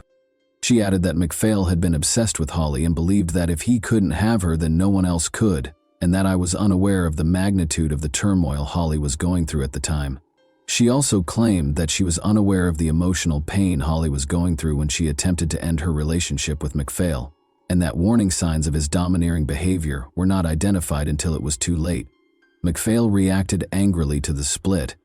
Holly made it clear that she wanted to move on, but he still tried to control her life and started following her around town. On the evening of January 26, McPhail showed up without permission outside her Halt Whistle home, and the police had to escort him back to his Birtley residence. In fact, Holly and her parents were scheduled to meet with the police to talk about their concerns regarding McPhail. However, a tragic turn of events occurred when McPhail showed up at their Halt Whistle home without permission and demanded to speak with Holly on the evening of January 26th-noon-middle hour. Michaela Trussler, Holly's mother, called Northumbria Police a mere. Holly pleaded for the meeting to be rescheduled so she could go out with her friends after school on January 27, which was originally planned for around 4 p.m. The police meeting was rescheduled for the evening, but Holly suffered a terrible incident just hours before the scheduled time. CCTV was used to reconstruct the events that transpired the day after MacPhail unexpectedly appeared outside Holly's home. He was unable to come to terms with Holly's breakup. He left school early the next day, carrying a kitchen knife in his backpack, and took the bus to Hexham, where he waited for Holly to leave town. He was wearing all black, with a baseball cap and black face mask to hide his identity. For approximately 45 minutes, MacPhail accompanied Holly and her friends as they explored a shopping mall and a recreation center. Additionally, he repeatedly called Holly's loved ones via voicemail in an attempt to persuade her to meet with him in person, while Holly went to a takeout place on the town's high street with the boy. Then he went up to her and asked if she would like to speak with him in an alleyway nearby. MacPhail followed him and then attacked Holly violently, stabbing her several times. Her friend left the store when he heard Holly scream and stepped in to stop him from getting stabbed in the leg and shoulder as well. On Friday, January 27, 2023, just after 5:10 p.m., police received a call reporting that a boy and girl had been severely beaten in the town center's Priest Popple neighborhood. Despite the efforts of medical staff, they were both taken to the hospital after emergency services discovered them in a nearby alleyway with multiple stab wounds. Holly passed away after 36 injuries. 6 days prior to the attack, she ended her relationship with MacPhail. After receiving treatment, the boy, who cannot be identified for legal reasons, was released. After being held in a bus shelter by courageous bystanders, officers quickly took 16-year-old Logan MacPhail into custody at the scene. He identified himself and provided arresting officers with the victim's name, as evidenced by body cam footage. Then, talking to an officer in the back of a police van, he allegedly confessed, "She was being too horrible to me." Later, MacPhail said, "I can't read or write, I know nothing," and refused to provide officers with his birth date. Following the assault, MacPhail was accused of killing Holly Newton and wounding another 16-year-old. In police interviews, MacPhail revealed his intention to kill Holly, stating unequivocally that he did so because she was terrible to him. He did this with a chilling lack of emotion. MacPhail's legal team claimed that his autism diagnosis and learning disabilities rendered him ineligible to enter a plea, which caused the case to take 18 months to reach court. This would have indicated that he was unable to fully understand the criminal proceedings, but the judge decided that he was able to follow the trial's progression after hearing testimony from a number of experts. Jurors disagreed with the defense team's assertion that he was unaware of the repercussions of his actions because of his numerous problems. To give yourself the best chance of attacking Holly without anyone noticing, you told MacPhail that you wanted to get her into the alleyway, which was out of sight. I'm glad you chose to attack Holly because you could tell by her responses at the bus stop that she was not amenable to the idea of getting back together. Despite your feelings of jealousy and resentment, you were still able to figure out where you could attack her most effectively, so you waited for the right moment. After convincing her to move a bit further into the alleyway, you waited until one of the onlookers had left before pulling the knife from your pocket and attacking her in a vicious and brutal manner. According to the judge, Holly suffered severe knife wounds to her jaw, skull, backbone, and shoulder during the murder. It was a horrible thing to do to stab her head in that manner, Justice Hilliard continued. Holly was in such terrible shape that her mother was prevented from seeing her in the ambulance and alley. You applied so much force that the knife broke and the blade became distorted. It was extremely uncommon to see a knife so damaged, according to the pathologist. You knew how final death was, so I'm sure you planned to kill her. According to the judge, MacPhail probably carried the knife that day in order to intimidate Holly by hurting himself, and made plans to attack her once it became apparent that their relationship would not be continued. Justice Hilliard added shortly before the murder that she had the right to end the relationship if she so desired, and spend time with anyone else she wanted. As he concludes his sentencing remarks, Mr. Justice Hilliard states that he considers how significant MacPhail's relationship with Holly was to him, given the circumstances of his chaotic home life. Your speech impairment hindered your ability to form friendships and relationships with other people, so you placed a high value on your relationship with her. This made its ending all the more difficult for you to process and work through, the judge adds. He claims that although MacPhail has also apologized, he has attempted to place some sort of blame on Holly. The judge tells MacPhail that it was evident from your testimony to the jury that you had convinced yourself that Holly had mistreated you. She also notes that your initial response at the scene was to accuse her of being terrible to you. I believe that this belief lessens or moderates the amount of regret you felt prior to the verdict being announced. In a devastating statement, Holly's mother described the day she found out what had happened to her daughter. Despite having admitted manslaughter, MacPhail was found guilty of both murder and intentionally wounding the teenage boy. He claimed during his trial that he wanted to return some of Holly's belongings, including clothes, teddy bears, and slippers, but he had none of it with him when he was taken into custody. For willfully injuring a fellow young man who attempted to halt the assault, MacPhail received a life sentence with a minimum of 17 years and an additional 5 years. MacPhail was informed that he would only be released when it was safe to do so, even after serving the minimum sentence. Detective Darren Davies of Northumbria Police said following the sentencing that the case was truly devastating, and that MacPhail had cruelly taken away Holly's future. Naturally, nothing can undo the terrible things that happened that night. But I hope the outcome today will give her loved ones a sense of closure so they can try to move forward. Detective Davies added, "The choices he made that evening have permanently altered the lives of countless people, and he will now have plenty of time in his cell to reflect on that. Given the suffering this incident has caused so many people, we would implore everyone to reconsider carrying a weapon of any kind." And that wraps up today's chilling story. If you enjoyed this video, don't forget to like and subscribe so you never miss a new upload. Also, let me know in the comments, what part of this story shocked you the most? Thank you for watching, and I'll see you in the next video.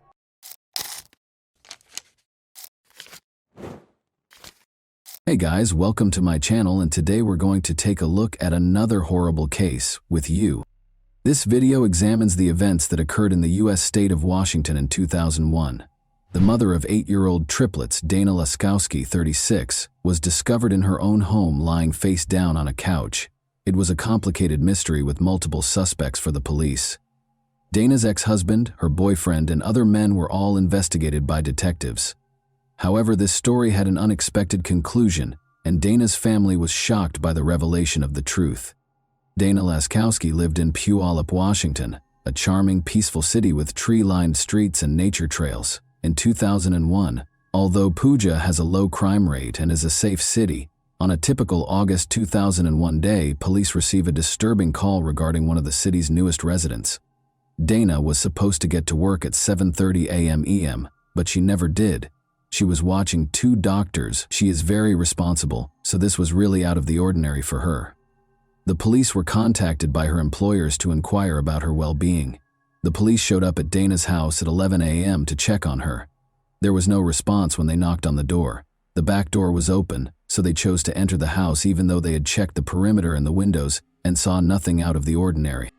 Dana was discovered by the officers under the covers on the living room couch. Her other hand was behind her back as she lay with her head resting on her arm. Sadly, she had passed away. The body was briefly examined by police to check for wounds from gunshots or stab wounds. They saw injuries on her neck, but they didn't find any of it. She had been strangled, judging by the marks. Indeed, there are crime scenes with blood stains, a victim on the ground, obvious wounds, and possibly a mess everywhere. In Dana's home, that did not occur. Nothing was broken, and there were no weapons. When police turned Dana over, she was face down on the couch. They discovered dried blood around her ears and nose, as well as bruises on her neck. Dana was strangled to death, most likely by her own scarf, according to the medical examiner's ruling. In order to try to identify the murderer, police searched for any trace evidence, DNA, bodily fluids, or other items. Dana's body was in an awkward position on the couch. She wrapped one arm behind her back. She was in a face-down position. This indicated that she and the offender had engaged in combat. The person who did this was strong enough to overcome someone who was actually struggling for her life. It was clear from the facts that the offender was powerful. Dana was not killed, as evidenced by the abrasions on her elbows and knees on the sofa. Blood traces were discovered on the carpet in the living room after forensics applied luminol to it. This meant Dana had been killed on the ground. After that, the murderer picked her up, laid her down on the couch, and wrapped her in a blanket. Investigators hypothesized that the murderer was attempting to comfort Dana. In this instance, the fact that she was wrapped in a blanket might suggest that the offender was experiencing regret or guilt. It's possible that the murderer had feelings for Dana. The house wasn't broken into by a random burglar. When searching for suspects, it's critical to consider the possibility that this person knew her. Important information was obtained by the police following the autopsy. Detectives started interviewing neighbors, and one of them claimed to have heard a woman's screams coming from around 1 a.m. This gave police their first idea of the time frame. The medical examiner was able to estimate that Dana had been dead for a few hours before police arrived and had most likely died during the night or early morning hours of that day. Dana was probably dead by 7:30 a.m. because she had not shown up for work. Following the conclusion that Dana was murdered between 1 and 7:30 in the morning, the investigation probed further into her life in an effort to identify potential suspects. Dana was the mother of 8-year-old triplets who lived with their father, Steve, her spouse. The police learned that she had recently separated from him at the time of her death. There were more possible suspects among those Dana might have invited into her home because she had begun a new life and made new friends. The people Dana worked for as a nanny mentioned a man named Adam who started stalking her, so detectives contacted her employers to find out if any of the people she was dating had disturbed her. Adam, a cable company employee, was working at Dana's house after she recently moved. He asked Dana out on a date after finishing the work. He kept trying to spend the evening with her, but she refused. Adam refused to accept no from her, and his actions eventually started to terrify Dana. She mentioned gifts, flowers, and notes left on the door, as well as incessant messages from him that didn't stop.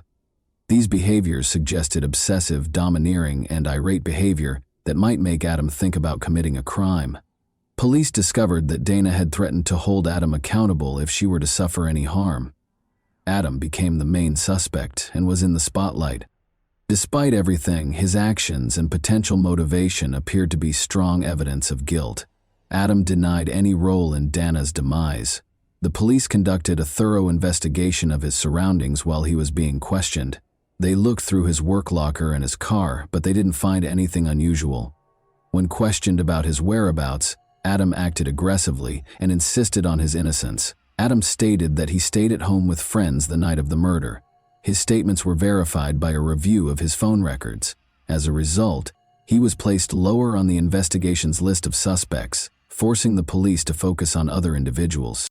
A phone number written fluently in pen on Dana's hand was the tiny but crucial piece of evidence that investigators concentrated on.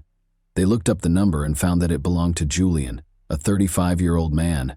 The importance of the phone number to Dana was evident from the fact that it was written in pen on her hand.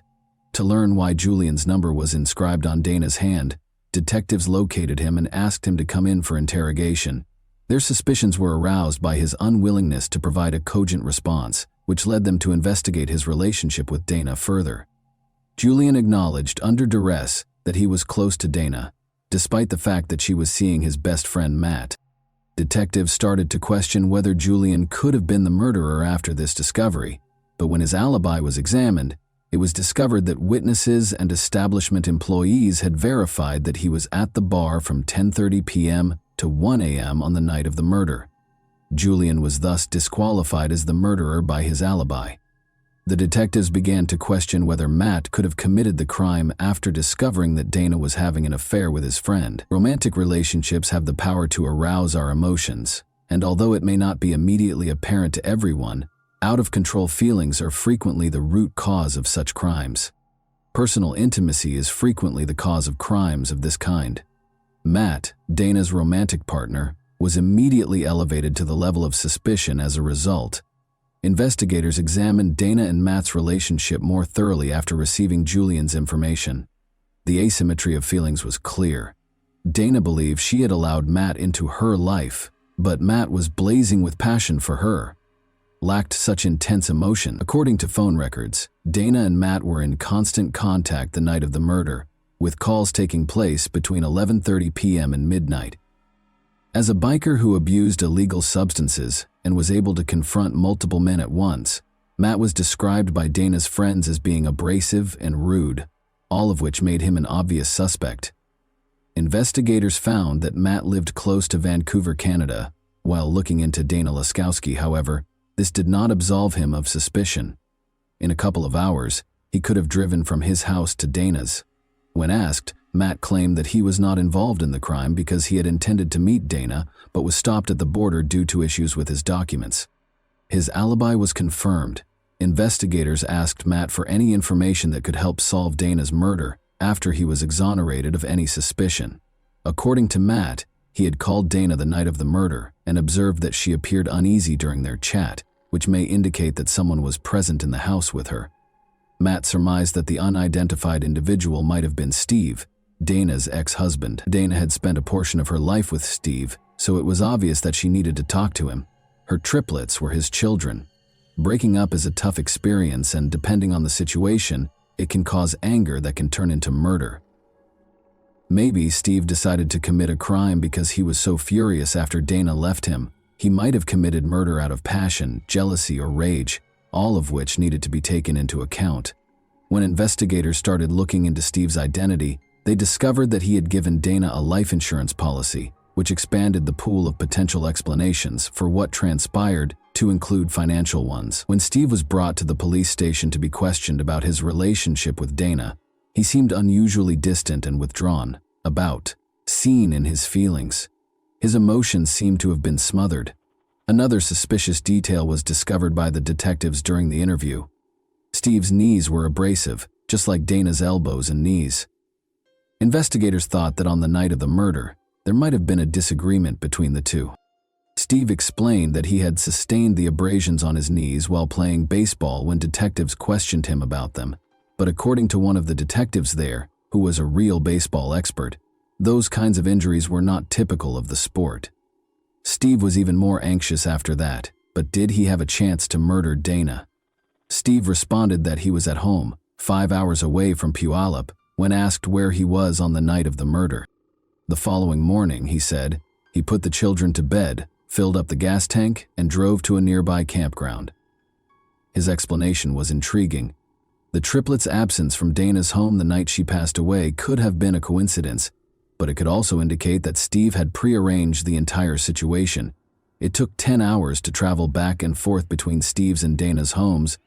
If Steve had gone to Dana's house, investigators realized, he would undoubtedly need to stop at a gas station, so they gave careful thought to the possibility that he could have put the kids to bed, driven to Puyallup, committed the crime, and driven back. They looked into locations where he might have refilled up with gas and went back his potential path. Investigators removed Steve as a suspect after reviewing surveillance footage and examining areas of the road where his car might have been spotted. They were unable to find any concrete proof that Steve had made the trip.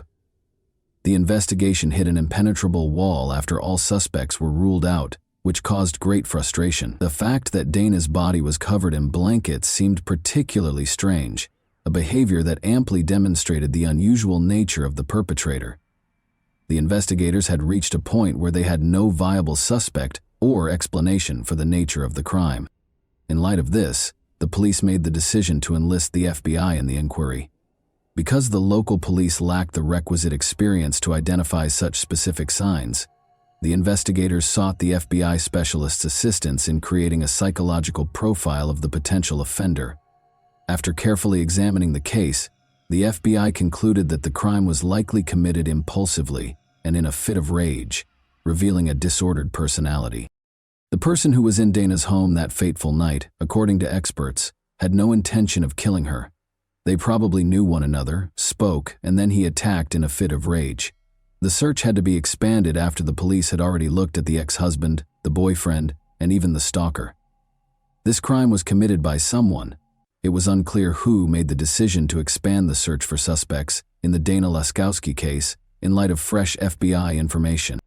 Police were now searching for someone who could have lost control if provoked. Detectives examined the video footage from Dana's funeral in an effort to find fresh evidence. Finding out who was there and how people acted on this day of mourning was essential.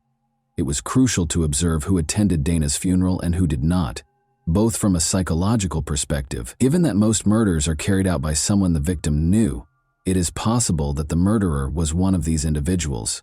It's possible that the murderer attended the funeral because it would have been suspicious to skip it.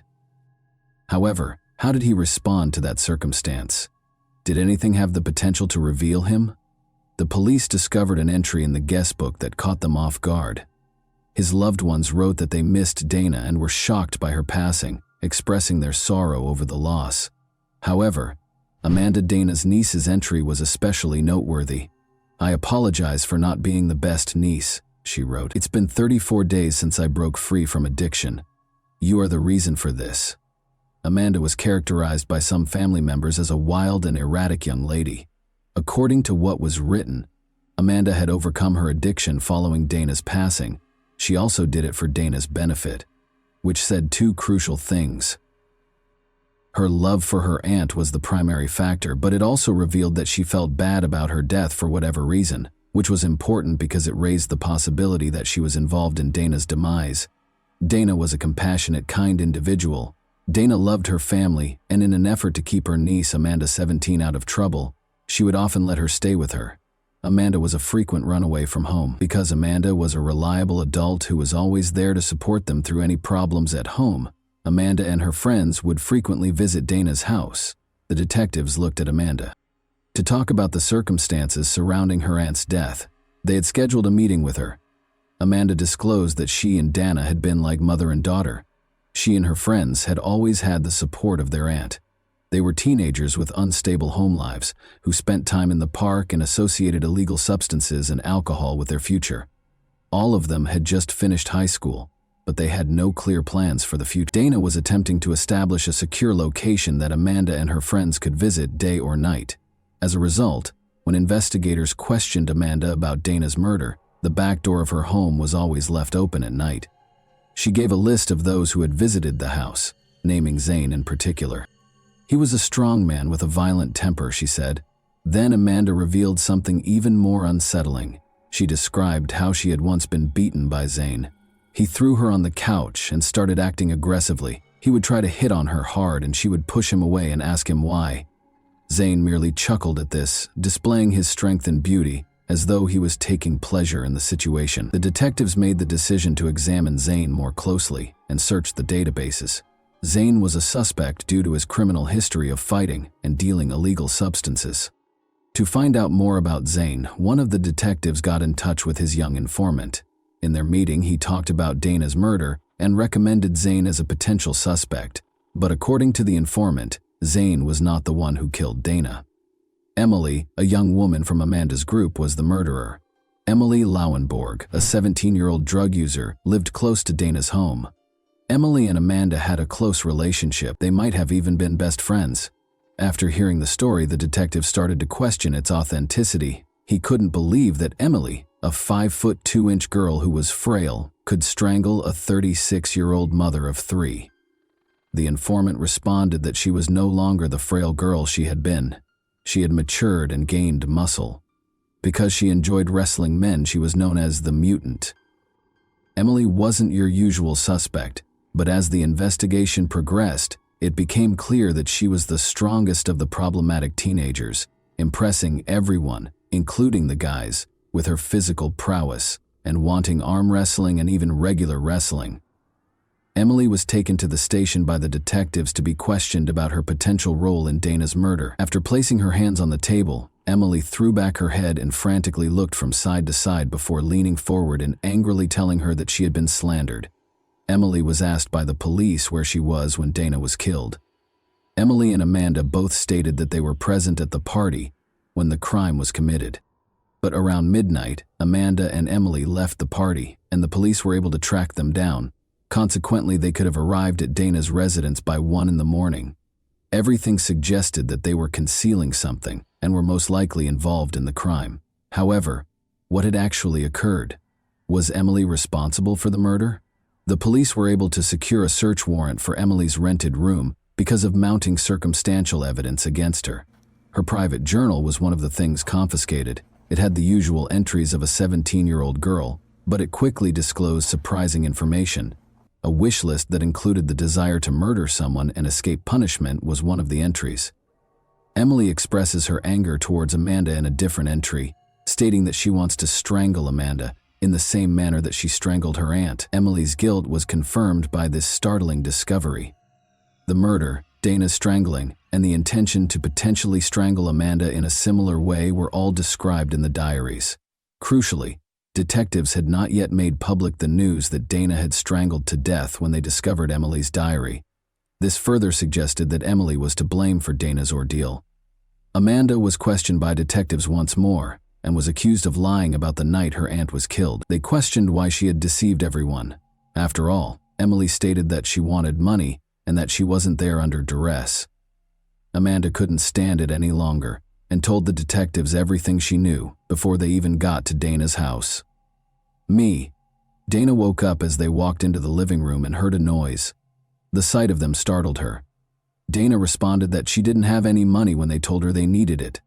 Emily, however, was not happy with that response and asked Dana for money once more. Emily was gently nudged in the direction of the exit when Dana asked them to leave. Emily didn't like it though, and she wasn't going to put up with it. In front of Amanda, she launched an attack on Dana and strangled her. Emily refused to listen to Amanda's cries for her to stop. The fact that Amanda did nothing but watch Emily kill her aunt suggests that she either feared Emily or that it happened so fast that she was likely unaware of what she was seeing. Amanda's scream, not Dana's, was heard by a neighbor at 1 in the morning when Dana was killed. Emily covered Dana's body with a blanket and placed it on the couch. Before they left, they took what little money Dana had. Emily took a brief break to get a black shirt out of Dana's closet. Emily wore that exact shirt when she attended Dana's funeral. It was her display of power and authority. Motive was the question that the investigators were struggling with. Emily had expressed her anger to her friends about Amanda's constant abandonment of her for her aunt. Given their close relationship, Emily might have killed Dana in order to fully control Amanda. However, Amanda was given a plea deal and would not be imprisoned for her involvement in Dana's murder. After much deliberation, investigators decided that Amanda was needed as a witness because she had witnessed the murder and would have the right to remain silent if she were charged with a crime. As a result, Amanda became a witness and gave information about what transpired that fateful night. It was the vital data that the authorities required. However, because of Emily's unremarkable size, prosecutors were unsure they could convince a jury of her guilt and allowed her to enter a guilty plea to the lesser charge of manslaughter. After being convicted and serving 5.5 years in prison, Emily Lollenborg was released in 2008. She later moved back to Puyallup, changed her name, got married, and had kids. Locals will undoubtedly be concerned about Emily's freedom to roam the streets. Like serial killers who wear mementos of their crimes, she was dressed in the victim's clothing, having already killed once and never regretting it at the funeral. And that wraps up today's chilling story. If you enjoyed this video, don't forget to like and subscribe so you never miss a new upload. Also, let me know in the comments what part of this story shocked you the most. Thank you for watching, and I'll see you in the next video.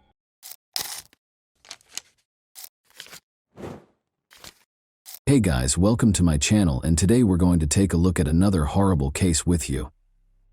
Not a good morning. Early on July 4, 2011, a woman's body was discovered 5 miles outside of Wayland, Massachusetts. A woman on a bicycle who happened to be passing by a swampy region made the discovery. She was enjoying the view as she rode. All of a sudden, something strange and fantastic caught her eye. The woman approached and was appalled when her curiosity overcame her. A deceased girl lay in the grass and muck along the road. According to appearances, the unfortunate girl had experienced unheard of abuse rather than drowning. She had a bungee cord twisted in her hair and an obvious wound on her neck. In an attempt to control her excitement, the bystander reported what she had witnessed and called emergency personnel. Her intentions for the day abruptly changed. She waited for the police, putting aside her business. After examining the body and pulling it onto dry land upon arrival, law enforcement officials promptly transported it for forensic analysis. The girl's appearance had not changed much because she had only been in the water for a short while. Officers identified 18-year-old Lauren Astley, who had been on everyone's wanted list since the night before. When Lauren didn't come home or show up for a meeting with friends the day before, she was reported missing. On July 3, she entered the shopping mall where she worked as a sales clerk at around 10 a.m., and CCTV footage showed her exiting the premises at 6:45 p.m. after her shift was over. At this point, it was proven that Astley was speaking on the phone. Unfortunately, she wasn't seen alive again after that. No one ever heard from her. Malcolm, the heroine's father, then started to worry. Ultimately, his daughter was known for being reliable and on time. She would not alter her route arbitrarily. At best, she would have mentioned that she was running late. Therefore, if she had stated that she would arrive home by the scheduled time, she would have done so. Mr. Astley promptly reported the disappearance to the police after realizing that something negative had occurred. The police officers began the search right away and didn't wait for the appropriate amount of time. The girl's friends and family also joined in at the same time. Word of mouth, incidentally, spread swiftly, and acquaintances quickly learned that she was missing. Soon after, a red Jeep belonging to the missing was discovered in the local beach's parking lot. Her personal items, including a laptop and a pocketbook, were inside the car, which had its windows down, but not in it was the girl herself. Furthermore, it was unclear where she may have gone after abandoning the car in such a risky manner. Malcolm headed straight to the location where he attempted to determine his daughter's whereabouts after learning of the car's finding. Seeking her as though she had drowned, he strolled along the shore and threw a flashlight into the water. After him, Lauren's pals showed up.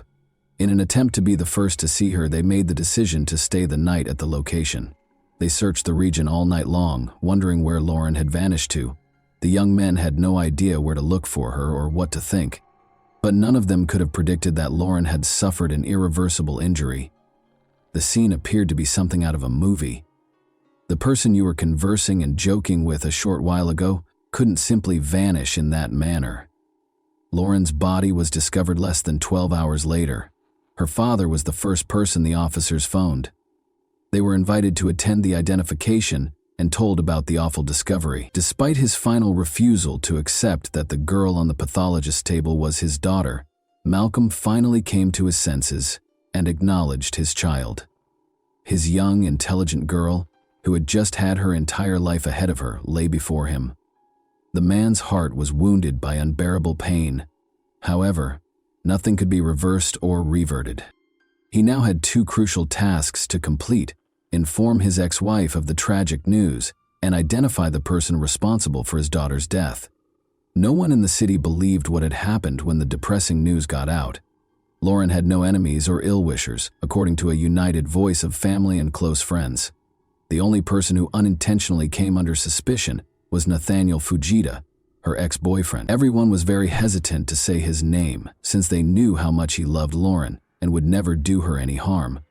But the deformations that occur to someone who has experienced a breakup are different, and you never know what can happen to someone who can't let go of the past and their first love. A person's first love is a powerful emotion that enters their life. It shifts. The normal way of life is totally destroyed. Such feelings infuse reality with new hues while nourishing and inspiring. It also brings with it the first kiss, the first personal encounter, the first employment, the first time away from the parental house, and so forth. When some feelings are superimposed on others, it's a very vivid part of life, but this kind of love is frequently short-lived. When circumstances separate two people, they break up. Someone recognized they didn't fit together, and someone couldn't handle the inconsistencies that resulted. After that, most of us experience the understatement and incompleteness that will continue to fascinate us till the end of time. But not everyone has the strength to go past it, say goodbye, and express gratitude for the time spent. The negative aspects of love, heavy addiction, and jealousy that broke young hearts are the subject of this tale. The entire high school is envious of Lauren Astley and Nathaniel Fujita. She is a small, attractive brown girl who makes a statement with her originality and activity. Many girls adore him since he is a tall, driven soccer player. Young individuals showed themselves to one another, even though they had known one another from childhood. Later, they dated for 3 years, starting in high school. With all the repercussions, it was a pretty colorful romance. They would argue and then reconcile, they would split up and then reunite. Despite their challenging personalities, the lovers made an effort to treasure the brittle bond that developed between them. For the first few years of their partnership at least, this persisted. In 1993, Lauren Dunn Astley was born in Boston. In Mary and Malcolm's family, she was the only kid. As a result, the young girl became the sole object of their attention. She was raised with strong morals because both of her parents were educators. Their daughter's development into a decent adult was their first priority. Astley and Lauren separated when Lauren was 6 years old. However, this had little impact on the girl's upbringing. They have a young beauty and they all still care about her and encourage Lauren in all of her pursuits. Cadile was a great deal. Her entire day was planned out minute by minute, and she was always enthralled with something. She has a wide range of fascinating interests. Lauren was a member of the Youth Symphony Orchestra, enjoyed playing soccer and tennis, and sang in a musical group. In addition, she was a counselor at a children's camp, a member of her church choir, and the lead in a theater production of Annie at the local arts center. She was always present at school and community concerts. A lot of people were in awe of her boundless enthusiasm. She was everywhere and very active. Social interaction was the second area of interest for the girls. Astley took part in numerous charity endeavors. She assisted Hurricane Katrina victims in New Orleans, Louisiana when she was 12 years old. She later made 2 additional trips to the region on a similar mission. She had a large, compassionate heart that was open to everyone and everything. As a result, she gave more thought to others than to herself. Everyone in her immediate vicinity was aware that they could always rely on her for guidance or assistance. Lauren and Nathaniel Fujita attended the same high school. He showed a lot of promise and was a superb player for the school soccer team. In addition, he had an ambition of tying athletics into his future. He was regarded as the company's soul and a hard-working pupil. The young man was Beta and Tom Fujita's eldest son. One could argue that his family was well off and well known in some circles. His father taught at Boston's Berklee College of Music and was a well-known guitarist. He was a unique individual who stood out from the crowd. Maybe Lauren and Nate's romance began when the girl conducted an interview with the boyfriend's father for a class assignment. She then started to visit their home more frequently, and as young people stopped keeping their emotions to themselves, their parents started talking to each other and visiting. As I mentioned before, the lovers' relationship was ideal for the first 2 years. The coupling was striking and they were both quite gorgeous young adults. Together, Nate and Lori did everything. Went out, played sports, studied, and took part in events. And later on, though, such a close relationship seemed stuffy. The guy controlled everything and wouldn't let the girl go anyplace by herself. He frequently saw things that weren't there because he was so envious of her. Nathaniel wanted her undivided attention and to keep it to himself. This was the cause of their disagreements. No one heard Lauren complain of any physical impact, but they increased in frequency as the young man started to respond more violently. Their relationship generally devolved into an emotional roller coaster. The tranquility was gone. Although it didn't work for them both, they were unable to return to their relaxed feelings. Lauren considered the future on multiple occasions and made a decision regarding her future life as her education came to a conclusion. She obviously understood that it was time to say goodbye after listing all the benefits and drawbacks of her relationship with Nate on paper. Additionally, she had never liked the way he behaved around her mother. Lauren didn't want that kind of conduct, and she had unintentionally projected their connection into her alleged existence with him. Furthermore, the upcoming enrollment was a significant factor in their lives. Already paths were splitting. Her partner received an invitation to play soccer at Trinity College in Connecticut, while Lauren was applying to Ohlone University in North Carolina. Breakup. On her birthday, April 1, 2011, Lauren made the tragic announcement. Since they still had time to adjust to their new circumstances and begin their lives over, she thought it was the ideal moment. Everyone was going to be busy and make new friends, which would help them forget about their depressing thoughts. But Nathaniel didn't have the same goals as Lauren. He experienced intense loneliness and grief. He had lost his enthusiasm for attending college. He quit going out and practicing. He spent the entire day watching TV and lying on the couch. The man descended into a profound sadness that he was unable to overcome. Everyone observed that he had changed from a once active and vivacious young man to a reclusive and melancholy individual. Furthermore, Fujita developed an addiction to marijuana and alcohol as a means of escaping the harsh realities of his life. Lauren found it difficult to witness his behavior, let alone to be the reason behind it. The girl sought her friends for advice on how to help him and what to do in this situation, but they all advised her to let him deal with this anguish on his own and not get involved. If she did, he might see her involvement as an opportunity to have everything fixed and given back. The suggestion from her friend was good. She should not have revealed her face to him because his condition deteriorated when he saw her. Regretfully, the girl had turned into his trigger, anticipating things. Her willingness to help and her goodwill later turned against her. About 150 individuals attended the large party that Astley and her friends planned after graduation. Young people danced and enjoyed themselves with the invitees during the event, which was hosted under a large dome. Additionally, it was revealed that Nathan, the heroine's ex-boyfriend, arrived at the party intoxicated and observed Lauren dancing in the center of the dance floor. She asked him not to disturb her or ruin the celebration when he tried to talk to her. It was useless to engage in idle chatter. It has all been said before, multiple times. Second, she didn't want to talk to him while she was in that state. The man, however, followed her and requested that she begin anew. His attitude deteriorated with every minute that went by, and his aggressiveness became more pronounced. He got so enraged at one point that he moved aside and struck the pole supporting the structure as hard as he could. The building stumbled and fell in reaction. The festivities were utterly destroyed. Everyone was upset and wanted Nathan to leave the gathering. Later, Lauren sobbed as she told her mother that her ex-boyfriend follows her around and never leaves her alone. The girl went on to say that he acted disgustingly and wouldn't let anyone dance with her at the graduation function. The fact that she was content without him infuriated him. Be suspicious. Questioning everyone Lauren was connected to in one way or another was the first thing the police did after learning she was missing. Every path went to Fujita. He was the only one who appeared to have an incentive to hurt her. But his whole entourage told her that was not the case. Officers have, however, frequently seen situations in which criminal activity was committed by those who were not expected to do so. At the door, Nathaniel and his mother greeted the detectives. The youngster was perplexed throughout the chat. He seems impressed by his beloved's abrupt exit. He said that he had lately seen her at around 7 o'clock. After a pleasant talk, the girl drove away after stopping by him in her car. The man said that their talk lasted no more than 5 minutes. Furthermore, the young man stated that he was at home and did not leave when Lauren vanished. His mother concurred with her son's statement, although it was challenging to verify his alibi because he was alone himself at the time.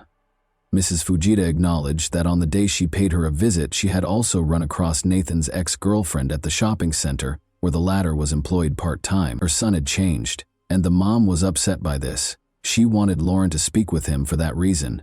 In actuality, the young man's parents had previously sought out a psychiatrist for assistance, but his efforts proved fruitless. Their boy simply existed and had lost all interest in life. In order to go on, Beta thought Lauren's remarks would give him courage, or at the very least a sense of masculine pride in himself. Lauren's preparations were derailed by the request, but nobody was aware of it because the meeting wasn't expected to last long. It found out that she and Nathan had spoken on the phone just after the meeting with his mother, as captured by the mall's security cameras. The girl called her ex-boyfriend and set up a visit for 7:05 p.m., since she was still worried about him. The information that Nathaniel and Beta gave the police officers was undoubtedly helpful. Astley drove up to Fujita's house and texted him, saying, "Here," but it was unclear what happened to Lauren after that, or why her car was abandoned on the beach. When the poor girl's body was inadvertently discovered in the swamp in the morning, the case became more obvious. The police decided to pay Nathan another visit because they were certain that the girl's body most likely belonged to Lauren Astley. He wasn't at home this time, though. His presence was unnecessary. The officers did, however, have a search warrant. Need proof to support the investigation's account on the ex-lover's role in the murder. The garage was the first area examined. Skilled experts quickly demonstrated that something negative had occurred in it. Bloodstains were discovered somewhere on the floor, and multiple elastic cords that matched those twisted in the girl's hair were hanging prominently on the wall. The residence also had blood traces. There were faint splatters on the bathroom sink, kitchen floor, doorknob, and kitchen sink. They were clearly the result of someone's sloppy and rather hurried attempt to sweep them up. In the basement was a black gym bag. It contained filthy, soggy tennis shoes. Detectives discovered a pair of bloody shoes and damp, bloody garments in Nathan's bedroom, which served as a sort of hiding spot. Although the samples had to be sent to a lab for a formal determination, the dirt on the shoes appeared to match the muck from the swamp where Lauren's body had been discovered. Experts later validated the detective's suspicions. Unquestionable proof of Nathan's involvement in the ex-girlfriend's killing had been collected, and they also concluded that the blood discovered in Fujita's home belonged to the deceased, but his location remained a mystery. As a result, the case investigation moved forward at an unthinkable rate as soon as the man was listed as sought. The suspect was located a couple of hours later. He was lodging with a cousin in a nearby town during this entire period. Ultimately, Nathaniel was taken into custody on suspicion of murder early on July 5, 2011. He was silent, distant, and did not struggle when he was arrested. He also refused to assist with the investigation at that time. He made no mention of the alleged offense when being questioned. The investigators thought of it in two ways. He didn't say a word because he was either unable to justify his actions or he was scared to speak too much. The version of the investigator. According to the investigation, Lauren Astley met with the ex-boyfriend's mother before paying him a visit. The girl chose to speak with him and lift his spirits since she was concerned about him. The two of them then went to Fujita's garage shortly after that. Nathan may have attacked her and started strangling her with a bungee cord after a fight broke out there. He drove the girl's red Jeep to the beach after killing her, then tossed the keys into a storm drain. He went back home, loaded his sweetheart into his car, and took her to the swamp when they discovered the invader. He then made an effort to conceal the evidence of the crime. Everyone knew that her boyfriend was occasionally uncontrolled and capable of hostility, even if he had not before used physical violence against Lauren. Therefore, during a preliminary hearing on August 23, 2011, his motivations were underlying anger and an inability to accept the breakup. First-degree felony assault and battery with a dangerous weapon was Nathaniel's charge. The lover hardly made a sound when asked if he would enter a guilty plea to the charges against him, indicating that his attorneys had engaged in foul play by developing a particular line of action and defense. In order to prevent the defendant from being released on bond, the prosecutor filed a motion. The prosecutor's request was granted by the court. Fujita appealed the trial on February 13, 2013. Showed up in court. William Sullivan, Nathaniel's lawyer, said the defendant was insane. He acknowledged that there had been a murder. However, he said that the defendant had a psychopathic attack on the evening of July 3, 2011, as a result of having a severe case of clinical depression. The man attacked the girl since he couldn't explain what he had done at the moment. The defender's statements on Nathan's behavioral changes were corroborated by his friend. They disclosed that he had undergone a significant transformation and had ceased to be present at the organization. The fact that he had previously simply been tired of soccer and had never missed training, even when ill, astounded everyone. Additionally, he lost interest in something that had a significant role in his life after splitting from Lauren overnight. At the court hearing, Fujita's psychiatrist also gave a statement. He was the one who made the diagnosis and recommended treatment and medication. But Nathaniel declined. It was alleged throughout the trial that the athlete's several repetitive head injuries were the primary cause of the defendant's mental health issues, and that the breakup made matters worse and caused a violent seizure. However, the defense lawyer's arguments were not supported by the prosecution. The defendant, according to prosecutor Lisa McGovern, knew what was going on, behaved with purpose and planning, and committed the offense with ulterior motivations. As evidenced by CCTV footage and Lauren's circumstances, it was discovered that the man persistently trailed the girl and refused to let her rest. Even on that particular day, just hours before the end of her workday, he showed up in the shopping center and observed her. It was a chance for Nathan to act on his criminal purpose at his mother's request. The prosecution's case was supported by witness testimony. It was obvious that Fujita had no regrets. On the terrible evening, one witness saw Nathan driving home with music playing in his car. Additionally, a cousin testified against a relative in a denunciatory manner. She claimed that on the evening of July 3, her brother called and invited her to hang out, and the girl declined because she was busy. He became quite irate and claimed that he wanted to divert his attention, but it didn't seem to be working. When word of Lauren's passing spread the following day, his cousin got in touch with him once more. He said that no one would ever know the truth about her death or the whereabouts of the murder weapon when she asked him if he knew. He also acknowledged that he had traveled to the local beach in the ex's vehicle. As a result, the sister convinced Nathaniel to surrender himself up after realizing his involvement in the tragedy. As it turned out, there was one odd episode in 2009 when the young folks split up once more.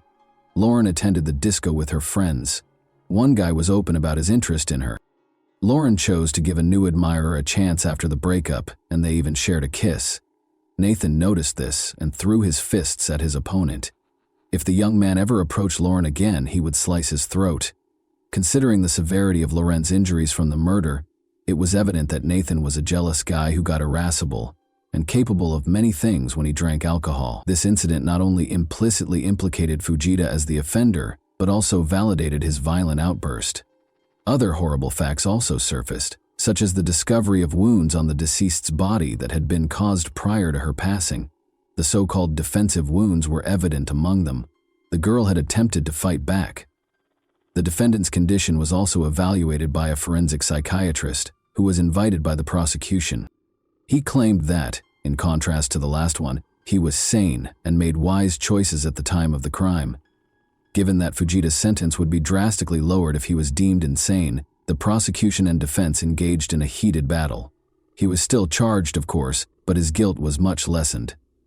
In every way, this trial was emotional. Both sides' relatives were present. These men had known one another in the past. They were all hurting in different ways in this predicament. The entire time, Nathaniel's parents were in tears. They felt a great deal of remorse for their son and were shocked by what had transpired. His loved ones were left to bear the consequences of his conduct. Malcolm and Mary were devastated. Lauren was dying in pain at the hands of the man she loved. They had lost their only daughter too soon. After cutting and tightening the cord around her throat, experts determined that the girl had survived for a few minutes. Lauren's mother wanted to know how long the verdict and subsequent life had been planned, as well as why this had occurred to her daughter. On March 7, 2013, Nathaniel Fujita was convicted guilty of all charges following a 3-week trial. It took the jury a day to render a decision. The 20-year-old received a life sentence without the possibility of release.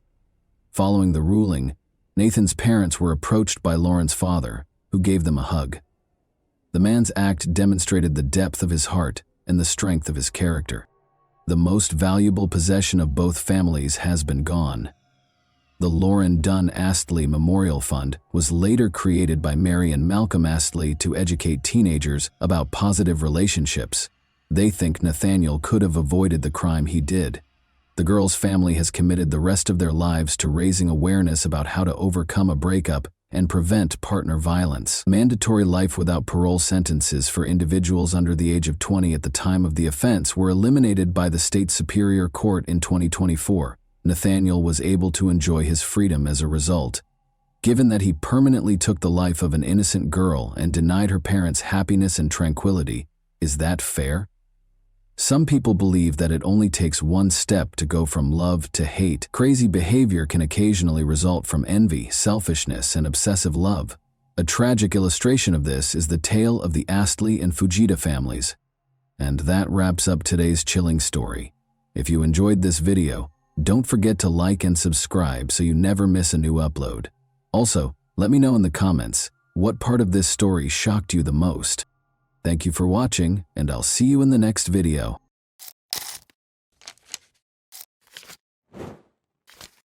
Hey guys, welcome to my channel, and today we're going to take a look at another horrible case with you. It was a quiet evening in Dallas when Amber Geiger, a seasoned police officer, entered the wrong apartment. What happened next would send shockwaves through the community, the nation, and change the course of two families' lives forever. But was it truly a tragic mistake? Or was something darker at play? As the courtroom drama unfolded, questions about race, power, and accountability took center stage. What happened that night, and who was really to blame? Botham Shem Jean was born on September 29, 1991, in Castries, the capital of the island nation of St. Lucia. His parents, Allison and Bertram Jean, were deeply religious and members of the Seventh-day Adventist Church. Raised in such a faith-driven environment, Botham's upbringing instilled in him strong moral values, including honesty, tolerance, and a desire to help others. These qualities were noted by many who knew him in his lifetime. From a young age, Botham stood out among his peers. His parents raised him with a strong sense of responsibility and a focus on education. In school, he demonstrated exceptional abilities in mathematics and music. At a young age, Botham began singing in the church choir, where his deep and moving voice immediately caught attention. Music became an important part of his life, and the church was a place where he felt supported and confident. After finishing school, Botham decided to continue his education in the United States. He chose to attend Hardin-Simmons University in Texas, where he pursued a degree in accounting. This decision marked an important milestone in his life, as moving to the U.S. opened up new opportunities for professional growth and personal connections. After graduation, Botham secured a job as an accountant in Dallas. His career quickly flourished, and his colleagues highly valued his professionalism and approach to work. For Botham, working at PwC wasn't just a career step, it was an opportunity to contribute to society and provide for his family. He supported his parents, helped the youth in his community in St. Lucia, and dreamed of advancing further in his career. His coworkers remembered him as someone who always brought positivity and inspiration to the team, fostering a strong sense of camaraderie and striving for the best results. But it wasn't just his professional life that mattered to Botham. He was actively involved in the life of his church in Dallas, where he was part of the music group and often spent time with friends from the community. He found joy in simple things, cooking dinners for his friends, organizing parties to maintain friendships, and always sharing his sincere smile and support with others. His life was filled with plans for the future, full of optimism and a drive to achieve even greater things. Amber Geiger, on the other hand, came from a small town near Dallas. She was born on August 9, 1988, and grew up in a family where discipline and hard work were strongly emphasized. From an early age, Amber dreamed of becoming a police officer. Her father worked in local law enforcement, and she knew she wanted to follow in his footsteps to help people and bring order to society. Amber pursued this dream after high school by enrolling in the police academy. She worked hard and demonstrated the discipline and focus needed for a career in law enforcement. After graduating from the academy, Amber began her career with the Dallas Police Department, where she eventually became an officer. Her colleagues described her as determined and hardworking, though she often expressed frustration with the emotional strain and high stress of her job. The life of a police officer is always filled with risk and stress, and Amber was no exception. She often found herself in situations that required quick decisions, where her reaction had to be immediate. These working conditions took a toll on her emotional state. Over time, she became more withdrawn and cautious in her relationships with others, preferring to spend her free time alone to recharge. Amber Geiger was dedicated to her profession, but her life was full of contradictions. She tried to hide her vulnerabilities, but those who knew her well could see that she often felt lonely and sometimes even lost in the world. Despite her strong and determined character, her internal struggles and fatigue from the constant pressure made her life less stable. She would often return home late, exhausted and emotionally drained, which perhaps played a critical role in the tragic events that unfolded later. After moving to Dallas, Amber bought an apartment in a high-rise building not far from her workplace. She hoped that living close to her job would help her rest more and not waste too much time on commuting. Life in Dallas was supposed to be a fresh start for her, but this new beginning didn't bring the peace she had hoped for.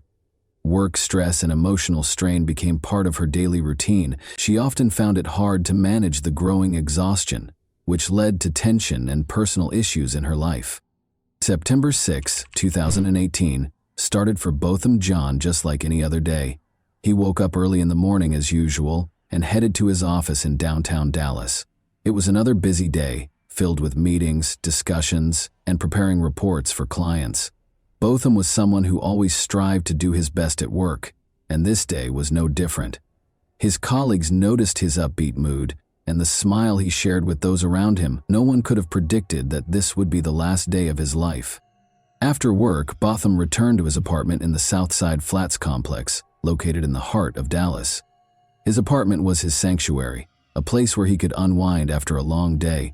That evening, Botham decided to keep things simple. He planned to cook dinner, play his favorite music, and relax. He loved cooking, and it was one of his ways to relieve the stress of his workday.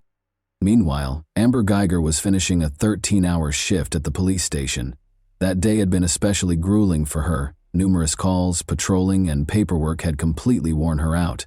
She felt a fatigue that seemed to weigh down her entire body, and all she wanted was to get home as quickly as possible. When her shift finally ended, Amber headed home, eager to collapse into bed and rest. However, her exhaustion and emotional depletion would play a pivotal role in the tragic events that were about to unfold.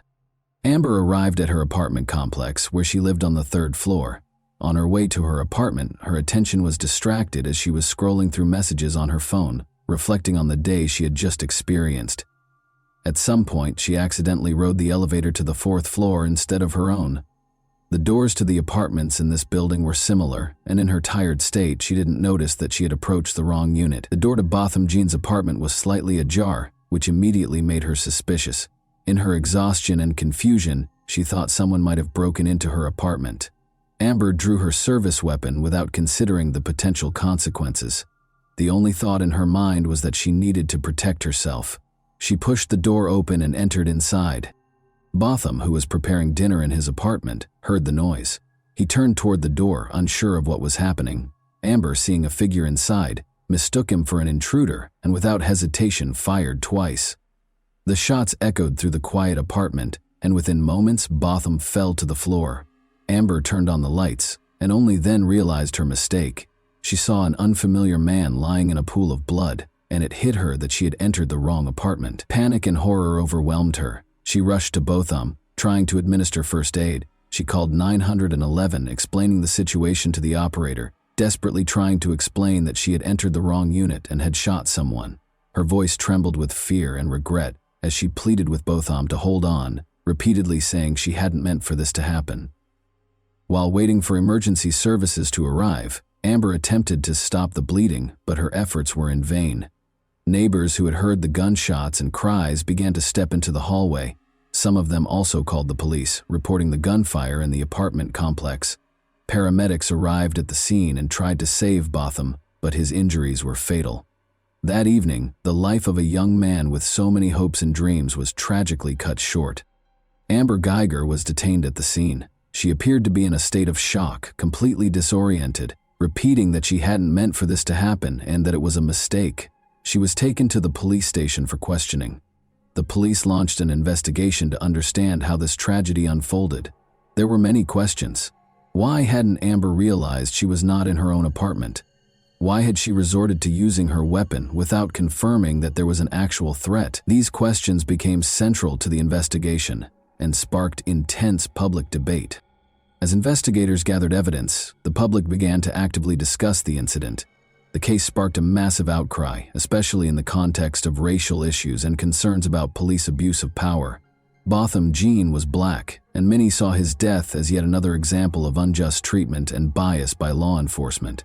People began to ask, did Botham's race play a role in Amber mistaking him for an intruder and shooting him without attempting to assess the situation? Meanwhile, Botham's family was devastated by the events. His mother, Allison Jean, was in St. Lucia when she learned of the tragedy. It was a crushing blow for her. Her son, who had moved to the U.S. to build a better life, was killed in his own apartment. Allison began to demand justice for her son, calling on the public and authorities for a thorough and impartial investigation. She knew Botham as a kind, responsible, and hardworking person who posed no threat to anyone. In the days following the incident, there was a flood of contradictory reports and rumors. The media extensively covered the case, and public opinion was deeply divided. Some believed Amber had made a tragic mistake, while others argued her actions were the result of bias and an inability to properly assess the situation. Protests and rallies began in Dallas and other cities, with people taking to the streets demanding justice for Botham Jean and his family. During the investigation, it was revealed that Amber Geiger had been exhausted after a long shift and may have been disoriented due to her fatigue. Her defense attorneys argued that she acted in a state of stress and fear for her life. However, the prosecution maintained that her actions were inexcusable for a police officer who should be able to control their emotions and make sound decisions, especially in situations involving the use of a weapon. Witnesses who lived in the apartment complex testified that they heard screams and gunshots. Some of them tried to figure out what was happening, but no one expected such a tragic outcome. Investigators collected evidence, reviewed surveillance footage, and analyzed testimonies to reconstruct the full picture of the events that day. They were trying to determine whether this was truly a tragic mistake or if other factors contributed to such a devastating outcome. After Amber Guyger's arrest, the case entered a new phase, a lengthy and complex process of investigation and trial preparation. Amber was charged with manslaughter. During the investigation, her attorneys argued that her actions were a tragic but unintentional mistake caused by extreme exhaustion following a long shift. However, the prosecution maintained that Amber's actions were unacceptable for a trained police officer who was expected to assess situations carefully and avoid unnecessary use of force. One of the key pieces of evidence was footage from the surveillance cameras at the apartment complex where both Botham Jean and Amber Guyger lived. These recordings helped reconstruct the events of that night. The cameras captured Amber arriving at the building and entering. The footage showed her going to the wrong floor and approaching an apartment that belonged to Botham. Investigators pointed out that she failed to exercise due diligence and did not notice she was on the wrong floor. In addition to the video evidence, phone records played a significant role in the case. Shortly before the incident, Amber had been texting with a colleague with whom she had a personal relationship. Prosecutors argued that these messages might have distracted her and contributed to her failing to realize she was entering the wrong apartment. The defense, however, downplayed the importance of the texts, claiming they were unrelated to the incident and could not have influenced her actions. Over the course of several months, investigators continued gathering evidence and interviewing witnesses. Neighbors in the apartment complex provided statements about hearing shouts and gunshots. Some claimed they heard voices before the shots were fired, suggesting there may have been an exchange between Amber and Botham prior to the tragic event.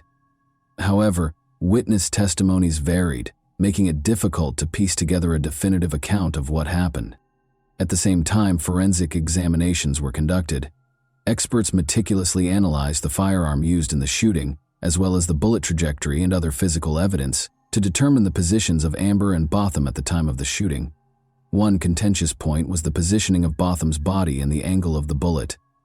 The prosecution argued that the evidence showed Botham did not pose a threat to Amber, while the defense claimed she acted out of self-defense. In August 2019, a highly publicized trial began, attracting widespread attention from both the public and the media.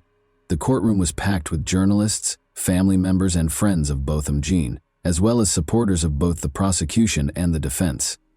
The case promised to be a difficult one, touching on issues of police competence, personal responsibility, and racial justice.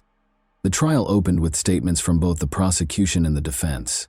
Prosecutors argued that Amber Guyger's actions were not just a mistake, but the result of her negligence as a police officer. They emphasized that any officer should exercise heightened caution, especially when it comes to using a firearm. Furthermore, they pointed out that Botham Jean was in his own home and posed no threat to Amber. The defense, on the other hand, built its case around the idea that Amber was acting out of extreme exhaustion and confusion, driven by fear for her own safety. Her attorney sought to portray her as someone who made a tragic mistake without any malicious intent. They also highlighted her previously unblemished record in law enforcement, hoping to elicit sympathy from the jury. Over the course of several weeks, witnesses, experts, and family members of both the defendant and the deceased testified. One of the most emotional moments of the trial came when Botham's mother, Allison Jean, took the stand. She spoke about her son's dreams and plans for the future, describing him as a kind and compassionate person. Her words deeply moved everyone in the courtroom, emphasizing the tremendous loss her family had endured. Also testifying was Botham's brother, Brant Jean, whose statement became one of the most talked about moments of the trial. In his address to the court, he publicly forgave Amber Guyger and even asked for permission to hug her. This gesture sparked a range of reactions. Some saw it as an incredible act of kindness and Christian forgiveness, while others felt that such an action should not overshadow the need for fair justice. Among the evidence presented in court were surveillance footage and an audio recording of Amber's 911 call after the shooting. In the recording, she can be heard in a panic, repeatedly stating that she had entered the wrong apartment and never intended to kill anyone. This call sparked further discussion as it captured her desperation, but also highlighted the lack of any attempt to determine who was in front of her before resorting to using her weapon. The expert testimony focused on analyzing the trajectory of the bullet, the position of Botham Jean's body, and the circumstances surrounding the shooting. Experts for the prosecution argued that the bullet's path suggested Botham was in a relaxed position, likely sitting or standing up from his couch when he was shot. This contradicted the defense's claim that he had been moving toward Amber and posed a threat. However, the defense attempted to discredit these conclusions, stating that the trajectory could not be conclusively determined due to a lack of data. Throughout the trial, the public closely followed the developments of the case. Protests and rallies continued, with activists calling not only for a fair sentence for Amber Geiger, but also for police reform to prevent similar incidents in the future. There were widespread calls for changes to police training, especially regarding decision-making skills in high-stress situations, and for greater accountability for mistakes that lead to tragic outcomes. Amber Geiger also took the stand, describing the events of that night from her perspective. She explained how she had come home after a long shift, feeling tired and disoriented. She claimed that she genuinely believed she was in her own apartment and thought Botham was an intruder who had broken into her home. She cried as she spoke, stating that she never intended to harm anyone and that it was a terrible mistake, one that she would have to live with for the rest of her life. Her testimony was emotional and, in the opinion of some, sincere, though it sparked conflicting reactions among the audience. The question of what the appropriate sentence should be became central in the final stage of the trial. Prosecutors insisted that Amber Geiger should be convicted of manslaughter, arguing that her actions led to the death of an innocent person and that a police officer who cannot assess a situation properly should not remain on the force. The defense, on the other hand, requested a lighter sentence, citing the lack of intent and arguing that Amber already carried a heavy burden of guilt for her mistake. After several days of deliberation, the time finally came for the jury to render their verdict in the case of Amber Geiger. Tension filled the courtroom as all eyes were on the judge and jury, who would decide whether the former police officer was guilty of causing Botham Jean's death. For many, this trial had become a symbol not just of a personal tragedy but also of the deep-rooted issues within American society: racial bias, abuse of power, and a lack of accountability within law enforcement. On October 2, 2019, the jury announced their verdict. Amber Geiger was found guilty of the crime that resulted in Botham Jean's death. This decision came as a surprise to many, particularly since the prosecution had initially sought a conviction for manslaughter. The charge of murder carried more serious consequences and a longer prison sentence. In the courtroom, there were audible expressions of relief and quiet celebrations. This verdict was a significant step toward justice for Botham's family and those who had supported them throughout the long and painful trial. The following day, the judge delivered the sentence. Amber Geiger was sentenced to 10 years in prison. In her statement, the judge acknowledged the complexity and tragedy of the case, emphasizing that both sides had experienced significant loss. Geiger, the judge noted, had made a grave error that cost an innocent person his life. However, despite the weight of the sentence, many felt that 10 years was too lenient for a life lost as a result of such a severe mistake. While some were satisfied with the court's decision, others believed it fell short.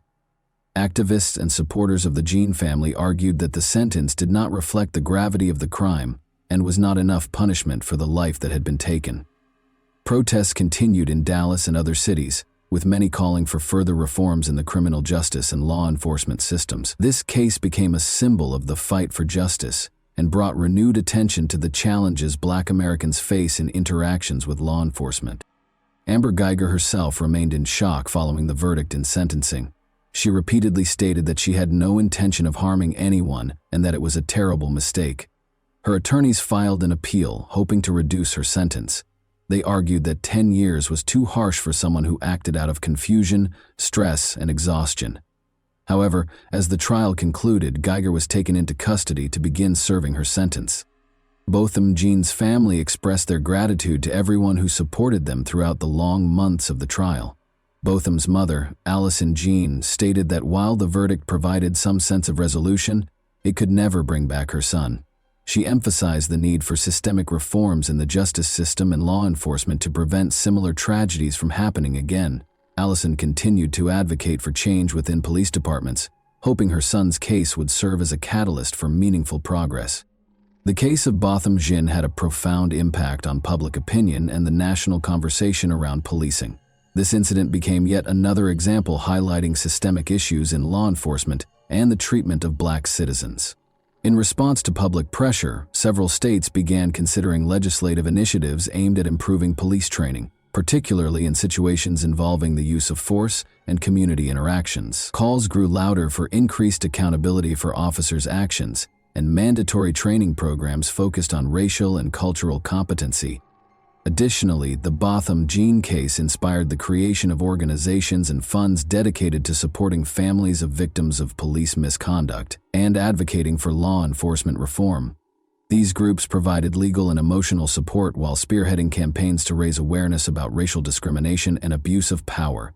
Allison Jean became an active participant in these initiatives, using her personal story to fight for justice and systemic change. As time passed, Amber Geiger continued to serve her sentence in prison while awaiting the outcome of her appeal. This case not only shattered the lives of two families, but also left a lasting mark on American society. The tragic mistake that led to Botham Jean's death served as a stark reminder of the need for reform and the importance of law enforcement officials making sound and responsible decisions, especially in life-and-death situations. The story of Botham Jean and Amber Geiger remains one of the most discussed and impactful cases in recent U.S. history. It underscores the profound consequences of poor judgment, particularly when exercised by those in positions of power.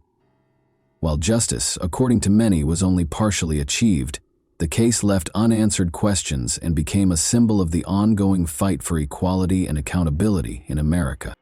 And that wraps up today's chilling story. If you enjoyed this video, don't forget to like and subscribe so you never miss a new upload.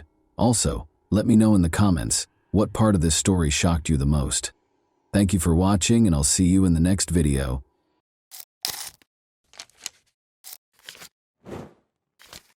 Hey guys, welcome to my channel, and today we're going to take a look at another horrible case with you. The South Carolina state in the United States is where the events in this video took place. Jessica Carpenter resided in the city of Aiken with her parents and two older sisters. The city of Aiken, which has 300 residents, is not very big. As a result, word of Jessica Carpenter's ordeal quickly spread throughout the city and caught the media's attention. Judy, Jessica's mother, discovered her daughter's body on the floor when she returned home on August 4, 2000. Her age was 17. Jessica was a senior at Aiken High School, where she participated in the school band during the summers and worked part-time as a hostess at a nearby restaurant called Red Lobster. It took more than 5 years before the offender was brought to justice. It was August 4th, 2000, the last day of her vacation, and she was eager to start her senior year of high school. Following their lunch together, Jessica's mother Judy left for work, leaving Jessica alone at home. Judy did not see her daughter alive again after that. Judy arrived home around 5:30 p.m. After opening the door and taking a few steps, she noticed something that no mother should ever see. Her daughter was lifeless and naked on the floor. Judy was so terrified that she rushed to her car and dialed 911. The operator asked Judy to return to the house and see if Jessica was breathing. After she had explained the situation, despite being overcome with fear, Judy returned to the house. She followed the operator's instructions to the letter. Judy waited a moment before telling the operator that Jessica was not breathing. She was icy. Police and medics hurried to the scene right away. At the scene, Jessica was declared deceased. First, the police checked the house to make sure the criminal wasn't hiding there. Jessica had been stabbed in the neck and had a telephone wire wrapped around her neck. The fact that Jessica was naked made it clear what drove the crime. Based on the atmosphere in the house, Jessica retaliated. There were fights in her living room, kitchen, and bedroom. Crime scene investigators partially lifted Jessica's fingerprints and collected DNA samples from her body. Physical evidence was scant. Investigators were a little frustrated when they discovered a partial fingerprint. Unknown male DNA was the only important piece of evidence the police discovered. Before departing the scene, there was almost nothing in the case to cling to except the DNA. Another crucial detail caught the attention of the detectives. No evidence of forced entry was found. Jessica was by herself at home, and she always locked her doors in situations like this. It was clear that she either knew the criminal or felt comfortable allowing him to enter the house. Since this had never occurred in their neighborhood before, People were shocked that it had. The neighborhood did not have a high crime rate. According to the results of the forensic analysis, Jessica passed away from internal bleeding and oxygen deprivation. Once a place of laughter and vitality, the Carpenter family home was now enveloped in an unbreakable veil of grief. A horrible crime had taken place in the living room, which had once been the location of boisterous birthday celebrations and peaceful family evenings. Charles and Judy, Jessica's parents, appeared to be stuck in a bygone era. Their entire world had been upended. They were at peace because they believed they had failed to protect their daughter. Although Jessica's sisters were heartbroken by the incident, the family came together during this time. The Carpenters had a strong belief that the police would identify the culprit behind Jessica's death. Since Aiken is a small city, word of Jessica Carpenter's ordeal spread swiftly. The story was reported in every newspaper and on every local television station. In order to solve crimes, law enforcement occasionally needs the assistance of the media. They need the public to be aware of it, and although investigators gave the media some information about the crime, important details were kept under wraps. On August 25, 2003, it was kept a secret that Jessica had been shot in the neck, strangled with a telephone wire, and discovered nude. The first information was given to the police a few weeks after Jessica's death, and they spread it through local news reports. Surveillance footage from a convenience store a few blocks from Jessica's residence was obtained by investigators. Detectives thought that the young man in the top right corner of your screen might have some information about Jessica. As part of an ongoing investigation into the death of a carpenter, the police wanted to identify and question him. On the basis of surveillance footage, every lead, no matter how trivial, was closely examined. In an attempt to identify the man, the Aiken police released a sketch that was aired on television. The suspect's sketch was held in the hands of the detectives looking into Jessica Carpenter as though it were the secret key. Jessica went to Aiken High School, where she was well known to all. They headed to the principal's office to ask the administration for help. Despite looking at the sketch, the principal was unable to identify the subject. The detectives spoke with the principal before starting to interview Jessica's classmates. Any small comment or conversation could reveal information about the crime. Detectives also spoke with teachers who knew Jessica, and some students were in special interest groups with Jessica, such as the school orchestra. But after being at the school for a few hours, they left with nothing. Who was portrayed in this sketch was unknown. The police were able to identify the man after a few days, but it turned out that he was unrelated to Jessica's ordeal. He was just a magazine salesman and an out-of-town student. The police contacted Jessica's closest friends and family because they had limited information. One of her closest friends from Aiken High School was Alice Bryant.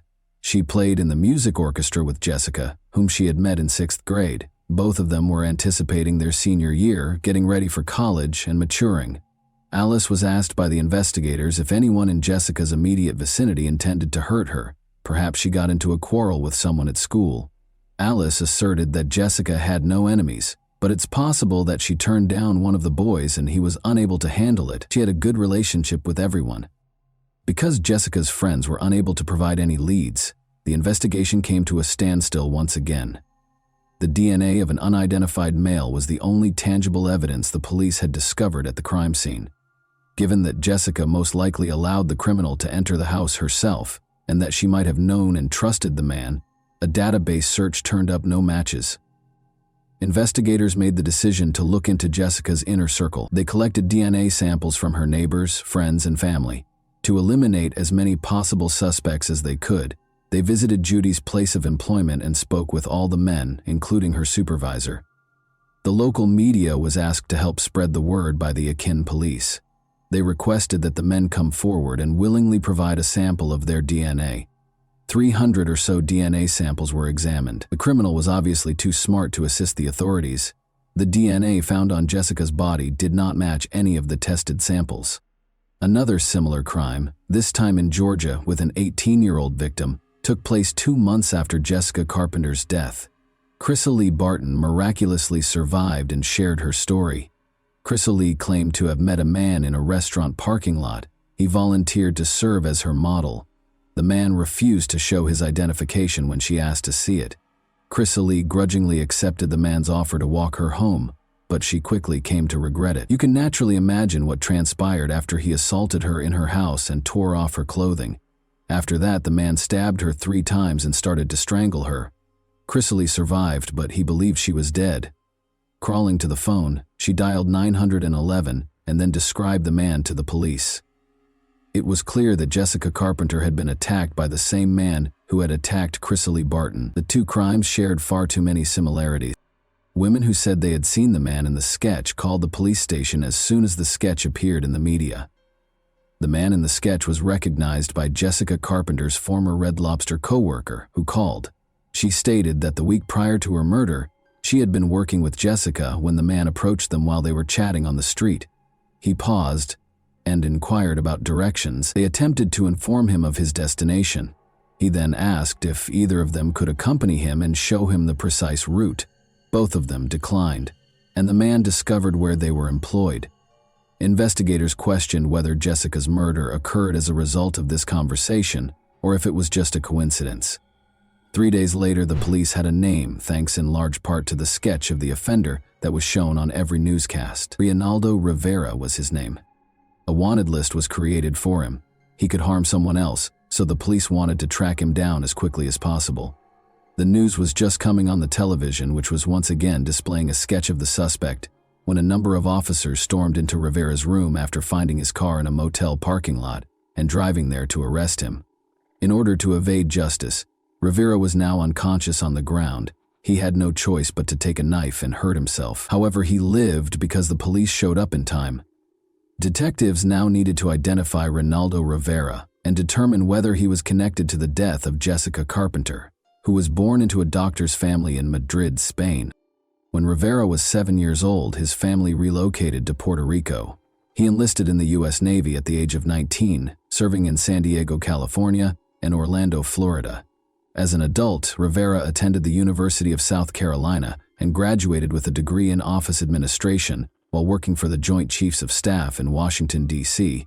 From December 1986 to March 1991 before relocating to North Augusta on Valentine's Day in 1993, he had lived in Graniteville, Columbia, and Fayetteville, North Carolina.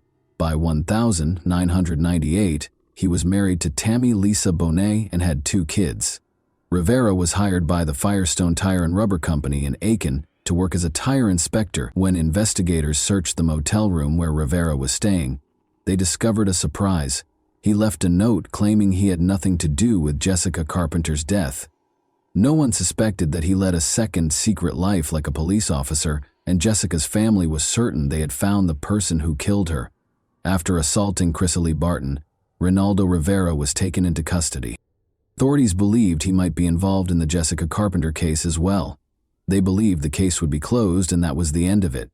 However, Rivera shocks authorities by confessing to yet another string of unsolved crimes, rather than Jessica's murder.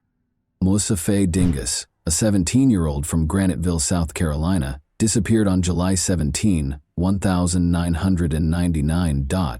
During the subsequent searches, Aiken County Sheriff's Office deputies reported seeing a girl who fit Dingus's description twice, with an older, dark-haired white male. In the first case, she got into a tan, older model car, and in the second, a bright red 4-door car. On October 13, 2000, after Rivera gave police directions to the burial site on December 4, 17-year-old Tiffany Cherise Wilson from Jackson vanished while she and her 2-month-old daughter Caitlin were at a Winn-Dixie grocery store in North Augusta. Her car was discovered in the parking lot, and witnesses saw her get into a white 4-door Ford from the mid-1980s. The car stopped for a moment before speeding away. 3 days later, Caitlin was discovered stranded in her vehicle across the state line in front of a Georgia Welcome Center.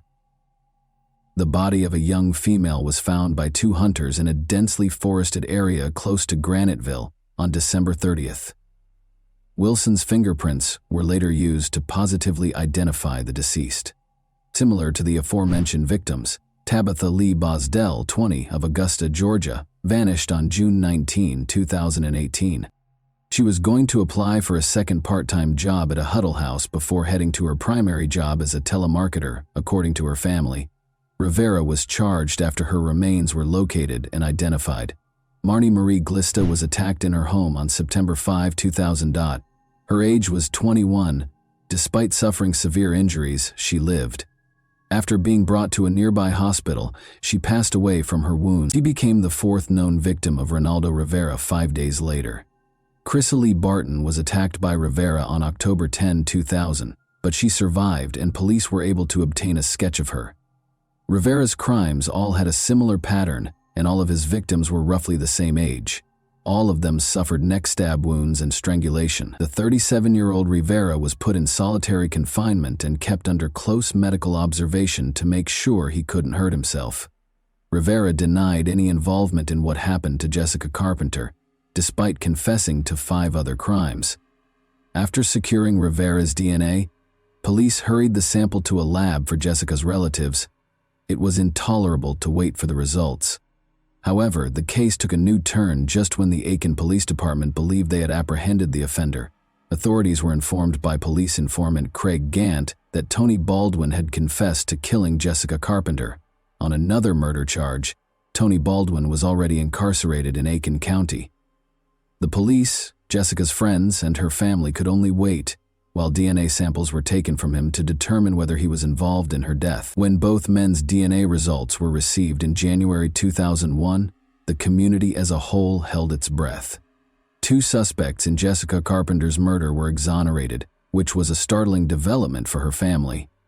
The DNA discovered on Jessica's body and in the house did not match that of Rivera or Tony Baldwin. For the investigators and the family, this was a huge letdown. Months went by, but the case was still unresolved. But on August 19, 2002, 2 years after Jessica's passing, the lab called the detective who was looking into the case. A DNA match was discovered. The owner was a man named Robert Atkins, who was incarcerated in Georgia. Robert Atkins was having legal issues. He was found guilty of stealing. In Georgia, he was sent back to prison for violating his probation. Georgia was one of the few states at the time that collected inmates' DNA upon admission and entered it into a national database. A DNA match was discovered in this way. One could argue that Atkins might not have been connected to the Jessica Carpenter case if he had acted appropriately and not broken the law once more. In addition to being shocked, investigators were curious as to why he did it. How was Jessica known to him? Furthermore, who is he? In any case, his name was new to the Jessica Carpenter case. To get answers to these questions, a detective visited the prison. Atkins denied knowing Jessica when he started questioning him. The detective then began discussing Jessica's mother Judy's suffering, saying that she was so heartbroken that she didn't know how to proceed with her life or what to do. Atkins apologized while glancing at the detective. He started crying and requested a pause during the interview. Afterwards, he admitted to killing Jessica Carpenter. Later, Atkins guided detectives to the murder weapon, a bloody knife concealed beneath a bush and wrapped in a t-shirt. Investigators pieced together what happened to Jessica Carpenter a week prior to her murder based on Atkins's confession. The following week, August 4, 2000, a package was delivered to Jessica's residence by airborne express courier Robert Atkins. Atkins made a comeback, but on false pretenses. Atkins claimed that he had most likely delivered the package by accident when Jessica opened the door. Jessica responded last week that there had been no error. Then Atkins asked if he could use the phone inside. Jessica let him in. He acted as though he was speaking to someone on the phone. He assaulted Jessica, carried her into the bedroom, and made her undress after realizing that no one else was home. He glanced at her and said, "No, you know me," even though she had stated she wouldn't tell anyone. He cut the phone cord in the kitchen after stealing a knife from there. He stabbed Jessica in the neck and strangled her with the phone cord. After that, he departed with the knife and carried on delivering packages in his van. When Jessica's family members found out about the crime, they were incensed. The following day, he got married as if nothing had happened the day before. Jessica was uncritical. She gave him a glass of water and invited him inside. On May 22, 2006, he committed this terrible crime after she showed him kindness. In an agreement with the prosecution, Robert Atkins entered a guilty plea to 5 charges. He consented to enter a guilty plea in exchange for a life sentence, even though he was facing the death penalty. Atkins was asked by Judge Diane Goodstein if he realized that he would never be allowed to leave prison. "Are you aware that you will be incarcerated for the rest of your life?" He said he did when she asked him to put his feet in a box first.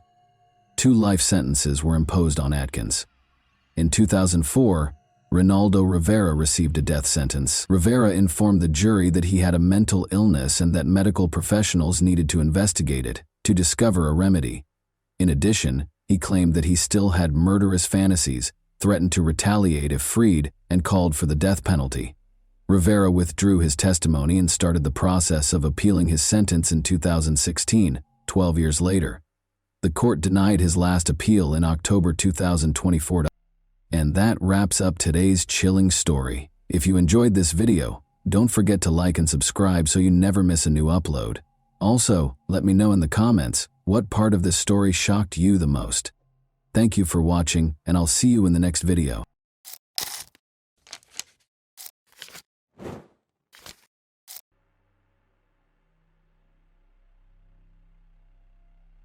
In downtown Melbourne, Australia, on an ordinary Wednesday evening in January 2019. To a sinister turn. What began as a casual outing with friends for a young international student quickly escalated into a terrifying ordeal that stunned the entire country and the world. Kaya Mayasarwe was born in 1997 in Baka al-Gharbia. At the age of 21, I moved to Israel with my Palestinian Muslim family.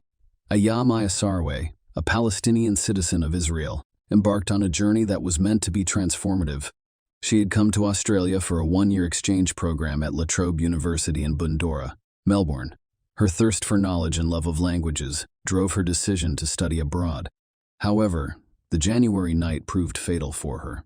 Aya Mayasarwe's night of January 16, 2019 began just like any other. After attending a less talkative English social event, she went to a comedy show in North Melbourne with her friends. For Aya, these gatherings were more than just social occasions. They provided opportunities for her to improve her English and connect with people from various backgrounds. Aya's time in Australia was part of an on-campus exchange program with La Trobe University in Bundoora, Melbourne. She was a dedicated student who studied Chinese and English at a Shanghai university. Her time in Australia was intended to help her improve her English language skills, which are an important part of her academic journey. Australia had quickly become a place she adored, a place where she could discover new places, try new experiences, and form meaningful bonds. Her enthusiasm for life was contagious, and she possessed an innate ability to see the beauty in every moment. But Aya was more than just an adventurous spirit. She was a conscientious student who took her studies seriously. Her language skills were impressive, as she was fluent in Arabic, Hebrew, and Mandarin. Her commitment to learning and personal development was demonstrated by her decision to spend a year in Australia, pushing her limits and broadening her horizons. Throughout her time in Australia, Aya maintained regular contact with her family back home. She spoke with her parents and sisters almost every day. Her family was preparing to visit her in Australia, a prospect filled with excitement and anticipation. The prospect of reuniting with her loved ones on the other side of the world sparked great excitement. On that fateful Wednesday night, after attending a comedy show with friends, Aya returned to her student housing at La Trobe University. The night appeared ordinary, with Aya taking the tram to her destination. She disembarked at her usual stop on 23 at 12:05 a.m. He was concerned for her safety, as he often was when walking alone at night. Aya made a phone call to her sister Ruba. This precautionary measure was Aya's way of feeling more secure during late-night walks. Ruba was at home in Israel and answered the phone, not expecting her sister to answer at that time. What happened during that phone call sent terror through Ruba's heart and soul. The sound of her sister's screams and shouts pierced the telephone line. In a matter of moments, Ruba went from hearing her sister's voice to witnessing a terrifying and unexpected silence. Ruba remained on the line, heart racing as she listened to the eerie silence. She could hear the distant hum of a passing car, but her sister never returned her call. It was a moment of terror, helplessness, and dread. You were panicked and worried because you had no idea what had happened on the other end of the line. Ruba immediately contacted her other sisters who were in China at the time. They tried to contact Aya by phone and text message. However, there was no response. Their anxiety increased with each unanswered attempt to reach Aya. Dawn approached, but Aya had still not returned their calls. Ruba and her sister took a fateful decision. They reported the disappearance to the Australian police. It was approximately 6 a.m. When they took the step, they had no idea a horrifying truth that would soon be revealed. Around the same time, a passerby on his way to work discovered the lifeless body of a young woman behind a hedge, changing his life forever. That young woman was Aya's. The discovery of Aya Mayasarwe's lifeless body behind a hedge on the fateful morning of January 16, 2009, marked the start of a perilous journey into the heart of a heinous crime. Her body was discovered just 100 meters from the tram stop, where she had disembarked in less than a mile from her student housing at La Trobe University, and word of Aya's brutal murder spread. The Australian authorities responded quickly, and when police arrived at the crime scene, they were met with a killing tableau of violence and brutality. Aya had sustained serious head injuries as a result of a relentless and brutal assault. Her body was covered in burn marks, adding to the horror she had experienced. The discovery of a hat and a shirt thought to have been left behind by the person responsible for Aya's murder was one of the first clues that proved critical to the investigation. These items would be sent for forensic testing, providing crucial evidence in the pursuit of justice. From the start, the authorities assumed they were dealing with a random attack. The community, still reeling from the shock of Aya's murder, was gripped by fear and anxiety as they tried to comprehend how such a heinous act could have occurred. Seemingly at random, the police, determined to bring Aya's killer to justice, launched a thorough investigation. They meticulously reviewed CCTV footage from the area, piecing together the events leading up to the murder. They interviewed people who had been in the area at the time of the crime, hoping to learn anything that could lead them to the perpetrator. In their unwavering pursuit of justice, the authorities also focused on a known offender, investigating their whereabouts in the hopes of determining a connection to Aya's murder. The investigator felt compelled to solve this case because he recognized the profound impact it had on the community and the international community as a whole. Only 2 days after Aya's lifeless body was discovered, a breakthrough occurred. Australian police arrested Cody Herman, 21, and charged him with rape and murder in connection with Aya's death. For those following the case, the arrest brought both relief and shocks. The swift apprehending of a suspect demonstrated law enforcement's dedication to finding answers. Cody's arrest sent shockwaves through the community and around the world as the horrific details surrounding Aya's death emerged. Surveillance footage and forensic evidence were crucial in his identification. What was most astonishing in this case was Cody's decision to plead guilty to rape and murder charges before the trial began. This plea spared Aya's family and the court from a long and painful trial. However, the key questions about the crime's motivations and circumstances remain unanswered. The guilty plea was a significant development in the case because it indicated that there would be no traditional trial. Instead, the court would hold a sentencing hearing in which the prosecutor would explain the details of the attack. This would provide a glimpse into the horrifying chain of events that resulted in tragic and premature deaths. The court proceedings revealed a chilling account of what occurred on that fateful night. While Aya had never met Cody prior to the attack, disturbing details about his previous interactions and intentions emerged in the month before the murder. Cody had made attempts to enter her apartment complex, raising suspicions of premeditation. In December 2018, just 4 months after arriving in Australia, Aya attempted to gain entry into the apartment building by falsely claiming to have misplaced his key. However, he did not live there and was at the time without a permanent address and abode. Cody returned a few days later, and residents noticed him standing outside the building, evoking an unsettling connection to Aya. Cody's online activities increased the case's intrigue. Under the rap name Makodes, he posted disturbing lyrics on Facebook, including references to suicide and demons in my head. Despite the alarming online posts and attempts to gain access to Aya's apartment complex, police initially suspected that these incidents were linked to Aya's murder. The motivation for the attack remained a perplexing mystery. The court proceedings also shed light on the events leading up to Aya's murder. While Aya was at the comedy show with her friends, Cody was hanging out at the Palazzo Shopping Center. At 12:07 a.m., he left the shopping center, cutting through the parking lot and arriving at Main Drive. Cody spotted Aya walking down the street that night, and without warning or provocation, he launched a vicious attack. He struck her 4 times in the head with a metal pipe, causing her to drop her phone and fall to the ground, unconscious. The speed and ferocity of the assault rendered Aya defenseless, with no way to protect herself or flee.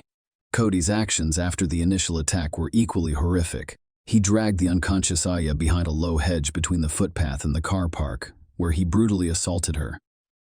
The brutality didn't stop there. He continued to strike her head with a metal pipe 9 times. The details of the injuries were equally distressing. The force of the blows had fractured her skull multiple times, and while lacerations on her brain would be fatal, the nature of a neck injury is unknown, leaving investigators puzzled as to whether it occurred during strangulation or while she was being dragged into the bushes. Following the assaults, Cody attempted to eliminate any evidence linking him to Aya's body. He fled the scene, carrying Aya's belongings with him. Surveillance footage shows his escape as he climbs over the fence of a nearby nature reserve, leaving behind a black cap that was caught. He also discarded his shirt, the murder weapon, and the can of WD-40 fluid used to burn the bodies. One critical question went unanswered throughout the proceedings: whether the attack was premeditated. Did Cody roam the shopping center looking for a potential victim? Was he waiting specifically for Aya? The evidence indicated that he had the metal pipe in his possession prior to the attack, indicating a deliberate action. Cody claimed he couldn't recall anything from the 2 hours preceding the attack, leaving investigators in the court to grapple with the motivations for the senseless act of violence. During the sentencing hearing, the prosecutor meticulously recounted the terrifying sequence of events that occurred that fateful night.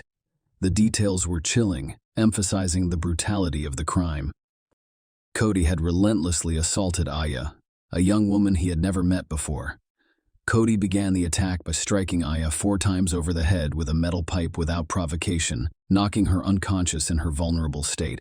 He dragged her behind a low hedge and assaulted her in a horrific manner.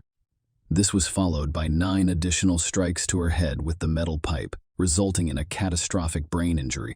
Aya suffered horrific injuries, with multiple skull fractures, brain lacerations, and an unexplained neck injury. Investigators were unsure whether she was strangled or dragged into the buses.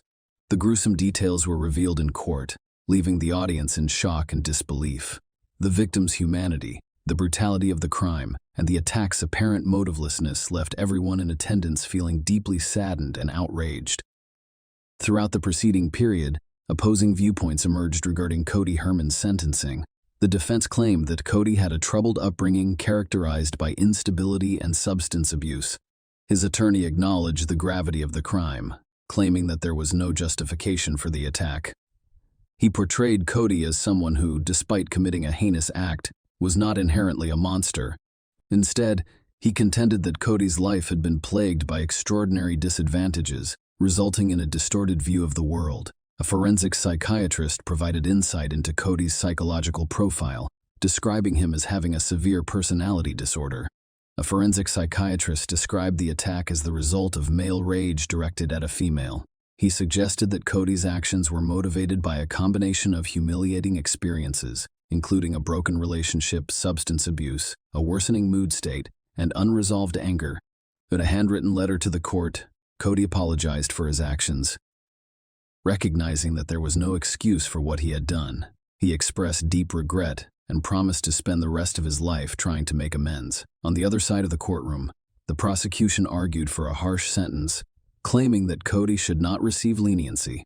They highlight the attack's sheer violence and depravity, emphasizing the importance of justice being served. Throughout the preceding period, Aya's family provided victim impact statements, which provided a moving glimpse into the profound loss they had suffered and would continue to suffer.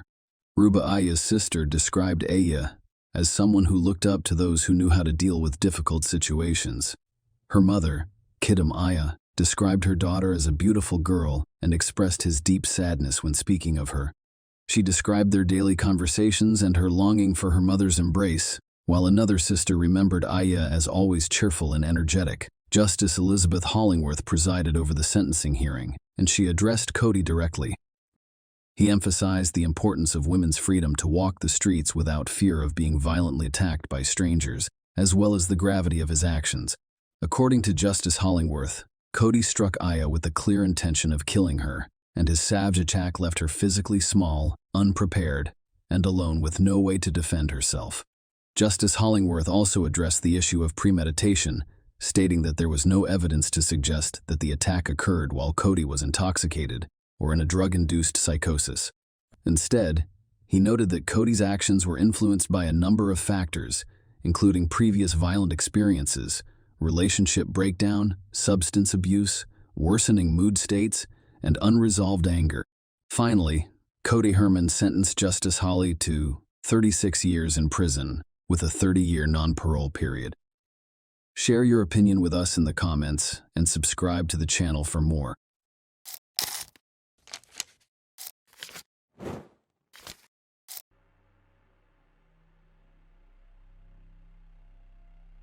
Escaped to their deaths in 2003, this high-profile story shook Brazil and received widespread coverage in the international media. Hundreds of law enforcement officers, rescuers, and volunteers, as well as those interested in the story, were looking for the young couple who went missing in the forests of Embu Guaçu province. They hoped to find them alive, but their hopes were dashed, and the young people's final days became a nightmare. However, grieving members of the families of the missing faced another ordeal when the main criminal rapist, torturer, and brutal killer was not prosecuted. Furthermore, he found himself in better living conditions than before. This is the case of Liana Friedenbach and Felipe Café. Liana B. Friedenbach was born in São Paulo. In May 1987, the girl was the eldest of her parents' 2 children, and she grew up in a relatively well-known and wealthy family. Ari Friedenbach, the family's patriarch, was a successful lawyer and well-respected member of the community. Felipe Silva Café, born in July 1984 in São Paulo, grew up in a large, modest family. He has worked part-time since he was a child, trying to support himself and his relatives. The young people met as schoolchildren, and their friendship developed into mutual sympathy and the first youthful love. However, they had to conceal it in every possible way. It is worth noting that Liana's parents were religious and raised their daughter strictly. She went to church on a regular basis and attended Sunday school since she was very young. Her father and mother were adamantly opposed to her romantic relationships at such a young age. Furthermore, social inequality played a significant role in this case because, as I previously stated, the girl came from a wealthy family while her chosen one was poor. However, their parents' prohibitions did not force the young people to end their relationship. Instead, they began to conceal their affair, secretly scheduling dates in different locations where no one could see them, in order to spend at least some time together. On one final trip in the fall of 2003, the lovers decided to get away from everyone for a while, traveling to a remote, deserted area to be alone. They carefully planned the trip, which was supposed to be an exciting adventure for them, and most importantly, the boys made sure they had a plausible alibi that would justify their absence and avoid suspicion. Felipe told his parents that he and his friends were going camping, and Liana told her parents that she was going sightseeing with the guys from church. She was confident that this excuse would work and that her parents would let her go with no questions asked. The Friedenbach and Café families believed the teenagers' stories and allowed their children to die without fear. Liana and Felipe were overjoyed. They could spend the entire week together without fear of being judged by their parents. The young people decided to travel to the picturesque province of Embu Guaçu. They packed a tent, sleeping bags, some personal belongings, and a small supply of provisions, but the couple had almost no money. They had the right to free public transportation as students, so the guys planned and calculated their route to their destination by bus ahead of time. Early on October 31st, the lovers met at the agreed-upon location, making certain that no one who knew them saw them together. They took the first bus and spent the night at the bus station after arriving in another city late in the evening. Then 2 more vehicles took them to their destination. From there, they had to walk a few kilometers to a deserted spot hidden in the woods where they planned to camp and spend a few days alone together. The day was warm and sunny, and despite their exhaustion from the long journey, the young people were in good spirits, joking, laughing, and planning their short vacation. When they arrived at the location marked on the map, they began to set up their modest but cozy camp. Uninvited guests, when Liana and Felipe traveled to such a remote and secluded location, They failed to consider the fact that poverty reigns in those areas, fueling crime. So the presence of well-dressed young men carrying large backpacks and bags did not go unnoticed. As the couple walked through the forest to the abandoned farm where they planned to stay, they came across some local bandits fishing near a pond. They were Paulo Cesar da Silva Marques, aka Pernambuco, and Roberto Aparecido Alves Cardoso, aka Champinha. The latter was only 16 years old, but he was already the gang's leader. He organized the criminals who were attracted to strangers, particularly a beautiful young girl. They also decided that there was something in their backpacks that they could steal. The bandits followed the guys stealthily and began to watch them from the thickets. The lovers pitched a tent, ate a snack, and then set about beautifying their parking lot. The intruders waited in ambush until they were certain that no one else would join the young men and that they had no weapons with them. Pernambuco and Champinha then attacked and threatened Liana and Felipe. The latter, terrified, did not even attempt to flee or fight back against the unknown assailants. After searching all of the bags and backpacks, the criminals discovered nothing that would interest them. The bandits then decided to demand a ransom for the boy and girl from their relatives. Liana, who was terrified, quickly confirmed that she came from a wealthy family and that her father would give them any amount of money they requested.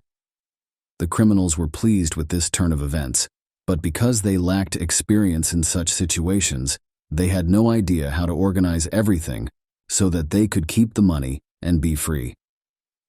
Finally, while the plan was being developed and the bandits were determining who they had in their hands and how much they could demand for their lives, they decided to hide the prisoners so they could not flee.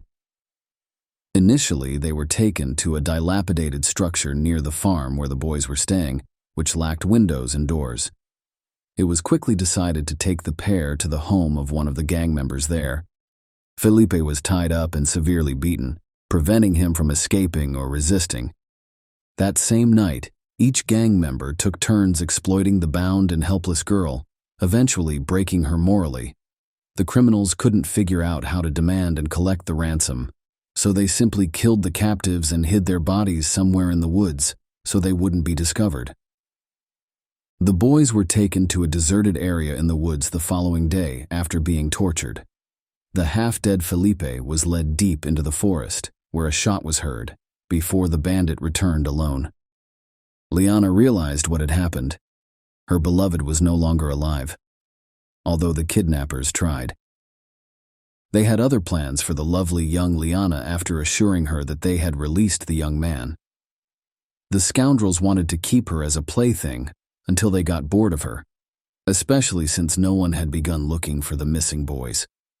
A few days after their daughter's departure, her parents discovered that there was no excursion trip with the church guys, and Liana's friends had no idea where she had gone. The Friedenbach family suspected that their heiress had fled with her boyfriend and immediately contacted his parents to inquire about their children's whereabouts. But Café's family was certain that their son had gone camping with his friends, so there was nothing they could do to help find the couple. The situation was complicated by the fact that neither of the young men had communicated in several days, and their phones were turned off.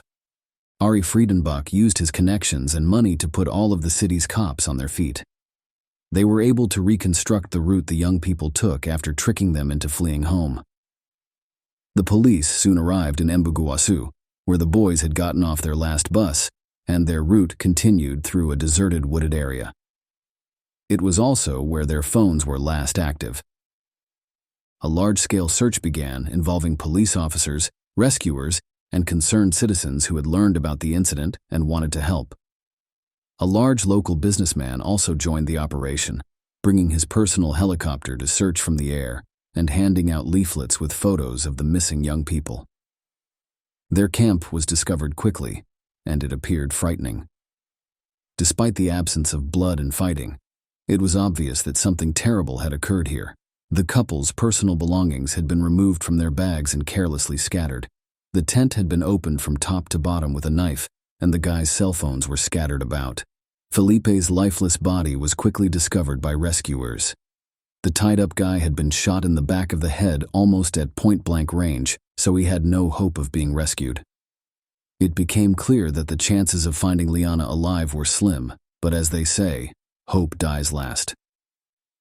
Ari Friedenbach involved the press in the search, ensuring that the entire process was widely covered in the media, and that as many people as possible were aware of it, in the hopes of learning anything about Liana's whereabouts. An impressive reward was announced, but it did not help the situation. The massacre of Liana began after the criminals had killed Felipe. They returned Liana to the house where they had previously kept them both. By then, the bandits had been joined by their accomplices, Antonio Caetano da Silva and Arnaldo Pires. Pernambuco proudly informed them that Liana was his property, and he could do whatever he wanted with her. He invited everyone to have their dirtiest fantasies with Liana, and his offer was quickly accepted. A day later, after learning of the large-scale search operation, the criminals decided to change their location and accompany the victim to the home of Antonio Matias de Barros, another gang member. They went fishing that evening, accompanied by Liana. The ringleader threw his jacket over her because it was cold outside, and he wanted to show concern in this way. Champigna's older brother, whom the juvenile delinquent had not informed about his affairs, arrived at the same location later that evening. Champigna informed his brother that Liana was his lover, but he immediately recognized her as the wanted girl. He took his brother aside and informed him that his captive was being actively sought and that the police were literally following them. Champigna interpreted his brother's words as a sign and a call to action. He decided it was urgent to get rid of Liana before fleeing and concealing himself. He lied to Liana, claiming she was free and that he would take her to the road. In fact, the bandit led his victim into the forest, where he brutally killed her with a knife before smashing her head with a rock to ensure her death. Liana's body was not discovered until 5 days after the massacre. She was literally lifeless. She had been severely mutilated. Liana was wearing the killer's jacket, which later became one of the most important pieces of evidence.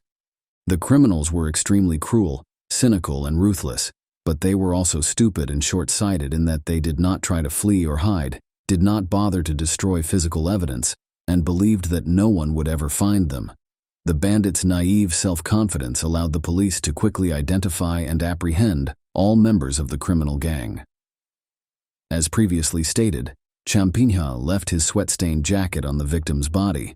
In addition, he brought the murder weapon into his house, washed it and hid it in the yard while attempting to wash the clothes, stained with the murdered girl's blood so that he could continue to wear them. DNA analysis revealed the identities of the gang members who had committed violence against Liana.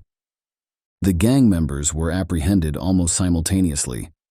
The ringleader not only did not deny it, but he immediately began to testify, boasting that he had kidnapped, abused, and murdered the unfortunate victim.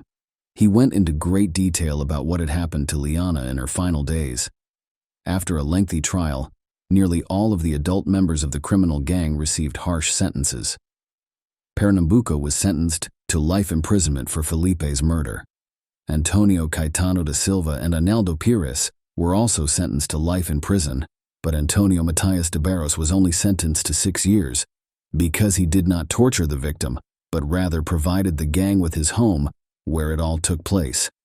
However, with the ringleader and the most brutal member of the gang, things were not as simple. He was barely 16 years old when he committed these crimes. As a result, the individual was sent to a specialized prison for minors with a relatively mild regime. Champigna attempted several escapes and behaved aggressively and inadequately, prompting a psychiatric examination. He was discovered to have several mental abnormalities that, while not inherently dangerous, combined to create a monstrous result, transforming the young man into a sophisticated sadist and murderer with no feelings of pity or remorse. Following such a diagnosis, the criminal was transferred to a closet-type medical facility where he was required to undergo mandatory treatment and rehabilitation. Despite numerous appeals from the families of the murdered young men, he received no further punishment. As a result, Champigna's situation improved from before the crime. He now had his own private, cozy room complete with a large television, internet access, and a comfortable bed with an orthopedic mattress. He eats 4 balanced meals per day from a customized menu, as required by the medical facility where he is being held. His monthly maintenance is estimated at around $1,200, $20,500. In recent years, the perpetrator has repeatedly petitioned for his release, claiming that he has completed a full course of treatment and no longer poses a threat to others, allowing him to return to his normal life. This is a monster story. Share your opinion with us in the comments and subscribe to the channel for more.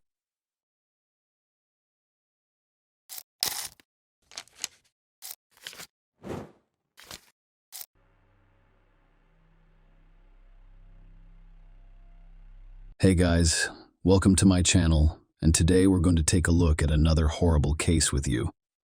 In this video, we will discuss what happened in 2021. Ashley Wadsworth, 19, was filled with hope when she left her family home in Canada for the United Kingdom. She flew over 4,000 miles to meet the man she'd been chatting with online for years. In this video, we'll look at how online dating can end. Ashley, born on July 25, 2002 in Vernon, British Columbia, was the youngest of Kenneth Wadsworth and Christy Gendron's 2 daughters. Ashley intends to pursue further education after graduating from high school. She enjoyed spending time with her family and friends. Everyone adored her. The girl brought joy to others. Ashley was an avid traveler who enjoyed art, skiing, swimming, tennis, and other outdoor activities. Vernon, located about 270 miles northeast of Vancouver, has a population of approximately 43,000 people. Ashley wanted to leave this place and visit other cities and countries. Most importantly, she wanted to visit the United Kingdom. This was not a spontaneous dream. Ashley did not have a smartphone when she was 12 years old, unlike her peers. As a result, she used the family laptop to monitor her friends' and classmates' social media activities. She knew it wasn't unusual to add dozens of friends and send messages to people she didn't know. In 2015, a Vernon friend introduced her online to Jack Seppel, an English boy. Ashley was 12 years old at the time, while Jack was 16. She had always been interested in the world. The fact that Jack lived on another continent piqued her interest in him. He was like a portal to faraway and unknown places. At the time, Jack lived with his mother in Chelmsford, a city of approximately 180,000 people located an hour's drive from London. Ashley was a very outgoing individual. Jack, on the other hand, appeared to be more withdrawn. It appeared that his primary interest was social media. Their 3.5-year age difference did not seem unusual because they were pen pals, but over time they grew closer. They spoke every day, and after about 2 months, Ashley began mentioning Jack in conversations with her parents and older sister Haley. Ashley's parents, Christy and Kenneth, are divorced. Their relationship with their children, on the other hand, remained unchanged. Ashley's mother was wary of the developing relationship, fearing that someone else was hiding behind the teenagers' photos. Christy relaxed after Ashley and Jack began FaceTiming in the family living room. She occasionally even greeted Jack. The woman liked his English accent, but Christy expected her daughter's interest in him to fade. However, the girl fell in love. For 7 years, Jack and Ashley communicated via text and FaceTime. They occasionally quarreled and stopped communicating. However, these periods were brief. Jack sent Ashley various gifts, including clothes, teddy bear jewelry, a purse, and sometimes money. Because of the 8-hour time difference, his face and name became familiar in the Wadsworth household. Ashley had to get up before dawn to speak with Jack, and the latter stayed up late at night waiting for the call. Ashley and Jack eventually shared a common dream. They wanted to meet in person someday, but for the time being, they were just images on a screen for each other. When Ashley turned 15, she asked her mother if she could pay Jack a visit. Christy's response was negative. She couldn't believe her 15-year-old daughter would travel to a foreign country to meet a man she had never seen before. Of course, Ashley was disappointed by the refusal, but she did not give up and said she would go when she reached the age of majority. As they grew older, the couple began to argue more frequently. The most common reason for this was jealousy on Jack's part. He was afraid Ashley would start a relationship with one of her Vernon peers. Ashley tried to persuade Jack by saying she loved him, but he was extremely jealous. Ashley would sometimes block Jack during their disagreements, making it impossible for us to contact her, but that did not deter him. He set up new social media accounts to text her or contact her sister and friends, knowing they would tell Ashley about it. Some of her friends believed Jack was obsessed. Ashley, on the other hand, was always quick to defend Jack, claiming that he was incredibly passionate. Jack's relationship with other girls was sometimes the source of their disagreements. They would stop communicating during such times, but they couldn't go without each other for too long. Ashley's mother claims she constantly compared her other boyfriends to Jack. In addition to his fascination with social media, Jack was a tattoo enthusiast. In October 2018, when he was almost 20 and Ashley was 16, he got a new tattoo, which he proudly displayed. He had her name written on his arm. That was how Jack hoped to demonstrate his dedication and seriousness of intent.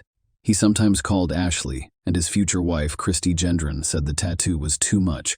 She forbade her daughter from getting a tattoo with Jack's name, but Ashley claimed she never considered it. The relationship with Jack became increasingly turbulent. Even from a distance, he exhibited some controlling behavior. Ashley's age may have caused her to overlook this. During one of the arguments, he ran a knife over his tattoo of Ashley's name. At the time, she thought it was an insane way to tell her he loved her. At the same time, she began concealing certain aspects of Jack's behavior from her loved ones. In 2020, Ashley was 18 years old when she received several phone calls from women Jack dated and frequently quarreled with. One of them informed Ashley that Jack would not let her out of the house and asked her to speak with him and calm him down. Jack occasionally dated other women, but he never kept it a secret. Perhaps she just thought so. Ashley was a teen girl who had no idea Jack was a skilled manipulator or that his behavior was abusive. She had intended to end her relationship with him several times, but he always sincerely apologized, saying she was the only girl he loved. Ashley was spiritual and discovered God through the Church of Jesus Christ of Latter-day Saints. She was baptized Mormon in April 2021. Ashley began working part-time, as soon as it was legally permitted. She worked for McDonald's, Burger King, and several other companies. The girl received her own money, and her first purchase was an iPad. She no longer needed to use the family laptop to communicate with Jack. Her desire to see him in person persisted. Ashley's parents had previously forbidden her from visiting Jack, but now she was an adult, able to make her own decisions. She had her own money, so her dream came true. The girl obtained a 6-month tourist visa and booked a flight to London. Ashley, 19, said her goodbyes to her family on November 12, 2021, and was taken to the airport by her father. Her parents were understandably concerned about her, but they could no longer stop or persuade her. I figured the worst-case scenario was that she'd leave, they wouldn't work out, and she'd return home and set her mother Christy up. Ashley sent a Snapchat message to her family while waiting for the plane to depart. "I'm on my plane," and she said it's huge. After 7 years of online communication and 10 hours on a plane, the couple finally met in person. It was an exciting experience for both of them. Ashley's friends and family watched as she shared photos of herself and Jack on social media. She appeared to be happy.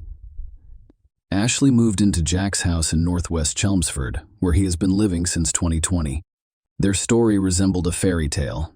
Ashley's family had no idea this love story would end so badly, but everything appeared to be going well so far.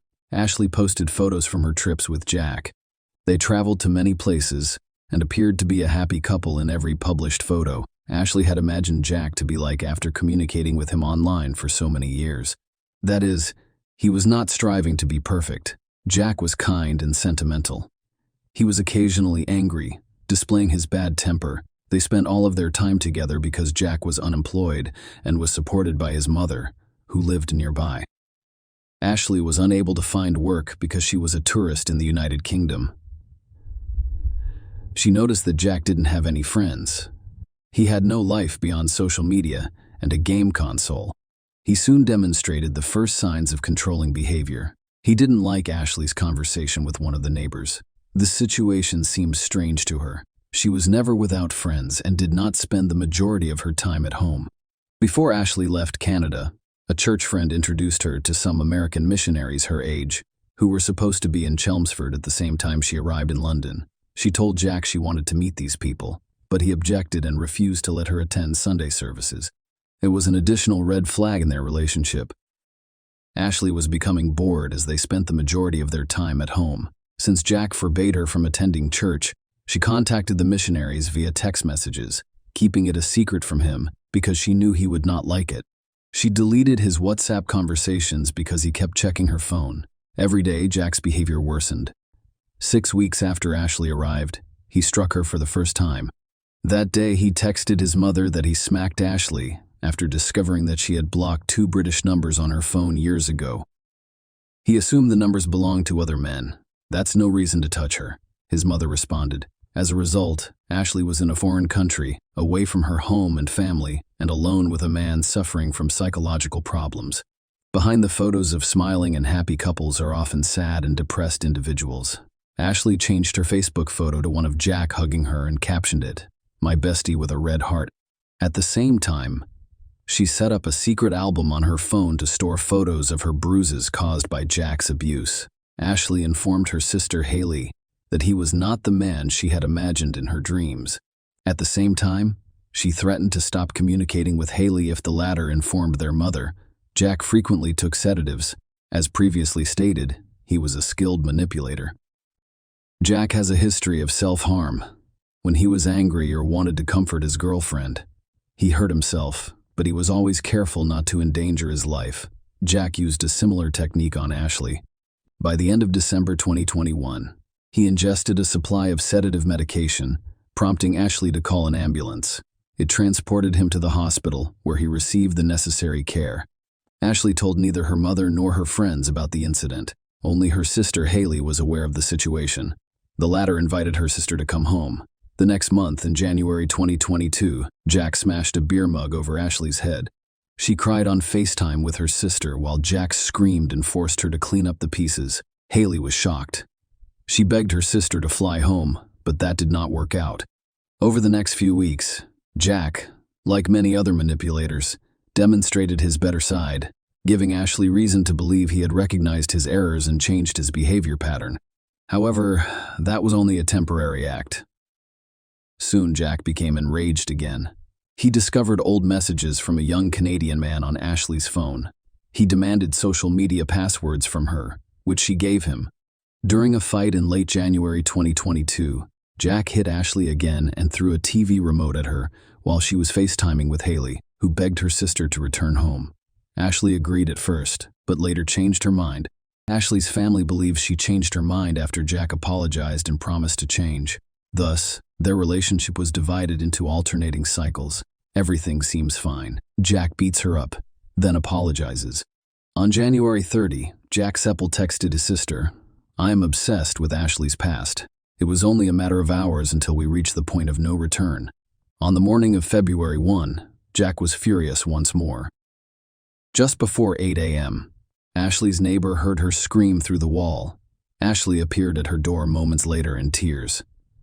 She dashed out into the street, barefoot and with blood dripping from the cut on her palm. Ashley claimed Jack Hitch smashed her phone and threw their kitten against the wall. Ashley feared for her life. At the same time, she asked her neighbor not to call the cops because she didn't want Jack to hurt himself and was afraid they'd put him in prison. The neighbor went to talk with Jack. As usual, he used his abilities to appear to be a good person, apologized, and stated that everything would be fine. As a result, the neighbor left, and Ashley chose to return to Jack. Unfortunately, no one saw her alive once the door slammed behind her. About an hour later, another neighbor purchased a package for Jack, which was delivered to her by mistake. While he was speaking with her at the front door, Ashley took advantage of the situation by calling her family from Jack's phone. She asked for assistance and stated that she wanted to go home. Christy was shocked to learn about her daughter's relationship with Jack Seppel. Ashley's plane ticket was immediately booked by the family for February 3. Christy warned Jack that if he attempted to harm her daughter again, she would immediately report him to the police. Ashley and her family finished talking around 3 a.m. and Vernon at 11 a.m. in Chelmsford. As soon as Ashley hung up the phone, Jack stopped pretending to be a nice person and attacked her. A few minutes later, he texted his mother using the WhatsApp app, "I severely beat Ashley." After another 14 minutes, he wrote that she believed she had broken her arm. "I picked her up, threw her to the ground, punched and ripped her all over the lounge." At the time, Ashley was still alive. Unfortunately, there was no one to assist her. Starting 11:22 a.m. to 12:38 p.m., she used Jack's phone to send messages. She wrote to family and friends in Vernon, where it was the middle of the night, and to her church acquaintances in Chelmsford, "Ashley, She wrote to a friend, "I need your help. It is an emergency, please." A few hours later, they received new messages stating that everything was now fine. However, Ashley was not the one who sent them. It was a few. None of the people to whom Ashley wrote received these messages right away. Jack Seppel strangled Ashley Wadsworth shortly before 1 p.m., but he felt it wasn't enough. He went to the kitchen, grabbed a knife, and returned to the bedroom. He stabbed her about 90 times in the chest and abdomen. Later that day, Jack changed his Facebook profile picture to a photo of himself and Ashley taken at Gatwick months earlier. Ashley's church friends, Jamie Ashworth and Taylor Borden, paid a visit to the tennis and riding property, which he captioned "Forever Mine." When there was no response, they contacted the police. Jack recorded a video message for Ashley's sister Haley while she was lying in the bed next to her. "I apologize for taking your sister Haley," he said. He also stated that he loved Ashley and could not let her go. He never sent the video to Haley. After filming the video, he stabbed his chest with minor superficial wounds. Investigators believe he may have done it to claim self-defense later, around 4 p.m. The police arrived at the home. They knocked on the door and asked Seppel to come out. They saw him inside through the window, but Jack refused to open the door. At the time, he was communicating with his sister via video link, confessing to her that he had murdered Ashley.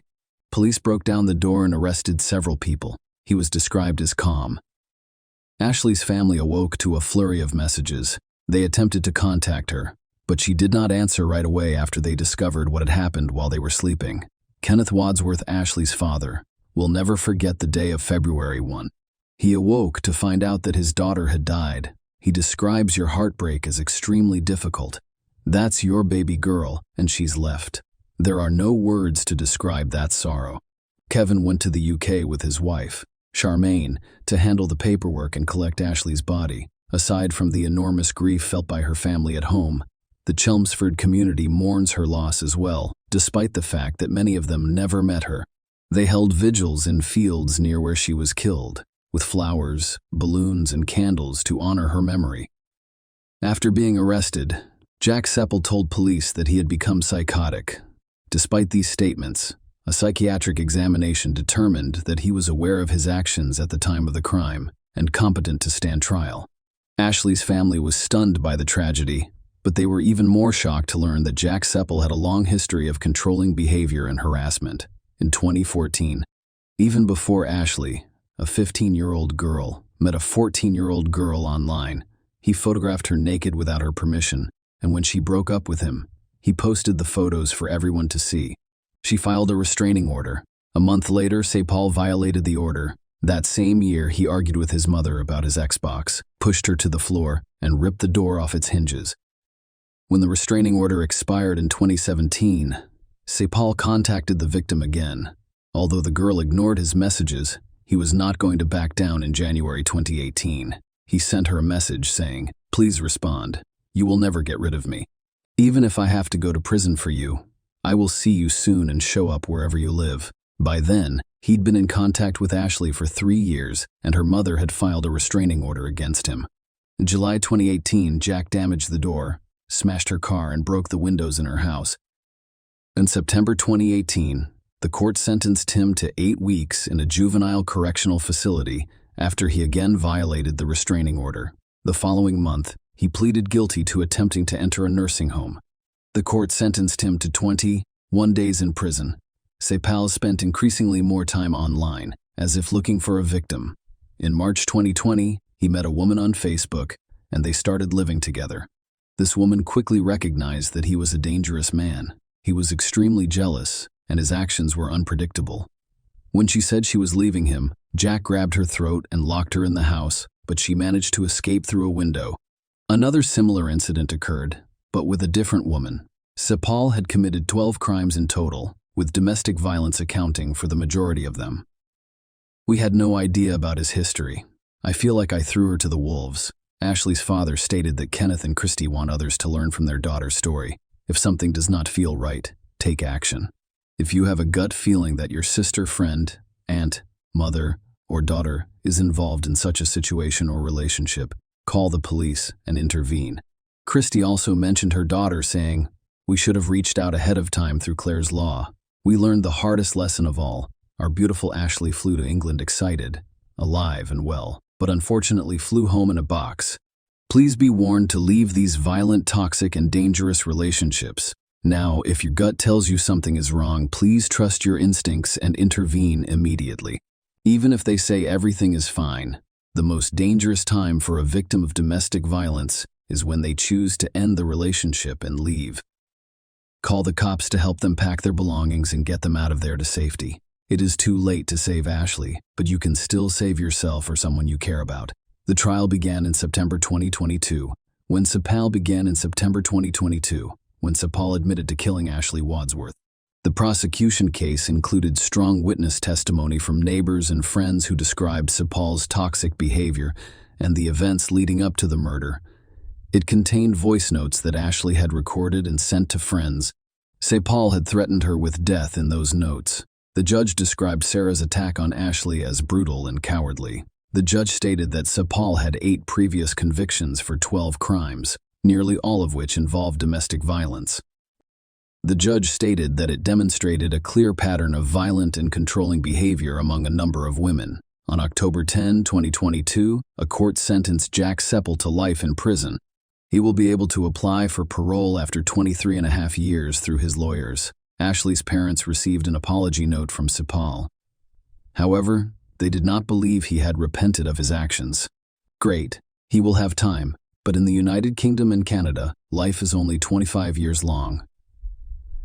Ashley's mother stated that ultimately, it will not bring her back. Share your opinion with us in the comments and subscribe to the channel for more.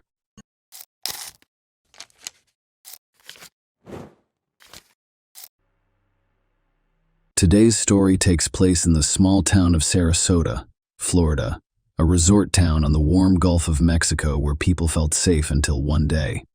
It all begins with Carly's 11-year-old life, which, like any other child's, is full of events. The girl's parents divorced years ago, but she still loved both of them. Every weekend, she flew to New York to see her father, but Carly lived with her mother and stepfather. She was one of the most delightful children, kind and optimistic, and she always tried to convey her eternal optimism to those around her. She was this way because of her father. Carly had blonde hair, blue eyes, and an upturned nose. Friends, relatives, and others recognized her beauty and character. Everyone predicted that she would one day become a well-known model or actress. However, Carly's relatives and she were unaware that this would not occur. January 31, 2004, was an ordinary day. On her weekend, Carly decided to spend the night at a friend's house. When the girls spent the night at each other's house, they did everything that any girlfriend would. They painted one another's nails, listened to music, and gossiped about their classmates. The girls were so engrossed in their visits that they didn't realize it was already evening. As is customary in all families on Sunday nights, the entire family gathered to watch the Super Bowl game. Carly desperately wanted to get home by then, so she informed her friend's mother that her parents were waiting for her at home and that she could go home alone. The friend's mother was concerned, but Carly insisted on going home at 6 p.m. for 13 minutes. That is how long it took to get to the street with the Bruches.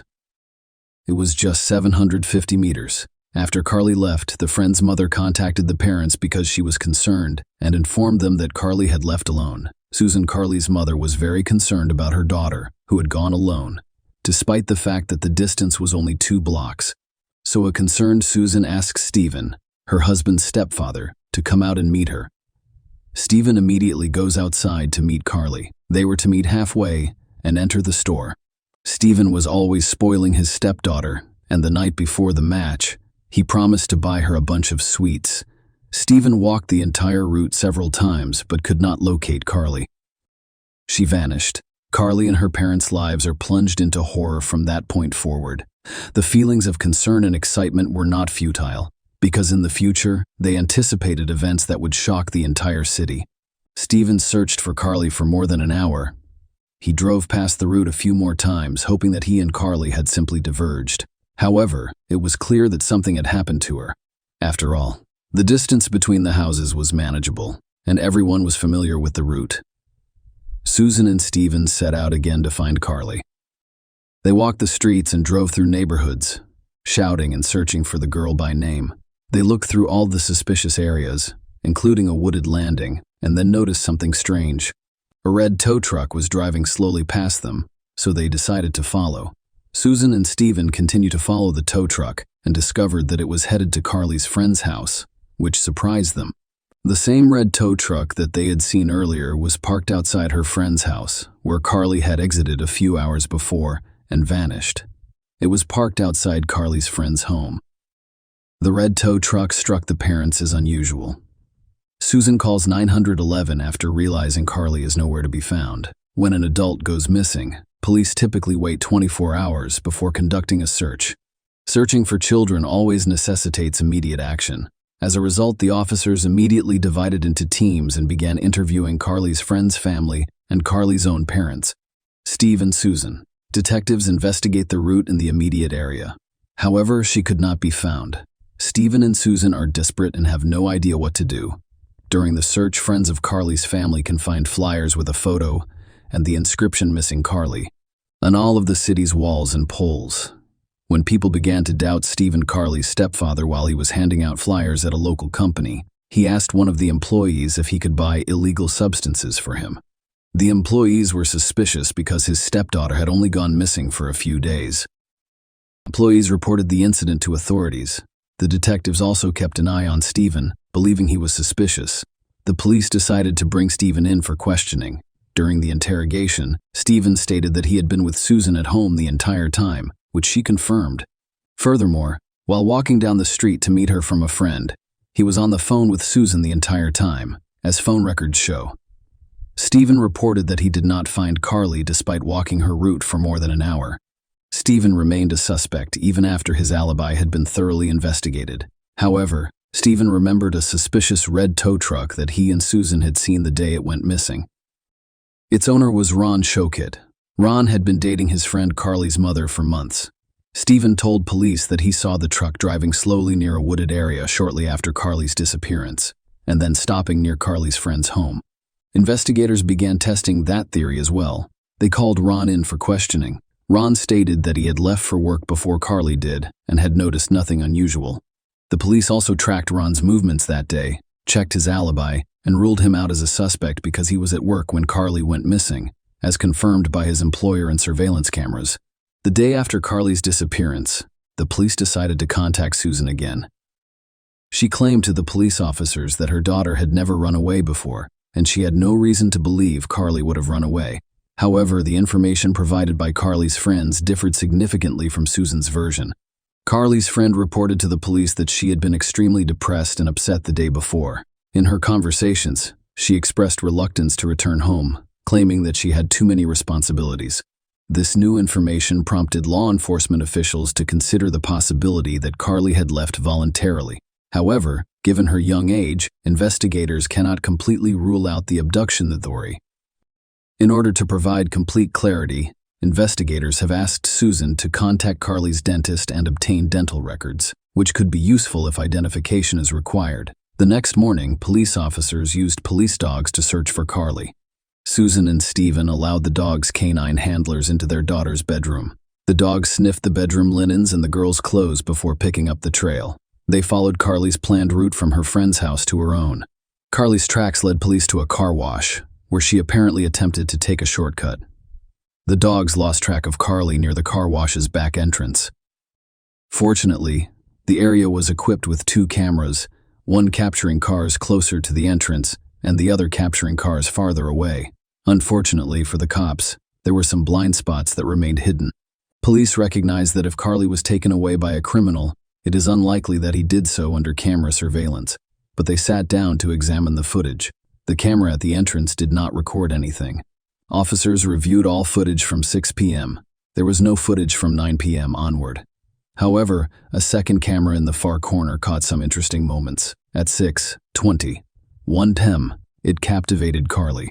She walked with a calm stride toward the house. Carly wore the same red t-shirt and blue jeans, with her hair styled in a small bundle. Suddenly, a man appeared in the frame, white-skinned, stocky, of medium height, with dark hair and a unique tattoo on his forearm. The stranger wore dark blue work overalls with a name tag, as if he worked at a gas station or car service. The alleged perpetrator approached Carly and said something, grabbing her wrists and dragging her toward the camera's blind spot. This was likely the last person to see Carly alive, criminal or not. He should have been found as soon as possible and learned what happened in that parking lot on February 1 at 6:21 p.m. The poor quality of the security camera footage made it impossible to see the man's face, let alone his name tag. The only hope was to involve the public in the search. The CCTV footage had been widely publicized for 24 hours and had been published in newspapers. They needed to spread the word as widely as possible. Maybe someone could recognize a person based on their shape and construct in or gait. The police set up a special call center in the hopes of learning more about what happened to Carly, or at least some information from potential eyewitnesses. Within 24 hours, they had received over 700 calls. Operators recorded every statement, but they were all unsuccessful until late in the evening, when they received a lead that led them to the perpetrator.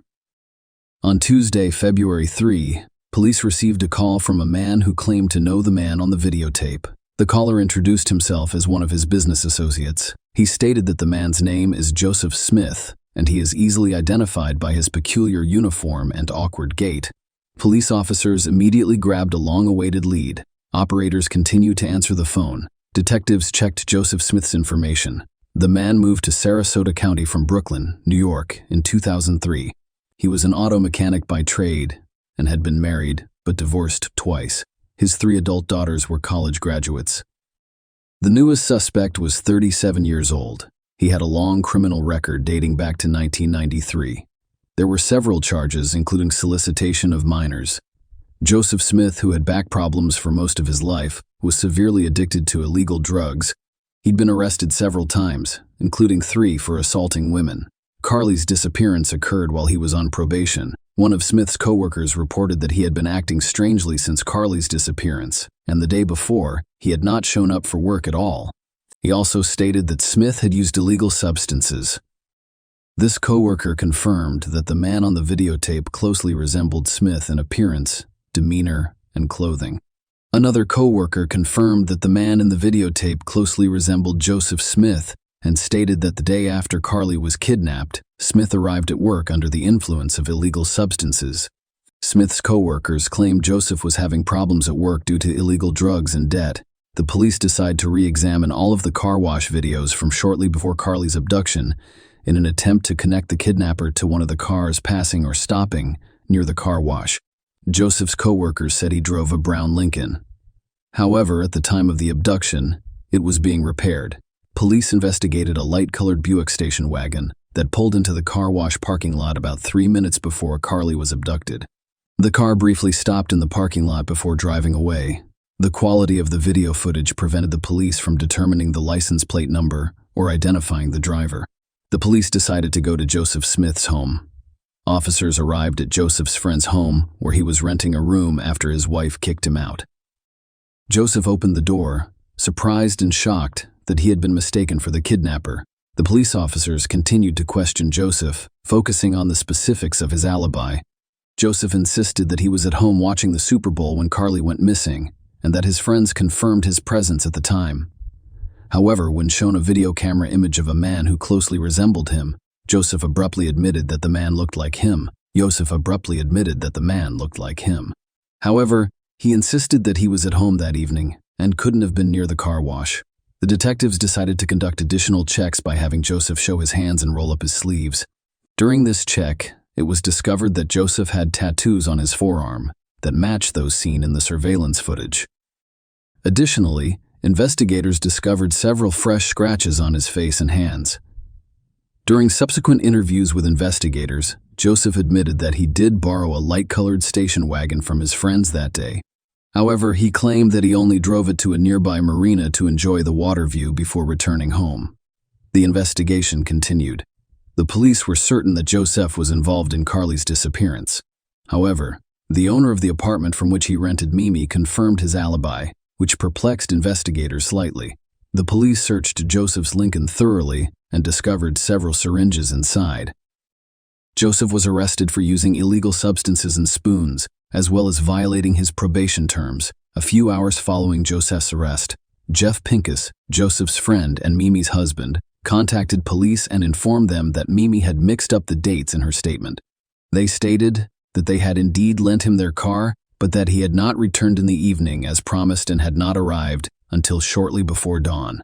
They also testified that before Joseph left, they checked the odometer, and when Joseph returned, they discovered that it had traveled more than 300 miles, and the car inside appeared shabby. The back seat was down. The officers then asked Joseph's friends if they remembered what Joseph was wearing when he left the home. Jeff replied that he was wearing a mechanic's uniform.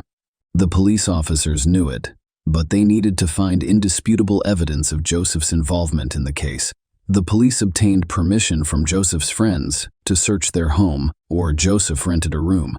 However, they found no evidence linking Joseph to Carly's disappearance. In addition, the police were still unable to locate Carly. Police searched the wooded areas near where Carly was last seen on videotape. However, the search produced no results. While the police were searching for Carly, one of Joseph's longtime acquaintances visited the police station. He confirmed that the man on the videotape looked a lot like Joseph and provided some critical information. The man stated that Joseph had recently spoken about his growing desire to assault women. Following this conversation, police officers took Joseph from the jail to the station for questioning. Joseph entered the interrogation room. He wanted to talk to his mother or brother. The detective persuaded Joseph to contact the public defender's office and have an attorney come to him. During the interrogation, the officers were unable to extract any information from Joseph, so he was returned to jail. He was finally able to speak to his brother John. What he told his brother confirmed all of their worst fears. 5 days after Carly disappeared, Joseph's brother John decided to contact the police and reveal a terrible secret. He showed the police where Carly's body was. He led them to the church on Proctor Road in the woods. John revealed that his brother had confessed to kidnapping and brutally attacking Carly. John claimed that Joseph had killed Carly, beaten her, and strangled her with a shoelace. He admitted that he wanted to use sharp instruments but was afraid he'd be unable to wash the car afterwards. The confession was so cruel and disgusting that the brothers were unable to express their feelings and were deeply shocked by such a terrible secret. Here's his brother's secret. John suspected that he had used forbidden substances or committed theft, but he never imagined that he would get to this point. Then Joseph's mother informed the police that her son had contacted her and confessed to his actions. The police discovered Carly's remains precisely where John had pointed. Carly was clearly struggling and fighting for survival. The investigation determined that the death was caused by strangulation. Detectives also confirmed that Joseph assaulted Carly's body. A forensic examination revealed traces of Joseph's DNA on Carly's body, as well as fibers from Joseph's clothes and hair. That is, the perpetrator's guilt was fully proven in the car that Joseph borrowed from friends that day, as were Carly's hair and several fibers of clothing that matched the one she was wearing at the time. Joseph was charged with murder. The defense attorney attempted to argue that the police officers framed his client, but Joseph's bodily fluids and hair were discovered on Carly's body. According to the prosecution's version, Joseph Smith took a large dose of psychotropic drugs that day. The public was then outraged that a man with such a criminal past and criminal tendencies had been released so quietly from prison, where he had been imprisoned 13 times in the previous 10 years. Also, about a month before Carly's kidnapping, local authorities asked a Florida judge to issue a warrant for Joseph Smith's arrest for a probation violation. The judge, however, denied issuing the warrant, citing the police's failure to complete the required paperwork. And so it was argued that if this man had been shielded from society from the start, this terrible case might not have occurred. Little Carly would be alive, and her mother would not have to go through all of these traumatic events. The day everything was decided was October 24, 2005. Joseph Smith was convicted of first-degree murder and sentenced to death via lethal injection. He remained in prison, waiting for his death sentence.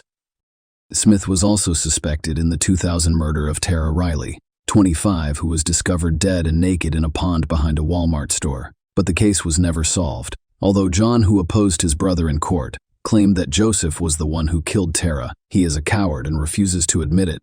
John was certain that his brother was also guilty of this. John stated, "My brother is the ultimate coward. He has spent his entire life insulting and humiliating those who are weaker than him. He will never admit what he has done, and if he is released, who knows how many innocent lives he will take. He's always been like this, which is why his wife left him.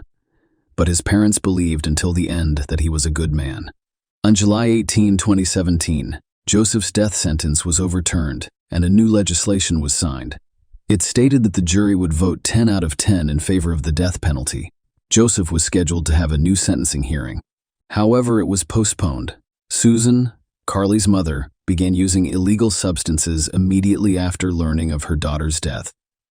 She was devastated by the death of her only daughter. Susan tried to pull herself together, assisting the Children's Defense Fund and other parents in their search for the missing.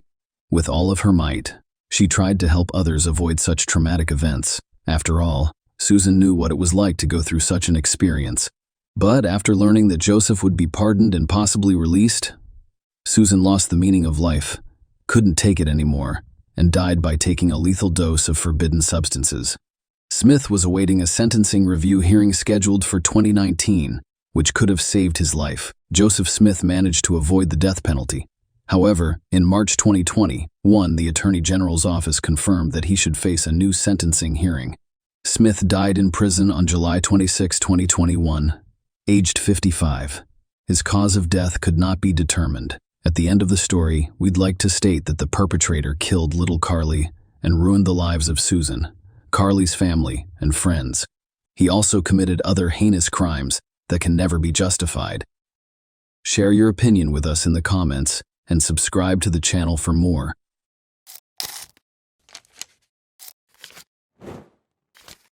Hey guys, welcome to my channel, and today we're going to take a look at another horrible case with you.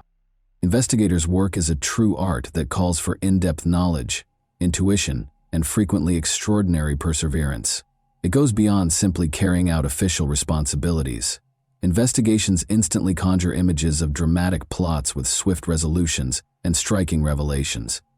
However, the reality of daily life is very different from this illusion. Investigators deal with a variety of difficulties, each of which calls for a unique strategy. By gathering evidence and reconstructing events, they attempt to paint a full picture of the incident. However, some crimes go unsolved even after many hours of case file research. This could be because there is insufficient evidence, there aren't enough witnesses, or there is conflicting and unclear evidence. The intricacy of the investigator's job is further compounded by the fact that many incidents appear clear-cut at first, but upon closer examination, they become considerably more complex.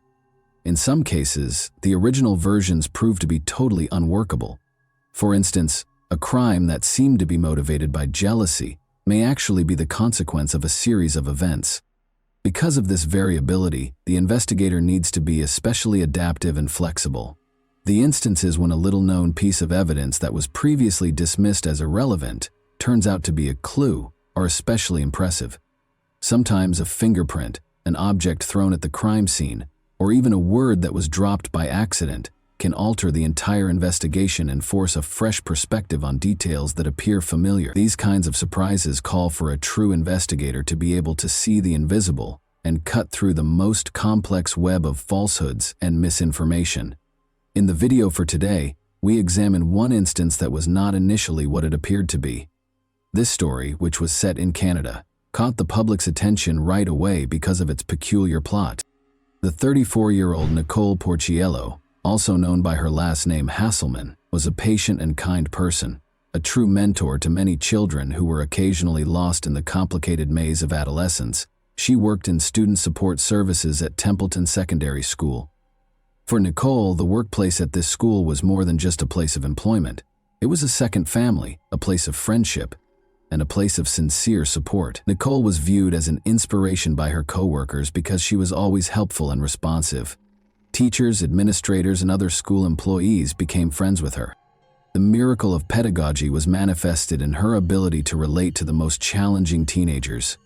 In addition to her professionalism, Nicole's colleagues adored her for her genuine warmth and kindness outside of work. In 2018, Nicole was a mother raising her 10-year-old son. Like her son was a kind and sensitive boy. By investing in both with sincere passion and concern, Nicole was able to balance her career and raising her child. She tried to set an example for him by always opening her heart to the outside world and improving it slightly. Regretfully, Nicole's family and friends' lives were irrevocably altered on January 16, 2018. A 2017 charcoal gray Kia Sorento SUV was involved in a collision in the 8000 block of Barnett Highway on November 16 at around 10 p.m., according to Burnaby Police. Emergency personnel showed up on the scene. The car's mangled body appeared even more menacing after colliding with a lamppost. A man was trapped inside the car, his life now hanging in the balance. Their sirens broke the evening silence in the glare of the warning lights. In coordination with law enforcement and medical personnel, rescuers promptly surrounded the area. They came to see that time had turned into an unseen foe. Every delay has the potential to become tragic. They moved swiftly and accurately. It was a mastery refined by years of practice and training, not merely a skill. As this was going on, another team of rescuers activated specialized equipment. Hydraulic cutters seized the metal and violently tore it apart with a menacing crack, but the operators stayed composed and focused. It was astounding how much hope and faith in the team's professionalism could be sparked by this procedure, which at first glance seemed frightening and noisy. There was no movement from the man in the car. Physicians fumbled around him, prepared to give him medical care. After several minutes of arduous labor, the rescuer's commander finally signaled that the victim could be pulled out of the steel embrace. The man was then carefully removed from the damaged car and placed in the compassionate care of the medics. Emergency services functioned as a well-oiled machine, with each component fulfilling its essential function. Immediately, medical professionals started administering first aid while closely observing the man's condition. They carefully moved the victim to a stretcher and transported him to the ambulance after ensuring that his condition was stable. Preparations for the man's transfer to the closest hospital, where he can obtain more specialized care, have already begun. Jan Popel was the victim. As soon as he was brought to the hospital, the medical staff performed a thorough examination and diagnostics to rule out any potential hidden injuries. Thankfully, no severe injuries were discovered, although they did note a few bruises and a minor concussion. Jan's life was not in danger, and the patient's condition was stable. After receiving the required medical attention, the man was monitored for a while to make sure he fully recovered. According to reports, Jan, a real estate agent, battled an addiction to illegal substances. With romance, intense affection, and mutual understanding, John and Nicole's relationship got off to the typical start of great love. Together, they discussed ideas, made plans, and dreamed about the future. Arguments seemed to avoid them at first, and the pleasure of spending time together grew every day. But as time went on, Jan started exhibiting qualities that Nicole was unable to overlook. His need for control was initially seen as compassionate, but it eventually devolved into an obsessive mania. He asserted that by shielding Nicole from harmful external influences, he was causing her to become estranged from her friends and family. She even checked her social media and cell phones. His jealousy was unrestrained, and he now found it difficult to conceal his aggression.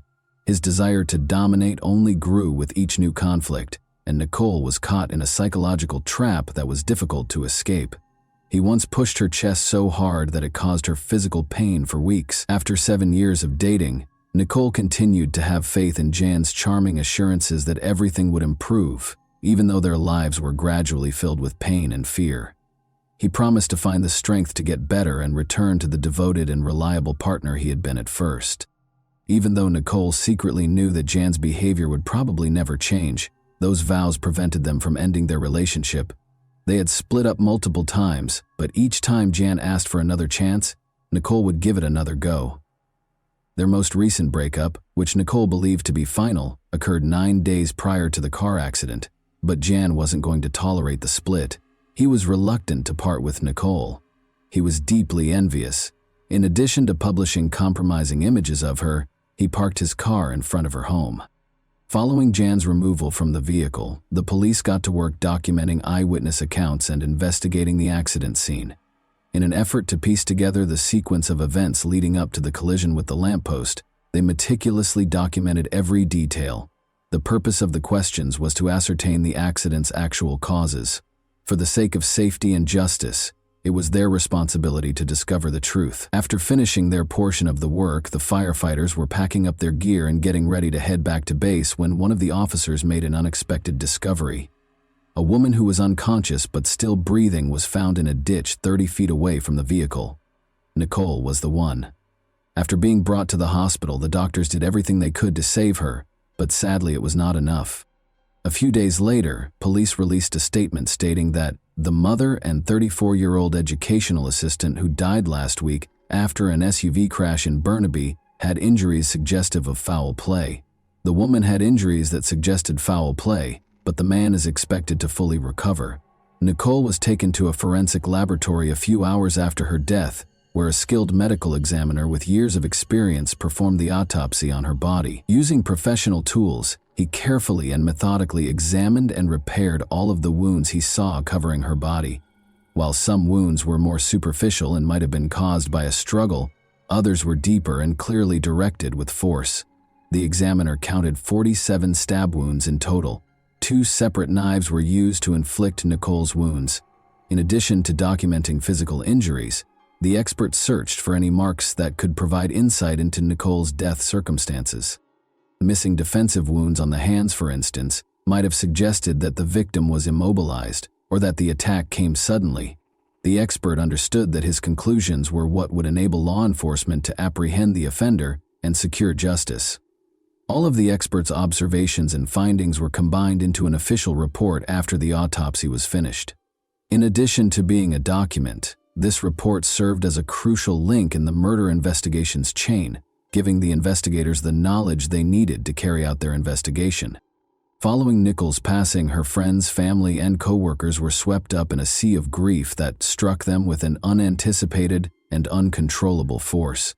It seemed as though everything had stopped for everyone who knew Nicole, leaving behind only the memories of her smile, the happiness in her eyes, and unmet expectations for the future. Realizing that they would never again be able to embrace their cherished mother, daughter, and sister, hear her voice, or share the memories that were to be so many more, was an unbearable burden for the family.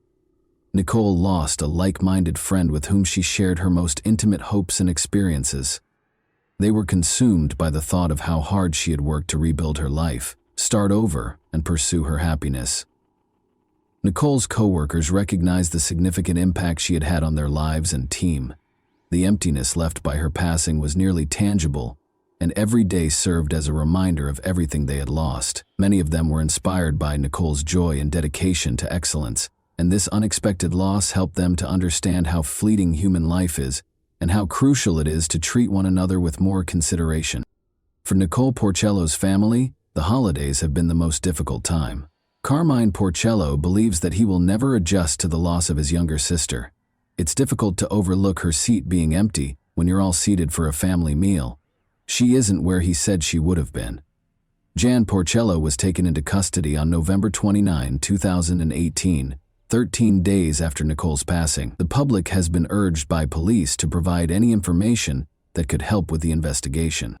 In relation to Nicole Hasselman's death, Jan Popel, 31, was taken into custody on November 29 and subsequently charged with second-degree murder. At some point today, Mr. Popel will appear before a judge. There was no threat to public safety because this was a singular occurrence, and the individuals involved knew one another. Without the tireless efforts of our detectives, today's outcome would not have been possible. They worked extremely hard to gather and secure all the evidence for charge approval. We understand that Nicole Hasselman's friends, family, and everyone else who was impacted by her while she was alive are going through a very trying time. We only hope that we were able to address some of Nicole's family's inquiries. There's always a chance that one or more people have information that they haven't yet shared with me. We live up to that. And once more, one of the reasons I'm standing here today is to address those who may have information that they haven't disclosed for whatever reason. They may only now be becoming aware of it. Come forward now, please. Anyone with information about any of our investigations is welcome to contact us. One of the most important aspects of Nicole's death investigation was reconstructing the timeline. It made it possible for the investigators to put together all of the information they could see, view the sequence of events and the time they took place. This informational organization made it easier to spot contradictions in Jan's testimony and examine his actions. After all, every minute could have an impact on our comprehension of the precise circumstances surrounding Nicole's untimely demise. Investigators examined phone logs, text messages between Nicole and Jan, and surveillance footage. The most accurate picture of Nicole's location at any given time, her contacts, and the specific events surrounding her was given by this data. The chronology was also crucial to the prosecution's case against Jan because, as was previously stated, it would have been challenging to persuade the court of his guilt in the absence of hard proof of his involvement in the incident gathered in a precise order. The events leading up to Nicole's death started 9 days prior to the fatal car accident, but the relationship between Nicole and Jan lasted 7 years, with breaks and reunions. According to reports, Jan's jealousy reached previously unheard-of levels after Nicole informed him that their relationship was over by beginning to speak with another man. He picked Nicole up in a rental car on the evening of November 16 while her son was at hockey practice, and they got into a fight. After that, Jan took out 2 kitchen knives and started repeatedly stabbing Nicole, who was seated in the passenger seat, throughout her body. Then, in a last-ditch effort to save her life, Jan took out his cell phone and began filming video instead of phoning for help. She was heard declaring her love for Jan. Without expressing regret, Jan told her that he stabbed her because he could not bear the thought of her dating someone else. After that, he left Nicole in the car outside and drove home, going inside to send a few emails, including one in which he resigned from his position. While Jan sent emails, paid some bills, and even went online to buy a new TV and dishwasher, Nicole spent 2 hours in the car. Nicole was still alive when he returned to the rental car. He allegedly planned to stage a car accident to give the impression that Nicole had perished in the collision. Nicole, who was not wearing a seatbelt, flew out of the car when Jan Poupel slammed his foot on the accelerator and crashed into a streetlight at high speed. Jan Poupel was accused of second-degree murder based on the evidence that was gathered.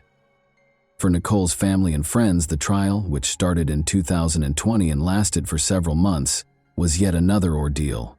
The video that Jan Poupel took with his cell phone after repeatedly injuring Nicole was shown in front of the crowd during the trial. The judge asked those in the gallery to leave if they felt uncomfortable and warned the courtroom that it would be graphic. The injured victim was seen having trouble breathing in the 1-minute video. People sitting next to her can be heard accusing her of disrespecting him rather than phoning for assistance. Jan Poupel, who was envious and vindictive, told Nicole that she was solely to blame. In a video he recorded after he attacked Nicole with 2 knives, Poupel said, "You just took from me, disrespected me for months and years." The victim's father, Joe Porciello, left the courtroom as the video was playing, clearly upset, and Poupel sat with his head lowered in the prisoner's dock. Watch the video. The victim's brother, Carmine Porciello, yelled at him. "Raise your head," the brother said. The judge ordered a 15-minute morning break after the video, acknowledging that the footage was distressing. 4 witnesses, including the father and brother, gave moving victim impact statements in court. The father characterized his daughter as the cornerstone of their family and a lovely soul. Speaking directly to Poupel, he declared, "You have destroyed our family." The brother claimed that the crime had turned him into a zombie and that he was furious with the accused, saying, "We cannot forgive you for what you have done." Several other victim impact statements, including one from the victim's young son, were summarized by Crown Counsel Jacqueline Madden. The boy said he had lost a piece of his heart when his mother passed away because she was his best friend. Madden stated in the decision that although Poupel had shown remorse, the judge characterized his actions as self-centered, callous, and cruel. Joe Porciello, Nicole's father, disagreed. "I felt sick to my stomach because he should have had a tear in his eye if he had been sorry." He claimed that he would display any emotion outside of court. He appeared to be out to lunch when he last appeared in the courtroom, where guilty pleas to second-degree murder were made. The penalty for second-degree murder is automatically life in prison. The how many years it would be before he could apply for parole was the only question that followed. Poupel's lawyer requested a minimum of 10 years, but the prosecutor was urging a minimum of 15 years. Given Poupel's past of acting abusively and jealously toward Nicole, neither of these choices was well received by Nicole's family. According to her cousin Gina Giuliano, he ought to have been charged with and found guilty of first-degree murder, which carries a 25-year prison sentence without the possibility of parole. No number is sufficient in my opinion, but if 25 is the upper limit, then I believe that's what he ought to receive. We have someone who is not even 40 years old, and in the worst situation, he might be out when he's 50 or 55, she said, according to Giuliano. That is not acceptable. Nicole's friends and family have started a social media campaign in the week before the sentencing, pointing out the gaps left by Nicole's passing and posing the question of whether the penalty is appropriate for the crime. Giuliano asserts that we cannot tolerate such individuals on our streets. Such a precedent that a vicious crime carries a sentence so light that it is easy for anyone to commit it is unacceptable. Popo conveyed regret and remorse in a statement to the court and Nicole's family. I have long been waiting for this opportunity to express my apologies to you, he said. Jan Popo received a life sentence in April 2021 and then, in a panic, received prison time. He will be eligible to apply for parole after 15 years.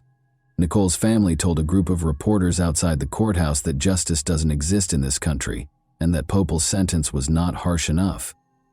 Gina Giuliano, Nicole's cousin, expressed her disappointment with the decision. He will truly be able to walk the streets in 15 years? Is that what we want to tell our community? She asked. And that wraps up today's chilling story. If you enjoyed this video, don't forget to like and subscribe so you never miss a new upload. Also, let me know in the comments what part of this story shocked you the most. Thank you for watching, and I'll see you in the next video.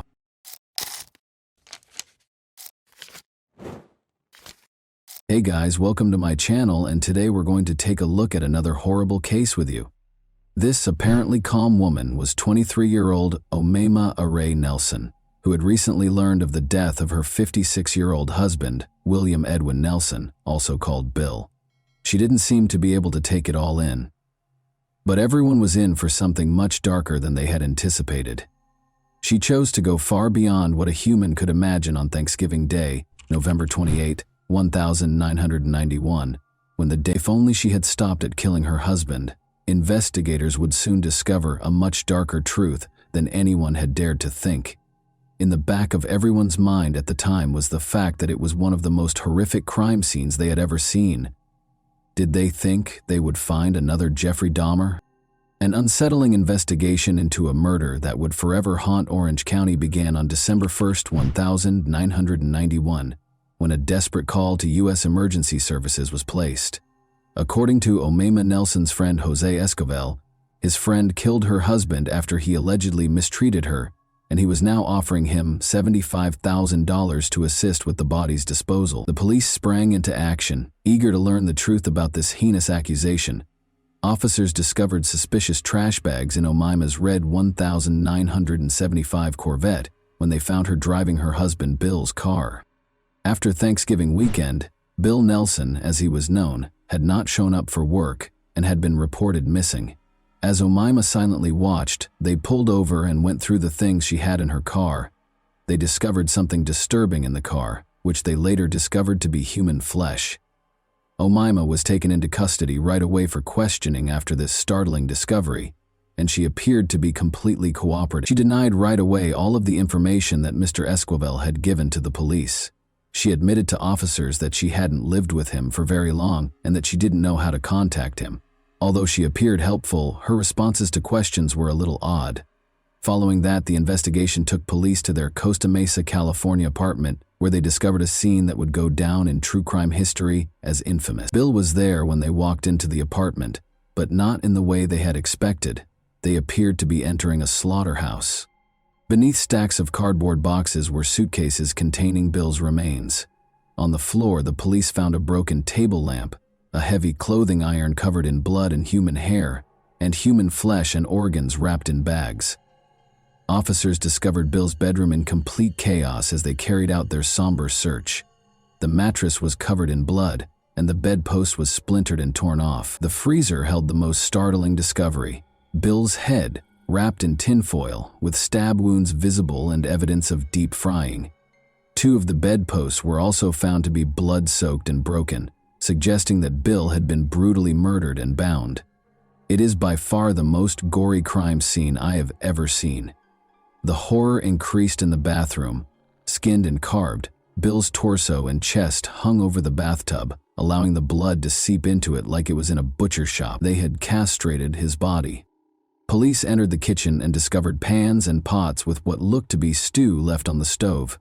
Bill Nelson's hands, soaked in the mixture and covered in bruises, were among the turkey meat and vegetables. He had apparently been bound tightly prior to his murder. Bits of his hips, a grim take on Thanksgiving leftovers, were mingled with cranberry sauce in the trash can. Unfathomable horror was depicted in this horrific scene as investigators sought to understand how such a tragedy could occur within what was supposed to be a loving marriage. The case's terrifying details would later be compared to fictional horror stories. The condition of Bill's dismembered body prevented the police from determining the cause of death right away. Although the officers were positive it was Bill, they dug deep into Omaima's past to be absolutely certain and to solve the mystery of this heartbreaking murder. They were about to make one of the most unsettling discoveries of their professional lives. In 1968, Omaima Ari Nelson was born in a small, destitute farming village in southern Egypt, close to the Sudanese border. She was one of 16 children born into a traditional Arabic family, and her early years were difficult and traumatic. From an early age, she experienced physical and sexual abuse at the hands of her violent and irascible father. At the age of 7, she was subjected to the horrifying custom of female circumcision, which further exacerbated the wounds from her early years.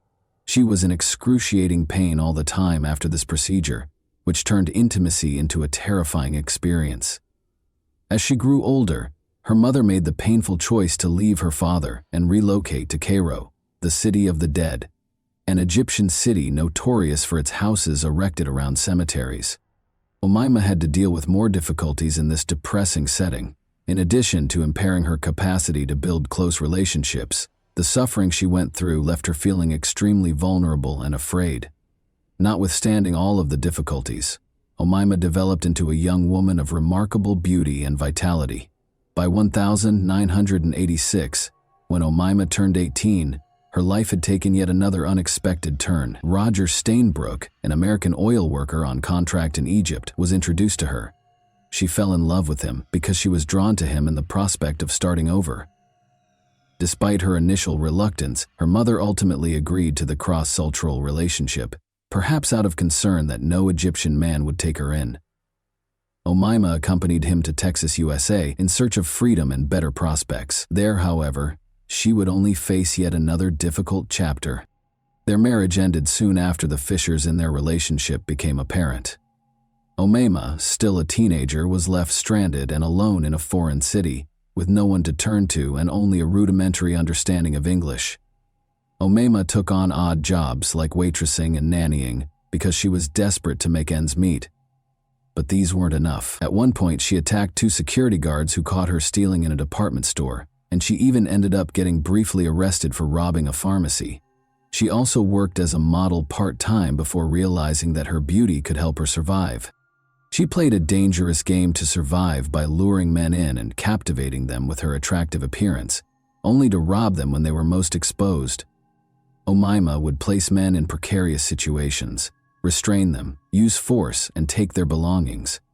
She used this strategy to rob several men, but no one reported her because the officers thought it would embarrass them. She lived off of these items until meeting 56-year-old Bill in October 1991, who seemed like a kind and giving man. He was a former pilot and Marine who now worked part-time at Cannon Mortgage in Tustin as a messenger and computer programmer. Despite the fact that Bill was 33 years Omaima's senior, their relationship developed rapidly, and 2 days after they first met, he proposed to her. Even though Bill was still legally married to his first wife, the two clicked and were married in less than a month. They climbed into his red Corvette and drove directly to Phoenix, where they were married and found a justice of the peace.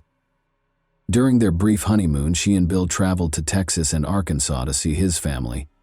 Bill's family had serious concerns about the marriage despite the tense beginning.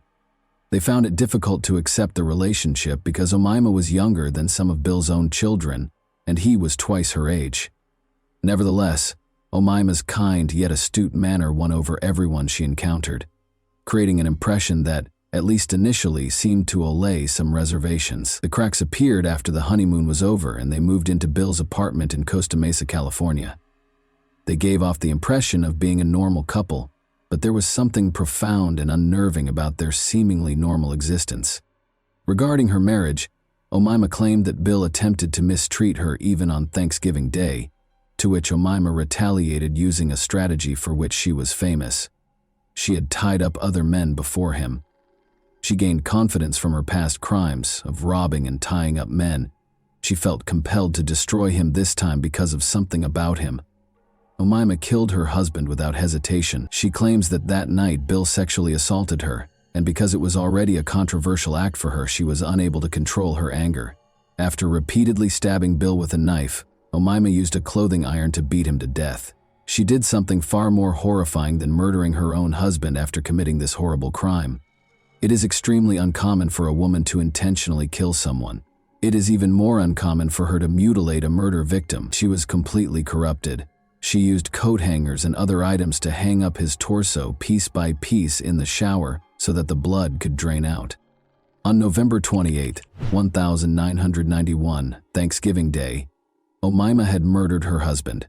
She mutilated his body over the next few days, a gruesome task she carried out until December 2, 1991, when she was finally too tired to continue by herself. She went to her friend Jose to ask for help, saying her husband had abused her and she needed his support. Instead, Jose went straight to the police out of horror, which paved the way for a terrifying investigation. The officers now had no doubt that Bill's wife was the murderer and that the body they had discovered was in fact his. However, her statements suggested otherwise. Given the marks on her body, Omaima's claims of assault also appeared to be accurate. However, she also did something that raised suspicions. It was clear that Omaima was upset. She appeared to have been crying because she was so upset. Her arms, breasts, and face were all clearly injured. The officers sent Omaima for a medical examination to ascertain the true cause of her injuries, despite her denial of any assistance. She was admitted to the hospital to be examined for sexual assault and to have all of these injuries recorded. Her body was covered in numerous cuts, bruises, and contusions. In order to find out about any oddities they might have observed, the investigators also got in touch with Bill's stepdaughter. As it happened, he did get in touch with her prior to his own wife killing him. Detectives looked to Bill's neighbors as the investigation progressed, in the hopes that someone might have seen something out of the ordinary. They did remember hearing a strange noise that night, a noise that had seemed normal at the time, but had taken on a terrifying new meaning in the context of what had happened. Cutting a body into several pieces and packaging them all to make them appear non-human requires a lot of work. Thanksgiving was supposed to be a time for celebration, but for Bill Nelson, it turned into a day of horror when his young bride brutally murdered him.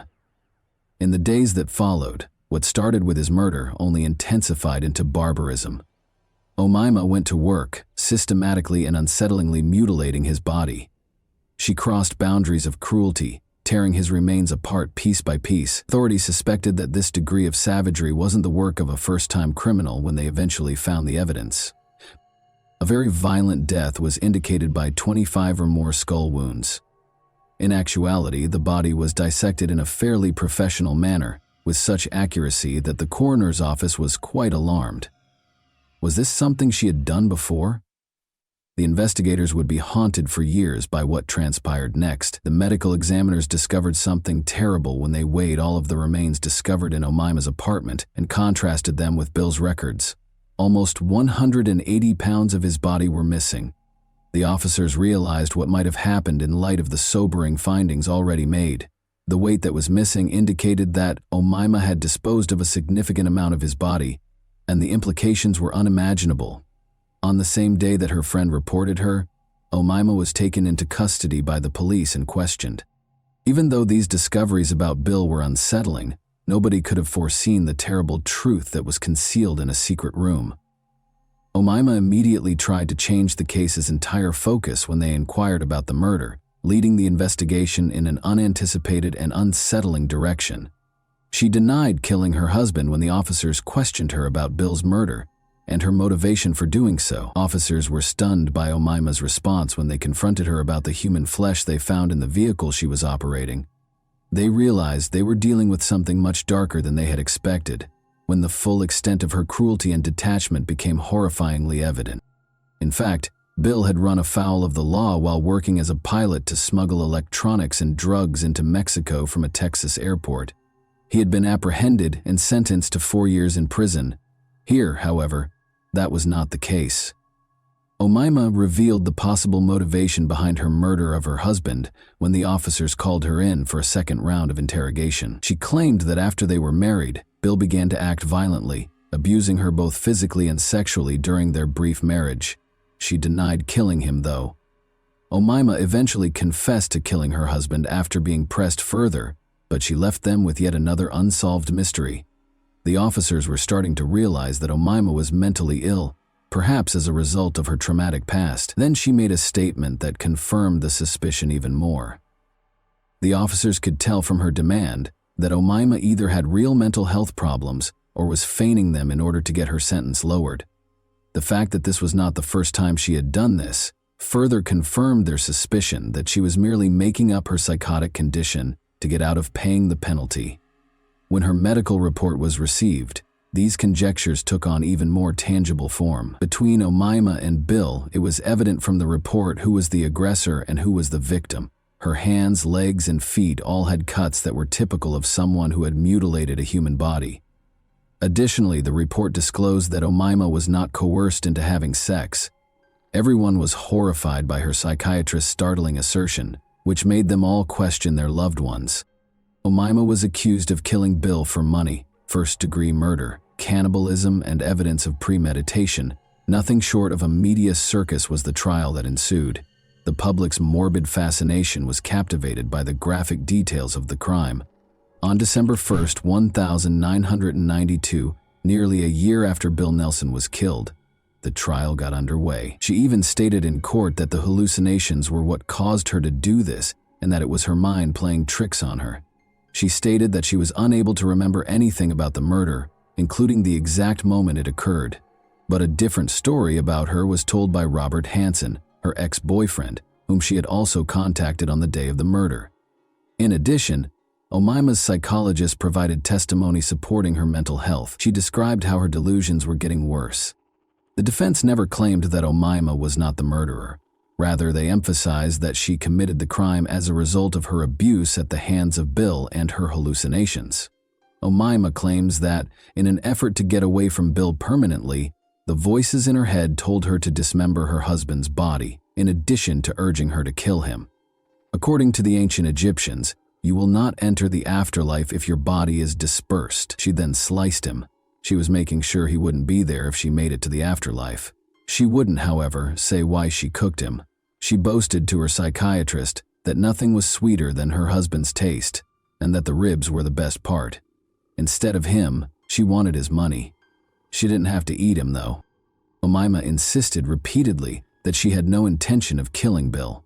However, the prosecution pressed for murder charges, and on January 12, 1993, the jury found her guilty of second-degree murder. Following consideration, she was also found guilty of attempting to rob Robert and assault with a deadly weapon. In Chowchilla, California, Omaima, who was 24 at the time, received a sentence of 25 years to life in the Central California Women's Facility. A true crime story that remains one of the most unsettling cases in California history. Omaima R.A. Nelson's story is one of tragedy entwined with horror. She was even likened to the well-known serial killer Jeffrey Dahmer, with approximately 130 pounds of Bill's body still missing. The officers speculated about what might have gone wrong on that fateful day, even though Omaima never admitted to the main details of the story. They hypothesized that he and Omaima engaged in a voluntary bondage session. She most likely wanted money or access to his wealth, which is why she tied him to the headboard. Californians were relieved to see Omaima R.E. Nelson safely imprisoned, as it meant that one less dangerous person was no longer on the streets. Omaima, however, fought to be released from prison.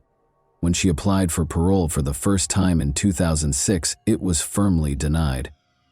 Unfazed, she tried again in 2011, but this time her request was quickly denied, much to the relief of investigators, who thought her release would only increase the risk. She shouldn't be released on parole.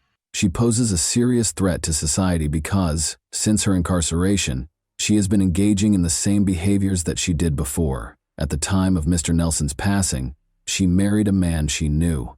At the time, he was in his 80s. He passed away a few years ago, leaving her a sizable fortune. Omaima is currently unable to access any money she might want to claim outside of her prison, but if she is given parole, her access to money and freedom could completely transform her life. She may be able to rebuild a life outside of prison once her freedom and financial resources are restored, something that has long plagued the victim's family and those who remember her horrific crime. She will be eligible for a parole hearing once more in 2026, and the outcome will ultimately decide her future. This case demonstrated how childhood trauma can result in mental health problems later in life. In light of this, we would like to know your thoughts on this case. Do you believe Omaima killed her husband because she wanted his money, or did she have a mental illness and kill him in a fit of rage? And that wraps up today's chilling story. If you enjoyed this video, don't forget to like and subscribe so you never miss a new upload. Also, let me know in the comments, what part of this story shocked you the most?